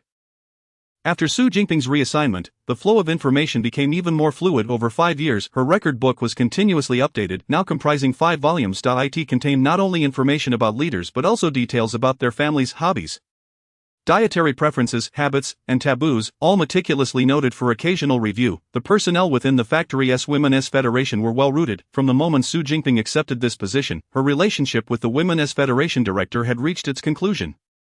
To ascend further would require another 30 years, which would not be her turn. Thus, she set her sights on the city's Women's Federation, although Su Jingping had given birth to another daughter. Her mother-in-law had no grounds to criticize. After all, Yang's mother had given birth to 3 daughters before finally having Yang Hongbing. This was among the reasons for selecting Yang Hongbing in the first place. Moreover, as long as Su Jingping stood high enough and possessed sufficient ability, who would dare to look down upon her daughter? In 1973, while giving birth to her son in the hospital, Su Jingping encountered Zhang Fengxia, the daughter-in-law of the district committee secretary, who had come for a routine checkup after observing for 6 months. She assisted Zhang Fengxia, who had fallen during a rainy day, by taking her to the hospital. Since then, she finally established a connection with the district committee secretary's daughter. Law. It took another 3 years of catering to her preferences, and by 1976, their relationship had grown increasingly close. Yesterday, Su Jingping learned that 3 people from the City Women's Federation had resigned this year. After contemplating, she felt it was the right time. Thus, she brought a bottle of wine and a jar of canned goods to pay a visit. When Su Jianjie returned home, he had noticeably matured. He was mindful to share any good things he came across with Su Jingping. Initially, when Su Jingping sent Su Jiangwo and his wife to the northwestern region, it was not merely a gesture. It served as a subtle reminder to Su's parents and Su Jianjie. Since then, the elderly couple had refrained from visiting to Mooch. Whenever they acquired meat or prepared delicious meals, they would instead take the initiative to send them to their daughter. The 2 families exchanged visits, strengthening their bond. In Su Jingping's words, no matter where one desires to thrive, beyond one's own capabilities, one must also reveal one's claws, otherwise, many will forever struggle to find the balance and boundaries in their interactions with you. If Su Jing'an were to approach life as the original did, like a weary ox solely laboring away, she would ultimately find herself exhausted and left with scraps. However, once she showcased her sharp claws, the Su family realized they were not dealing with a sheep destined for slaughter, but rather a wolf hungry for meat. Everyone understood the necessity of coexisting peacefully, adhering to the rules. Su Jianjie was acutely aware of one truth: suffering losses before his sister was inconsequential, but benefiting without merit was a gamble with one's life. Upon seeing Su Jingping with a few items, he asked earnestly, "Sister, is this enough? I still have some tickets." Su Jingping smiled at his thoughtfulness. Feeling inclined to impart wisdom, fourth brother, when seeking favors, one must assess the situation. When relations are good, one should not resort to lavish gifts, otherwise it appears insincere, creating awkwardness regardless of the outcome. If the favor is granted, the relationship may grow distant if friendship can only diminish with each transaction, rendering the bond less pure, as if one has ulterior motives. Though that may be the case, one must not display it. If it fails, it positions both parties in opposition, making future relations even more tenuous. Su Jianjie listened intently, determined to remember every word from his sister. Su Jingping paused before continuing. Thus, when first approaching someone for a favor, it should not be overly formal. Use casual conversation to gauge the situation. One will always receive a clear response. If the intention is genuine, they will naturally inform you. If not, then let it be as if the matter never occurred, for otherwise, the relationship may be jeopardized. Offering extravagant gifts implies coercion. If the matter is resolved, then the next visit should concern follow-ups, or perhaps additional offerings afterward. In truth, these items may not hold much value for them, it's primarily a matter of attitude. Why can people forge friendships? It's about compatibility. In essence, it's about comfort and ease when you engage with someone. If your interactions and discussions resonate well, friendship blossoms naturally. For those unfamiliar, seeking favors through lavish gifts is merely a transaction. With acquaintances, it relies on camaraderie. Su Jianjie nodded vigorously. In 1977, Su Jingping indeed transitioned to the City Women's Federation as a clerk. Su Jing'an was a diligent girl. During her time at home, she maintained order both inside and out. The neighbors could attest to it, without a doubt. The girl was genuine and particularly respectful. She never failed to greet others upon entering or exiting. Devoted, although her work was far away, she sent a letter home every month. After her marriage, she still managed to write 2 or 3 letters a year. Sending things? She had never heard of it. Life was never easy these days. With children separated by distance, it became even more challenging. For us ordinary folks, as parents, we only hope for our children to be filial, which surpasses everything else. However, when she got married, her mother visited her. Could a mother return empty-handed? It was said that she came back carrying a large bundle. Their youngest son had gone to the countryside, and it was Su Jing'an who tirelessly assisted him. How was their relationship? They were family. How could it be anything but strong? It could not be. She excelled in her studies. Had it not been for the interruption of the college entrance examination, she would likely be attending university now. Zhou Luer, after learning about the Su family's situation from the local police station, still decided to visit the neighbors and the street surrounding the Su household. Eventually, he arrived at the Su family home. After explaining his purpose, the entire Su family's reaction was unexpected for Zhou Luer. He had assumed that upon hearing Su Jing'an had encountered a murderer, the family would be anxious about their daughter's safety. While there was concern, more so was curiosity, as if they were listening to someone else's tale, when he recounted how Su Jing'an had counterattacked the criminal. Su's mother was initially shocked, followed by pride, and finally wore an expression that suggested, of course. Su's mother chuckled, just like me. Moreover, the youngest son, Su Jianjie, after hearing the news, was left astonished and then numb. Su Jianjie could not comprehend how, with 2 such formidable sisters, he and the eldest brother dared to overlook them. Ultimately, it was an older police officer from the station who revealed the reason to Zhou Luer. The officer recounted how, in his youth, he lived near Su's mother's family. He said, before the establishment of the nation, a kidnapper seized Su's mother, but on the way, they encountered the Japanese. Su's mother seized the opportunity to send the kidnapper to repair a watchtower for the Japanese and went mining. She returned by begging all the way. After visiting the area, Zhou Luer concluded, Comrade Su Jing'an possesses meticulous reasoning and a cautious yet decisive approach to tasks. This is hereditary, a trait ingrained in her very being. She is indeed a descendant of the Su lineage. Chapter 72. The old monk observes the dowry life around them returned to tranquility for a short while before Shen's father received a call from Shen's mother. The eldest daughter-in-law had given birth to a pair of twin boys. Shen's father was genuinely happy for his eldest son, yet he grew increasingly concerned for his wife. Caring for the existing twins was no small feat. And now, with an additional 2 children and the need to look after his eldest daughter-in-law during her confinement, how overwhelmed would Shen's mother become, even if she were to be torn in 2? It wouldn't suffice. The more he pondered, the more anxious he felt, prompting him to personally call Shen Yu again. Son, with 4 children now, can your mother manage? Shen Yu pinched the bridge of his nose.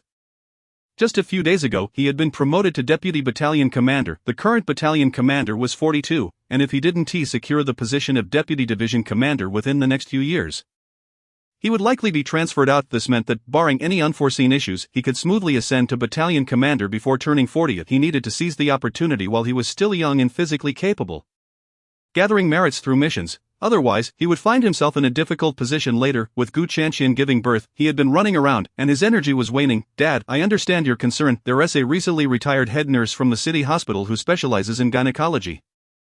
She is able to help out. She is currently at the hospital assisting, while my mother is at home watching the twins. I've already spoken with the nurse and arranged for her to help for a while.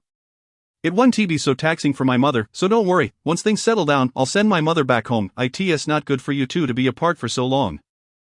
My mother has been thinking about you too. Hearing this, Shin's father felt relieved. Are you feeling worn out lately? Is it still necessary to undertake a mission? Upon hearing the voice on the phone, Father Shin discerned that his son was fatigued. He indeed wished to lend a helping hand, yet he would not retire until 2 years hence. Well, barring any unforeseen circumstances, I shall likely need to embark on another mission soon. Please remember to rest and remain safe, Father Shin admonished with concern. Dad, I will keep that in mind. If there is nothing else, I shall hang up. Upon Su Jing'an's return, she learned of Gu Panpan's childbirth. She surmised that Gu Panpan's breast milk would be less reliable this time, necessitating formula for the two newborns. She requested Shin He to send over the formula and brown sugar they had prepared during this period. Su Jing'an was engaged in a full day's work, leaving this task solely to Shin Gong'an. That evening, after enjoying some intimacy with Shin He, she closed her eyes to rest. Do you think we should ask Dad to take some time off to visit Mom? Upon hearing this, Shin He opened his eyes to gaze at his wife. What prompted this thought? Su Jing'an replied, it's not ideal for the old couple to be apart for such an extended period. They must miss each other, after all. If we send Dad over, he might also assist with grocery shopping and such. It's likely that without a man around, certain matters may indeed become rather inconvenient.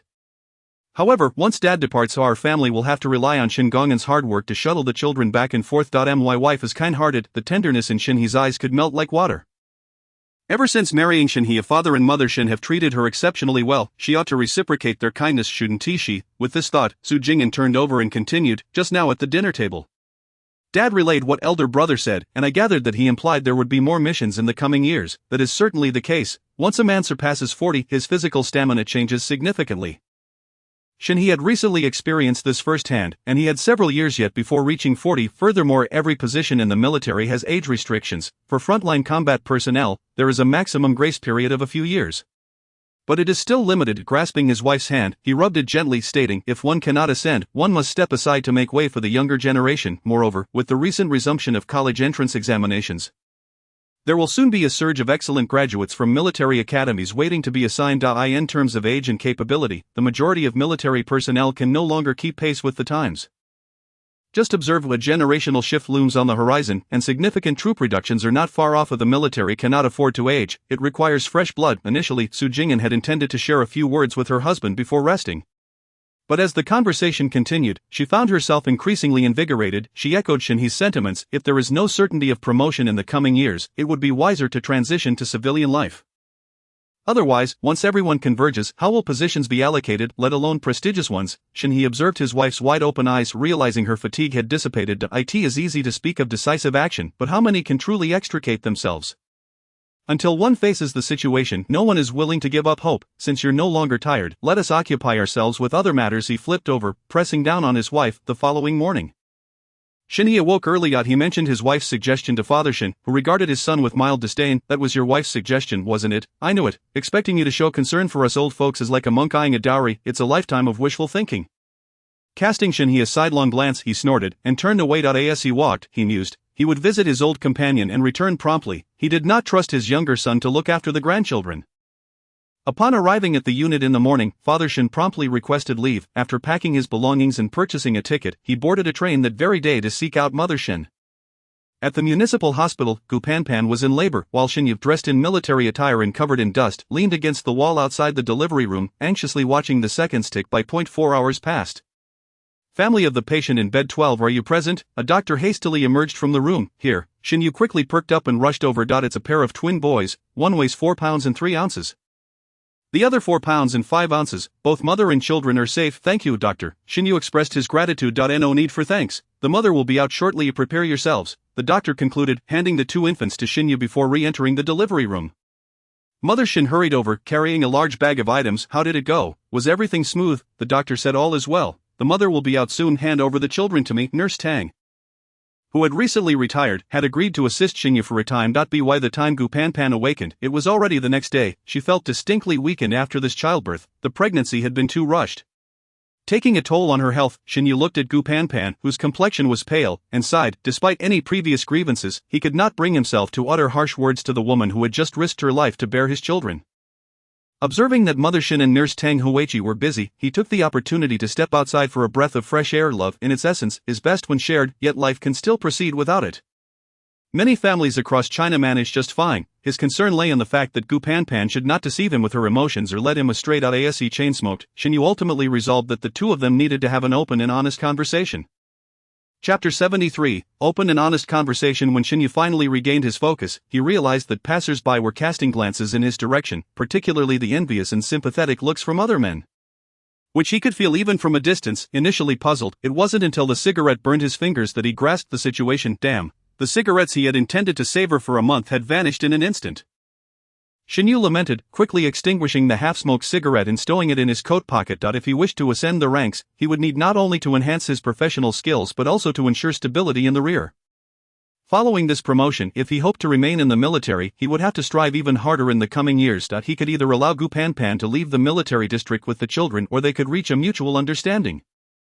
After wiping his face, he ascended the stairs. Mom, you should head back. The two children are still small and cannot be without someone, nor should they stay in someone else's home for too long. Shinyu urged his mother to leave as soon as he arrived. Mother Shin observed that she was still able to assist. Very well, I shall return. The children are small, and they will become quite restless when they cry. After seeing off his mother, Shinyu returned to find Nurse Tang Huichi busily attending to matters. Having served as the head nurse in obstetrics for many years, she was well versed in caring for mothers and newborns, which reassured Shinyu. His sister Tang, as you can see, I am truly overwhelmed here, Shinyu confided. My mother just arrived, but she was not like this 2 years ago. Shinyu raked his fingers through his hair and continued. Now her hair has turned white, and I can only watch helplessly. I must go out again in the coming days, so I can only impose on you. Tang Huichi waved her hands dismissively, no need to be so polite. I am not doing this for nothing. Besides, after retiring last month, I initially thought I would finally have some leisure time, yet within just half a month, I found myself unable to bear the emptiness. Once you mentioned it, I was more than happy to help. Shinyu did not take her words too seriously. At Tang Huichi's age, her every action was motivated by her children and grandchildren.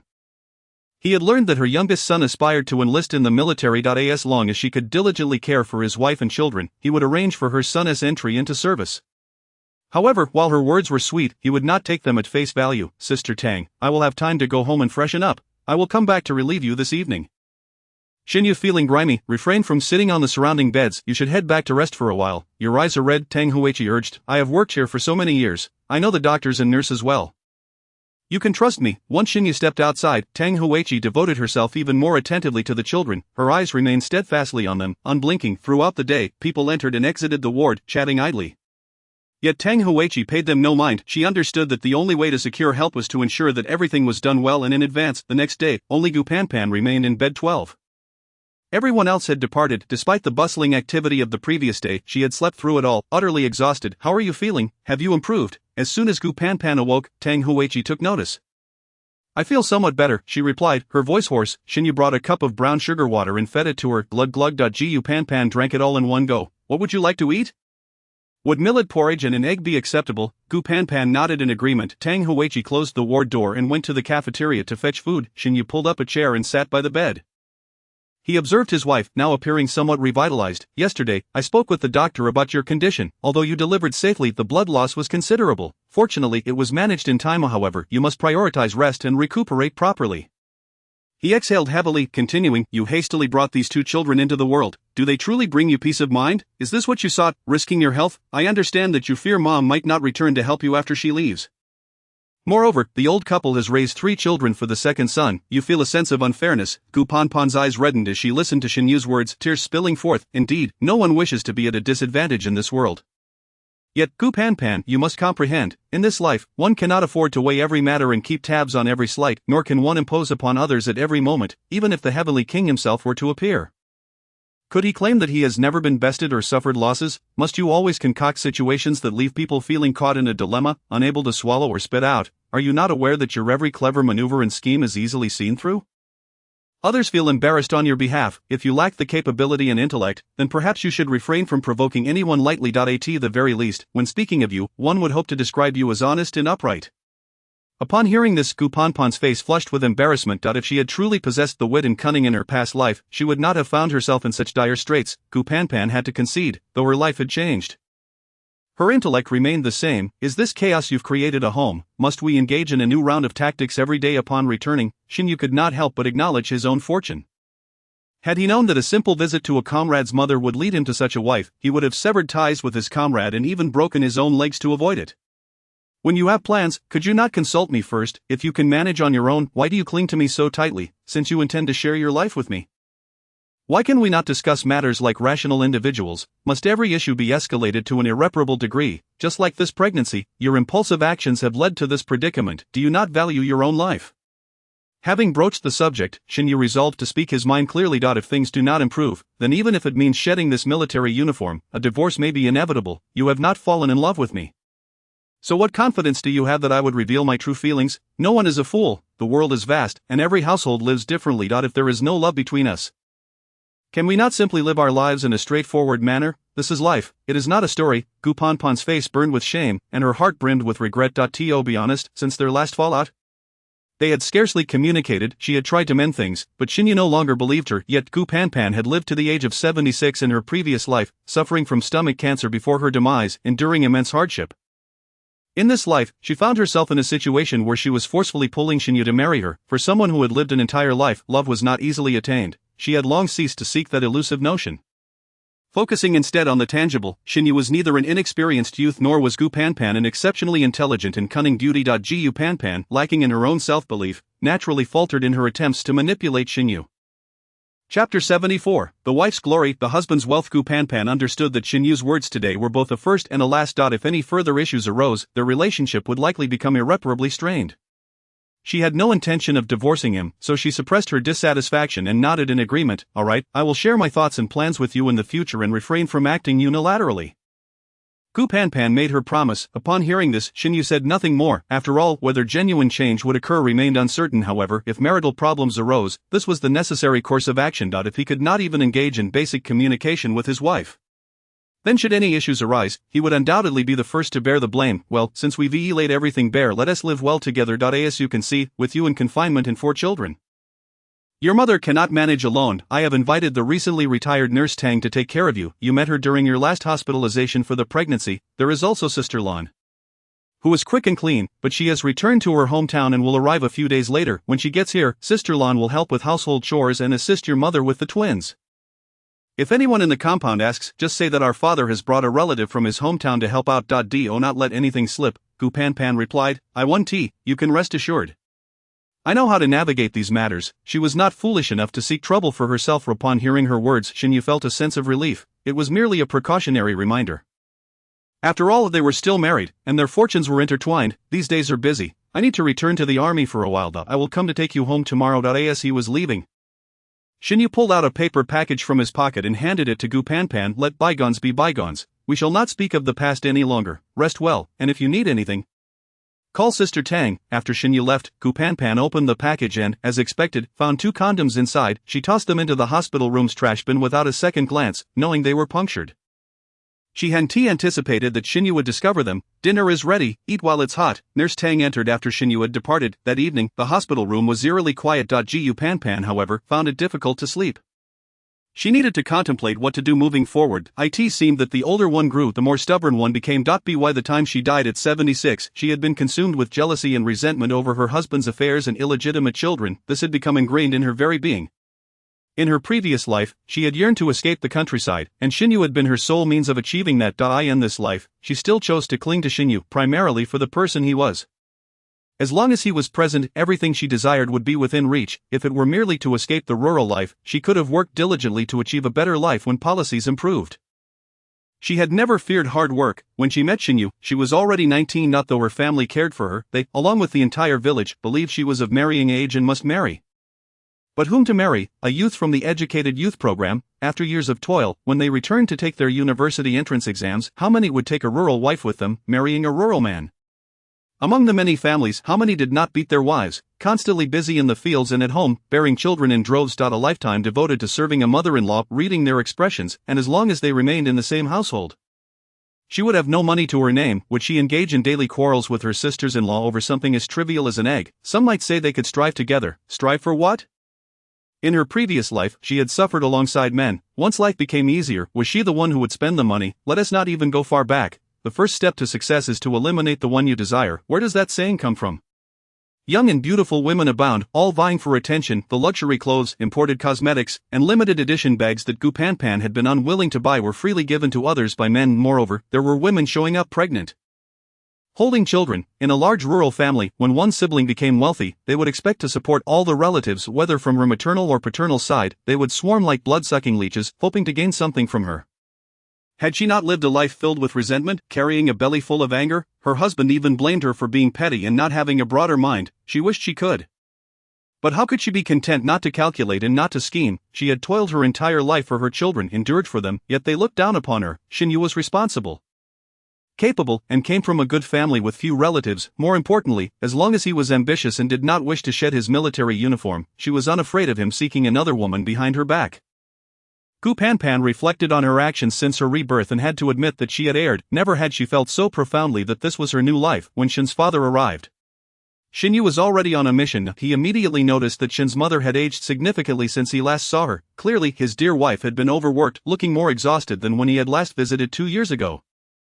Shin's father suppressed his feelings of concern, wordlessly taking a basket and heading out to buy vegetables, cook, wash diapers for the newborns, do laundry, clean, and look after the twins. With assistance, Shin's mother finally felt she could breathe, lying in bed and sleeping soundly for an entire day. Shin's father's leave was limited. Before leaving, he awaited the arrival of another military spouse arranged by Shin Yu. 5 days later, Shin's father boarded the train, his mind heavy with worry. He had recently felt a noticeable change in his treatment from Director Chow. Each day, he would greet him, "Shin-hee, have you eaten?" During meetings, he would occasionally ask Shin-hee, "What do you think?" Discussing issues, "Shin-hee, what is your perspective on this?" Shin-hee had grown numb to it all. In the past, being valued by the director would have drawn a few jealous remarks.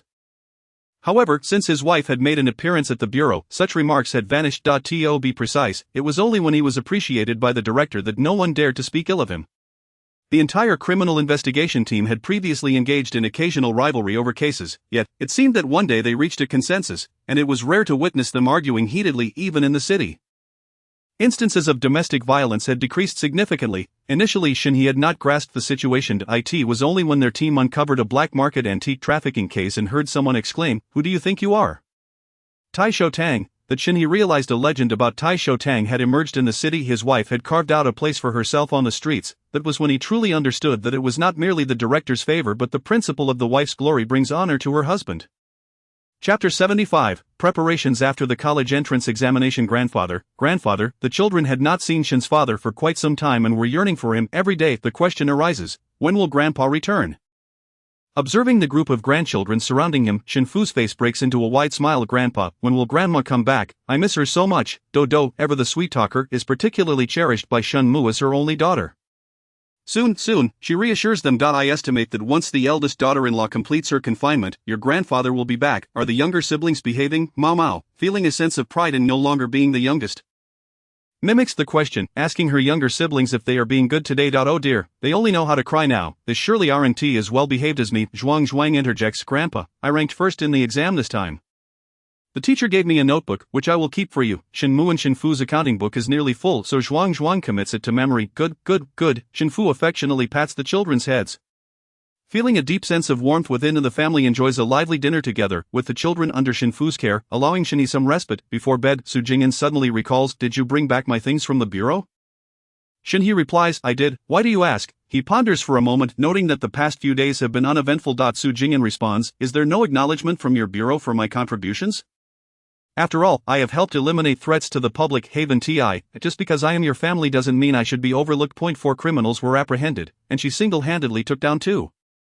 Such an achievement should not be forgotten. Jing'an reflects on Xiao Fengchuan's appearance and demeanor, concluding that he does not seem to be a petty individual. Shin-hee chuckles. "Typically, they issue a certificate and provide a small token.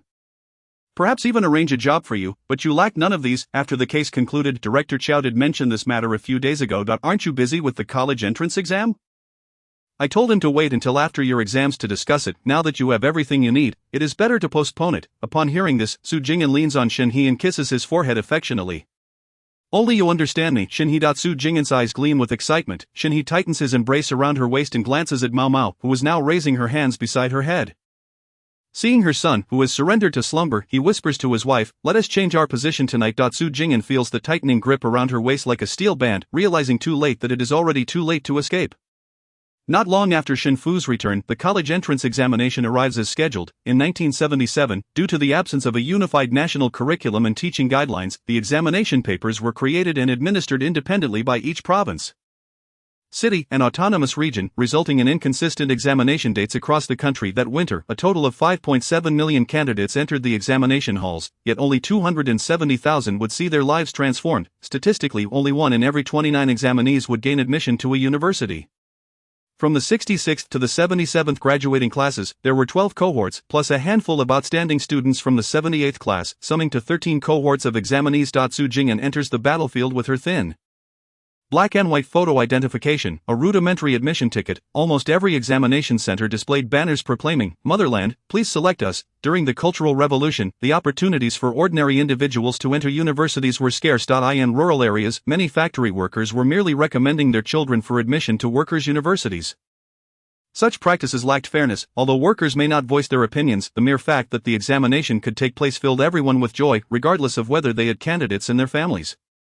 Su Jing'an rubs her hands together, completing her exam paper. Before the time is up, several candidates exit the room in tears. Outside the examination hall, many relatives anxiously wait. At such a critical moment, Shen He is not someone to rely on. The more significant the event, the busier the police officers from the local precinct become. 3 days swiftly pass, and once Su Jing'an exits the examination hall, she immediately seeks out Director Qiao Fengchun.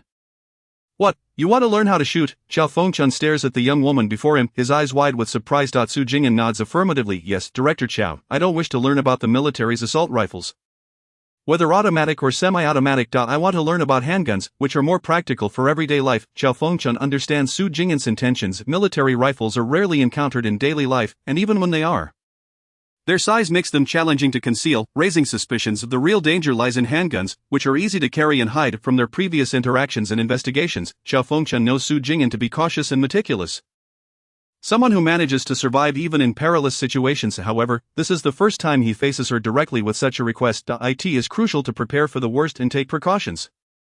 "How long do you plan to train?" Qiao Fengchun inquires, adjusting his expression. Su Jing'an replies, "At least until the new year. I can ask for leave from work then. Is ammunition readily available?" This opportunity was hard won, and she intends to make the most of it. Qiao Fengchun responds, "All right, wait for my news." Although the request for special training is somewhat unconventional, it is not impossible to accommodate. Most police officers today are retired soldiers, having emerged from real combat scenarios. That very evening, Shen He brings news to Su Jing'an. He presents a document and a letter signed personally by Qiao Fengchun. "Director Qiao has coordinated with the military, and you can go directly with me tomorrow." The following day, they visit the military base. After showing their identification to the soldiers at the guardhouse, a female soldier soon arrives. The instructor for Su Jing'an is none other than the external aide invited by the police bureau previously, LV Hongyan.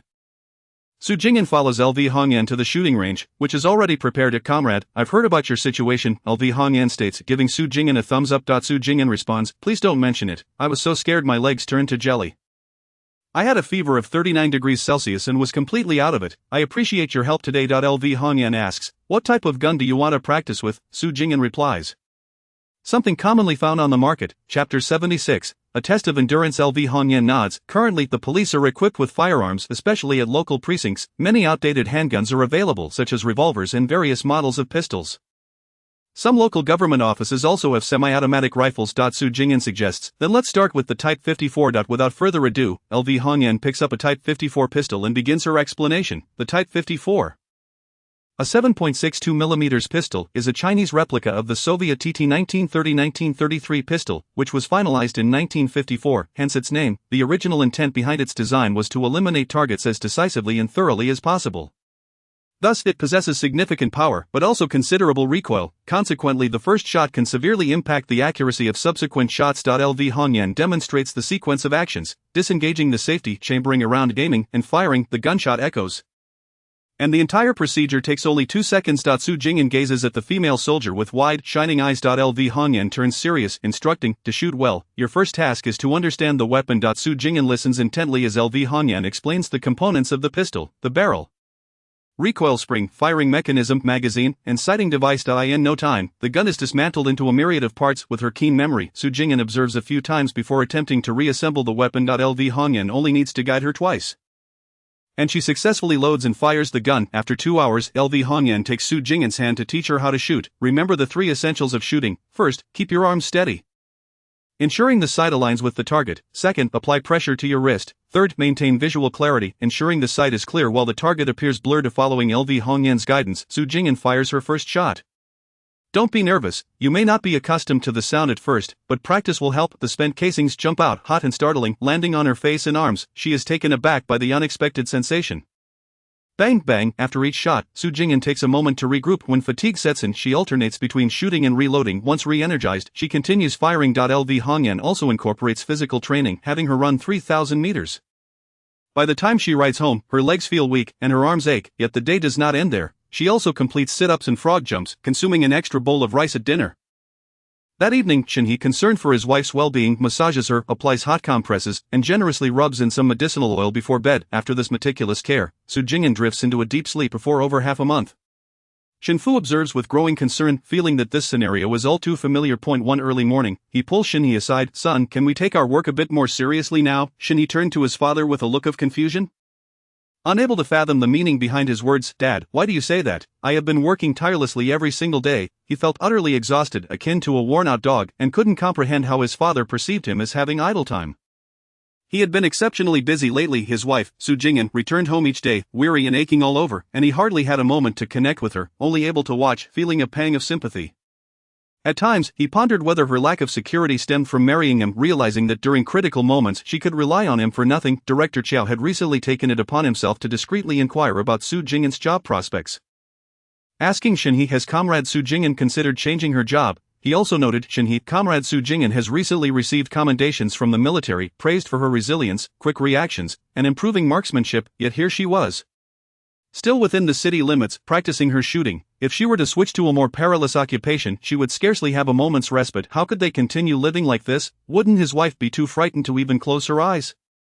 Shin's father gestured with his mouth. Jing'an has been through so much. Can you really claim there is nothing wrong? Turning around, Shin, he saw his wife practicing military boxing, each punch clearly delivered with full force. A few curious children watched the sweat-drenched Su Jing'an, with 9-year-old Zhuang already understanding the situation. Mom, hurry and wipe your face. He handed Su Jing'an a towel, which she accepted with a smile. Affectionately ruffling his hair. Oh, my son is the best. Dodo, filled with curiosity, asked, Mom, what made you decide to practice boxing? Su Jing'an paused for a moment while wiping her sweat. If given a choice, she would have preferred otherwise.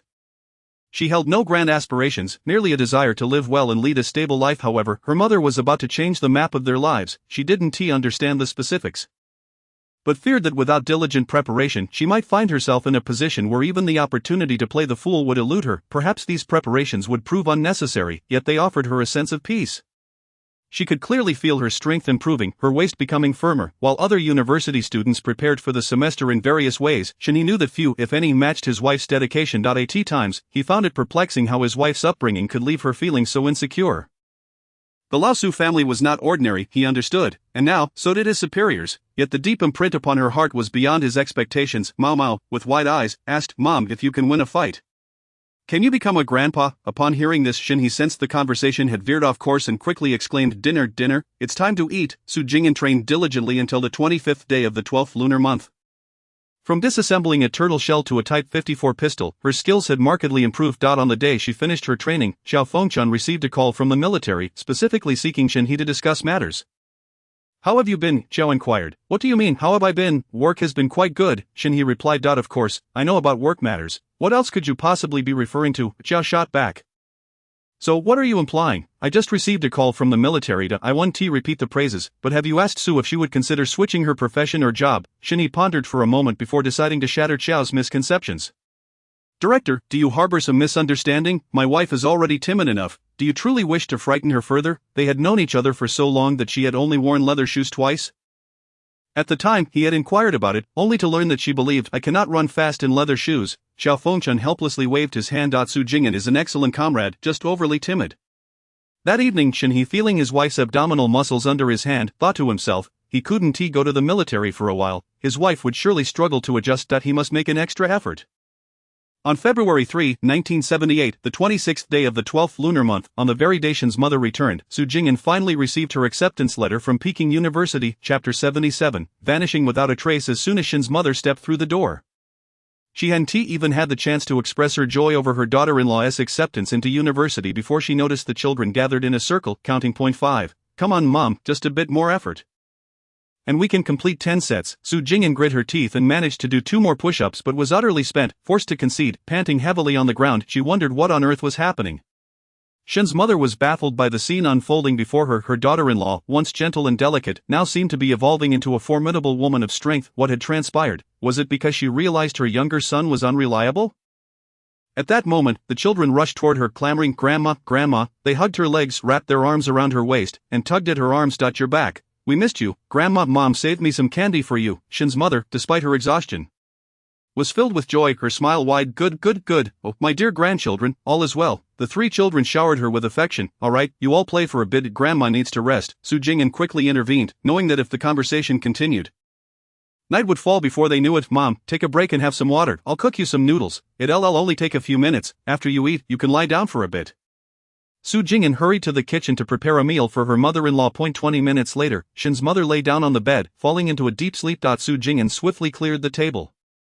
Upon her return, she astutely noted that her mother-in-law's hair had grown noticeably grayer, clearly indicating that she had endured hardships while staying with Xinyu. That evening, the family gathered joyfully for a reunion dinner. The following day, after a night of rest, Shen's mother grabbed a handful of sunflower seeds and headed out. It had been a long time since she had caught up with her good friends. She needed to fill in the gaps of their conversations, lest they think she had retired from socializing. For 3 consecutive days, Shen's mother was busier than ever, consuming 2 pots of water daily and barely keeping her lips from drying out. Seeing the rosy glow on her mother's face, her voice grew louder, and her movements became brisk, bringing relief to the entire family. As soon as Su Jing'an was accepted into university, the neighbors and the steel plant were abuzz with the news. Before the new year, during the farewell party for retiring employees, Su Jing'an's name was even mentioned. Standing among a crowd of older colleagues, she basked in their applause, her smile nearly faltering. She was genuinely impressed by whoever had thought of such an idea. They were truly a rare talent. During the event, the factory director presented Su Jing'an with a water bottle, a lunchbox, and an envelope, which undoubtedly contained money and tickets, as the factory leaders had always been generous toward their employees. "Comrade Su Jing'an, congratulations on your acceptance into university. You may not return to our factory after graduation, but you have brought honor to us workers. Wherever you go, you will contribute to the nation. Continue to strive forward," the director quietly added. "For the years you attend university, our factory will continue to pay you a salary." Upon hearing this, Su Jing'an immediately expressed her gratitude to the director and the factory leaders. "Thank you to our factory leaders for their support. Wherever I go, I will always represent our factory." Su Jing'an swore that her gratitude was genuine, without a hint of pretense, during this new year. Shen's father indulged in a couple more drinks. During this time, Su Jing'an even made a special New Year visit to Director Huang's home. She could easily surmise that the arrangement of her salary while studying was likely due to Director Huang's influence. Without his support, would the factory leaders have been inclined to consider a university student who hadn't yet graduated? Peking University commenced classes on February 22, necessitating an early purchase of train tickets. Su Jing'an secluded herself in her room, diligently consulting the lunar calendar. The days suitable for travel were the 16th and 18th. The 16th felt a bit premature, as they weren't too far from Beijing. "Have you decided on the date?" Shin he asked, noticing his wife had been poring over the calendar for half an hour. Originally, he intended to buy tickets 2 days in advance, but he hadn't anticipated that his wife would consult the lunar calendar. People of their generation rarely engaged in such practices anymore. Many older individuals had become less particular. After scrutinizing the calendar for a while longer, Su Jing'an finally stated, "All right, let's leave on the 18th. Remember to buy the tickets." For the cumbersome items that were inconvenient to carry, they packed them into large bundles and sent them via the post office. As usual, money and tickets were sewn into the pocket of her underwear. Keeping the train ticket and 2 yuan on hand was sufficient. On the evening of the 17th, Shen's mother, fearing she might oversleep the next morning, prepared food in advance. "Jing'an here, I made meat sauce, steamed buns and dumplings for the journey." The family adhered to the principle of poor family rich journey, and she also packed some snacks and eggs. Within a short time, she had filled a large bag. Su Jing'an hurried to intervene. "That's enough, Mom. This is plenty." Shen's mother replied, "When have we not eaten well at home?" Su Jing'an quickly countered, "Mom, please pack me some corn cakes and whole grain buns. There will be many people on the train. We can't all eat white bread." Upon hearing this, Shen's mother understood. On a crowded train, surrounded by others eating corn cakes, it would be inappropriate for her to be the only one indulging in white buns. Even if everyone knew that others' food was none of their concern, would it truly be comfortable? Although the principle of poor family rich journey was upheld, one must also avoid drawing attention and stirring up trouble. Shen's mother turned back to the kitchen, retrieving several corn cakes, whole grain buns, and pickles to add to their bundle. On the morning of their departure on the 18th, they rose at dawn. Su Jing'an donned a somewhat worn green military uniform and liberation shoes. Striving to blend in with the crowd from the bundle, she extracted the delectable snacks, dumplings, buns, and meat sauce that Mother Shin had prepared. Placing them into her luggage bag designated for clothing, she stuffed a steamed cornbread, whole grain buns, and a solitary egg into her green backpack, which instantly reached its capacity. How long could they remain on the train? The journey from Kunming to Beijing would only take 5 or 6 days. Missing a meal of good food would not lead to demise, with the cold weather making it feasible to stay comfortably, and considering the proximity to Beijing, at most 2 days' travel, the key was to avoid causing any trouble. Just before their departure, she ultimately stuffed the hammer into the luggage bag and secured the dagger at her right waist. Otherwise, she felt as though something was amiss. When Shenhe saw that his wife was well prepared, he mounted his bicycle and set off. They had delayed their departure, fearing the children might see them and start crying. Just as they were about to board the train, Shenhe grasped Su Jing'an's hand tightly. He looked at his wife with a nervous expression. "Darling, let us agree on something. Once you step outside, you must not waver in your affections. I cannot bear the thought of you growing discontented and abandoning me." Su Jing'an gazed at her husband, who was no longer young. Though she thought he still appeared somewhat slender and upright, she was aware that he had begun to develop a small belly. His hair had noticeably thinned, and his hairline had receded. The fine lines at the corners of his eyes, a testament to countless late nights working overtime, were more pronounced than those of an average person. However, none of this could alter the undeniable truth that this man loved her deeply. He was a good husband and a devoted father. She had chosen him carefully from among millions. According to her heart's desire, no one else in this world could make her feel as safe and close as he did. Shenhe's eyes remained fixed on Su Jing'an, eagerly awaiting her response. Su Jing'an smiled gently, the love in her eyes seemingly tangible. She could never forget my Shengongan. At that moment, Shenhe felt a profound sense of relief, as the anxieties of recent days dissipated entirely. Chapter 78. The contest. The platform at the train station was teeming with people. Toot, toot, the train has arrived. As soon as the train came to a halt, the crowd surged towards the doors and windows, desperately jostling to squeeze into the carriages. At that moment, turning around was nearly impossible, as the throng behind would not permit it. Some passengers even hurled their luggage through the windows to claim a seat before figuring out how to board. Others skillfully climbed through the windows to secure a spot, requesting relatives and friends to pass their luggage and children through the openings. And nowadays, many train services do not assign seat numbers. Whoever claims a seat first gets it. "This is my seat." Just because you claim it, does it truly become yours? Will it acknowledge your call? The train's stopover is brief. Everyone boarding pushes forward recklessly, fearing they might miss the train. Those disembarking often find themselves whisked away to the next station. Consequently, the doorway often sees both sides refusing to yield, and fights occasionally break out. In such scenarios, train conductors are needed to maintain order. Yet at this moment, they too had long been engulfed by the sea of humanity. Shenhe, with one hand carrying luggage and the other protecting Su Jing'an, rushed into the sleeper carriage. Once aboard, after locating their seats and settling his wife, Shenhe finally disembarked. With so many people around, it was not the best time for tender words, and they bid each other farewell with a wave. Shenhe had to hurry to work, while Su Jing'an needed to keep an eye on their belongings. This was indeed a chaotic time. That hard sleeper ticket had been procured with the help of Director Chiao. Soft sleepers were an unattainable luxury, only available to those of certain ranks. It was said that each soft sleeper compartment even had a restroom. TSK. Su Jing'an shook her head. There was simply no comparison. She lay on the upper bunk, closing her eyes to rest. In that brief moment, the carriage filled to capacity. Toot, toot, the train started moving. When Su Jing'an awoke, it was already time for lunch. Just as she reached for the egg, she heard a voice exclaim, "Grandma, I want to eat the egg. I want to eat meat." The hard sleeper compartments, being enclosed without doors, offered no privacy. Every passenger could easily see what others were doing. Here we go, the quintessential mischievous child and the opportunistic grandmother, both staples of every era's narrative, had made their appearance. However, Su Jing'an remained unperturbed, tucking the only egg in her bag away and pulling out a whole grain bun to pair with pickles for her meal. Mrs. Dachu, benefiting from her son's fortune, was experiencing her first train journey and could sleep in a sleeper berth upon boarding. She scrutinized each person in the compartment. There were 6 berths in total, 4 occupied by men, and 1 by a sleeping woman. It would not be easy to take advantage of the robust men. After all, this was not her village, it was not her home turf, and the numbers were not in her favor. Out in the world, with her grandson in tow, she could only target the younger, single women, who she assumed must have something good to eat. Surely someone who could afford a sleeper ticket could not be impoverished. Right, who among them wasn't well off enough to enjoy a treat? Mrs. Yu was convinced that young people traveling would invariably indulge in something nice. She figured they must have at least an egg or some peach crisps. Since Su Jing'an awoke, Mrs. Yu had been watching her with keen interest. To her surprise, the woman was eating whole grain buns. No matter, she thought, she didn't believe that the woman wouldn't have a single good thing to eat over several meals.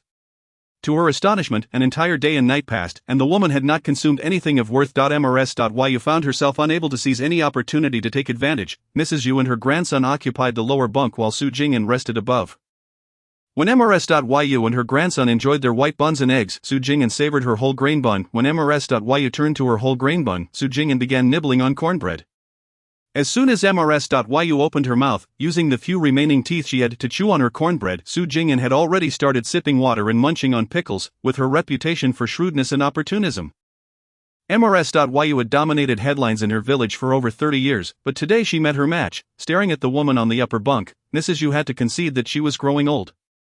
It seemed this round was a loss for her. By noon the next day, Mrs. Yu departed with her grandson grumbling all the way up. Someone couldn't help but chuckle, and the remaining passengers in the compartment began to laugh. The elderly lady had been so visibly difficult to deal with that anyone could see it. Thus, while conversations from other compartments could be heard, their own remained surprisingly quiet. Su Jing'an was not oblivious to the fact that the old lady had been watching her. She had sensed it all along. Therefore, when she ate, she deliberately chose items that were just a step below what Mrs. had, making it difficult for her to speak up, with so many people below. Su Jing'an had no choice but to stay on her upper bunk, closing her eyes, except for when she needed to drink water or use the restroom. Each stop required the train to take on water. And with fog rolling in, they had to yield to other trains. By the time they arrived in Beijing, it was already past 11 at night. At this hour, aside from the bustling train station, the outside streets were dark and devoid of life. It was unsafe to venture out alone, and staying at the station posed its own dangers. Those engaging in petty crime, gang activities, or human trafficking were all lurking about. Su Jing'an turned to seek assistance from the police on duty at the station. "Comrade, hello, I urgently need your help. Comrade, please tell me what difficulties you are facing," the police responded without hesitation. Ultimately, the police personally escorted Su Jing'an to a guest house. By morning, she returned to the station and boarded the school bus, which took her smoothly to Peking University. In the dormitory where Su Jing'an stayed, there were 8 individuals, 3 studying literature, 1 in journalism, 2 in history, and she was studying English, alongside another studying computer science. I am Zhang Sihong, 18 years old, a local from Beijing. I am Zhao Lanying, 25 years old, already married, from Hunan. I am Su Jing'an, 29 years old, with 3 children. The others hail from Jiangxi, Wulanji from Guizhou, Wang Minhua from northeast China, Zhang Qiaoqiao, and 2 from Hunan, Yu Xiaomai and Dongzhu. Upon hearing this, Zhang Xiahong was particularly delighted. "My father is a railway soldier. Wherever the railway is built, our family follows. Each of us was born in a different place. My eldest sister was born in Jiangxi.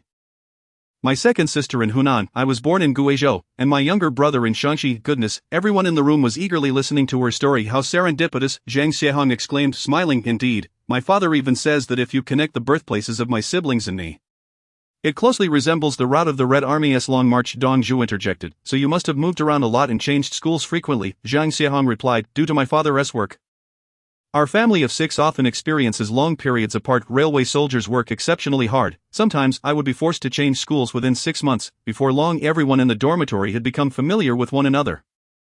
The youngest was the journalism student Zhang Sihong, at just 18 years old. The oldest was Su Jing'an at 29. None of them were inexperienced or devoid of intellect. They were all university students who valued their dignity. Thus, interactions among them were cordial. Su Jing'an herself despised unnecessary drama, and the atmosphere in the dormitory was quite pleasant. Nowadays, university students cherished this hard-won opportunity, eager to reclaim the time lost during the Cultural Revolution.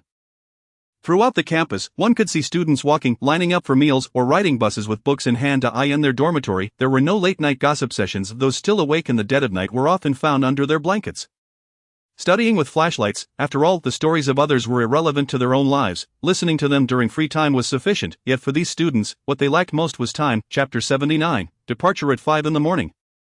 Su Jing'an rose as per her usual routine. In 30 minutes she completed her 5-kilometer run around the playground. As Su Jing'an was wiping the sweat from her brow with a handkerchief, she noticed that the playground was already bustling with numerous individuals jogging around the track. Upon returning to the dormitory, she found her roommates already awake and engrossed in their reading. The room was cluttered with several ropes hastily tied, on which hung towels and some garments that had been washed the previous day but remained damp. The parcels that had been sent were neatly organized the day before. Su Jing'an announced, "I will head out to mail a letter after breakfast. Is anyone going with me?" I will go," came the chorus of eager voices from her roommates. Thus began their first collective dormitory activity, an excursion to the post office located in Yen Garden.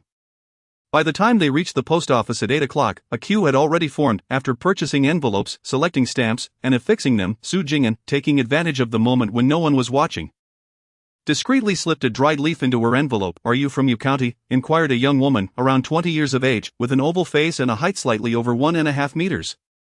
Zhao Lanying looked momentarily stunned and asked, "How did you know?" Tang Wan pointed at the envelope and replied, "I was standing behind you and saw it. In mere moments, two compatriots from Yu County became acquainted."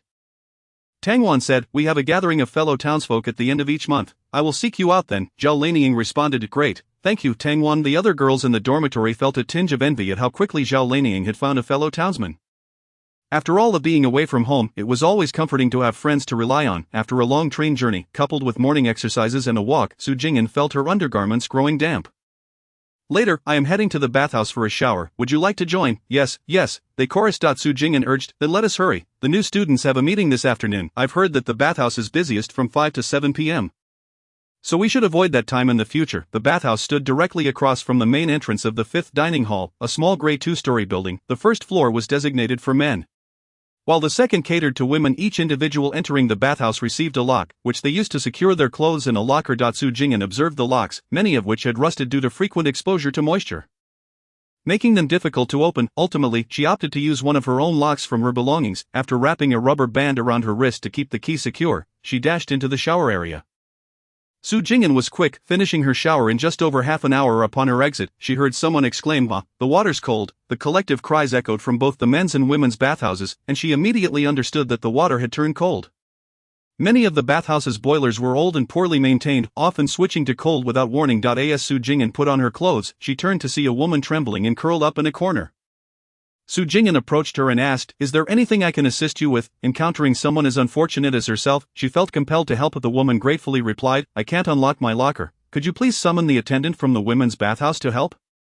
Su Jing'an stepped outside to inform the attendant, then exchanged greetings with her dormitory mates before heading back. Before she reached the bottom of the dormitory stairs, she noticed a crowd gathered. Zhang Baozhu, "Do you think that because your family locked you up, I would just accept my fate?" "What are you talking about, senior? Are you playing dumb? You, a mere elementary school graduate, think that just because you have a notice, you can be a student at Peking University? Is Peking University so worthless? You, who have taken someone else's opportunity, what right do you have to stand here?" The crowd erupted in an uproar. How outrageous! She should be thrown out. The scene of substitution became apparent. Su Jing'an bypassed the throng and returned to her dormitory. In the afternoon, during the class meeting, each student took turns introducing themselves at the podium. One after another, there were no notable incidents. "Hello everyone. My name is Zhou Fubao, and I am 17 years old." Su Jing'an, who had been indifferent until now, suddenly felt a chill run through her. Her senses heightened as she recalled the information about this classmate. Zhou Fubao was the quintessential lucky girl from a typical story, pampered by her family due to her fortuitous nature. Despite the occasional troublesome relatives, they too had ultimately fallen under her spell of adoration. Zhou Fubao had devoted her life solely to her studies, living in an insulated world, surrounded by protective family and a husband. Her understanding of life was shaped entirely by them. The good news was that she genuinely possessed a kind heart and was indeed a fortunate soul, not a black luck charm siphoning the fortunes of those around her. The bad news was that she bore no responsibility for the consequences of her actions. Whatever she desired would be granted by providence. As a child, she wished for beef, and during the spring plowing season, an ox unexpectedly broke its neck. She desired a bicycle and found a ticket and money on her way home. Savings a young man had accumulated for years to marry. In college she sought a scholarship, and those competing closely with her all fell ill on exam day. To say Zhou Fubao acted with intent would be a misrepresentation. These occurrences were merely fleeting whims she expressed without serious consideration.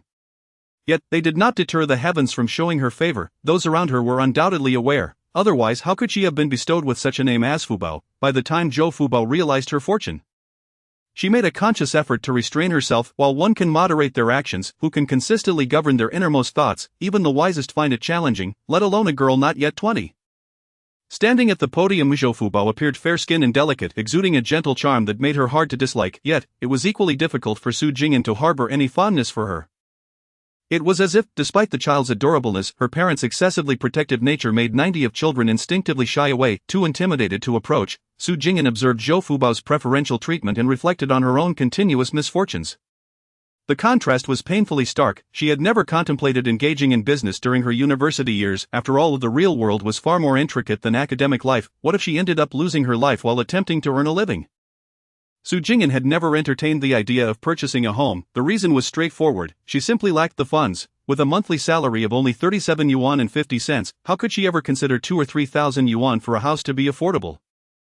How much could she and Shinhee save in a year? For the average person, buying a home was always a significant matter, let alone a Sehiyuan costing tens of thousands of yuan. Such a price was astronomical for someone like Su Jing'an. Real estate in Beijing had never been inexpensive throughout history, and Su Jing'an had always been a person of modest means, since she had never contemplated deriving benefits from the lucky girl's fortune. Distancing herself seemed the most prudent course of action. From that moment onward, everything proceeded smoothly. Chapter 80, Refusal and Infatuation in the Classroom. This English test is exceptionally challenging. Zhou Fubao, you managed to answer every question correctly? Fubao, you are truly impressive, you got all 100 multiple-choice questions right. The admiration from her classmates was unceasing. Fubao, can you help explain this question? Asked Zhao Mingming. A fellow dormmate. Zhou Fubao stammered, unable to articulate her thoughts. Upon hearing this, many faces in the vicinity shifted uncomfortably. Zhou Fubao earnestly clarified, I genuinely don't know. I just got lucky. Zhao Mingming, a year younger than Zhou Fubao, could not restrain herself and retorted, you got all 100 questions right by sheer luck? If you don't want to explain it, just say so. Do you take us for fools? Zhou Fubao sincerely nodded in affirmation. Yes. Her words plunged the classroom into silence. All were adults, and the age gap among them was noticeable. Initially, some wanted to ease the tension and provide an out for both parties, but now many simply turned away in disillusionment. It was evident that the rest of the class perceived Zhou Fubao's response as dismissive and insincere. Believing her words would imply a lack of respect for their intelligence, Zhou Fubao's refusal to clarify only deepened the skepticism. However, Su Jing'an knew Zhou Fubao spoke the truth. She had indeed answered by mere luck. To suggest she could effortlessly answer 100 questions was an understatement. Zhou Fubao would not fear tackling 1,000. As 2 months passed, classmates had shared meals, accommodations, and classes, thus growing increasingly familiar with one another. Zhao Mingming gradually came to realize that her initial judgment of Zhou Fubao had been mistaken. Zhou Fubao was indeed an honest person with considerable fortune. Among the 9 girls in their class, 8 resided in the same dormitory, leaving only Su Jing'an to stand apart. As camaraderie blossomed, many began to trust Zhou Fubao's character, fostering closer ties. Except for Su Jing'an, Zhou Fubao gazed at Su Jing'an with earnest eyes and asked, Sister Su, of the English-Chinese dictionary. The teacher requested, do you need one? I can pick one up for you tomorrow. Many younger students would politely refer to her as Sister Su. Su Jing'an smiled as she declined. Thank you, Fubao. Someone has already offered to lend me one. That saves me a few meals. In the dining hall, Zhou Fubao exclaimed, I would like a serving of braised potatoes with pork. The skilled chef deftly served a generous portion, with the meat completely obscuring the potatoes. Wow, there is so much meat today. As others observed, the already long queue swelled with more patrons. Su Jing'an glanced down at her own bowl of braised potatoes with pork, where she could see only 2 small pieces of meat. Zhou Fubao, initially just passing by, looked over and said to Sister Su, it seems today's dishes are abundant, and if you don't mind, I can share some of mine with you. She reached for her bowl. Su Jing'an quickly intervened. Fubao, I appreciate your kindness, but I have a delicate stomach. I can only manage 2 pieces of meat at most. Any more would be too heavy for me. In the library, dear comrade, the coveted collection of Shakespeare comprises 10 sets, all of which have already been checked out. The librarian perused the latest registration book, and Su Jing'an felt equally helpless. Each individual is subject to a borrowing limit, and with each set containing 8 volumes, that amounts to a total of 80 volumes. To her dismay, she found herself unable to secure even one, prompting her to relinquish the pursuit and turn to leave. Just then Zhou Fubao rushed in from outside. Excuse me, do you still have the collection of Shakespeare? The librarian was about to respond in the negative when another individual approached. Hello, I'm returning a book. Zhou Fubao's eyes lit up at the sight of the collection on the table. This is splendid. Now everyone in our dormitory can have their own copy. Upon turning, she spotted Su Jing'an. Sister Jing'an, weren't you also going to borrow it? Please take it back to read first, and you can return it to me later. Zhou Fubao's gaze was as clear as crystal. However, Su Jing'an quickly waved her hand. I still have many books to read. By the time I finish, it will likely be 2 months later. Fubao, I have matters to attend to. I must take my leave. With that, she hurriedly exited. As she descended the stairs, she instinctively grasped the handrail, carefully making her way down. Zhou Fubao's humility, kindness, and eagerness to assist others were genuine, and Su Jing'an could perceive this. Yet, one must understand that sometimes a child's indifference does not reflect a parent's lack of concern. Upon further scrutiny of the situation, Su Jing'an realized that each of Zhou Fubao's contributions would be inscribed in the heart of her father, who would dread any misfortune befalling his own child. Accepting the benefits bestowed by Zhou Fubao, regardless of their magnitude, forged a bond of cause and effect between them. Should any incident arise, the advantages derived from Zhou Fubao would necessitate a repayment. With interest, as the semester drew to a close, it seemed Zhou Fubao had come to a realization, for she no longer approached Su Jing'an proactively. After dinner, the dormitory fell silent. With exams approaching, everyone was diligently reviewing their materials. Suddenly, with a loud clap, the room was plunged into darkness. What on earth happened? It's not time for lights out yet. the dormitory's power supply seemed exceedingly unstable. Surrounded by darkness, everyone cautiously felt their way around, creating a momentary chaos within the room. Su Jing'an, already on her bed, was the first to retrieve a flashlight, illuminating the space for her companions. Zhang Xiahong and Dong Zhu quickly followed suit, extracting their own flashlights from the cupboard. Wang Minhua and Wu Lanji brought forth kerosene lamps. Jiang Xiaoqiao, Yu Xiaomai, and Zhao Lanying produced 2 candles. At this juncture, the room quieted once more as everyone resumed their studies. During breakfast, Dong Zhu announced, "Today, I plan to study in the classroom during the day and visit the library in the evening. We can no longer rely on the dormitory lights." "Agreed, let us go together," Yu Xiaomai quickly chimed in. Swallowing her food, the others echoed, "I have no intention of returning during the day either." This meant they would only return at night to sleep, barring any exceptional circumstances. "What about Xiao Xiao?" Su Jing'an inquired. Having just returned from a run around the Mingming Lake, only to find one less person in the dormitory as Sister Jing'an, Xiao Xiao heard that the Xinhua bookstore in Wangfujing is reissuing a literary masterpiece from the 19th century. She went there early to queue, Zhao Lanying responded. She didn't even have time to eat, just grabbed a leftover steamed bun from yesterday and left. An incident unfolded. Wang Minhua burst in, breathless, exclaiming, "What happened?" The others in the dormitory turned to her, tense. Wang Minhua swallowed hard. "Our class has put up a poster claiming to be the first generation of university students under Chairman Hua." Su Jing'an pondered for a moment. "That is nothing significant, it's merely a verbal sparring with the classes of 75 and 76. Wang Minhua continued, panting, "But that is not the main issue, they also wrote a poem. The gist is, in the past, I couldn't attend university because I had no horns on my head, nor thorns on my body. The workers and peasants who are students are not pleased, and now the crowd is gathering at the triangular area S bulletin board. The students of their cohort, who gained university admission through the college entrance examination, would inevitably clash with the workers and peasants who were recommended for admission. This was unavoidable," Su Jing'an reassured them. "The school is keeping an eye on things, nothing major will occur." While this situation might seem trivial, it was not perceived as such within the room, where every face bore a tense expression. Primarily due to the psychological scars inflicted by past posters, countless individuals from various professions had suffered due to the downfall of the big character posters, unlike Su Jing'an, who understood the future trajectory. Who could guarantee that policies wouldn't change? The atmosphere of the Cultural Revolution still lingered in Yen Garden, where posters and public denunciations could erupt at any moment, accompanied by large gatherings for protests. Su Jing'an felt the oppressive air weighing down upon them. Throughout the semester, she had sent a letter home weekly and made phone calls every 15 days, exchanging a few words with her 3 children. A significant portion of the monthly stipends issued by the school had been spent at the post office. Occasionally, she would pen a heartfelt letter to Xinhe, enclosing a leaf, a flower petal, or a simple sketch of either Xinhe or Su Jing'an herself. During their phone conversations, they would recite a couple of poems or sing a song. The mutual longing and concern between them seemed to rekindle the flames of their romantic affection.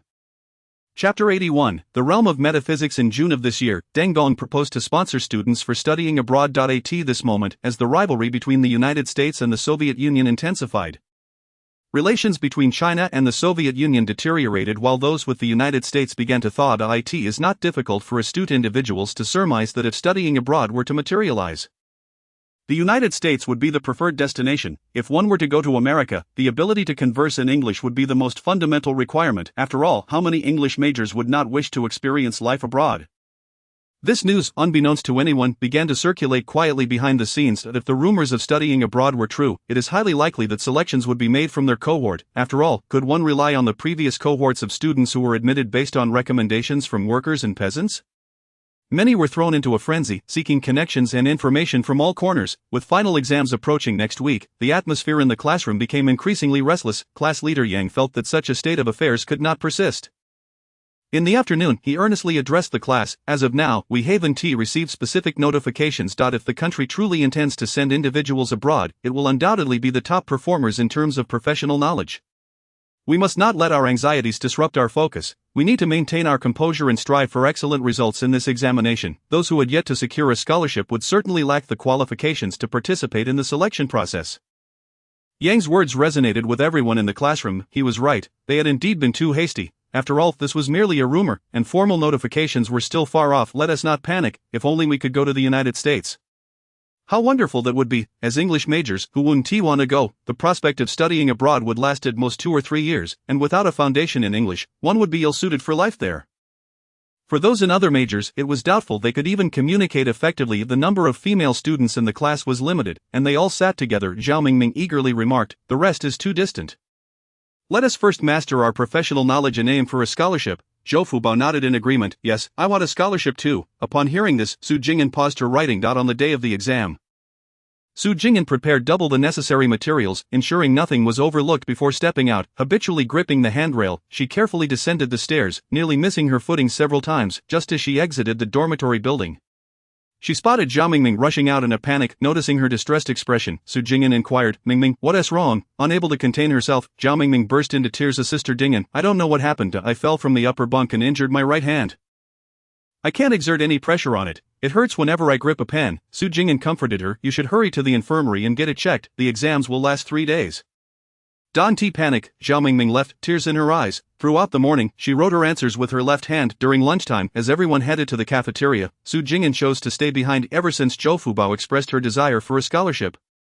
Su Jing'an had restricted herself to the meals she prepared in her own space, leaving the cafeteria food untouched. Today, she simply remained in the classroom, munching on a steamed bun she had brought along. After the afternoon exam, she stepped out of the classroom to find the once clear sky suddenly darkening. Summer weather is notoriously fickle. Many, like Su Jing'an, who feared getting caught in the rain, hurried back toward the dormitory. The wind picked up, shaking the branches and stirring up dust from the ground. Su Jing'an had to squint, covering her nose with a handkerchief, just as she approached the entrance of the dormitory building and felt relieved. A sudden gust of wind swept through, intensifying. Su Jing'an found herself unable to maintain her balance, instinctively taking a few steps back. With a loud crash, a flower pot landed quietly where she had just stood. Shattered into countless pieces, a few female classmates nearby screamed in fright at the scene. Who on earth placed the flower pot outside? Are they trying to cause harm? Fortunately, these girls had reacted just in time. Otherwise, it could have ended tragically for them today. The hallway erupted in commotion as the dormitory administrator, Sister Jia, hurried out, seeing the shattered flower pot on the ground and the pale faces of the girls surrounding her. Sister Jia's expression changed dramatically. At 46 years of age, she was nearing retirement. What would she do if an accident occurred during this period, resulting in a fatality? All her years of hard work would have been in vain.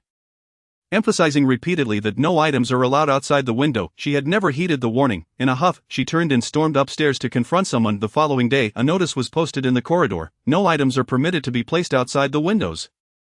Those who violate this rule will face public criticism and a deduction of credits. In severe cases, a serious warning will be issued, with further penalties to be determined, should there be any loss of life.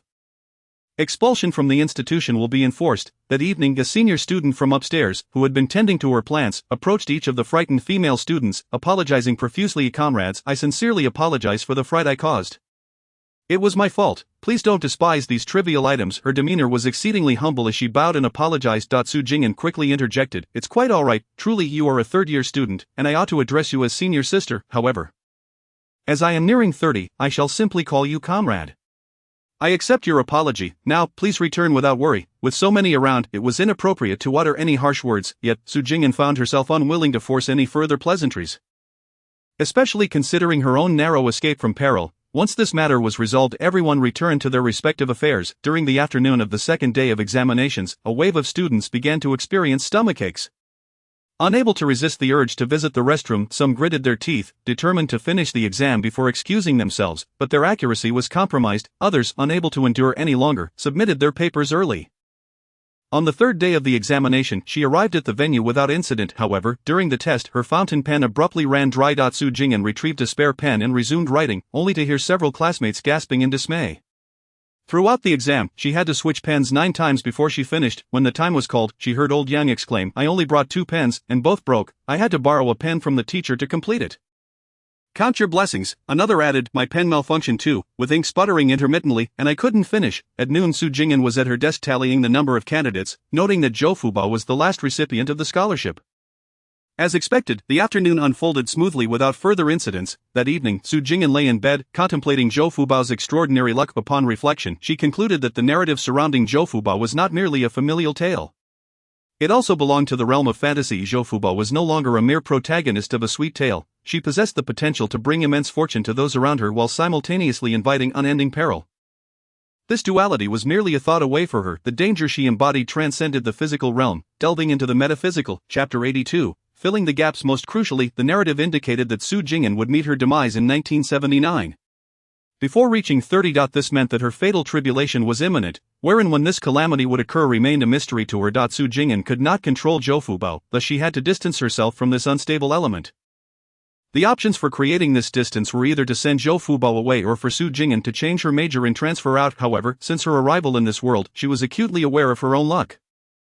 Who could predict what pitfalls awaited her in a different major or abroad? Now that the situation had turned fantastical, what if she encountered cultivators, ghost hunters, or those with supernatural abilities? Such encounters would surely terrify her. Thus, the only viable solution was to find a way to send Zhou Fubao away. Surely the deities of foreign lands could not be her kin. Nonetheless, this selection for studying abroad, while valuing professional aptitude, particularly English proficiency, would not favor Zhou Fubao. Thousands of candidates would have to pass through 3 rounds: the department's preliminary examination, the school's written test, and finally the Ministry of Education's unified test.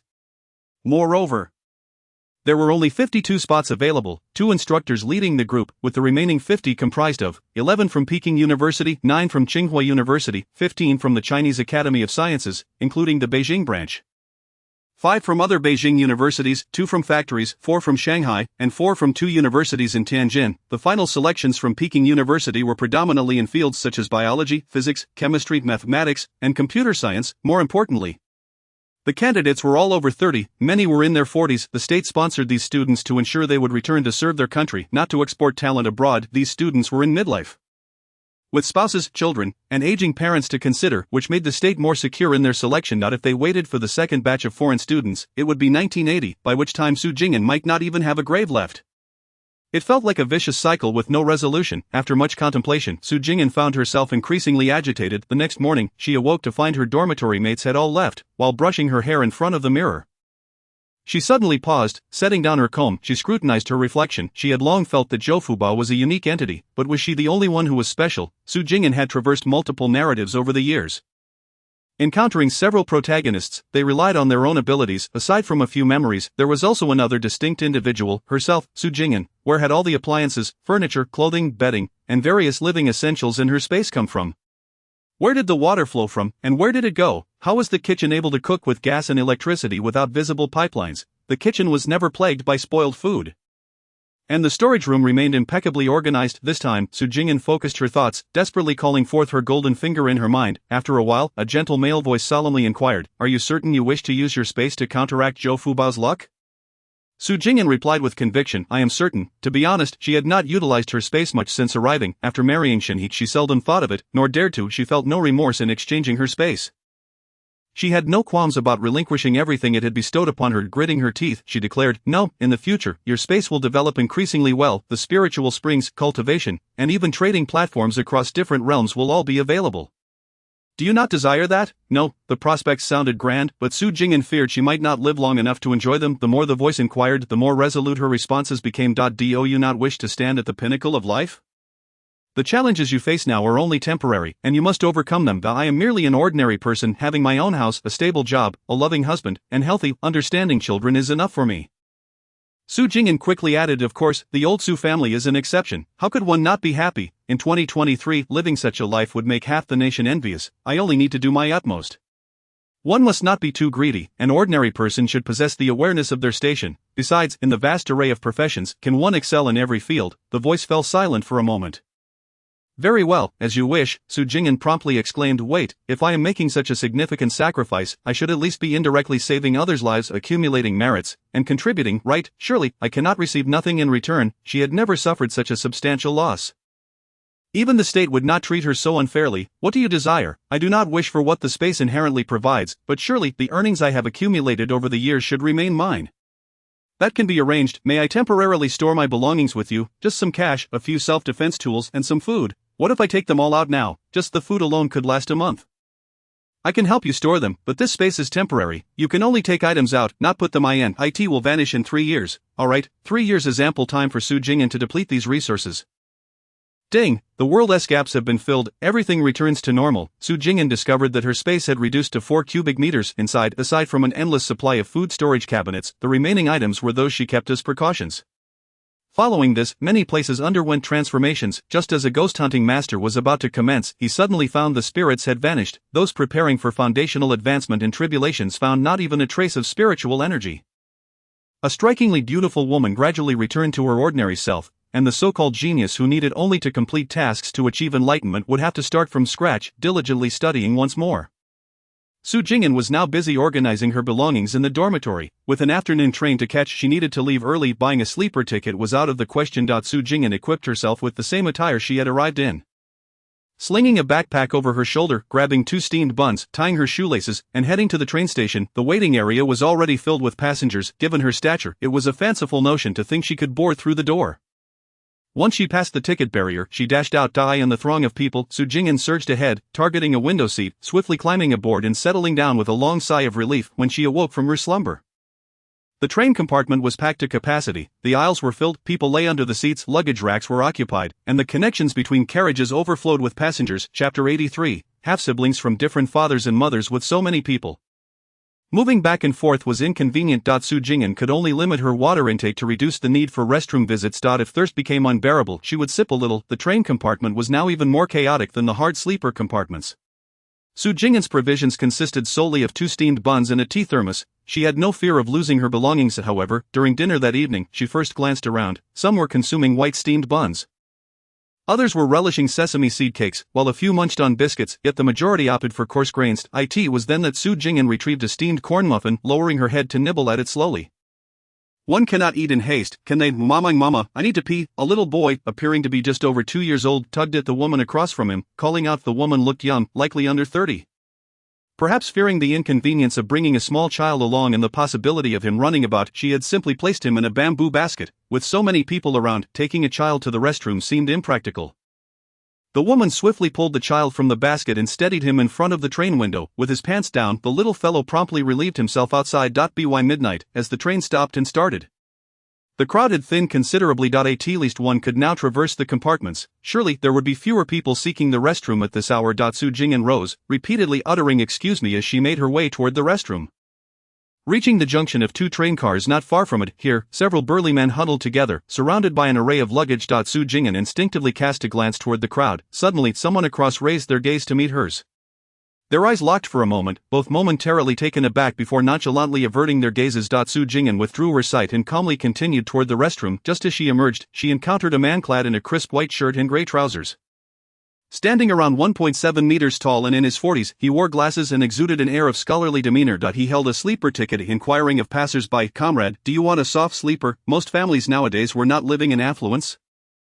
So many travelers sought to save wherever possible, thus a peculiar phenomenon arose. Numerous individuals entitled to sleeper accommodations, both soft and hard sleepers, chose not to utilize them. This allowed them to pocket the difference in travel expenses as personal subsidy. The man he questioned was a younger fellow dressed in a crisp white shirt and black trousers. The young man shook his head repeatedly, stating, "No need, comrade, I'm young and strong. It's all right, why not ask someone older or those traveling with children? Or the weaker ladies." After saying this, he proceeded into the adjacent car. Initially indifferent, Su Jing'an's senses heightened upon hearing those words. For her, fortune had never simply fallen from the sky. Sure enough, an older gentleman soon scanned the area and called out to Su Jing'an. "Comrade to comrade." Su Jing'an feigned ignorance and quickened her pace, turning left to retrace her steps. After all, they were strangers. Who could say who he was calling? "Hey, that lady over there is calling you." Just as Su Jing'an was about to leave, a kind-hearted older sister beside her reached out to grab her. Su Jing'an turned to see the woman who had stopped her, appearing to be around her age, approximately 30. She wore a somewhat worn shirt, her facial features bearing a certain hardness, with a larger bone structure, and she sported a thick braid. "What did you say, sister?" Su Jing'an inquired loudly. "I said, someone is calling you." The older sister pointed as she spoke. At that moment, the man had already caught up. Su Jing'an turned, perplexed. "Comrade, were you calling me? What is it? Let me be clear, if you're asking to borrow money or food, please refrain, we are not acquainted."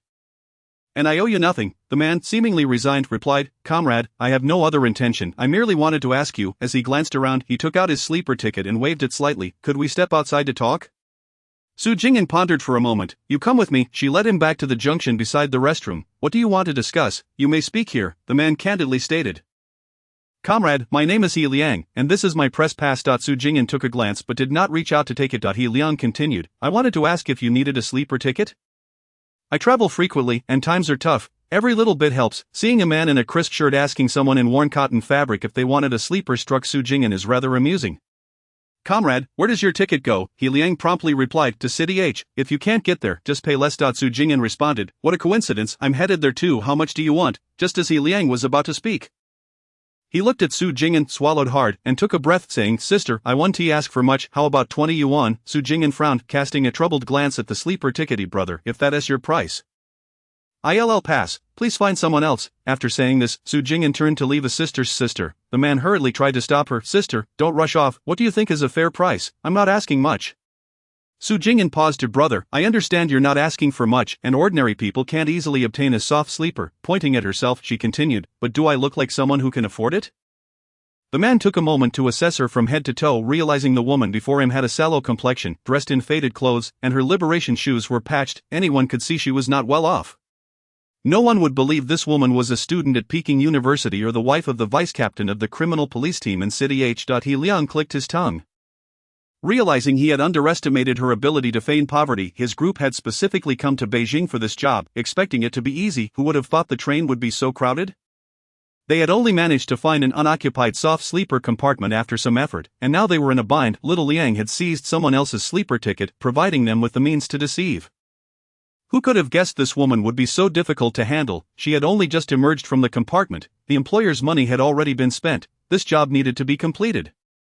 Reluctantly, he decided to lower the price, otherwise, how could they proceed? He Liang steeled himself, how about 10 yuan? It can't be any less. Su Jing'an shook her head. Brother, you're overestimating me, perhaps you should find someone else. He Liang gritted his teeth, 5 yuan. Sister, I'm really giving you a great deal. Su Jing'an clapped her thigh. Alright brother, let us do as you say. He Liang's face stiffened for a moment. I can see you're an honest man.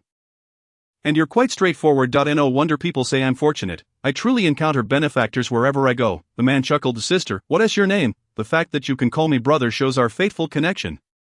He had not anticipated that this female student would be so easily duped. After all, women often have a penchant for small gains. Su Jing'an gazed earnestly at him. Brother, my name is Su Jing'an. The moment I saw you, I felt a connection. I never lie in my heart. We are undoubtedly like siblings separated at birth. At this moment, He Liang could genuinely sense Su Jing'an was not deceiving him. For her eyes radiated sincerity, and her gaze was fervent. Chapter 84, a special sibling bond. This year, Vietnam commenced numerous armed provocations against China, instigating various horrific bloody incidents. The relationship between the two nations grew increasingly tense, prompting Xinyu's combat unit to undergo reassignments in the latter half of the year. Seizing the remaining time, Xinyu took a family visit leave to see his parents. To put it bluntly, should anything happen, he wanted to see his family one last time. Unexpectedly, on the train, he encountered comrades who were on duty, recognizing each other from the same unit and traveling the same route. Xinyu decided to lend a helping hand to the group, wary of alarming anyone, disguised themselves as farmers carrying luggage. After completing their task, they did not linger, promptly alighting with their belongings. The train would arrive in City H at dawn.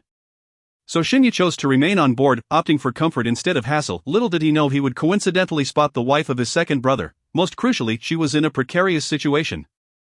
The person pursuing her posed a problem. He Liang sensed that the moment was ripe as he remarked, Sister, let us go. I'll take you to check out the soft sleeper compartment. Su Jing'an pondered a moment, replying, Brother, please wait a moment. I have something to attend to. What is it? Did you forget your luggage? He Liang inquired, his expression ambiguous as he hastily pressed for clarification. Su Jing'an waved her hand, quickly explaining, Not at all, I didn't bring any luggage. Upon hearing this, He Liang finally felt at ease, knowing the woman had not deceived him. After all, little Liang and Lao Hua had been keeping a close watch on her since she left the Peking University campus.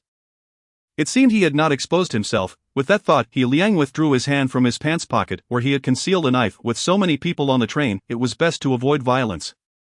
Otherwise, things could end poorly. Although it was true that bringing someone back would suffice to fulfill the task, the price of a living person outweighed that of a dead one. Su Jing'an continued explaining, That older sister who called me earlier, I want to check on her. I tend to remember those who show me kindness. Without her help just now, would I have managed to sit in the soft sleeper?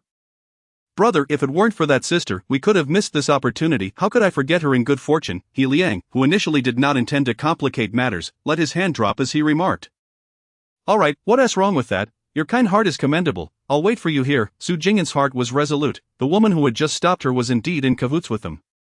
Elder brother, there's no need for you to linger here. Move a little further ahead. Do you see that spot? Su Jing'an lifted her chin, craning her neck, while her left hand pointed behind him. He Liang instinctively turned to look.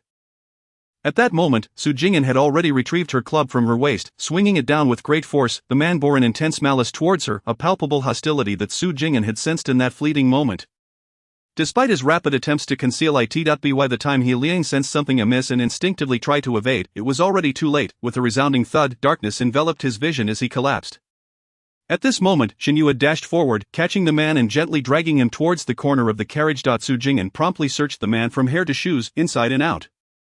Observing her adeptness, Xinyu thought to himself that his younger brother would likely never be able to hide any money from her again, without pausing to examine what she had found. Su Jing'an quickly pulled a rope from her backpack and handed it to Xinyu, whispering, "Elder brother, there are at least 2 more people. They are specifically targeting me." Xinyu nodded in understanding. That meant the number was uncertain. They needed to proceed quietly to avoid alerting any potential threats. Just as he finished binding the man, he noticed Su Jing'an stuffing socks into the man's mouth. Seeing the man's bare feet, Xinyu said nothing. Surely, using one's own belongings was preferable to relying on another's. Throughout the operation, the duo worked in seamless harmony, making hardly a sound. The few individuals lying at the junction did not even open their eyes throughout the ordeal. It was unclear whether they were fast asleep or simply too afraid to look. After glancing at the items on the ground, they hastily stuffed everything into the backpack, replacing the club back at her waist and concealing it with the backpack. Su Jing'an returned to the carriage to find the previously helpful woman. As she approached, the woman was engaged in lively conversation with a nearby girl, reaching out to touch the girl's hand. Su Jing'an seized the woman's arm, saying, "Thank you for earlier, elder sister. May I ask your name?" The woman smiled warmly. "My surname is Hua. You can call me Sister Hua. No need for thanks. It was a trivial matter." Su Jing'an interjected, "Sister Hua, while I appreciate your sentiment, I cannot let this go unacknowledged." She then leaned in and whispered, "That gentleman earlier, he offered a soft sleeper ticket for 5 yuan. You could join me. At least it would make using the restroom easier. However, we must split the cost equally. What do you think?" Sister Hua's smile broadened. "That sounds wonderful. I thank you, dear sister." Su Jing'an gazed sincerely at her. "What is there to thank? You are such a kind person, and we seem to connect well. I genuinely consider you like a sister." Xinyu, still uneasy, quickly sought out the train police and stealthily returned. Just in time to hear the last part of the conversation. The emotion in Su Jing'an's words was palpable, revealing the sincerity with which she spoke. Xinyu glanced again at the fallen man, pondering, what kind of sibling bond was this, so strikingly different? Su Jing'an grasped Sister Hua's arm, chatting amiably as they moved outside. Just as they exited the carriage, Xinyu delivered a swift punch to Sister Hua's jaw, rendering her unconscious and dragging her away. After passing the restroom, they reached the door to the next carriage, where Su Jing'an unexpectedly spotted the young man who had made the suggestion earlier. She turned and pointed him out to Xinyu and the train police. "That's him, white shirt, black pants, in his 20s. The train police approached calmly. "Comrade, a young lady just reported that you were behaving inappropriately. Please step outside and cooperate with our investigation." Xiao Liang vehemently denied the allegations. "It couldn't have been me. I haven't even gone outside," the train police replied. "Just come outside. We will discuss it further after our inquiry." With no alternative, Xiao Liang stepped out, only to be immediately subdued by the waiting officers. They all proceeded to the police office, where Su Jing'an recounted the entire incident. After questioning, it was revealed that only 3 individuals were involved in the crime. Prompting everyone to breathe a sigh of relief, Xinyu and Su Jing'an exited the police office, heading straight for the Municipal Public Security Bureau. He had been mentally calculating when his wife was due to return. He had considered going to the train station to meet her, but circumstances made it inconvenient. His work had been demanding lately, with many educated youth returning to the city and unemployed individuals populating the area. The situation had become chaotic. Daily incidents of various magnitudes were on the rise, with numerous people idling about, leading to the emergence of criminal gangs. In the past 6 months, the number of cases filed had surpassed the total of the previous year. Additionally, the train schedules were unreliable, with delays becoming the norm rather than punctual arrivals. Thus, he found it difficult to take time off. Yet, who could have anticipated that instead of him meeting his wife at the station, she would come looking for him at his workplace? Chapter 85, A Deadly Predicament. Seeing his wife arrive in a police vehicle alongside his elder brother left Xinhe in shock. How had the public security situation deteriorated to this extent? His wife was almost driving him mad, and she seemed to be perpetually caught in the crossfire. As these thoughts coursed through Xinhe's mind, anger surged within him, mingled with concern for his wife's safety. He couldn't bear the thought of her being frightened again. Back in the familiar office of the criminal investigation team, the personnel remained unchanged. Ren Jiaowo was in charge of the inquiry, while old Zhao took notes, with Xinhe standing by the door as a lookout. Director Qiao, after some deliberation, decided to involve himself. He had a feeling that Comrade Su Jing'an was destined to be intertwined with their police force. The success of this year's performance and any prospects for his promotion hinged on Su Jing'an's actions. As per usual, upon entering, Su Jing'an emptied the contents of her backpack onto the table. Knives, tickets, cash, drugs, handkerchiefs, keys. All tumbled out in a heap. Observing the collection, Xinyu felt a wave of anxiety for his sister-in-law. Thankfully, she had reacted quickly this time. Otherwise, they might have lost track of her entirely. Su Jing'an and Xinyu recounted the events once more, ensuring every detail was clarified. "I had only eaten 2 steamed buns since boarding, and I didn't dare drink more than a sip of water. And look at my appearance. Asking me to swap sleeper tickets, what could their intentions have been?" Su Jing'an pointed to herself, only then did everyone notice her disheveled state. Her complexion was pale, and her clothes were far from presentable. Director Chow, however, seemed captivated. Look, what did I tell you? Comrade Su Jing'an should really consider a different line of work. The police department is the perfect platform for her talents. The two of them filled in the details of the incident, ensuring no stone was left unturned. Once old Zhao finished the notes and reviewed them with everyone, he put them away. He embraced Xinyu, saying excitedly, "Brother, I truly thank you for this." He then turned to grasp Su Jing'an's hand. "Wife, thank goodness you encountered our dear elder brother." Xinyu, suddenly alert, interrupted his younger brother's next words. "My relationship with my sister-in-law is purely one of camaraderie. Siblings-in-law are not to be trifled with. This matter must be handled with utmost care." Director Chow kindly addressed Su Jing'an. "We will need to conduct a more detailed investigation into the specifics of the case." Xiao Su, you. Suddenly Zhou Lu rushed in. "Report to the director. They have confessed," stating that Zhou Lang was the one who recruited them. "What?" Everyone in the room gasped in shock. Xinyu, sensing something was amiss, inquired, "What is going on? What is not right?" Xinhu's expression darkened as he replied, "Zhou Lang's father was originally the deputy director of our city's revolutionary committee. In 1972, he was assigned to the police station as a public security officer. He was due for a promotion last year, but then a series of serial rape and murder cases emerged. One of the criminals had a connection to Zhou Lang. The police uniform he wore was borrowed from him." Su Jing'an interjected, "That's the murderer I confronted." Upon hearing this, Xinhu's gaze sharpened. Xinhe continued, "After the incident, Zhou Lang tried to leverage his connections to protect the individual involved, but I refused. Once this matter surfaced, he was sidelined this year. During the purge, his father was transferred to a bureaucratic position. His prospects for advancement are now bleak." The thought of this situation made Xinhe grit his teeth. Had it not been for his wife's quick thinking, they could have faced dire consequences. Zhou Lang had intended to cover it up, and he would never agree to that. If he didn't manage to bring Zhou Lang down, it would reflect poorly on Xinhe. The audacity of Zhou Lang thinking he could escape unscathed was laughable. Director Chow declared sternly, "Arrest Zhou Lang immediately." Captain Ren Jiahua promptly responded, "Understood." Within minutes, Ren Jiahua and 6 officers sped off on a 3-wheeled motorcycle. Su Jing'an watched in astonishment, her eyes wide open. Xinhe explained, "Our bureau has 3 Changjiang 750 motorcycles, which is quite decent. Many county police stations struggle to provide even 1 bicycle per officer." Xinyu added, "What's the big deal? The size may be small, but it's powerful. It can carry a ton of cargo without issue." Once a combat squad was transported on one with 11 members, Su Jing'an had to admit her lack of exposure. Given this context, she should no longer find it surprising to witness her third brother's traditional skills in action. After all, they had all undergone training. Reflecting on Zhou Lang's actions, which had involved sending people to capture her as a means to confront Xinhe, Su Jing'an grew anxious for Xinhe's parents and children. She said to Xinyu, "Elder brother, I sense something is awry. Please return home and check on things. I will leave shortly." Being at the Public Security Bureau was far safer than being on the streets. Moreover, Su Jing'an had a premonition that today was a fateful day for her. If she could make it through, her future would be bright. If not, she might not leave here alive. Xinyu nodded, clearly unsettled about his family's safety. He patted Xinhe on the shoulder and hastened home. After Xinyu had departed for a brief moment, Deng Qiushi rushed in breathless. "Director, I must report that Zhou Lang was accused yesterday of attempted rape on a female employee. He has surrendered his firearm and has been suspended on the spot." Just now, Captain Rin discovered a female corpse at Zhou Lang's residence, deceased for no more than half an hour. Neighbors identified the body as that of his ex-wife.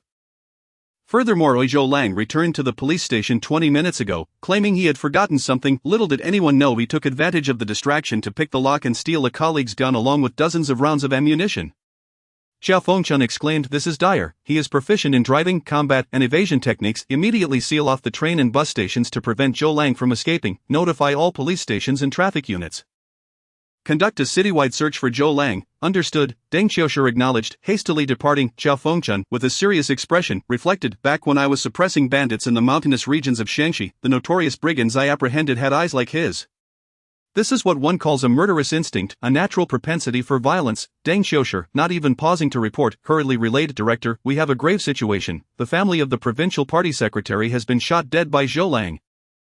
Xiao Fengchun sprang to his feet, the gravity of the situation darkening the already serious expressions of those present. "Clarify the details." Deng Qiushi quickly explained, "The daughter-in-law of the provincial party secretary worked at the same police station as Zhou Lang, and they had a conflict. Zhou Lang has gone mad with rage." Xiao Fengchun slammed his palm on the table. "This is utterly disgraceful for the national police force." His face darkened further as he commanded, "Disseminate the order. All police personnel must mobilize immediately to intercept him. If necessary, they are authorized to shoot on sight." Lu Er and Xinhe exchanged no further words. They mounted the remaining 2 motorcycles and sped away. Xiao Fengchen turned to Su Jing'an, softening his tone. Xiao Su, the outside is not safe, you should stay here. Su Jing'an expressed her gratitude. Thank you, director. Chapter 86. The trial. Su Jing'an pondered for a moment before visiting the restroom.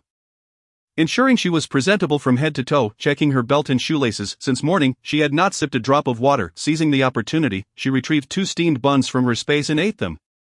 Washing them down with some water before emerging from the restroom, most of the personnel at the police station had left, leaving only Director Qiao, Su Jing'an, and the gatekeeper Lao Yao, a limping veteran. The entire station appeared desolate. Su Jing'an touched the dagger at her left waist and returned to Director Qiao's office. Upon entering, she found Xiao Fengchen smoking, his expression impassive as he gazed out the window. After a moment, he opened a drawer and retrieved a pack of cigarettes along with his Type 54 pistol. Xiao Su, come here and let me see the results of your training. Have you forgotten everything after half a year? Xiao Fengchen handed the gun to Su Jing'an, lighting another cigarette for himself. Su Jing'an received the handgun and, according to her memory, meticulously disassembled it before reassembling it, having not handled a firearm for 6 months. It took her 5 attempts to regain her touch. She then picked up a nearby cleaning cloth, carefully wiped each disassembled component, oiled them, and reassembled the gun, after loading 6 rounds into the magazine and tapping it against the table. She secured the magazine into the grip of the pistol. Once everything was in order, she raised the firearm with both hands, presenting the grip to Director Qiao. Director Qiao, is this satisfactory? Xiao Fengchen placed the pistol on the table. Looking at Su Jing'an with admiration, in life, no one can navigate their journey without facing adversity. Among the countless individuals in the world, reactions to crises vary significantly. I have categorized them into 3 broad types. Su Jing'an listened attentively to the elder's wisdom. Noticing her earnestness, Xiao Fengchuan's expression softened further. The first type panics in the face of trouble, completely at a loss, often crying out in confusion, incessantly questioning how and why it happened. The second type, after an initial shock, manages to regain composure, contemplating how to resolve the issue. Most individuals fall into this category. The third type remains calm and rational.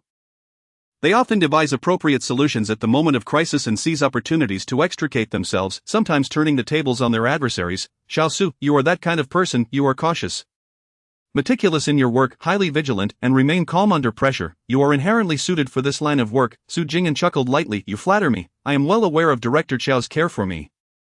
Your high regard for me is akin to viewing me as your own junior. As the old saying goes, even a hedgehog thinks its offspring are splendid. Xiao Fengchen burst into laughter, relaxing against the chair's back. Su Jing'an continued, I am but an ordinary person, lacking lofty ambitions, with a heart that is quite small. As Xiao Fengchuan's praise continued, Su Jing'an felt an increasing sense of trepidation. Was this an indication that she was to become an undercover agent or a spy? In these times, is heroism so easily attainable? She struggled daily for survival, nearly losing her hair like Shenhe. Just as she was about to enjoy a better life, she would willingly plunge herself into perilous situations. Had she lost her mind? What business did a mere commoner have with world peace? Asking someone who feared hardship and toil to shed blood and sweat in service was absurd. Xiao Fengchen sighed, shaking his head. What a pity that your aspirations lie elsewhere. Su Jing'an felt a wave of relief wash over her. Her life was preserved. Given that Zhou Lang had already resorted to murder, he had no intention of stopping. Thus, he chose not to flee. For he was not prepared to survive. Instead, before meeting his end, he aimed to eliminate all those with whom he had grievances. After all, Zhou Lang would not leave this world without making a mark. After a brief moment of contemplation, he realized he still needed to deal with Shenhe and his wife. Possessing evasion skills, Zhou Lang donned a police uniform, switching vehicles multiple times to escape. Many passers-by were utterly unaware that he was a murderer. Meanwhile, Director Qiao Fengchen grew increasingly restless as he awaited news. He lit a cigarette and stepped out of the office for some fresh air. At that moment, a young officer parked nearby. Noticing the gatekeeper, he understood he could not simply barge in. After all, this was a police station, and most officers were armed. If the personnel inside became alert, it would jeopardize his plan. That he had to catch them off guard. With that thought, Zhou Lang, panting heavily, began to scale the police station's wall. That he knew time was of the essence, as the police were hot on his heels. Scaling the wall by hand, Zhou Lang lightly jumped down. Just as he intended to enter, he was spotted by the gatekeeper Lao Yao. What is your name? Which police station do you work at? When did you come in? I didn't see you. As a retired officer, Lao Yao's vigilance never wavered, especially during such a sensitive moment. Enraged at the disruption, Zhou Lang raised his gun and shot Lao Yao in the abdomen. Lao Yao collapsed, unconscious. This commotion startled Xiao Fengchen, who was deep in thought on the playground. Realizing something was amiss, he knew it was too late to escape. Zhou Lang was already 20 meters away. Aiming his gun at him, there's no enmity between us. Just tell me where Shenhe and his wife are, and I will let you go, Zhou Lang demanded. Advancing, Xiao Fengchen, unarmed and worried, replied, Shenhe has gone out. I know he has left. He is right behind me, like a dog hounding its prey. How could he not be aware? Zhou Lang spat angrily. What I asked is about his wife. Isn't Shenhe reluctant to give up his pride for the sake of his wife? Then let me kill Shenhe's wife and ensure he regrets it for life. Xiao Fengchuan shook his head, indicating ignorance, so Zhou Lang pressed the cold barrel of his gun against Xiao Fengchuan's forehead, if not for Shenhe's refusal to relent. I wouldn't have been implicated in the previous incident, I would have been promoted long ago. I have no hope for advancement in this lifetime. Does he think he can escape unscathed? The train from Beijing had arrived earlier. Not seeing anyone, Zhou Lang assumed the plan had failed and that Shenhe's wife had escaped. Are you deceiving me? He was about to pull the trigger. Su Jing'an, hearing the gunfire from inside, recognized Zhou Lang's arrival. She took a deep breath, slowly exhaling, and firmly grasped the handgun on the desk, moving to stand behind the office door. After a moment's thought, she shifted to position herself behind the desk. Quietly, she leaped out of the window, wiping away her footprints, closing the window with the screen, and engaged the safety chambering around. Su Jing'an crouched low, stealthily advancing. She had never felt such tension before. It was unlike her experience on the training grounds. Sweat trickled down her cheeks, her facial muscles tight, and her heart raced incessantly. After assessing the distance between the two, she calculated it to be approximately 10 meters. Su Jing'an steadied her nerves. As she raised her gun, her mind went blank. Right hand holding the gun, left hand supporting it. Aim, pull the trigger, fire. The sound of 3 shots rang out simultaneously as Zhou Lang, unable to squeeze the trigger, was struck twice in the head. With a thud, he collapsed to the ground, his handgun skidding away. At that moment, Shenhe and the others rushed toward the scene in a frenzy. Chapter 87. Successful trial. Shenhe and his companions followed the gunfire and, aided by reports from the public, finally located Zhou Lang's whereabouts. Little did they know Zhou Lang had truly gone mad. Not only was he targeting those with whom he had scores to settle, but he also opened fire on the approaching traffic officers. At this juncture, communication was slow, and coordination was challenging. The 2 traffic officers had no idea that the individual in uniform before them was a murderer. They merely cast a glance at Zhou Lang instinctively, resulting in one being shot and sacrificing his life, while another was injured. The motorcycle also lay overturned on the ground. Ren Jiahua, noticing the ferocity emanating from Zhou Lang, urged his men to pursue more vigorously. Stay close. As he spoke, he reached for his gun. In their line of work, the most perilous moments arise during apprehensions and chases. As the head of the criminal police team, Ren Jiahua always led the charge during operations. Realizing the situation was deteriorating, Zhou Lang recklessly drove towards the pedestrians on the road. Screams erupted from the crowd, plunging into chaos. Some people scrambled to evade, while others rushed towards the police seeking protection. Help, help, comrades of the police, help. Ren Jiahua and his team had no choice but to slow down, avoiding the civilians. At this juncture, to prevent any accidental injuries, they could not afford to fire their weapons. Old Officer Guotian could only stay behind with a few others to manage the aftermath and seek assistance to transport the injured to the hospital.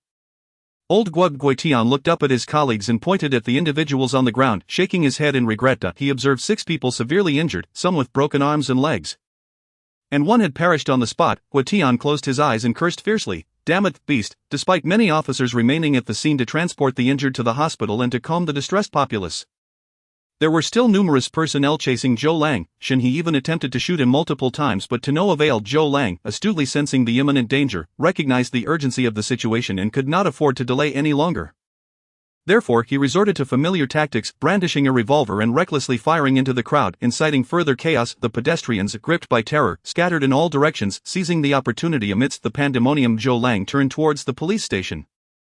Old Zhao remained behind with a group, swiftly escorting the 5 civilians who had been shot to the nearest hospital. Unfortunately, 2 had already succumbed to their injuries, leaving 3 critically wounded. Shenhe and his team, witnessing Zhou Lang's escape route, shouted in alarm. Not good, because all personnel from the station had been dispatched. Even Xiao Zhang, who managed household registration, was on duty. Was Director Qiao in danger now?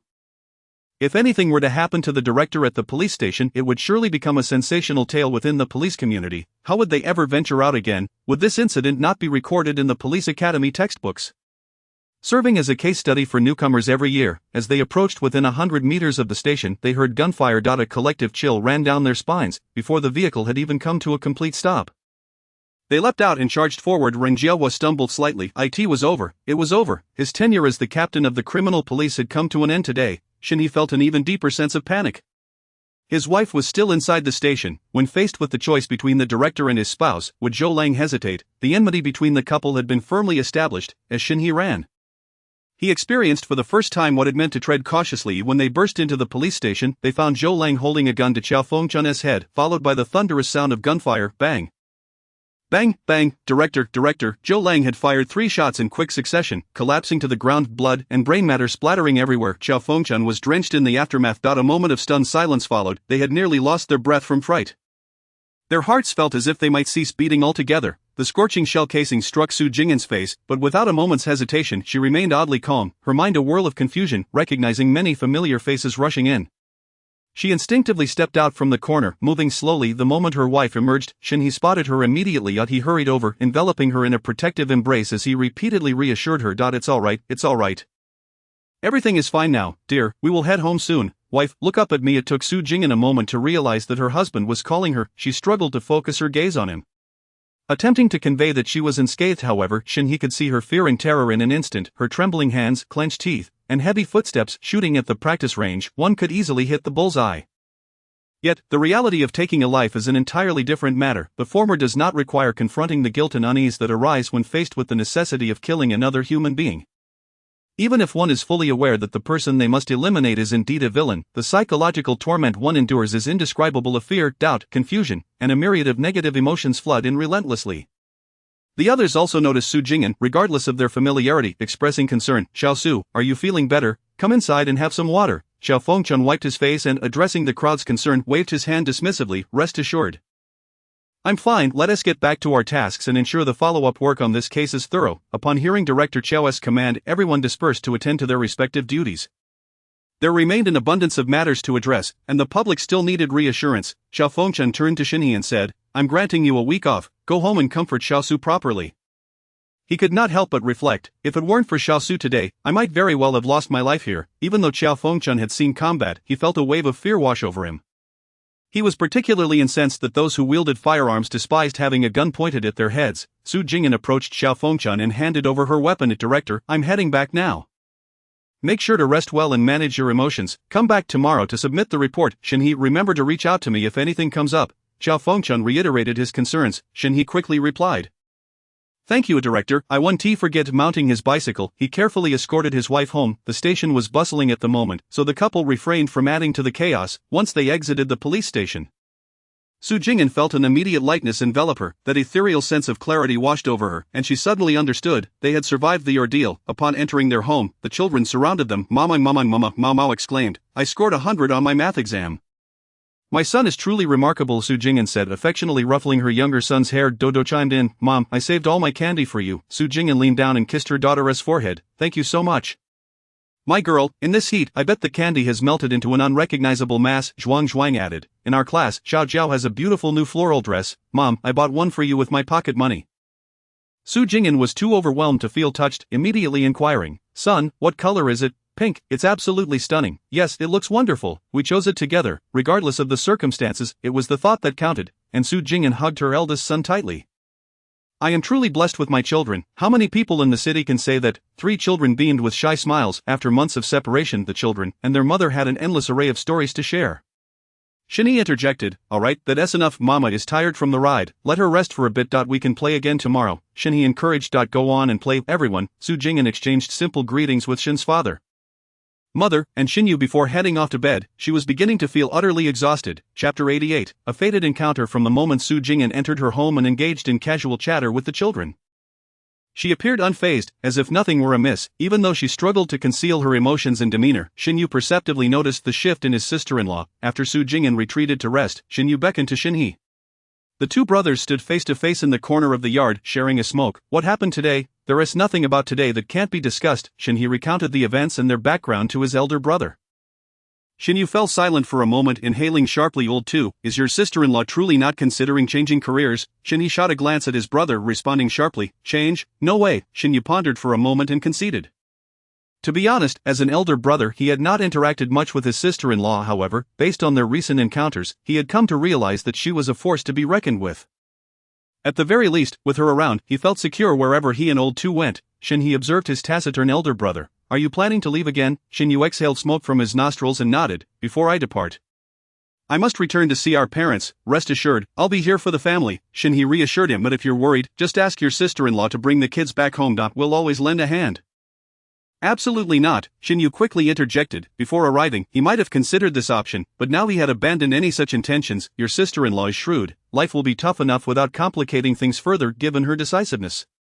If Guo Pan doesn't get a beating, it would be a miracle. He must think of the 4 children. Su Jing'an slept through the night, regaining her composure the following day, after returning from the police station. The couple took the children out for a day of fun, to the park, the zoo, the department store, fishing by the river, and catching wild rabbits in the countryside. For 5 consecutive days, the children reveled in joy. While Shinhee felt he could barely keep up working both day and night, the demands on a middle-aged man were somewhat overwhelming. No one knows a child better than their mother. During dinner that evening, Shinhee received special treatment. Besides the usual stir-fried eggs with chives and yam porridge enjoyed by everyone, a separate plate of stir-fried kidney was placed before him. His bowl of porridge was uniquely garnished with extra goji berries. He could not help but wonder, was his behavior that conspicuous? Shinhee's mother called the entire family to the table. Dinner time, everyone, let us eat. Jing'an has slimmed down. What would you like to eat tomorrow? Have your father make it. Second brother, don't stop, eat while it's hot. Don't be shy. Second brother, come and eat more. Shinyu, ever the spectator, eagerly picked up several pieces of kidney and placed them into his younger brother's bowl. Later that night before bed, Shin's father quietly brought a bowl of boiled black beans to Shinhee. Son, I've been through it all, I understand. He patted his son's shoulder and turned to leave. Shinhee stood there, expressionless, shutting the door behind him. Su Jing'an watched her husband at that moment, lying on the bed and stifling a laugh. The following morning, Shinhee returned to work. Summer mornings are relatively cool, so Shin's mother always took her time after buying groceries, socializing with her old friends until the sun was high before returning home. The children, upon waking, would eat their fill and vanish without a trace.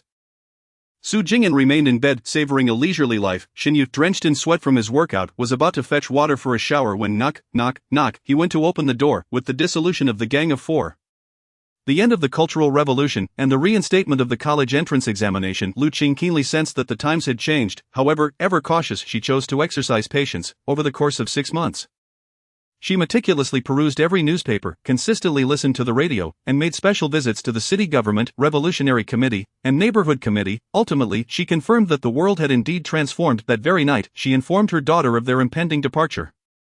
Chen Shangxiu, who had grown up in this place, had never considered leaving. Despite the challenges of living with the Chen family. Leave, where to? Since Lu Qing had broached the subject, she decided to be forthright. Shangxiu, you are not a child of the Chen family. Chen Shangxiu listened in stunned silence to her mother's revised love story. Indeed, regarding matters of vengeance and murder, Lu Qing would not even confide in her own daughter. She deeply understood one truth: secrets are burdens born in silence while alive and taken to the grave upon death. To Chen Shangxiu, the tale morphed into a different narrative. Chendong rescued the young Lu Qing, and they gradually fell in love and married. Yet, after a prolonged period of infertility, Chendong had an affair with a young widow. Upon discovering this, Lu Qing retaliated by bestowing the same fate upon him. Little did she know, after one fateful night, Chen Shangxiu was born. Shangxiu's biological father was an exceptional man, yet he was infatuated with Lu Qing, who was equally obsessed. When Lu Qing resolved to elope with Shangxiu's father, Chen Dong, in a moment of epiphany, pleaded with Lu Qing not to leave. Caught between two men, Lu Qing ultimately faced sorrow as Shangxiu's father succumbed to a lovesick illness, while Chen Dong drowned in guilt. Listening to Lu Qing's account left Chen Shangxiu feeling queasy. She was overwhelmed by a singular emotion. Love is terrifying. The mother in the story seemed like a different person from the mother before her. Chen Shangxiu struggled to believe that the seemingly unstable individual was now the gentle, kind, considerate, and industrious mother she knew. Love could blind a person's eyes and diminish one's intellect. Chen Shangxiu found herself grappling with an indescribable sentiment. As if immersing herself in this narrative would invite a cascade of troubles. From a young age, she had been aware of her mother's hardships living with the Chens. She did not wish to follow in her mother's footsteps, laboring for another family. With this thought, clarity washed over her. Mom, where do you think we should go? Lu Qing pondered for a moment, retrieving a jade pendant and an old letter from her pocket. The envelope bore the intricate character for Gua. Your father's name is Gui Yunhui. His hometown is in M City, yet he has connections there and even left us a set of housing. Look, Lu Qing produced a property deed. Moreover, there is a steel factory there. We can transfer our work there. I've inquired, and the factory director is also surnamed Gua, likely a relative of your father. Isn't that better than being isolated here? There are too many familiar faces around us. Moreover, none of those families that have come to propose for Shangxiu are suitable. Furthermore, Lu Qing's heartache stemmed from her daughter's surname being Chen. Yet, here, changing her daughter's surname would be utterly unfeasible. Alright, when shall we leave? Chen Shangxiu did not hesitate. She always felt that this place was not conducive for the two of them, so leaving was indeed the better option. Lu Qing responded, let me make some arrangements. If all goes smoothly, it will be in a few days. Suddenly, Chen Shangxiu recalled, Mom, the clerk Su from our unit is from M City. Should I ask her for information? Lu Qing nodded. Xiao Su is quite reliable and discreet. I heard from the factory that she has returned from university. The following day, Chen Shangxiu inquired and eventually found her way to Shinhee's residence. Chapter 89, Missed Opportunities. The moment Shinyu opened the door, he was greeted by a young girl, not yet 20, with a fair complexion and an oval face adorned with two long braids cascading over her shoulders. Chen Xiangxiu promptly inquired, "Is Su Jing'an, the wife of Officer Shin, home?" Although she did not recognize the person before her, the resemblance to Shin he suggested a familial connection, standing at just under 5 feet 6. Chen Xiangxiu looked up at the tall Shin Yu, who towered at 5 feet 9. The girl's eyes sparkled with clarity, her long thick eyelashes framing them. Her voice was soft and melodic, as if it could transcend the ears and resonate within the heart.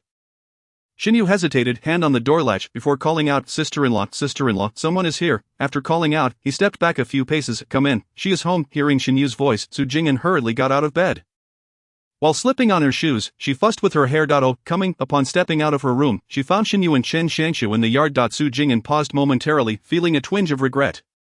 "Sister-in-law, I have to run an errand," Shin Yu said hurriedly, departing before Su Jing'an could respond. At this moment, Su Jing'an was too curious about Chen Xiangxiu's visit to pay heed to Shin Yu's hasty exit.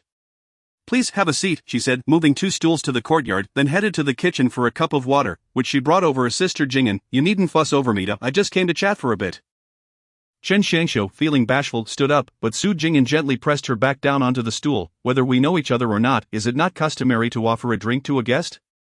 Chen Xiangxiu smiled warmly. After exchanging pleasantries, Su Jing'an inquired with curiosity, "Xiangxiu, is there something you wish to discuss today?" Since the other party was pleasant and it posed no trouble for her, Su Jing'an was more than willing to assist.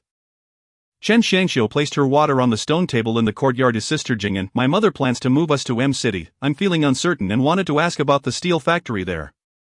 Are the people pleasant to work with?" Su Jing'an considered this. Currently, the steel factory jobs are quite good, and there haven't been any negative rumors about the unit leaders. As for the specifics, you and Ching should keep an eye out. Chen Xiangxiu then asked, "What about Director Guo? He is quite upright. No one has ever spoken ill of him regarding work. Initially, when I switched jobs with Zhao Xiaofang, it was Director Guo who assisted me as Zhao Xiaofang's mother, Feng Chunqiao, a regular worker, asked Director Guo to look after her daughter before she passed. He readily agreed without hesitation. As for his personal life and behavior, I cannot comment." Chen Xiangxiu felt a sense of relief upon hearing this. "Thank you, Sister Jing'an. I appreciate your help. Also, would you like me to bring anything back to your family?" Su Jing'an smiled and declined.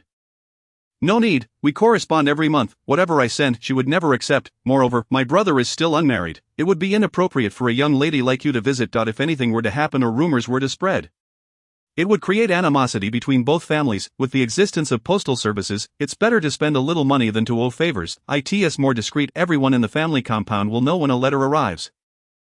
And with a receipt, no one can gossip carelessly. Most importantly, it won't stir up any romantic entanglements. There are no adverse effects. Isn't that how Shin Yu got himself buried in this?" Before the reform and opening up, unmarried individuals needed to be cautious to avoid complications, and after the reform everyone is focused on money, so even married individuals must be wary. After a few more exchanges, Chen Xiangxiu took her leave. Throughout the conversation about her and her mother's move to M City, Su Jing'an did not press for further details. Upon returning home, Chen Xiangxiu and Lu Qing confirmed their decision to leave and immediately set to work. Lu Qing rushed to make calls and handle paperwork, while Chen Xiangxiu packed their belongings to be sent off, organizing everything left behind. After 2 days of diligent preparation, the mother and daughter set off to the train station with their bags. As soon as Shin Yu stepped outside, he began jogging along the riverbank. In no time, he was drenched as if he had emerged from the water. Estimating that enough time had passed, he began to leisurely stroll back. Panting heavily upon entering the house, he found only Su Jing'an in the yard. Shin Yu spent the entire afternoon in a flurry of activity. He cleaned every window, swept the floors until spotless, and even washed the curtains and mats. Shin Yu remained at home for another day, and when he finally left the next afternoon, his parents expressed their concerns repeatedly. Su Jing'an and Shin He stood at the entrance, watching Shin Yu's figure grow smaller in the distance. A glance revealed Shin's mother's tear-streaked face. Shin's father gently wiped her tears away. "Enough, everyone should get on with their tasks. Off you go. The children have already dashed away like the wind." Shin He resumes his work, while Su Jing'an continues to lounge idly. As Shin Yu waits at the train station, he spots Chen Xiangxiu and her daughter. In the waiting room, hundreds of people are crammed inside. Yet he instantly identifies the young woman. The summer heat is unbearable, the stench of sweat and feet mingles in the air, overwhelming to anyone who enters. For those with a full stomach, it might well induce nausea. Chen Xiangxiu holds a handkerchief to her nose, fixated on the ticketing gate. Lu Qing fans himself with a newspaper, trying to create some semblance of comfort. After several moments of hesitation, Shin Yu, unable to quell his concern, gradually moves closer to Chen Xiangxiu. When the ticket gate opens, the crowd surges forward in a frenzy. Lu Qing tightly grips his daughter's hand, nearly getting swept away several times. Once they manage to navigate a bit of distance, they hasten towards the platform. The train glides into the station, already filled with passengers. Why isn't the door opening? Surely they won't deny boarding. The crowd begins to stir, with people in the front starting to bang on the train doors. While those behind push forward relentlessly, suddenly, Chen Xiangxiu feels a forceful shove from behind, and her feet slip off the platform. The train continues its slow advance, rendering her momentarily paralyzed with fear, her face drained of color. Xinyu, who is not far away, swiftly grabs her shoulder, pulling her back with all his might. Lu Qing, now frantic, rushes over to embrace his daughter, offering her comfort. As Chen Xiangxiu finally suppresses her panic and turns to thank her savior. She finds only emptiness. Watching as the two board the train, Xinyu then turns to run towards his own train. The train clatters and rattles forward, the scenery outside flashing by in a blur. Xinyu clenches his fist and extends his arm out the window, abruptly opening his hand. The strand of hair, which had merely lingered between his fingers, is whisked away by the wind. In life, one must inevitably make choices. There is rarely an option that satisfies all desires. Chapter 90. The path to marriage. Shen's mother gazes at the clean and tidy house, her heart pricked with pain once more. The sun continues to rise and set, and life must go on as usual. The Shen family quickly resumes their daily routines. The summer rains arrive suddenly and without warning. Shen's mother and father, feeling the chill of their advancing years, rummage through a trunk of autumn clothes for something warmer to wear. To her surprise, she discovers a small box concealed within. Understanding dawns upon her, and with trembling hands, she opens it to find letters left behind by Xinyu. There are letters addressed to Shen's father and mother, to Shenhe and Su Jing'an, to his 3 nephews and nieces, as well as to his wife Gu Panpan, and letters for their 4 children. Each envelope for the children bears a date, indicating 1 letter per year, continuing until they turn 20-5. As she gazes at these items, the emotions she had so painstakingly suppressed surge back to the surface. Shen's mother can no longer hold back her tears. Shen's father sits silently beside her, his eyes red, unable to utter a single word of comfort. Su's family washing his face, brushing his teeth, shaving, wetting his hair, and then applying snowflake cream meticulously to his face, neck, and hands. Finally, he dons a clean and tidy outfit. As soon as her son approaches, Su's mother catches a whiff of a delightful scent. She attributes her son's unusual grooming to the aftereffects of his time in the countryside. With a serious tone, she tells Su Jianqi, little 4, we're meeting at the park entrance at 9 o'clock this morning. You're familiar with this matter, so I won't say more. Su Jianqi nods helplessly. Su's mother had not anticipated that her youngest son's journey to marriage would be fraught with such difficulties. Despite numerous introductions, none have met his approval. Little 4, perhaps you should lower your standards a bit. Something reasonable would suffice. Mother, my expectations aren't high at all. Those women clearly aren't suitable for our Su family. If it comes to that, perhaps you should stop with the snowflake cream. In Su's mother's mind, a typical man wouldn't indulge in such frivolities, otherwise, there wouldn't be so many exceptional women surrounding her youngest son. Su Jianqi resolutely shakes his head. Since returning to the city, he has yet to settle down. Over the years, he has transformed from his mother's cherished little boy to a subject of disdain in her eyes. Once a youthful lad, he has now become an older bachelor, and his market value has plummeted. He feels a sense of injustice. Why should he be overlooked while others with children attract suitors? Su Jianqi is equally frustrated. He wishes to start a family, to have a wife and children, yet the world seems to conspire against him. His 2 years in the countryside have broadened his horizons. He has developed a radar for avoiding scams that is always on alert. The women he encounters fall into 4 categories. The first type, those who conveniently sprain their ankle, bump into him while shopping, or ask for directions. He ignores them all, having seen it all before. When he first arrived at the Shen family, Shenhe, seeking to ease his brother-in-law's heart, recounted how he met his wife. Upon hearing this, Su Jianqi realized his sister's husband had fallen into a trap. From his sister, he learned that frequent encounters are no longer mere coincidences. Indeed, his 2 years in the countryside confirmed his suspicions. How could someone who had seen the world be easily fooled? The second type, young women of good reputation, kind-hearted and considerate, whose gentle voices resonate deeply. Isn't this the forte of his second sister? If you inquire further, you'll find that those who have had conflicts of interest with her have not fared well. She is kind to him, but equally so to others. He is all too familiar with this routine. The third type, women who are straightforward and efficient, adept both at home and in their duties. Isn't this precisely the description of his mother, from his earliest memories, whatever his mother approved of? His father never opposed, the couple has never quarreled. The mere thought of marrying someone resembling Su's mother sends shivers down Su Jianqi's spine. The fourth type, honest and diligent, capable of managing a household. Before his sister-in-law Su Duo married into the family, she embodied this ideal. However, her underlying motives have never ceased. There are countless women in the world, yet Su Jianqi always sees the shadows of Su family women in them. Later, the girls introduced by matchmakers can also be categorized those with lesser conditions. Either the women themselves are unemployed, or their families are problematic, or they come with a multitude of burdens, all hoping he can support them and benefit from his success.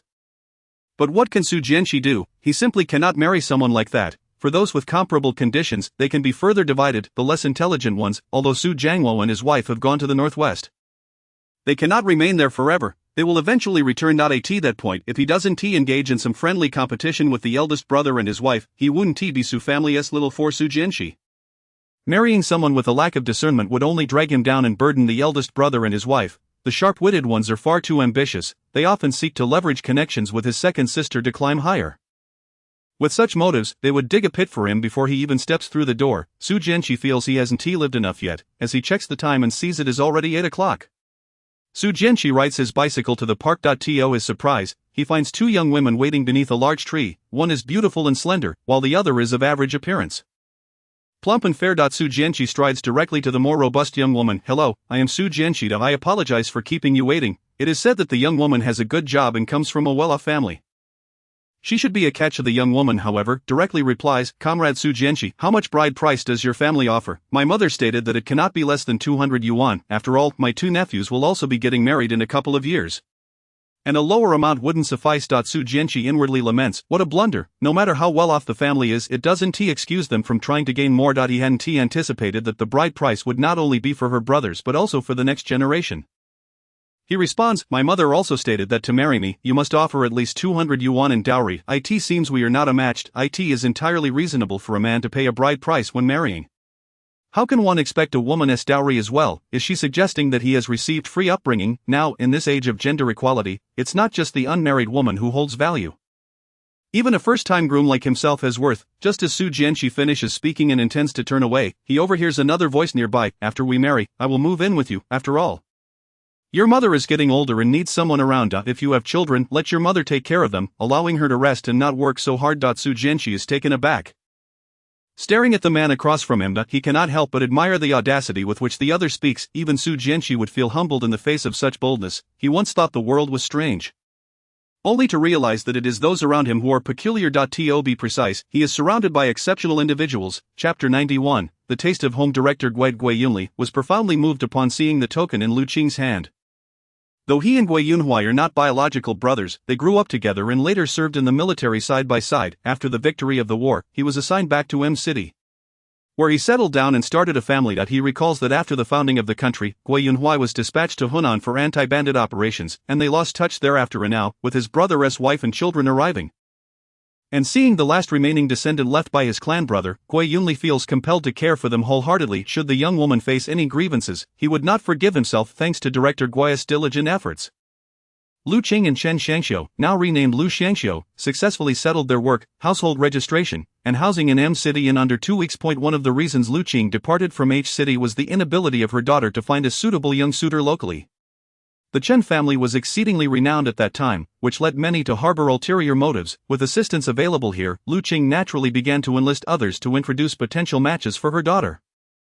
Now, at the age of 19, Lu Xiangxiu embarked on her journey of blind dates. To her surprise, during her very first encounter, she met an eccentric man. After listening to her suitor's remarks and noticing another couple nearby craning their necks to observe the unfolding spectacle, she felt an overwhelming sense of awkwardness. Even if she were infuriated by him, she could not muster any unkind words. Well, we are not suited for each other. Not suited? In what way? He questioned. I believe this arrangement is quite perfect.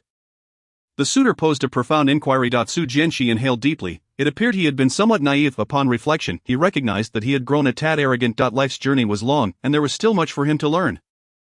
The woman before him was indeed beautiful, and her speech was gentle. Su Jianxi was certain that her family had sheltered her well. He could sense no hint of struggle for survival or the fierce determination to rise against adversity emanating from her.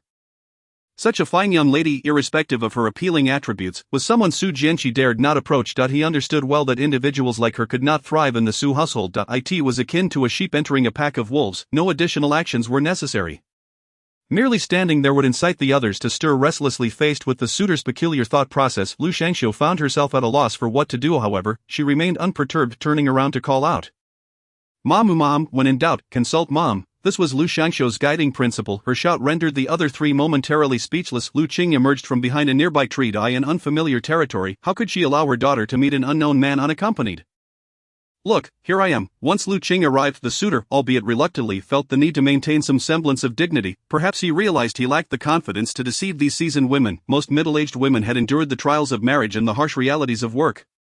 They had grown skeptical of mere verbal assurances and superficial gestures, prioritizing tangible benefits instead. Lu Qing cast a glance at him, her eyes seemingly peeling away his flesh to scrutinize the weight of his bones. The man dared not utter another word, his face pale as he hurriedly turned to leave. Upon seeing Lu Qing, Su Jianqi felt as though every cell in his body was screaming from head to toe. Everyone possesses an innate sixth sense, whether others believed it or not was uncertain, but Su Jianqi was convinced, this was precisely the person he had been seeking. The only regret was her age. If only she were 10 years younger, he would have boldly approached her. Alas, he had to resign himself to disappointment. The world was vast, but whom should he marry? Upon entering his home, he was greeted by his mother at the door. Without many inquiries, Su's mother resignedly stated, "Tomorrow afternoon at 2 o'clock, same place." Su Jianqi nodded, sensing his mother's patience was wearing thin, and refrained from saying another word. The following afternoon, after much ado, Su Jianqi rode his bicycle to the park entrance. The same large tree stood there, but the woman he was to meet had changed. Zhao Xiaofang, having heeded Su Jing'an's advice, quickly exchanged her apartment for another. Discreetly relocating her household registration, once she moved into her new abode and resumed her job at the finance office, her stepmother Deng Taohua realized the situation had spiraled out of control. She was caught off guard. Work, housing, dowry, money, Deng Taohua had none of it. Not even Zhao Xiaofang's household registration remained in that home. Despite her anger and resentment, Deng Taohua had no choice but to swallow her pride. After a few days, she sought help to secure her daughter a temporary job. When Zhao Xiaofang turned 18, she retrieved the engagement tokens left by her biological mother, Feng Chunhua. Inside the small box lay a pen, a gold ring, a silver bracelet, and 4 letters. 3 of the letters were marriage certificates, while one was specifically for her daughter Zhao Xiaofang. Indeed, Feng Chunhua, fearing unforeseen complications with the passage of time, had utilized all available resources to select 3 families, each with whom she had a profound connection, some even having received her kindness in the past. Whether any of these families would remain suitable as Zhao Xiaofang grew older, or if she would even fancy any of them, Feng Chunhua could not predict. She only wished to provide her daughter with greater security before her time ran out, ensuring a stable future for her. Years passed, and little remained unchanged. Zhao Xiaofang, armed with her mother's letters, discreetly inquired about the families. She discovered that one family's son had already found a beloved, another pair simply clashed in temperament, and the last family, whose son was an only child, had no other demands but to bear at least 7 children. One by one, Zhao Xiaofang returned the tokens, receiving in exchange 3 identical half-worn silk handkerchiefs. Crossing the river to gather lotus, the orchid marsh abounds with fragrant grass, although the prospects for marriage had faltered. Zhao Mansong's affection for his biological daughter remained unwavering. Zhao Xiaofang and Deng Taohua's daily disagreements continued unabated, yet Zhao Mansong never intervened, regardless of how Deng Taohua displayed her displeasure or caused a ruckus. Zhao Mansong consistently left a room for his daughter, and nearly a decade passed, and Zhao Xiaofang had yet to find a suitable partner. The gossip surrounding her only intensified, but as long as Zhao Xiaofang did not acquiesce, Zhao Mansong never urged her. As 2 individuals struggling with the challenges of matchmaking, Zhao Xiaofang and Su Jianqi ultimately crossed paths. Su Jianqi arrived at the park beneath the great tree, standing before a woman of similar age. The moment their eyes met, both felt a sense of connection. Su Jianqi instantly understood that his fate had arrived, for this woman exuded an unmistakable aura of home. Chapter 92, Disbelieving Fate. While Su Jing'an counted the days on his fingers, he mumbled, "There are several auspicious dates. The 24th, 26th, 28th, and 30th are all favorable for travel. However, some of the earlier dates are rather soon." Shenhe, unfazed, inquired, "Have you made a decision? Director Qiao is waiting. Last time, Shenhe had to plead with Director Qiao for a hard sleeper ticket. This time, before Shenhe could even speak, Director Qiao proactively inquired. After a leisurely summer break, Su Jing'an felt particularly relaxed. "Let us go with the 28th. It's a perfectly balanced date," Shenhe replied. "Tomorrow morning, I'll respond to Director Qiao and aim to finalize this matter promptly. Do you still prefer the upper berth?" The upper berth was indeed inconvenient for movement, but considering the potential troubles that might arise post-crisis, Su Jing'an pondered. "This time, I'll opt for a middle berth. By the way, how is old Yao doing?" Shenhe continued. "After all this time, his health has improved. However, the injury to his waist still affects him somewhat." At this point, Shenhe's expression faltered. When a group had visited old Yao in the hospital, Director Qiao had initially been quite sympathetic, given the nature of his injury. However, old Yao's wife had waved her hand dismissively. "What is there to be sad about? It's not a major issue. Being alive is better than anything." At that moment, everyone had felt that old Yao was fortunate to have such a caring wife, yet she followed up with, "At his age, the difference between being injured or not isn't significant. He doesn't need it." The hospital room fell silent, looking at old Yao lying in bed, his face a canvas of wrinkles. Zhao Fengchun remarked, "I thought old Yao was only 54 this year?" "Indeed," old Yao's wife affirmed. Zhao Fengchun, still unwilling to relent, added, "He should still be supplemented. To concede so publicly would leave old Yao, who was 2 years older than him, in a precarious position." Su Jing'an packed his things and was escorted by Shenhe to the train. The train was a microcosm of life's myriad experiences, and as always Su Jing'an remained discreet and cautious. This time, the train did not experience significant delays, arriving during daylight hours. Su Jing'an once again boarded the school bus back to the dormitory. The dormitory, having been unoccupied for an extended period, was covered in dust. He swept the floor, wiped the beds, and arranged his belongings. He also dismantled the bedding stored in the dormitory, washing and airing them as needed. Once everything was in order, Su Jing'an took his meal container and headed to the post office. Yes, it's your first day back. Little Tang at the post office greeted him as soon as he entered. After all, in this era, anyone who frequented the post office to cash half their allowance monthly was somewhat of a local figure. Noticing the absence of others, Su Jing'an smiled. It's just that our female colleagues have a special bond. After making a phone call and sending a safety letter, he pulled out a handful of walnuts. These aren't anything special, just a local specialty. Little Tang accepted one without hesitation, squeezing it open with gusto. Isn't this delightful? You have quite the generous spirit, Su Jing'an continued. Our city is situated in the plains, part of a revolutionary old district. We do have a few notable local delicacies, but as the weather warms, they become difficult to transport. If you ever get the chance to visit, I'd treat you to Guaba's fire-roasted treats. Even Premier Zhou praised them. Little Tang might never have the opportunity to visit H-City. But upon hearing Su Jing'an's warm and sincere words, her smile grew even brighter. The two, having not seen each other for some time, engaged in lively conversation for a while. Su Jing'an glanced at the sky. I must go get my meal. If I delay, there won't be much left. Little Tang hurriedly replied. You should hurry. I need to wrap up here as well. Su Jing'an waved her hand and made her way directly to the cafeteria.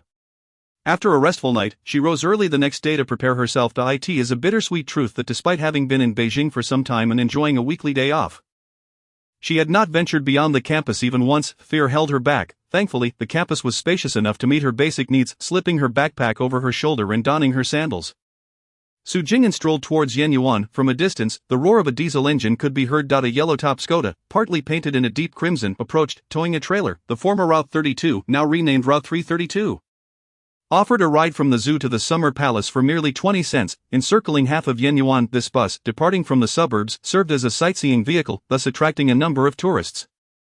As the doors opened, a ticket seller, clutching a brown leather wallet, disembarked with the crowd and hurriedly joined the throng of boarding passengers to sell tickets. Su Jing'an squeezed into the line to board. Securing a seat, only then did she curiously survey the bus of this era. The beige interior, with reddish-brown seat cushions and backs, felt like genuine leather upon touch. No wonder it was quite comfortable. The armrests on the backs of the seats had lost their paint, revealing the polished iron beneath. A row of solid wood strips lined the bus floor, spaced about 5 centimeters apart, leaving many passengers with one foot on the wood and the other dangling in the groove. The ticket seller shouted, 5 cents for up to 5 stops, 10 cents for 6 or more. As he opened the ticket compartment, tickets ranging from a few cents to 10 cents were revealed. Su Jing'an spent the entire day following the crowd, wandering and exploring. Taking advantage of the lull before the school year commenced, she leisurely strolled through the city of Beijing in the vast northwestern region. At this moment, Su Jiangwo and Su Duoduo faced a life and death trial. For the first time, they truly confronted the terror of the desert. Su Jiangwo, in despair, looked up at the distant sky, where a dark sandstorm loomed like a monstrous wave. It's over, Duoduo, today may be our last. Su Jiangwo felt his body weaken, his heart trembling with fear. Su Duoduo remained silent, handing Su Jiangwo a piece of gauze while quickly wrapping her own head. Su Jiangwo, Su Duoduo, have never believed in fate. From a young age, I understood that only through relentless effort can we claim what is rightfully ours. As long as I draw breath, no one can compel me to surrender. With that, she dashed into a nearby burrow. Su Jiangwo, reassured by her words, quickly gathered himself and followed suit. The two huddled together within the burrow, trying to steady their breaths. The sandstorm soon engulfed them, burying them beneath its fury. In the blink of an eye, they could only lie there, shivering as the sand continued to fall upon them, time and again brushing off the grains that clung to their bodies. It took a full 5 hours for the desert to calm. The two, having survived, did not rest. At dawn, they went to check on the saplings they had recently planted. As expected, the seedlings were already covered in sand. Su Duoduo and Su Jiangwo hurriedly unearthed each sapling. In just another year, they would yield fruit, and they could not afford to abandon their efforts midway, otherwise, when would they escape the vast desert? Fueled by determination, the couple replanted each sapling carefully. Upon returning to the burrow, they collapsed, not rising for an entire day. Chapter 93, Green. The conditions in the northwestern region were harsh, a fact well known to all. Yet only those who had endured it could truly comprehend the depth of the suffering. Initially, Su Jiangwo and Su Duoduo traveled by train, navigating numerous transfers until they finally met Lao Chui, who had come to pick them up. Lao Chui, in his 50s, was a native of the area. He had an uncanny ability to read the weather, having learned from his elders since childhood, gaining wisdom through experience. Upon receiving them, Lao Chui barely exchanged pleasantries. Instead, cracking his whip and hurrying along the road. Su Duoduo and Su Jiangwo bounced along in the ox cart, nearly nauseated, gripping the sides tightly to avoid being thrown off when one thinks of an ox cart. Slowness is the immediate impression, yet, when it picks up speed, it can be surprisingly swift, leaving others in its dust. From the outset, Lao Chui established his authority. Despite their discontent, the couple dared not voice their grievances. As they were still unfamiliar with the situation and did not wish to create unnecessary enmity, the trio hurried along, and soon after arriving at the northwestern base, the weather shifted dramatically. Daylight turned to darkness in an instant. Su Duoduo and Su Jiangwo, ever perceptive, garnered Lao Chui's favor through their awareness of the situation. Now that safety was assured, Lao Chui's demeanor softened considerably, the atmosphere lightened, allowing the couple to engage in conversation. Su Jiangwo tentatively inquired, "Old comrade, with the sky darkening like this, is it going to rain?" To which Lao Chui scoffed, "Rain? What a fanciful thought, this is the old yellow wind." The couple, though initially unaware of what old yellow wind entailed, quickly grasped its meaning. The wind and sand outside lashed against the doors and windows with a crackling sound. Su Duoduo expressed her relief, "Thank goodness we returned swiftly, otherwise, we could have been buried alive in the sand." She turned to give Lao Chui a thumbs up. "Old comrade, you are truly remarkable." Lao Chui smiled in return. "I have been driving for over 20 years, following my grandfather since I could walk. Knowing the weather is a skill passed down from generation to generation." Su Jiangwo chimed in, "Lao Chui, this must be what you mean by the old yellow wind." Lao Chui nodded, "Indeed, that's what we call it.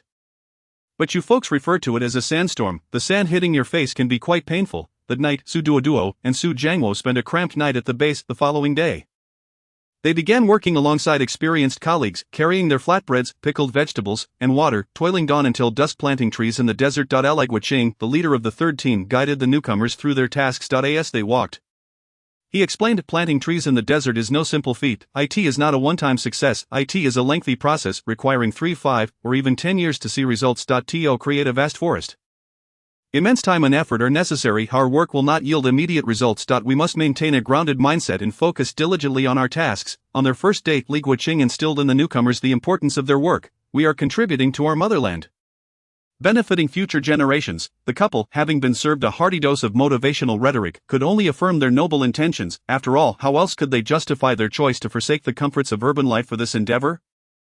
Li Guiqing admired their resolve, and the reality of their situation needed no further scrutiny. Everyone praised the couple, fostering a sense of camaraderie. After about 20 days, once Su Jiangwo and Su Duoduo had acclimated to their duties, they began to carry shovels, buckets, and seedlings, braving the blazing sun to plant trees in the desert. While food scarcity plagued the cities, it was even more dire in the northwestern region. Initially, Su Duoduo and Su Jiangwo could only rely on the meager provisions from the base. Their stomachs never went a day without rumbling. When hunger became unbearable, they resorted to foraging for a plant known as sand rice in the desert, using its seeds to make a meager porridge. That taste is one they would never forget. The following spring, the couple learned from their past experiences and attempted to grow something, albeit meagerly. In this land, notorious for its poor harvests, they constructed a high earthen wall for wind protection. Ultimately, they managed to yield over 100 pounds of millet from a single acre. Though scant, it was better than nothing. 3 years later, witnessing the lush expanse of trees, everyone was elated. This progress illuminated a glimmer of hope for Su Duoduo's return to the city. However, within a month, a significant number of the trees perished. The base sought the expertise of specialists, organizing personnel to investigate the cause. The conclusion revealed that the tree species were too homogeneous, rendering them susceptible to disease and rapid contagion. Consequently, everything they had worked for was undone, and Su Jiangwo and Su Duoduo had to start anew. Wherever the trees were planted, the burrows were dug. Throughout their time there, the couple had never slept until dawn, as they had to rise in the night to shake off the accumulating sand, lest it smother them. Over 5 years passed, and the newly planted trees were finally reaching a point of fruition. At this critical juncture, should another setback occur, Su Duoduo and Su Jiangwo would surely be driven to madness. The sands of the northwestern region had tested their limits. Su Jiangwo resolved, his favorite color for life would be green.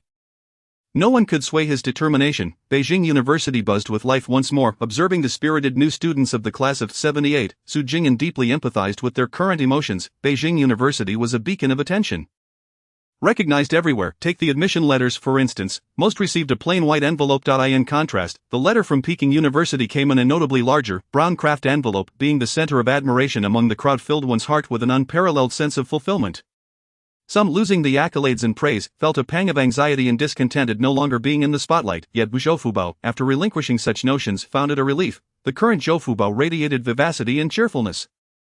Clearly more talkative and joyful than before, it was as though a heavy burden had been lifted, leaving her no longer constrained or cautious. As Zhao Mingming remarked, "It's already September, yet why is it still so hot?" Zhou Fubao replied, just for these few days. Jia Mingming continued, I saw a beautiful dress this time, let's go check it out together. What a pity it won't be worn for long, Zhou Fubao responded. You can wear it again next year, I'll go with you tomorrow, Xiao Mingming. The weather forecast indicates rain for tomorrow, but I cannot discern its veracity at Zhou Fubao. It would be best if there were no rain. Otherwise, with each autumn rain comes a chill, and we shall hardly be able to wear our clothes for long. The following day, gazing out at the gentle patter of rain, the two young ladies could only lament their plans to venture out on another day. Chapter 94, Reminiscing through suffering and sweetness. The fine drizzle persisted until the latter part of the night before finally ceasing. Early the next morning, Zhou Fubao and Xiao Mingming rolled up their trousers and ventured out. Splashing through the puddles in pursuit of dresses, many other women, upon witnessing their determination, found themselves irresistibly drawn, and soon, in small clusters, they followed suit. Within a short span, 1/5 of their dormitory had emptied. Do not regard this as an exaggeration. In these times, one who donned a piece of dacron fabric would undoubtedly become the focal point of any gathering. Without the need for makeup or adornments, she would be the most resplendent of all. Any woman with even a modicum of means would yearn for a beautiful dacron dress. Dacron only made its debut in our country during the 1960s, and its production was scarce, with most of it exported to earn foreign currency, leaving many unable to procure it. It is said that a particular shipment of dacron shirts at a Shanghai clothing store led to a stampede, resulting in 1 death and 6 injuries. This serves as a testament to the almost lethal allure of dacron at that time. Su Jing'an, however, harbored no enthusiasm for dacron. At this moment, she was engaged in a telephone conversation with Shinhe at the post office. Shinhe, my dear, I just received a telegram from Jianxi yesterday. Su Jing'an raised an eyebrow. What is it about? In these times, one only sends telegrams for matters of utmost importance, as they are rather costly. Shinhe, it states that he has gotten married, and the bride's name is Zhao Xiaofeng, though he was puzzled as to why his brother-in-law specifically mentioned the name of the bride. It did not hinder him from relaying the message to his wife. Su Jing'an was indeed taken aback. She had not anticipated that, after all these years, they would end up together. Very well, I understand. Is there anything else, my dear? Should we send something to Jianxi? After all, we have met and interacted before. It feels remiss not to acknowledge it. Su Jing'an swiftly declined. No need, my family does not engage in such customs. Do not concern yourself, I shall send a letter instead. The ancients often said that a letter from home is worth 1,000 pieces of gold. Among siblings, we value emotional connection over material gifts. It is better to spare the expense. Shinhe felt his lips twitch at her words. He had never encountered someone who could articulate frugality so elegantly. Nevertheless, gifts should always be reciprocal. With his wife pregnant, giving birth, and undergoing confinement, her family had never expressed any gesture of goodwill. Now that his wife did not send anything, he felt no particular issue with it. His mother-in-law and father-in-law were both capable individuals. From their workplace to the family compound, who did not raise their thumb in approval of the Su family, they epitomized benevolence from parents and filial piety from children, a lively and harmonious family. The Su family was well known for their high awareness. The couple exchanged a few more tender words before ending the call. The telegram sent by Su Jianxi, regardless of who proposed it or the intentions behind it, bore no relevance to Su Jing'an. The Su family members were akin to hedgehogs, incapable of huddling together for warmth during the frigid winters. Whenever there was a matter at hand, they preferred to keep their distance and lead their separate lives without any entanglements. After hanging up the phone, Su Jing'an hurried back to her dormitory to write a heartfelt letter, comprising 6 full sheets of paper. Her concern was evident in every word. Folding the letter carefully and placing it in an envelope, it formed a substantial stack, truly befitting the bond they shared as siblings. Zhao Xiaofeng was a wonderful girl. Her ability to find happiness brought Su Jing'an joy as well. Yet, from the moment Zhao Xiaofeng married Su Jianxi, their relationship could no longer be merely that of ordinary friends. It could be said that the distance between their hearts had not diminished. Instead, it had widened due to differing allegiances. In the evening, the female comrades from the dormitory returned, chattering animatedly. Wang Meihua, after we arrived last semester, we first had to labor for a week. Now it's the new student's turn. Zhang Qiaoqiao, laying red clay at the May 4th movement site, left my arms aching from exhaustion. You Xiaomai, who can deny that? Let us go watch a movie during our break this week. Many new films have been released this year, captivating a large number of young people. Dongzhu, I heard from a senior in our Chinese department that Beijing has a backlog of many movie scripts, including numerous foreign films. Upon hearing this, everyone's eyes sparkled with excitement. Many people today are unaware of what Resurrection or Les Miserables are. Countless individuals have never even heard of them.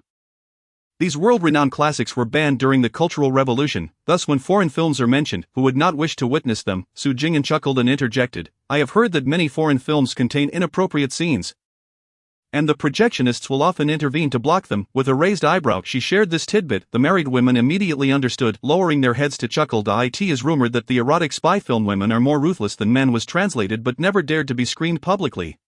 Relegated to internal viewing only before long, Su Jing'an learned that dances had commenced. However, they were not traditional social dances but rather, the boys forming a large circle and the girls another, dancing together to waltzes. Su Jing'an enjoyed a carefree and joyous experience on campus. Meanwhile, Shinhee found himself on the brink of baldness. Recently, the number of criminal cases had surged. Among his colleagues at the bureau, only a few were busy while others were overwhelmed. Shinhee was nearly falling asleep at work when he was unexpectedly called to the school as a parent. For the first time in many years, Shinhee found himself at school in the role of a parent. He couldn't help but reflect on the passage of time, as he too had once been among those punished by a strict homeroom teacher. Gritting his teeth, he silently recited, "The student surpasses the master. My son is more promising than I." Upon his arrival, he was immediately ushered to the principal's office. As he approached the west side of the teaching building, he spotted the guards stationed at the entrance of the principal's office. Shinhee made an effort to straighten his wrinkled uniform. Although a pungent odor emanated from him, he still turned on the tap to wet his hair. Taking a deep breath, he pushed the door open. Excellent, the principal, the homeroom teacher, and another parent were all present. This was quite a gathering. Upon entering, Shinhee greeted them. "Good day, I am Xinyan's father." This was not his son's domain. Today, the boy must play his part. The homeroom teacher, Mr. Zhang, promptly stood. "Mr. Xinyan's father, please have a seat." It appears that the two children were playing too roughly, resulting in a shattered window in the principal's office. Shinhee, adhering to his professional habits, inquired, "I sincerely apologize for the trouble. Were any individuals harmed? Material damages can be addressed, but as long as no one is injured, it is not a grave matter." At this moment, Principal Lee spoke up. "I managed to dodge quickly. Goodness, that ball grazed my scalp as it passed by." Recalling the incident still sends shivers down my spine. Shinhee looked up to see remnants of glass shards on the principal's bald head. A clear indication of the perilous situation, he resolved to allow his son to reflect on his father's childhood experiences tonight. It was time to reminisce through suffering and sweetness. Chapter 95, The Scheme. The opposing parent was clad in work attire, with City Soap Factory emblazoned upon it. Wu Wei had also rushed directly from work. Wiping the sweat from his brow, he too refrained from disputing with the teachers or the principal, bowing his head in acceptance. "This incident is due to my child's lack of understanding. I shall educate him properly when we return." Both parents arrived and offered apologies without deflecting blame. Even if Principal Lee was furious, it would be inappropriate to maintain a scowl and remain silent at this moment. Children at this age are full of energy and mischief. Had it merely been a few shards of glass, I would not have overreacted. Who hasn't grown up through such experiences? I understand all too well. I was genuinely frightened. Principal Lee pointed to the wall by the door. "Do you see that? There are still ball marks on the wall." The principal's office had just been freshly painted before the school year began, and the dark marks from the ball were unmistakably visible. One could only imagine the force behind the ball. Shinhee instinctively surveyed the entire office, noting the scattered shards of glass everywhere. One could hear the squeaking sound of glass scraping against the floor if one walked without lifting their feet. There was no doubt this was the scene of the incident. Wu Wei picked up the cloth bag by his feet and offered it to the principal. "I came in such a rush that I brought some soap and laundry detergent. I hope you won't mind. They are merely factory rejects. Although they may not look appealing, they are still usable." The principal and teachers hurriedly declined. "Mr. Wu, no need for such formality." Hearing the opposing parents speak, Shinhee quickly patted himself down. Aside from a pair of handcuffs at his waist, he had not a single cent to his name. Where would a police officer procure such items? After a moment's contemplation, he spoke. "Principal, I noticed that your office window lacks protective bars. The safety measures could be improved. If it does not disrupt your work, I could arrange for someone to install them when the glass is replaced." Principal Lee's expression brightened. "Mr. Xinyan, there is no need for you to go to such lengths." Shinhee quickly responded, "Yes. Yes, this child has caused trouble for the school. Moreover, it will not take much effort. It is a simple task." Principal Lee, "Mr. Zhang, children must learn to take responsibility for their actions rather than leaving all the worry to us adults. They should not be allowed to escape unscathed. I believe it is best to have them face the consequences of their actions." He exchanged a knowing glance with Wu Wei and gestured toward the mess on the floor. Wu Wei immediately understood, turning to summon the two guards stationed at the office entrance. He then took the lead in addressing the children. "Look at this mess. How can we continue to stay here? Principal, let us have the two children clean up the office. It is also a chance for them to reflect on their actions." After a courteous exchange of pleasantries between both parties, the matter was eventually settled. The two individuals, accompanied by the children, swiftly tidied the office until it gleamed. Following repeated apologies to the principal and the class teacher, Wu Wei and Shinhee finally led the two children away. The conversation between the parents and the principal was clearly overheard by Xingyan and Wu Chuang, who stood at the office door, their hearts heavy with unease. Xingyan had never witnessed his father, Shinhee, bowing to anyone, excluding his mother. In his eyes, his father's presence had always been grand and imposing. At this moment, he profoundly understood the phrase, "A father's failure to educate is the son's burden." Xinyi, preoccupied with the situation, waved his hand dismissively, urging his son to return home promptly, yet he was now busy seeking someone to replace the broken glass and install safety railings. The cost of the glass would be shared between the families, while he alone would bear the expense of the railings. There is an old saying, "Teach children in the hall and wives by the bedside," which emphasizes the importance of tailored approaches to education. After dinner, Xinyi took his son for a stroll, seizing the opportunity for a heartfelt conversation. As they walked, he absent-mindedly ran his hand through his hair, pondering whether it was merely his imagination or if his hairline had indeed receded further in recent days. Reflecting on his own childhood experiences, he found himself in agreement with some of Xin's father's past actions. The vitality of children often surpasses parental expectations, and if not handled properly, it could quickly lead to significant troubles. He now grasped a singular insight: if a father does not fail his son, it is the son who will inevitably fail the father. If someone must bear the burden, it would be the children who should express their filial piety. Leaving their father on solid ground while they navigated the depths, Xinyan followed quietly behind, his head bowed. He softened his tone, acknowledging, "Father is indeed busy and has neglected you. This is my fault. Let us turn the page on today's events and discuss how to proceed in the future." Xinyan hung his head. "In the future, when I play with my classmates, I will avoid the teaching building. I will steer clear of dangerous areas." Xinyi nodded in agreement. "Son, have you considered your future? What do you aspire to do when you grow up?" "Your uncle wanted to be a soldier. I aspired to serve in law enforcement." "Every person should have a goal. One cannot simply drift through life." After some contemplation, Xinyan replied, "My greatest passion lies in assembling model airplanes from shells." "Father, I wish to become a soldier, specifically an airman." Xinyi nodded, as his son's response was unsurprising. "Son, everyone harbors dreams, yet few possess the tenacity to pursue them fervently. To realize your dreams, action and courage are imperative.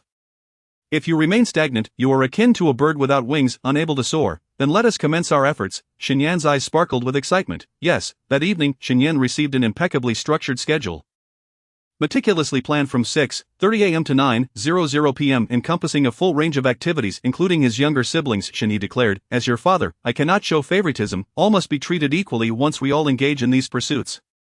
We shall have no time for trouble." The three children would engage in running, boxing, memorizing, and practicing calligraphy daily. Xinyan soon discovered the meaning of falling asleep in an instant. The neighbors suddenly felt this scene was eerily familiar.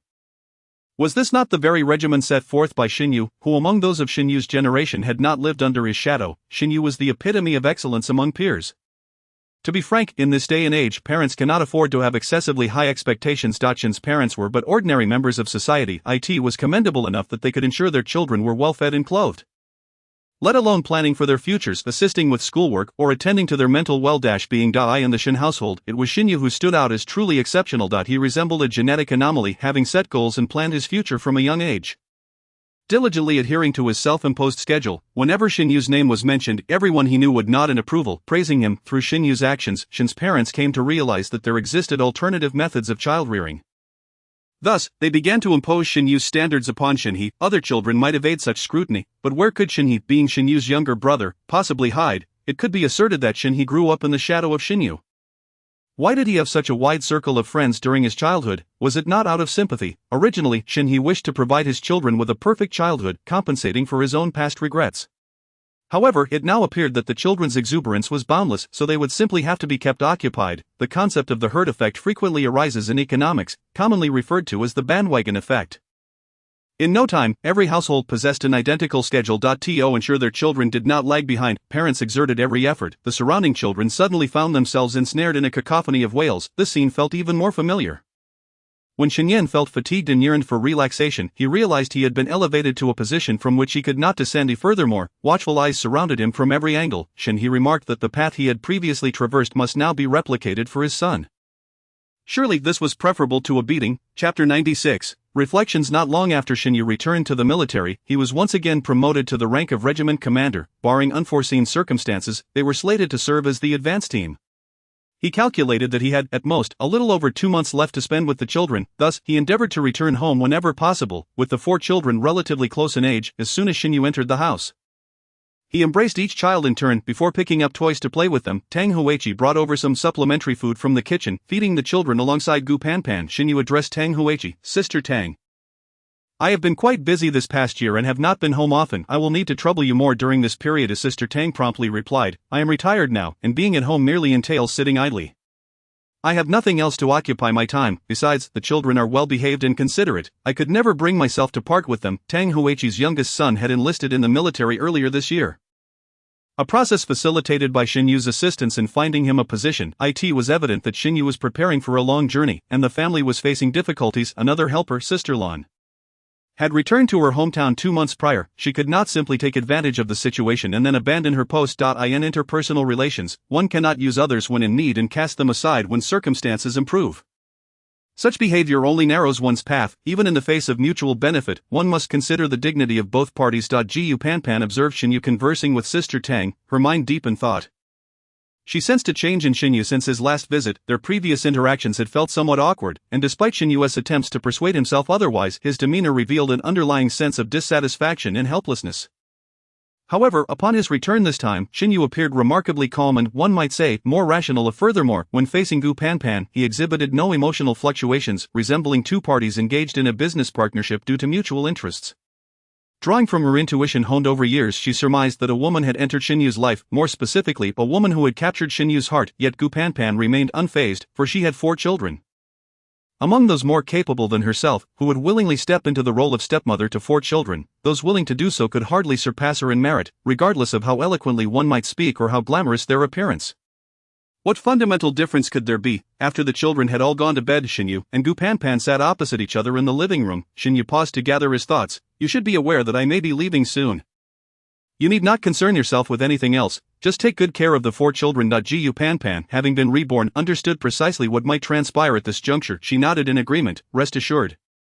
Those who have come from my womb will undoubtedly receive my utmost care." Xinyu contemplated for a moment. "Do not take the 4 children out of the military compound. Traveling by car is out of the question. The situation outside is somewhat chaotic, and you cannot handle it alone. Monthly wages will be delivered to you. If anyone seeks your assistance, do not extend a hand. Everything will proceed smoothly. However, if any unforeseen events arise, contact our mother. I have arranged everything." Xinyu conveyed every thought he could muster to Gu Panpan. As for Gu Panpan herself, there was no need for Xinyu to worry. A person who would go to such lengths to avoid being taken advantage of could certainly manage on her own. Their interactions were characterized by mutual respect, yet there was a distinct absence of marital intimacy. Sister Tang, however, was unperturbed. Having spent her entire life as a nurse, she had seen it all. What should not be heard, she did not hear. What should not be seen, she did not see. The Vietnamese diplomat frequently proclaimed, "One Vietnamese soldier can take on 30 Chinese soldiers." Such statements ignited fury among the Chinese populace. A group of ungrateful individuals. During the conflicts with France and later with the United States, did we not extend our support? We tightened our belts, ensuring they received every possible aid, be it in weapons, medicine, communications, air defense, engineering, railways, or logistics. The total assistance amounted to $20 billion. Despite the North Vietnamese army facing repeated defeats, it was our main forces and military academies that guided their operations and trained their troops.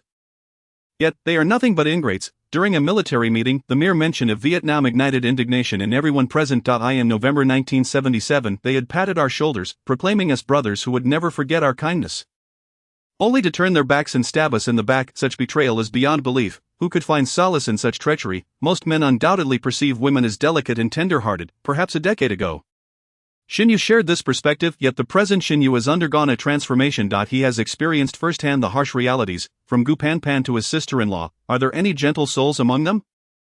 Is there a single one who lacks a fierce spirit? He dares not allow them to coexist in the same courtyard. How many soldiers are devoid of male chauvinism? These individuals consistently believe that warfare is a man's domain.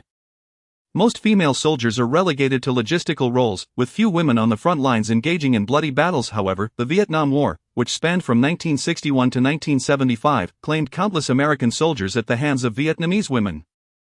The renowned Vietnamese beauty and spy Nguyen Nguyen Van Hue is credited with the deaths of over 100 American soldiers. In an effort to eliminate her, the U.S. military even placed a bounty of $50,000 on her head. Ultimately, they were compelled to use chemical agents to induce lactation in Vietnamese female soldiers, resulting in an even more brutal conflict, as these women adopted a suicidal combat approach. Moreover, contemporary Vietnam is characterized by a nation armed for battle. Under such circumstances, women and children, and the elderly can never be excluded from the fray. One must suppress any excessive sympathy, should one perceive them as pitiable, and lower their guard.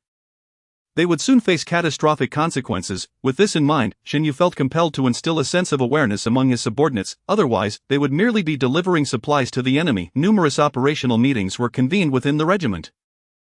In conclusion, Xinyu emphasized, as the vanguard, we shall be the first to confront adversity. The key points to heed are as follows. First, Vietnam is a jungle terrain. Whoever occupies the high ground wields control over the battlefield. and they excel at concealment. Second, Vietnam is a nation of soldiers. Many women and children feign vulnerability, therefore, failing to discern authenticity and rushing to assist could lead to suicidal assaults. We must not exhibit unwarranted benevolence. Third, when capturing prisoners, their hands must be bound in front and behind to prevent escape. Vigilance is paramount. Fourth, be aware of the acclimatization issues. Fifth, and most crucially, the Vietnamese possess an intimate understanding of our tactics. Their combat methods are those we initially taught them, including tunnel warfare and guerrilla tactics, which they replicate flawlessly. Shin Yu sighed. Moreover, this is their home turf, rendering it nearly impossible for us to defend ourselves. A misstep could devolve into a brutally exhausting war of attrition. During the pre-war mobilization meeting, it is imperative to adequately prepare the comrade's mindset. Exercising caution will yield no errors. Is there anything more to add? If not, the meeting is adjourned. Achu. As Shin Yu exited the conference room, he sneezed. Puzzled, he wondered, after 30 years, who was so intent on recalling him. Chapter 97, Dizziness. A thick cloud of white smoke billowed as the train, accompanied by a resounding whistle, clattered into a new journey. Su Jing'an, having learned from past experiences, procured her ticket well in advance. Immediately after her examination concluded, she hurried to the train station. Upon boarding, she was pleasantly surprised to find that this train was not overly crowded. Several carriages were not even filled to capacity. It appeared that fortune had smiled upon her, yet Su Jing'an dared not let her guard down. As soon as she boarded, she made her way to the left. Upon entering carriage 6, she instinctively scanned the entire compartment. Numerous pairs of eyes, seemingly indifferent, scrutinized her from head to toe. Excuse me, make way, come here, there's a seat. At this moment, the crowd was just boarding, creating a chaotic scene. Su Jing'an, appearing neither young nor particularly attractive, was dressed in an exceedingly plain manner. Despite her cautious demeanor, several waves of individuals had already come to investigate her since she boarded. Her chest, abdomen, and both sides of her waist had been brushed against repeatedly. If she were to hazard a guess, her bag had likely been thoroughly rummaged. These pickpockets not only possess sharp memories but also keen eyes, capable of quickly discerning which targets are affluent and where their valuables are concealed. Su Jing'an continued her pace, resolutely moving toward another carriage. With so many pickpockets congregated in one carriage, it was evident they were all fixated on the same target. Whether or not her suspicions were justified, avoiding potential threats is the instinctive response of any ordinary individual. The train was filled with an eclectic mix of passengers. It was impossible to discern whether those standing beside her were human or specters. Caution was paramount. She had seen no thieves in the world. Su Jing'an maintained her composure, walking past these individuals without a change in expression. After all, she had no money. The most valuable possession she had was her train ticket. After traversing 2 carriages, she finally felt a sense of relief. She located an empty seat, sat down, and closed her eyes to rest. As she drifted into a light slumber, she was suddenly roused by the sound of bleating. Could it be that, in this day and age, one could bring live chickens, ducks, or even sheep on a train? Peering out, she was astonished to see a man in his 40s ushering a flock of sheep onto the train. Once aboard, he secured the sheep to the connecting area between carriages. Su Jing'an counted them, 6 sheep of various sizes. She could only wonder how many would be left by the time they disembarked. After a smooth journey to the station, Su Jing'an stepped off the train and headed straight home. Upon entering her house, the aroma of braised pork engulfed her senses. A few children stood in the courtyard, huddled together against the cold wind. Curiously, Su Jing'an inquired, "What is going on? Did you get into trouble?" The children's faces lit up upon seeing their mother. Mama, I've missed you so much. It is wonderful to have you back." The 3 children, having just completed their exams, had hoped to enjoy a break, only to find that their father, Shin, promptly presented another schedule. Not only was there more to study, but he had also arranged for a teacher. Shin Mu had taken over the daily commute, and she felt quite at ease. However, the 3 children did not share her sentiments. They had eagerly awaited their mother's return, akin to waiting for the stars and the moon, hoping she would come home soon. Even if they couldn't go out to play, at least they could enjoy a couple of days of rest. Shin Yan had initially felt sympathy for his friend, Wu Chuang. After all, his friend's bottom had been sore from punishment, yet now he realized that the truly pitiable one was himself. While Wu Chuang might have endured a beating, it was over in a flash, but for him, there was no end in sight. Shin Mu emerged from the kitchen with a bowl of steamed eggs. "Jing'an, come and have a bite, dinner will be ready soon." "Thank you, Mom." Su Jing'an accepted the bowl and shared it with the children. "What are you all doing standing around outside?" Ha ha. Upon hearing this, Shin Mu couldn't help but laugh. "What are we doing?" "We re-savoring the aroma." Su Jing'an looked at her mother in confusion. Shin Mu explained, "Our neighbor Old Qian recently brought his grandchild to the hospital because the child had lost his appetite. The little one had taken to eating burnt coal cinders, dirt from the corners, and even frozen ice shards from the ground. The doctor diagnosed him with worms and prescribed treatment. When Old Qian returned, word spread, and soon every household in the area was buying sugar tablets to combat worms for their children. Nowadays, children are raised freely. Rural children, in particular, run wild across the hills after a day of play. There isn't a clean spot left on their bodies. When they are starving, they seize whatever food they see and shove it into their mouths, believing that as long as it isn't dirty, it won't make them sick. It's said that everyone has at least a few worms in their belly, so folklore suggests that roundworms are oriented head up during the first half of the month and head down during the latter half. Thus, worm treatment must occur in the first half of each month, with dietary restrictions in place. This means no oily or fatty foods. Consequently, the Shin household had subsisted on pickled vegetables, porridge, steamed buns, and boiled noodles for the past 2 weeks. The children had only just managed to expel the worms today. As soon as meat was mentioned, they could hardly contain their excitement, insisting on standing in the courtyard to wait for dinner.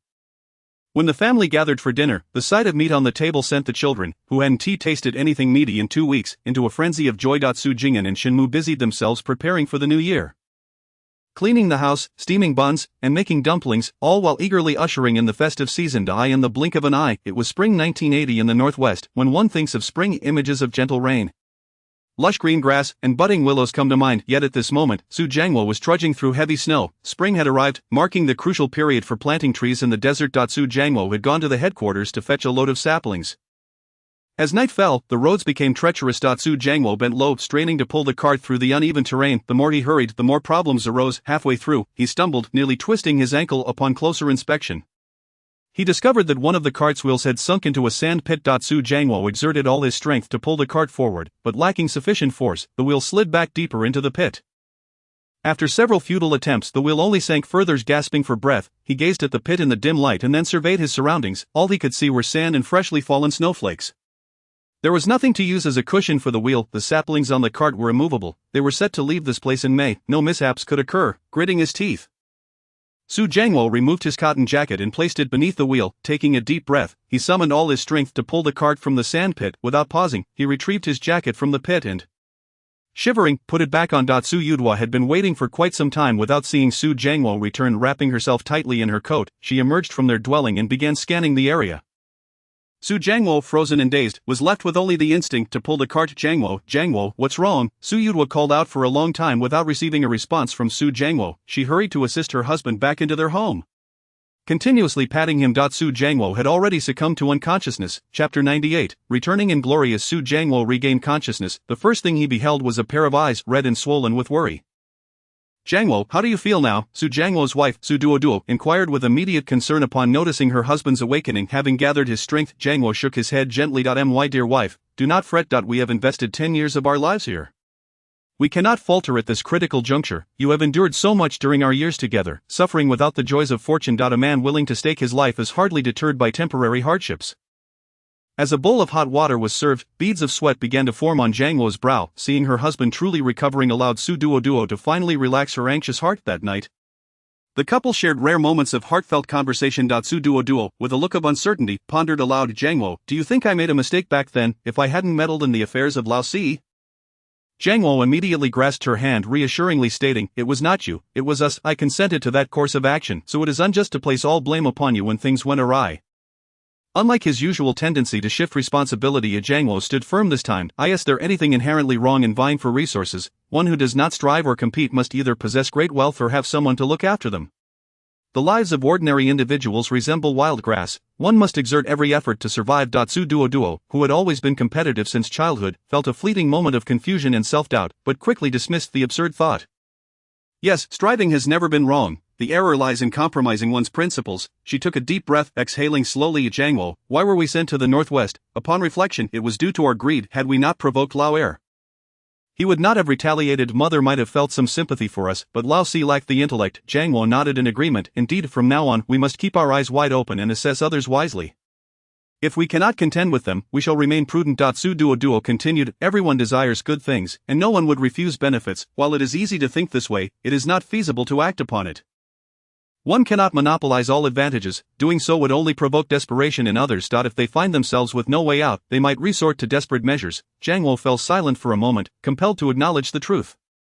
Initially, Mother's work was merely an embellishment for us, but for Lao Si, it was a lifeline. Thus, when the news of Lao Si's rural assignment surfaced, it ignited the fury of Su father and Su mother. They chose to remain indifferent to the turmoil between us, as it exceeded their threshold of tolerance. As the eldest son, Jiangwo enjoyed an inherent advantage in the Su family. Many matters came to him without the need for competition. Benefits were simply bestowed upon him. Raised under the favoritism of his parents, he had never shouldered responsibility or accountability. At home, Jing'an felt no need to yield to anyone, nor did he have to consider others' opinions. He acted solely for his own interests, often blunt and straightforward. This is why, among his siblings, he lacked the cunning and guile that others possessed. Su Duo broke the silence. Jing'an, we are soon returning. What are your plans? Jing'an, recognizing his limitations, replied, My dear wife, I shall follow your lead. Relying on my wife for sustenance is nothing to be ashamed of. Su Duo inched closer to him. Hear us what I think. We cannot return to our previous positions. The oxygen plant offers no future, and it is incompatible with our tree planting endeavors. The title of desert reclamation hero may sound grand, but it holds no practical value in our work. If we were to return unchanged, all our hardships over the past decade would be in vain, merely wasted effort. Jing'an inquired, Then where shall we go? Su Duo decisively responded, To the Forestry Bureau. Over the years, whenever exhaustion threatened to overwhelm her, Su Duo would begin to envision their future. She had long engraved her aspirations for their lives into her heart. We came here to plant trees and combat desertification for the benefit of our nation. This endeavor belongs to forestry, and thus to the Forestry Bureau. Upon hearing this, Jing'an's face lit up with joy. Excellent, excellent, excellent. At that moment, he no longer felt discomfort. They were indeed contributing to the nation's welfare. A career in a state institution guarantees stability. Su Duo smiled. As dual-income workers, we can apply for housing more conveniently. Plus, with our achievements, the leadership will not be able to ignore our requests. As their voices gradually softened, the sounds of snoring began to fill the air. In May, Su Duo and Su Jing'an submitted their annual party membership applications, and after 7 years, they finally became probationary members. Their decade of hard work bore fruit when they received official notice from the factory leadership. They had been recognized as party members and commended as advanced workers. When this moment arrived, both their hearts gradually settled into a tranquil state. Clad in worn military uniforms and adorned with bright red flowers, they stood for an interview with reporters, a lush expanse of trees flourishing behind them. The vibrant greenery was a delightful sight amidst the desert backdrop. The two desert reclamation heroes proudly presented their certificates of honor. Let us take one more photo, called out Luth the reporter, with enthusiasm. They promptly opened their certificates, placing them against their chests. All right, smile wide. With beaming smiles that revealed their teeth but concealed their eyes, the camera clicked. Thank you, dear reporter, they said, before immediately returning to the office to handle paperwork, opening letters, transferring household registrations, collecting salaries, and, most importantly, securing their work relocation orders. Over the years, Su Duo and Su Jing'an had lent a helping hand to many individuals, some who had succumbed to their struggles, while others had survived to seek justice. Once their new work assignments were confirmed, they began to seek connections. Their past kindness was now being repaid. Holding the 2 relocation orders from the Forestry Bureau, their hearts swelled with joy. Forestry Bureau employee relocation order after deliberation by the party committee of the Forestry Bureau. It has been decided that Comrade Su Jing'an and Su Duo from the L Factory will be assigned to the Forestry Bureau for further duties. Please ensure all procedures are completed and report to the Political Work Department on June 28 with your Unit S introduction letter. As they traced the fresh red stamp with their fingers, a whirlwind of emotions surged within them. They carefully tucked the documents away and hurried back to pack their belongings. That evening, they sat in the courtyard, peacefully gazing at the night sky over the desert. After 10 years, Su Duo discovered for the first time that the desert night sky was not merely a canvas of darkness. The stars twinkled densely, radiant and resplendent. The lights emanating from the stars were blue, pink, and even purple. She began to understand the brilliance of the Milky Way glimmering above. The cold desert wind made Jing'an shiver slightly. Duo, we should head back. If I follow now, it would be unbearable. Chapter 99, Returning in Glory. In the cramped quarters, Su Jing'an lay restlessly on the bed, unable to sleep. My dear, what are your plans for when we return?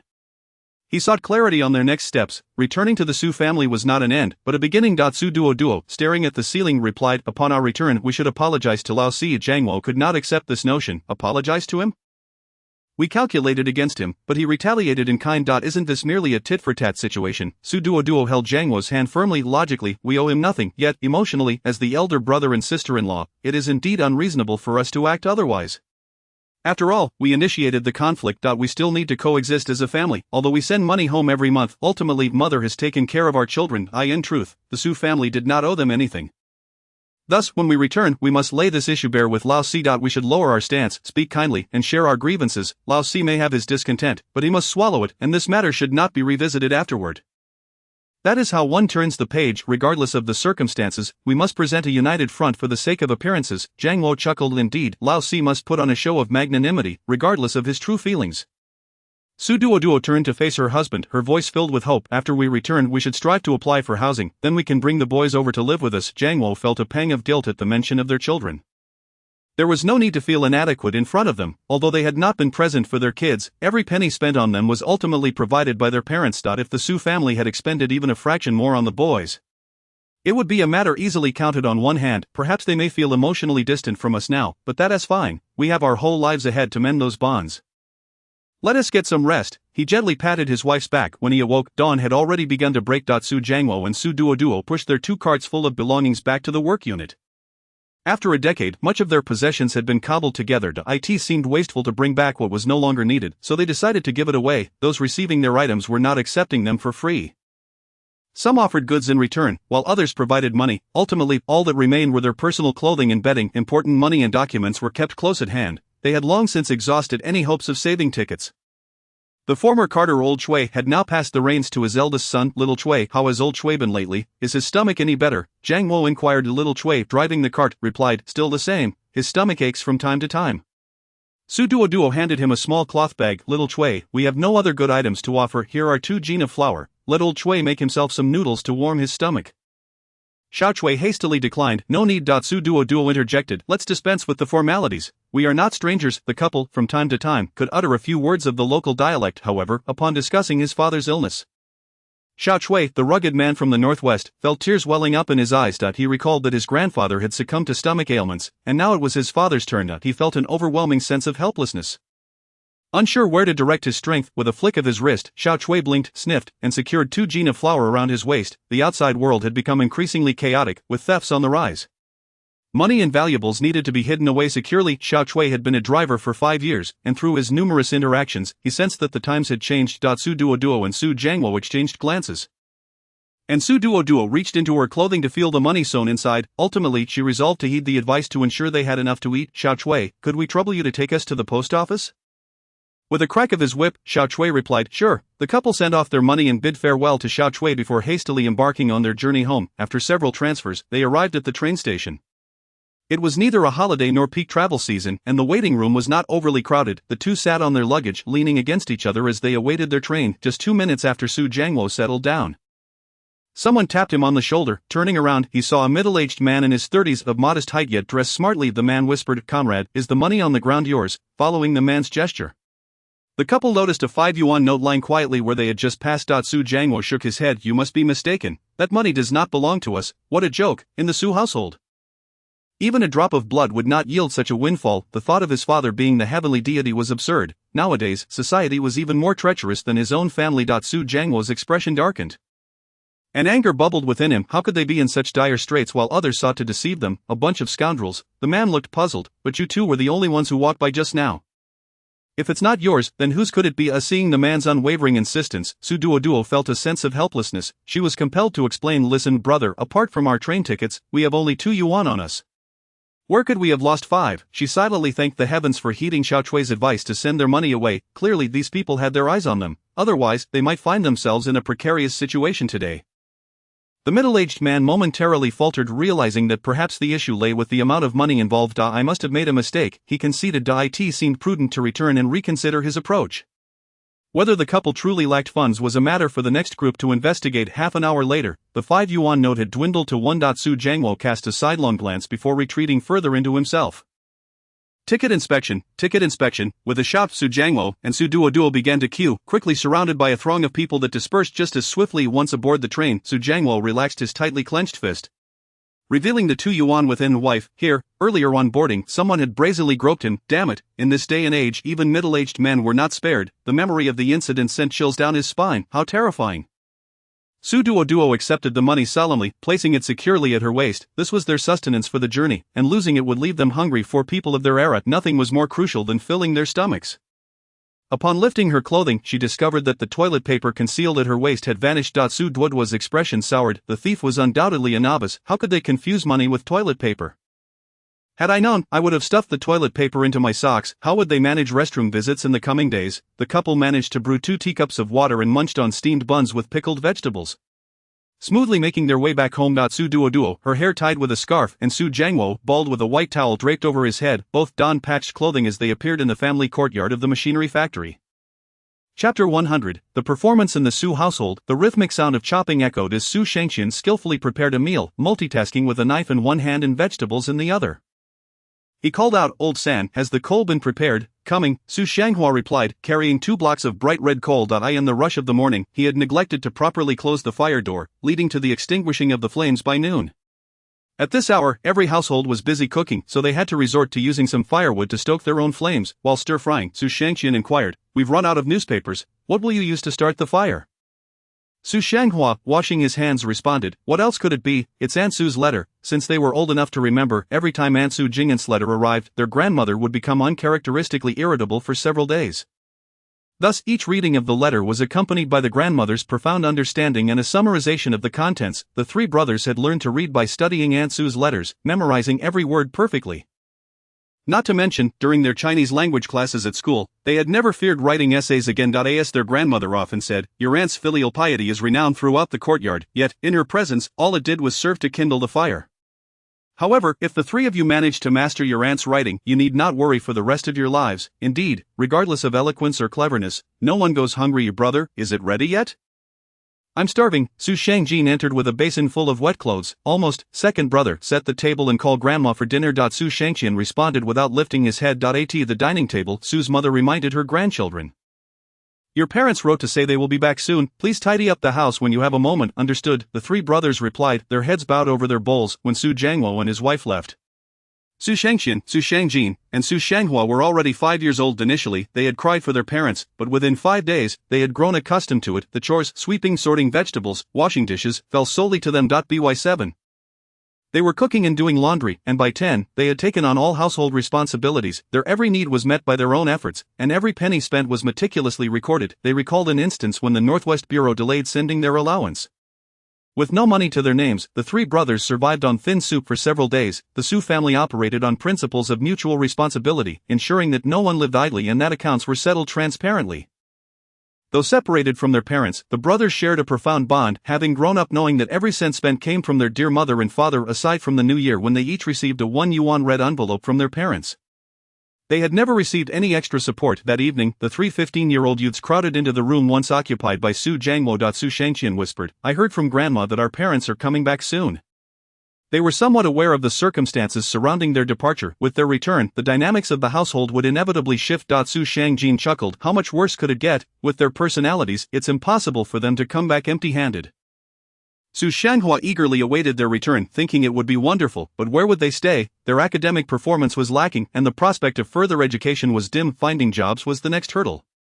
But that posed the greatest challenge. Besides, even if they had connections, could they arrange positions for all 3 brothers at once? Previously united, they now found themselves as fierce competitors. It seemed prudent to remain vigilant. With that thought, Su Shanghua closed his eyes. As the eldest, Su Shangqian broke the silence, "Let's all get some rest. This is not something we need to worry about." In that moment, each brother contemplated their individual thoughts. Su Jiangwo gently put his daughter to sleep before laying her down on the bed. The eldest couple were busy with the newspaper. It was likely they would return in a few days. Zhao Xiaofang smiled and asked, "What, are you afraid of them now, or do you feel resentful and want to compete?" Su Jiangwo scoffed, "Afraid? How could that be? I am no longer the same Su Laozi." Zhao Xiaofang smirked, "So you're just feeling uncomfortable and frustrated? How could I not feel that way? Were those 2 years in the countryside easy for a regular person? It was just me. Anyone else might have fallen into despair long ago." Zhao Xiaofang shook her head, chastising her husband. The hardships faced by the eldest couple were not without merit. If all goes according to plan, we will remain a harmonious family. Su Jiangwo regarded his wife thoughtfully. "What do you mean? Those 2 are opportunists." Zhao Xiaofang shot him a look. "To put it plainly, they have already set their sights on the meager resources of this household." Su Jiangwo pondered this and found his wife's assessment accurate. However, after only a few exchanges, he felt an emptiness within. Was everything he had prepared in vain? Zhao Xiaofang tugged at her husband's arm. "Even if you wish to make a move, it is not the right time. A person's nature does not change. Are you worried the eldest will flee? After such a long separation, the eldest couple has not been idle. Have their methods changed? What hidden cards do they hold?" "Do you know?" Su Jiangwo shook his head. It seemed he had been too hasty. Zhao Xiaofang patted his hand. "As the saying goes, patience leads to resolution. Let's wait and see." The next day, the Su family resumed their daily routines. With some going to work and others attending school. Su's mother once stated, "Those who give birth must take responsibility," and this sentiment equally applies to Su Jianjie and Zhao Xiaofang, even though Su Jianjie is the eldest son. Marrying at nearly 30 and having children, Su's mother has never extended a helping hand to Zhao Xiaofang. The younger daughter-in-law suffers from poor health and can only bear this one child, yet, as long as Su's mother is not required to spend money or look after the child, She remains silent despite her preference for male heirs. As usual, she goes out for walks, engages in idle chatter, and plays cards. Su Jiangwo, observing how the distance from home grows ever shorter, feels a rising sense of anxiety. Wife, do you think the fourth son will let this matter drop? Su Muda shook her head. Not a chance. The fourth son has never been one to suffer losses. He will not meekly swallow his pride. Moreover, there is no one in our family who behaves that way. Su Jiangwo, somewhat agitated, asked, what shall we do then? Su Muda narrowed her eyes. What can we do? We wait. She adjusted the luggage that had slipped down. Darling, please elaborate, Su Muda continued. We have been away from home for many years. The fourth son cannot possibly remain unchanged. We are unaware of his current connections or relationships, nor do we have any insight into whether his wife can offer any support. The most critical factor is our parents' stance. We must ascertain that first. Thus, it is prudent for us to remain calm and avoid rash actions, ensuring our work and housing are secured once we are firmly established. We can address other matters. As long as we maintain our stability, any external efforts will be futile. Our immediate priority is to present our parents with a performance akin to The Prodigal Son Returns, and to stage a grand hero's return for those in the courtyard.